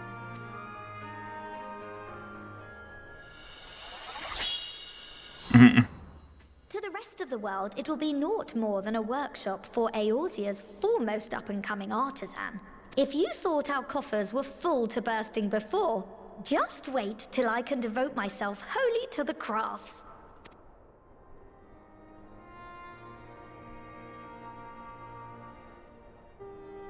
Plotting to build a mercantile empire to rival that of Lord Lodorito, are we?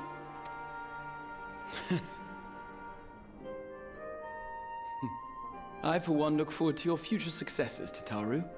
As do I our next meeting.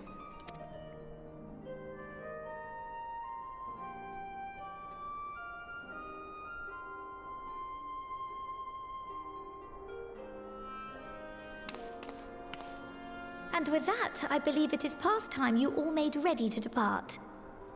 Leave no preparations undone or words unsaid, all right? Now, off with you.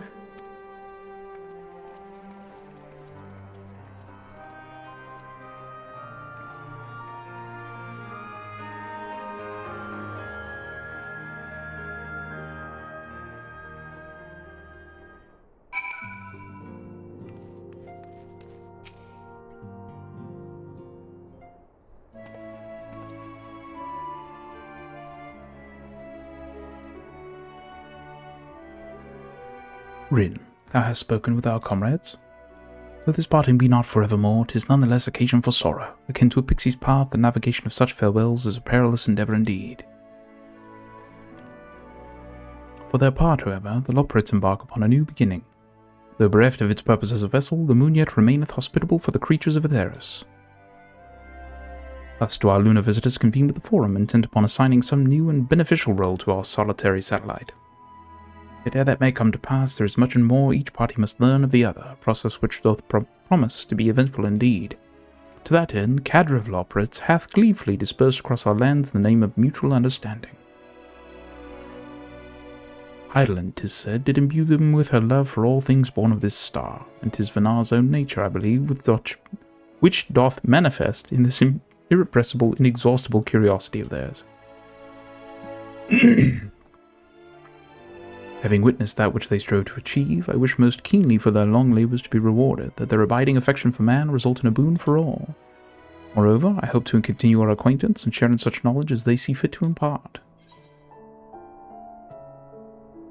I call it friendship.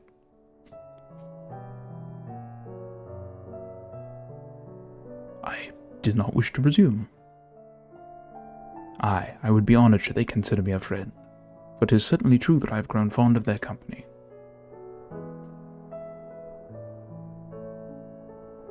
But I shall digress no further. This day shall belong to the signs of the 7th dawn, to mine incomparable companions.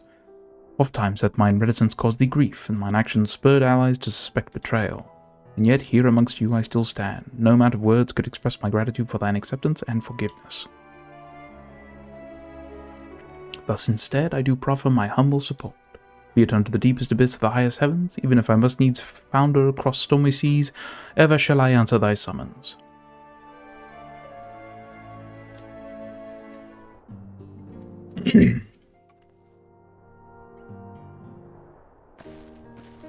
I had forgotten about all this. Rin, seen to your preparations, have you? I'm just making another sweep of my belongings. Wouldn't do to find I've forgotten something halfway to my destination.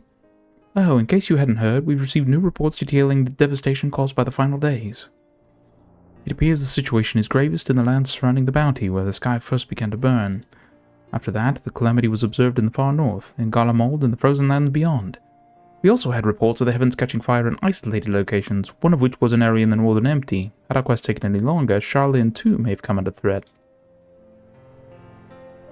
Thank goodness it's over now.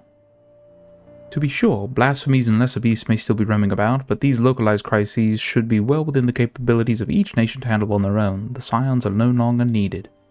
Which isn't to say that we won't help out where we can, of course, as individuals. No more of this order business. For my part, I'll be heading to Garlemald with Alphino. They were among the worst affected and still need all the help they can get.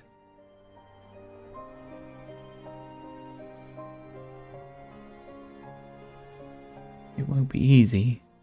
An inevitable part of aiding those in need is coming face to face with tragedy. Knowing it doesn't make it any easier, though. That'll curse my weakness. My inability to fix every problem and save every lost soul. No matter how much it hurts, I won't give up. I'll do what I can for as many people as I can, begrudging no effort. And should I find myself discouraged, I'll remember you. Think back fondly to one of your many moments of triumph and the accompanying determined expression. Even those that still annoy me in retrospect, like when you activated the teleporter without warning.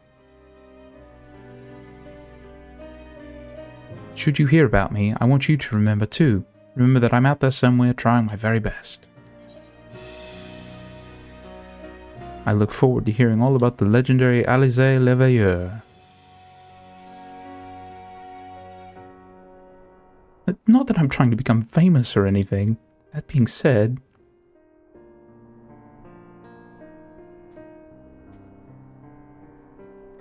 The next time we meet, I'll be vastly improved, so don't be surprised when you find yourself marveling at me.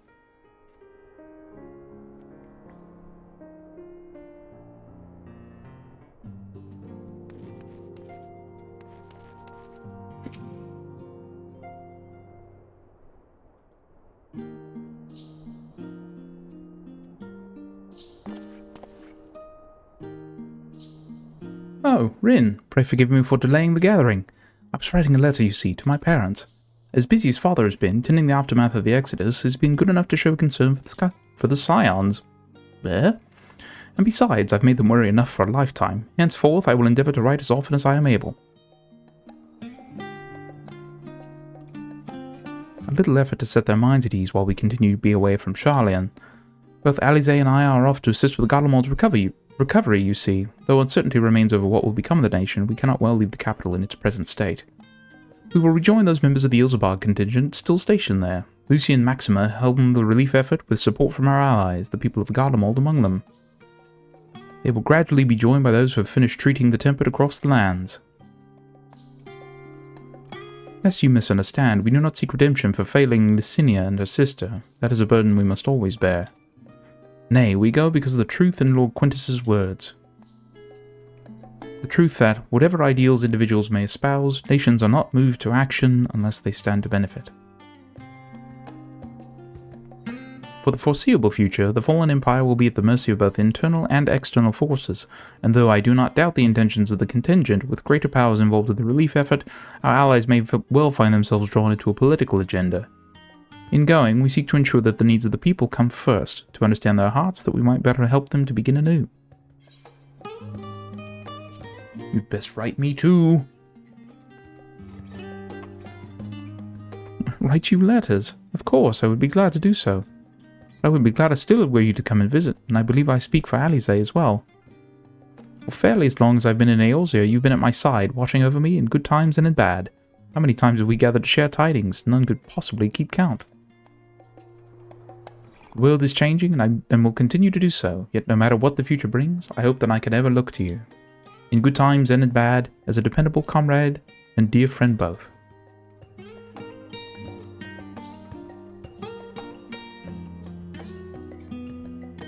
Thank you, Rin, from the bottom of my heart.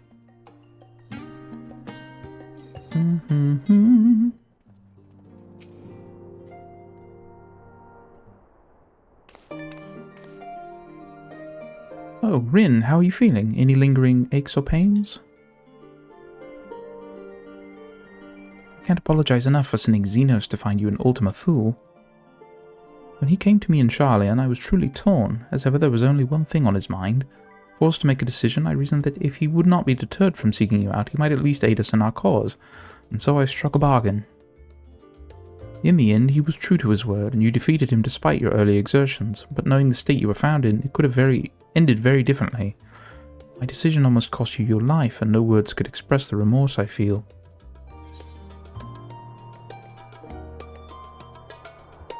It worked out. You did the right thing.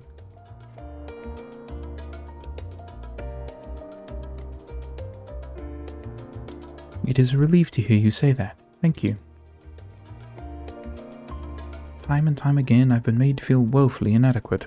I wasn't much use in battle, nor could I face the Forum without my nerves getting the better of me. Always fell to you and the others. I must and will do better. And I shall begin with the restoration of the students of Baldessian.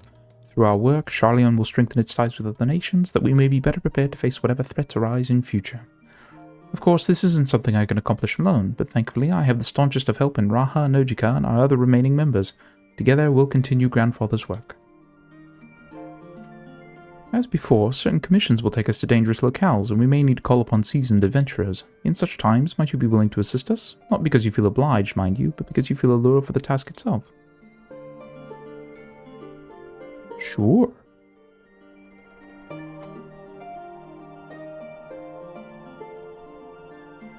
Marvelous. Should something of interest arise, I shan't hesitate to reach out to you. Until that day, I shall endeavor to become a more dependable comrade.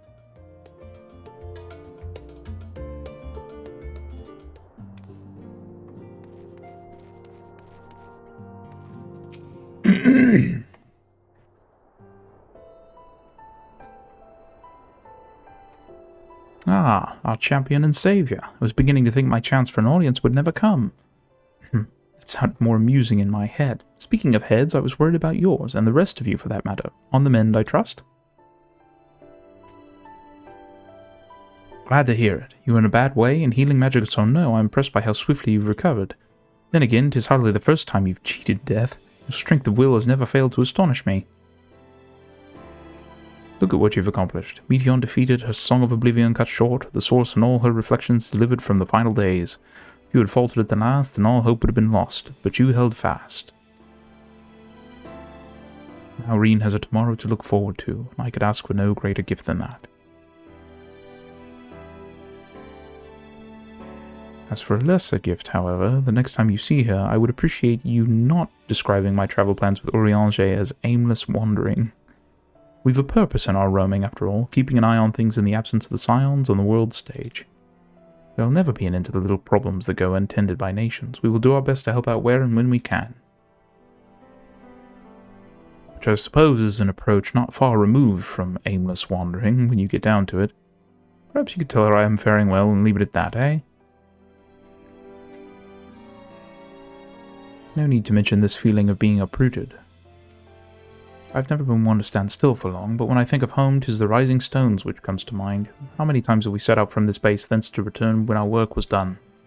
On the day the Scions came together, I only hoped for Minfilia to find a place where she belonged, but never did I expect to find one here for myself. Indulge me, Rin. I have a question for you, and imagine Minfilia herself is asking. Are you glad you joined the Scions? Best decision I've ever made.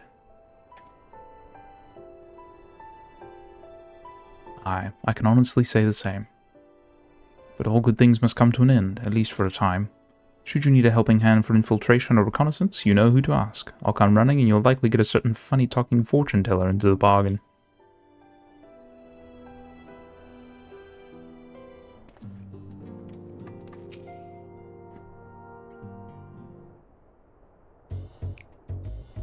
Dun dun dun dun dun dun dun dun dun dun. If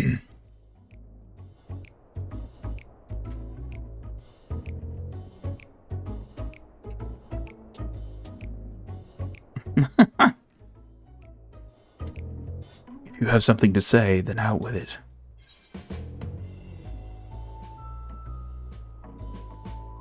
Just wondering how I'll earn my keep now.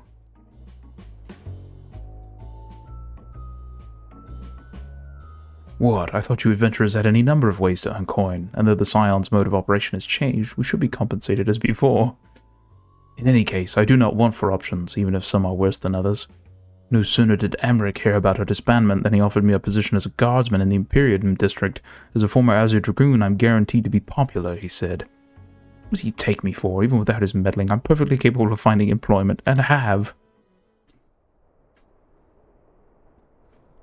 Some days ago, a Hanish envoy arrived with word from Vritra.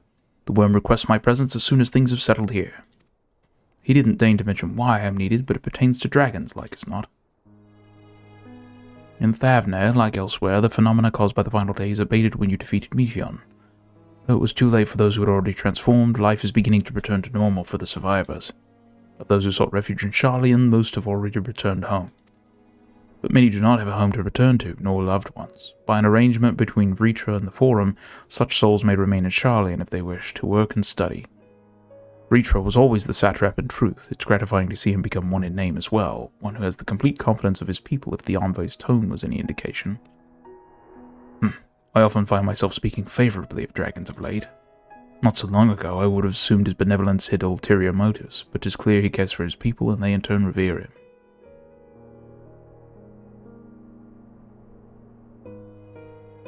To know such a nation may flourish is comforting. Vritra's kin sought release from conflicts, so weary were they of the suffering it wrought they surrendered to oblivion. But Midgard Soma didn't give up. In hope he made the journey to distant Aetheris with his clutch of eggs.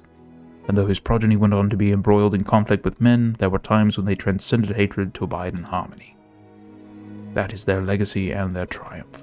In my lance I feel the weight of their struggle and the strength of their resolve, and it lends me strength. These things I might never have learned had I not joined you. Should you ever have need of me, I will come. At the very least, it might be an opportunity to earn coin.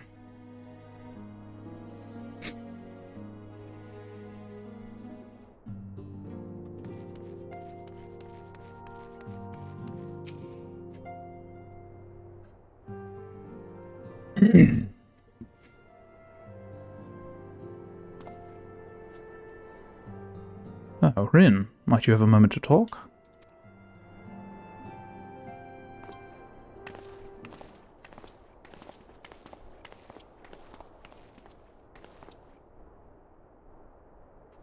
With the Scion stepping away from the public eye, I've been left to consider what new endeavors I might pursue.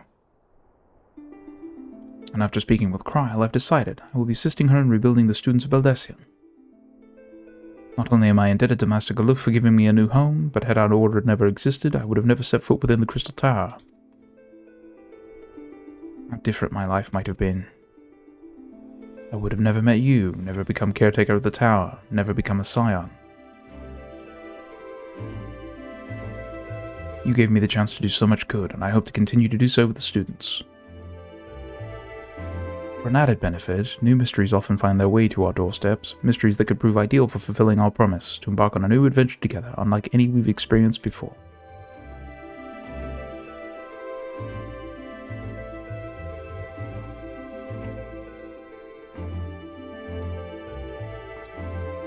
Whenever you have the time and inclination, my friend, I stand ready to accompany you into the unknown. Do you recall in the realm of the Omicrons when I asked if you thought I may someday be mentioned in your epic? Well, 'tis true that to earn a place at your side would be the stuff of dreams. In the end, nothing would give me greater joy than to stand with you in the here and now. It needn't be some grand endeavor. There needn't be a promise. Whenever adventure calls, I won't hesitate to invite you, and I hope that you will do the same for me.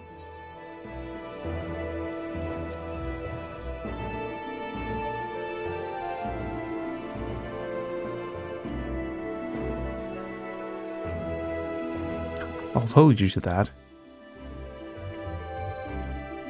As much as we have already seen, there's still so much we haven't. Who knows, perhaps we will even encounter survivors of the Omicron somewhere out there.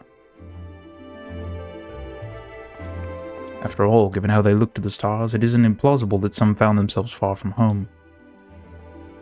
And should we encounter a wayward traveler awaiting commands that will never come?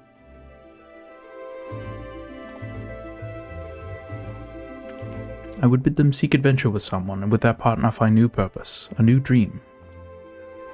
For if crystals can hold fast to dreams, why not Omicrons? Wherever your plans may lead, do not hesitate to send word, and should a commission of interest come my way, you will be the first to know.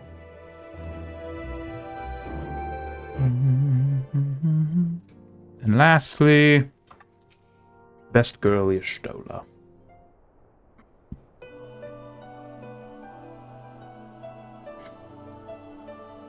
Oh, are we saying our farewells too? I hadn't at present planned on a journey of any great length. Not that I am averse to a moment or two of quiet reminiscence. In fact, there was something I've been meaning to ask you, something that has been in my thoughts since the last flames of the final days subsided.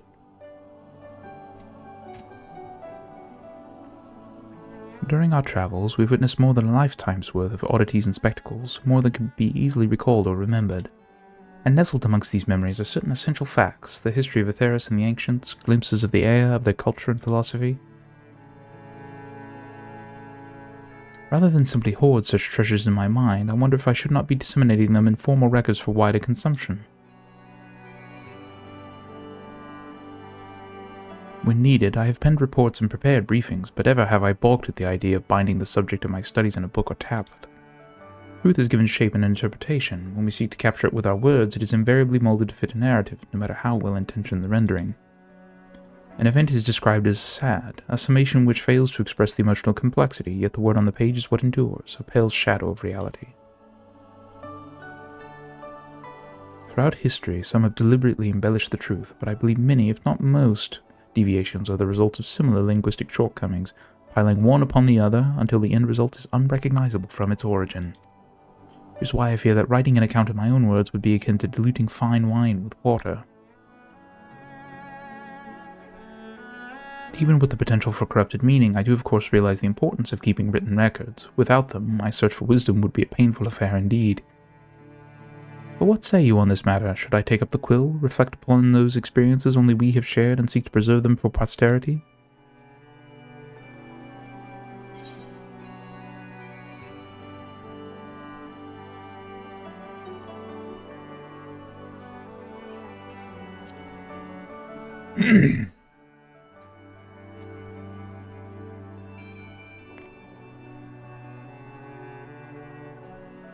Very well then, I shall endeavour to pin what I can of the Ea and the ancients, and of so many other wonders. But I am no scribe, it will be less a polished work and more a reordering of scattered notes. In any case, I feel much better for having sought your opinion. Left to our own devices, we tend to overthink such things. I will otherwise return to following where my curiosity leads. After all, the safe method of travel to the first yet eludes me, and our venture into the great expanse has prompted an entirely new set of questions. Should you stumble into the unknown or struggle with some impenetrable mystery, know that I am at your beck and call. It never hurts to see things from a different perspective, and mine is rather different than most.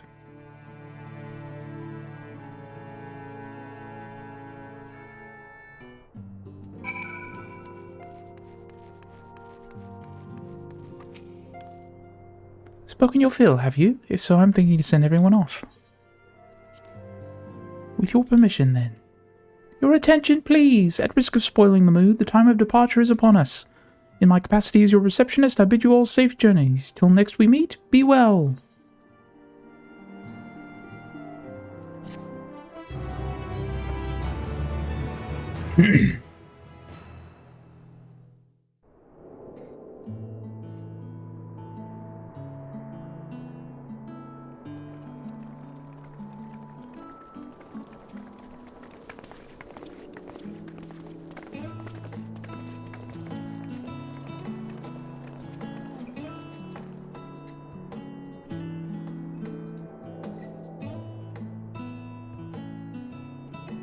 I suppose we're off to Garlemald then.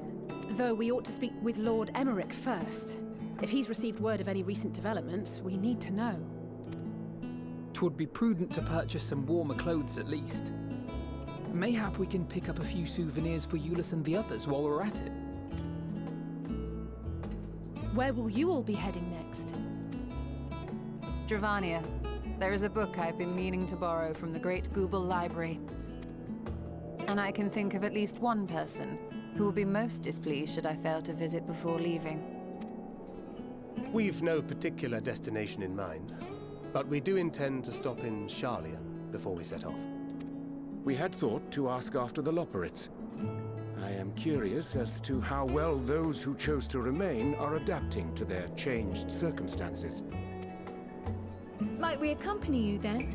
Raha and I were planning to return to the Baldessian Annex. Commissions have been piling up in our absence, and they must be dealt with ere we begin our work in earnest.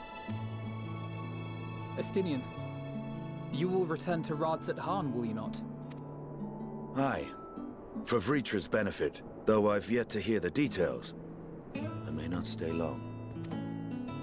I see. Then it is here the Scions at last part ways, each to some far-flung corner of the realm.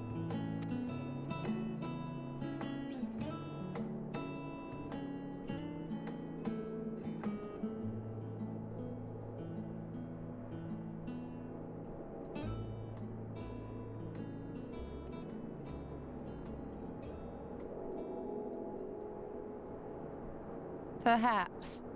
But I believe one of our number, a rather important one at that, has yet to divulge her plans.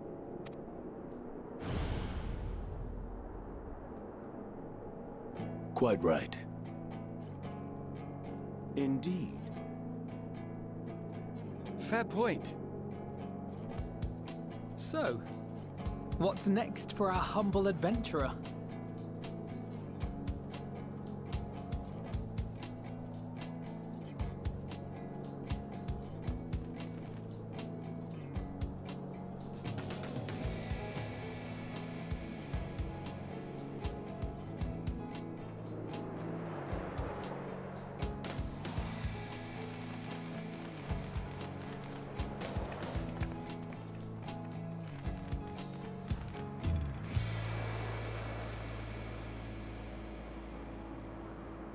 What indeed?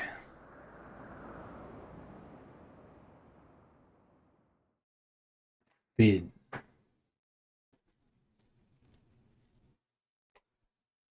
Yet stand tall, my friend. Our journey will never end.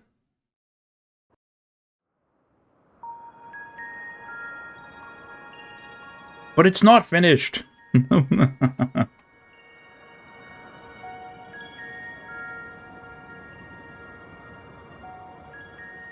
The constancy of this place never ceases to amaze me.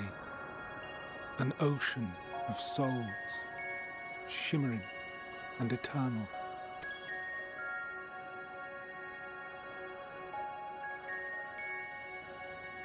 And yet, something stirs. Yes. Steeped in darkness, deep as starless night. The beast hungers.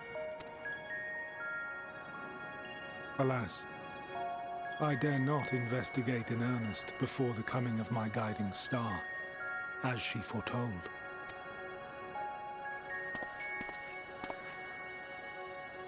We shall descend to the depths, you and I, to confront the dread beast Pandemonium. Oh, the sights we shall see. The sights we shall see.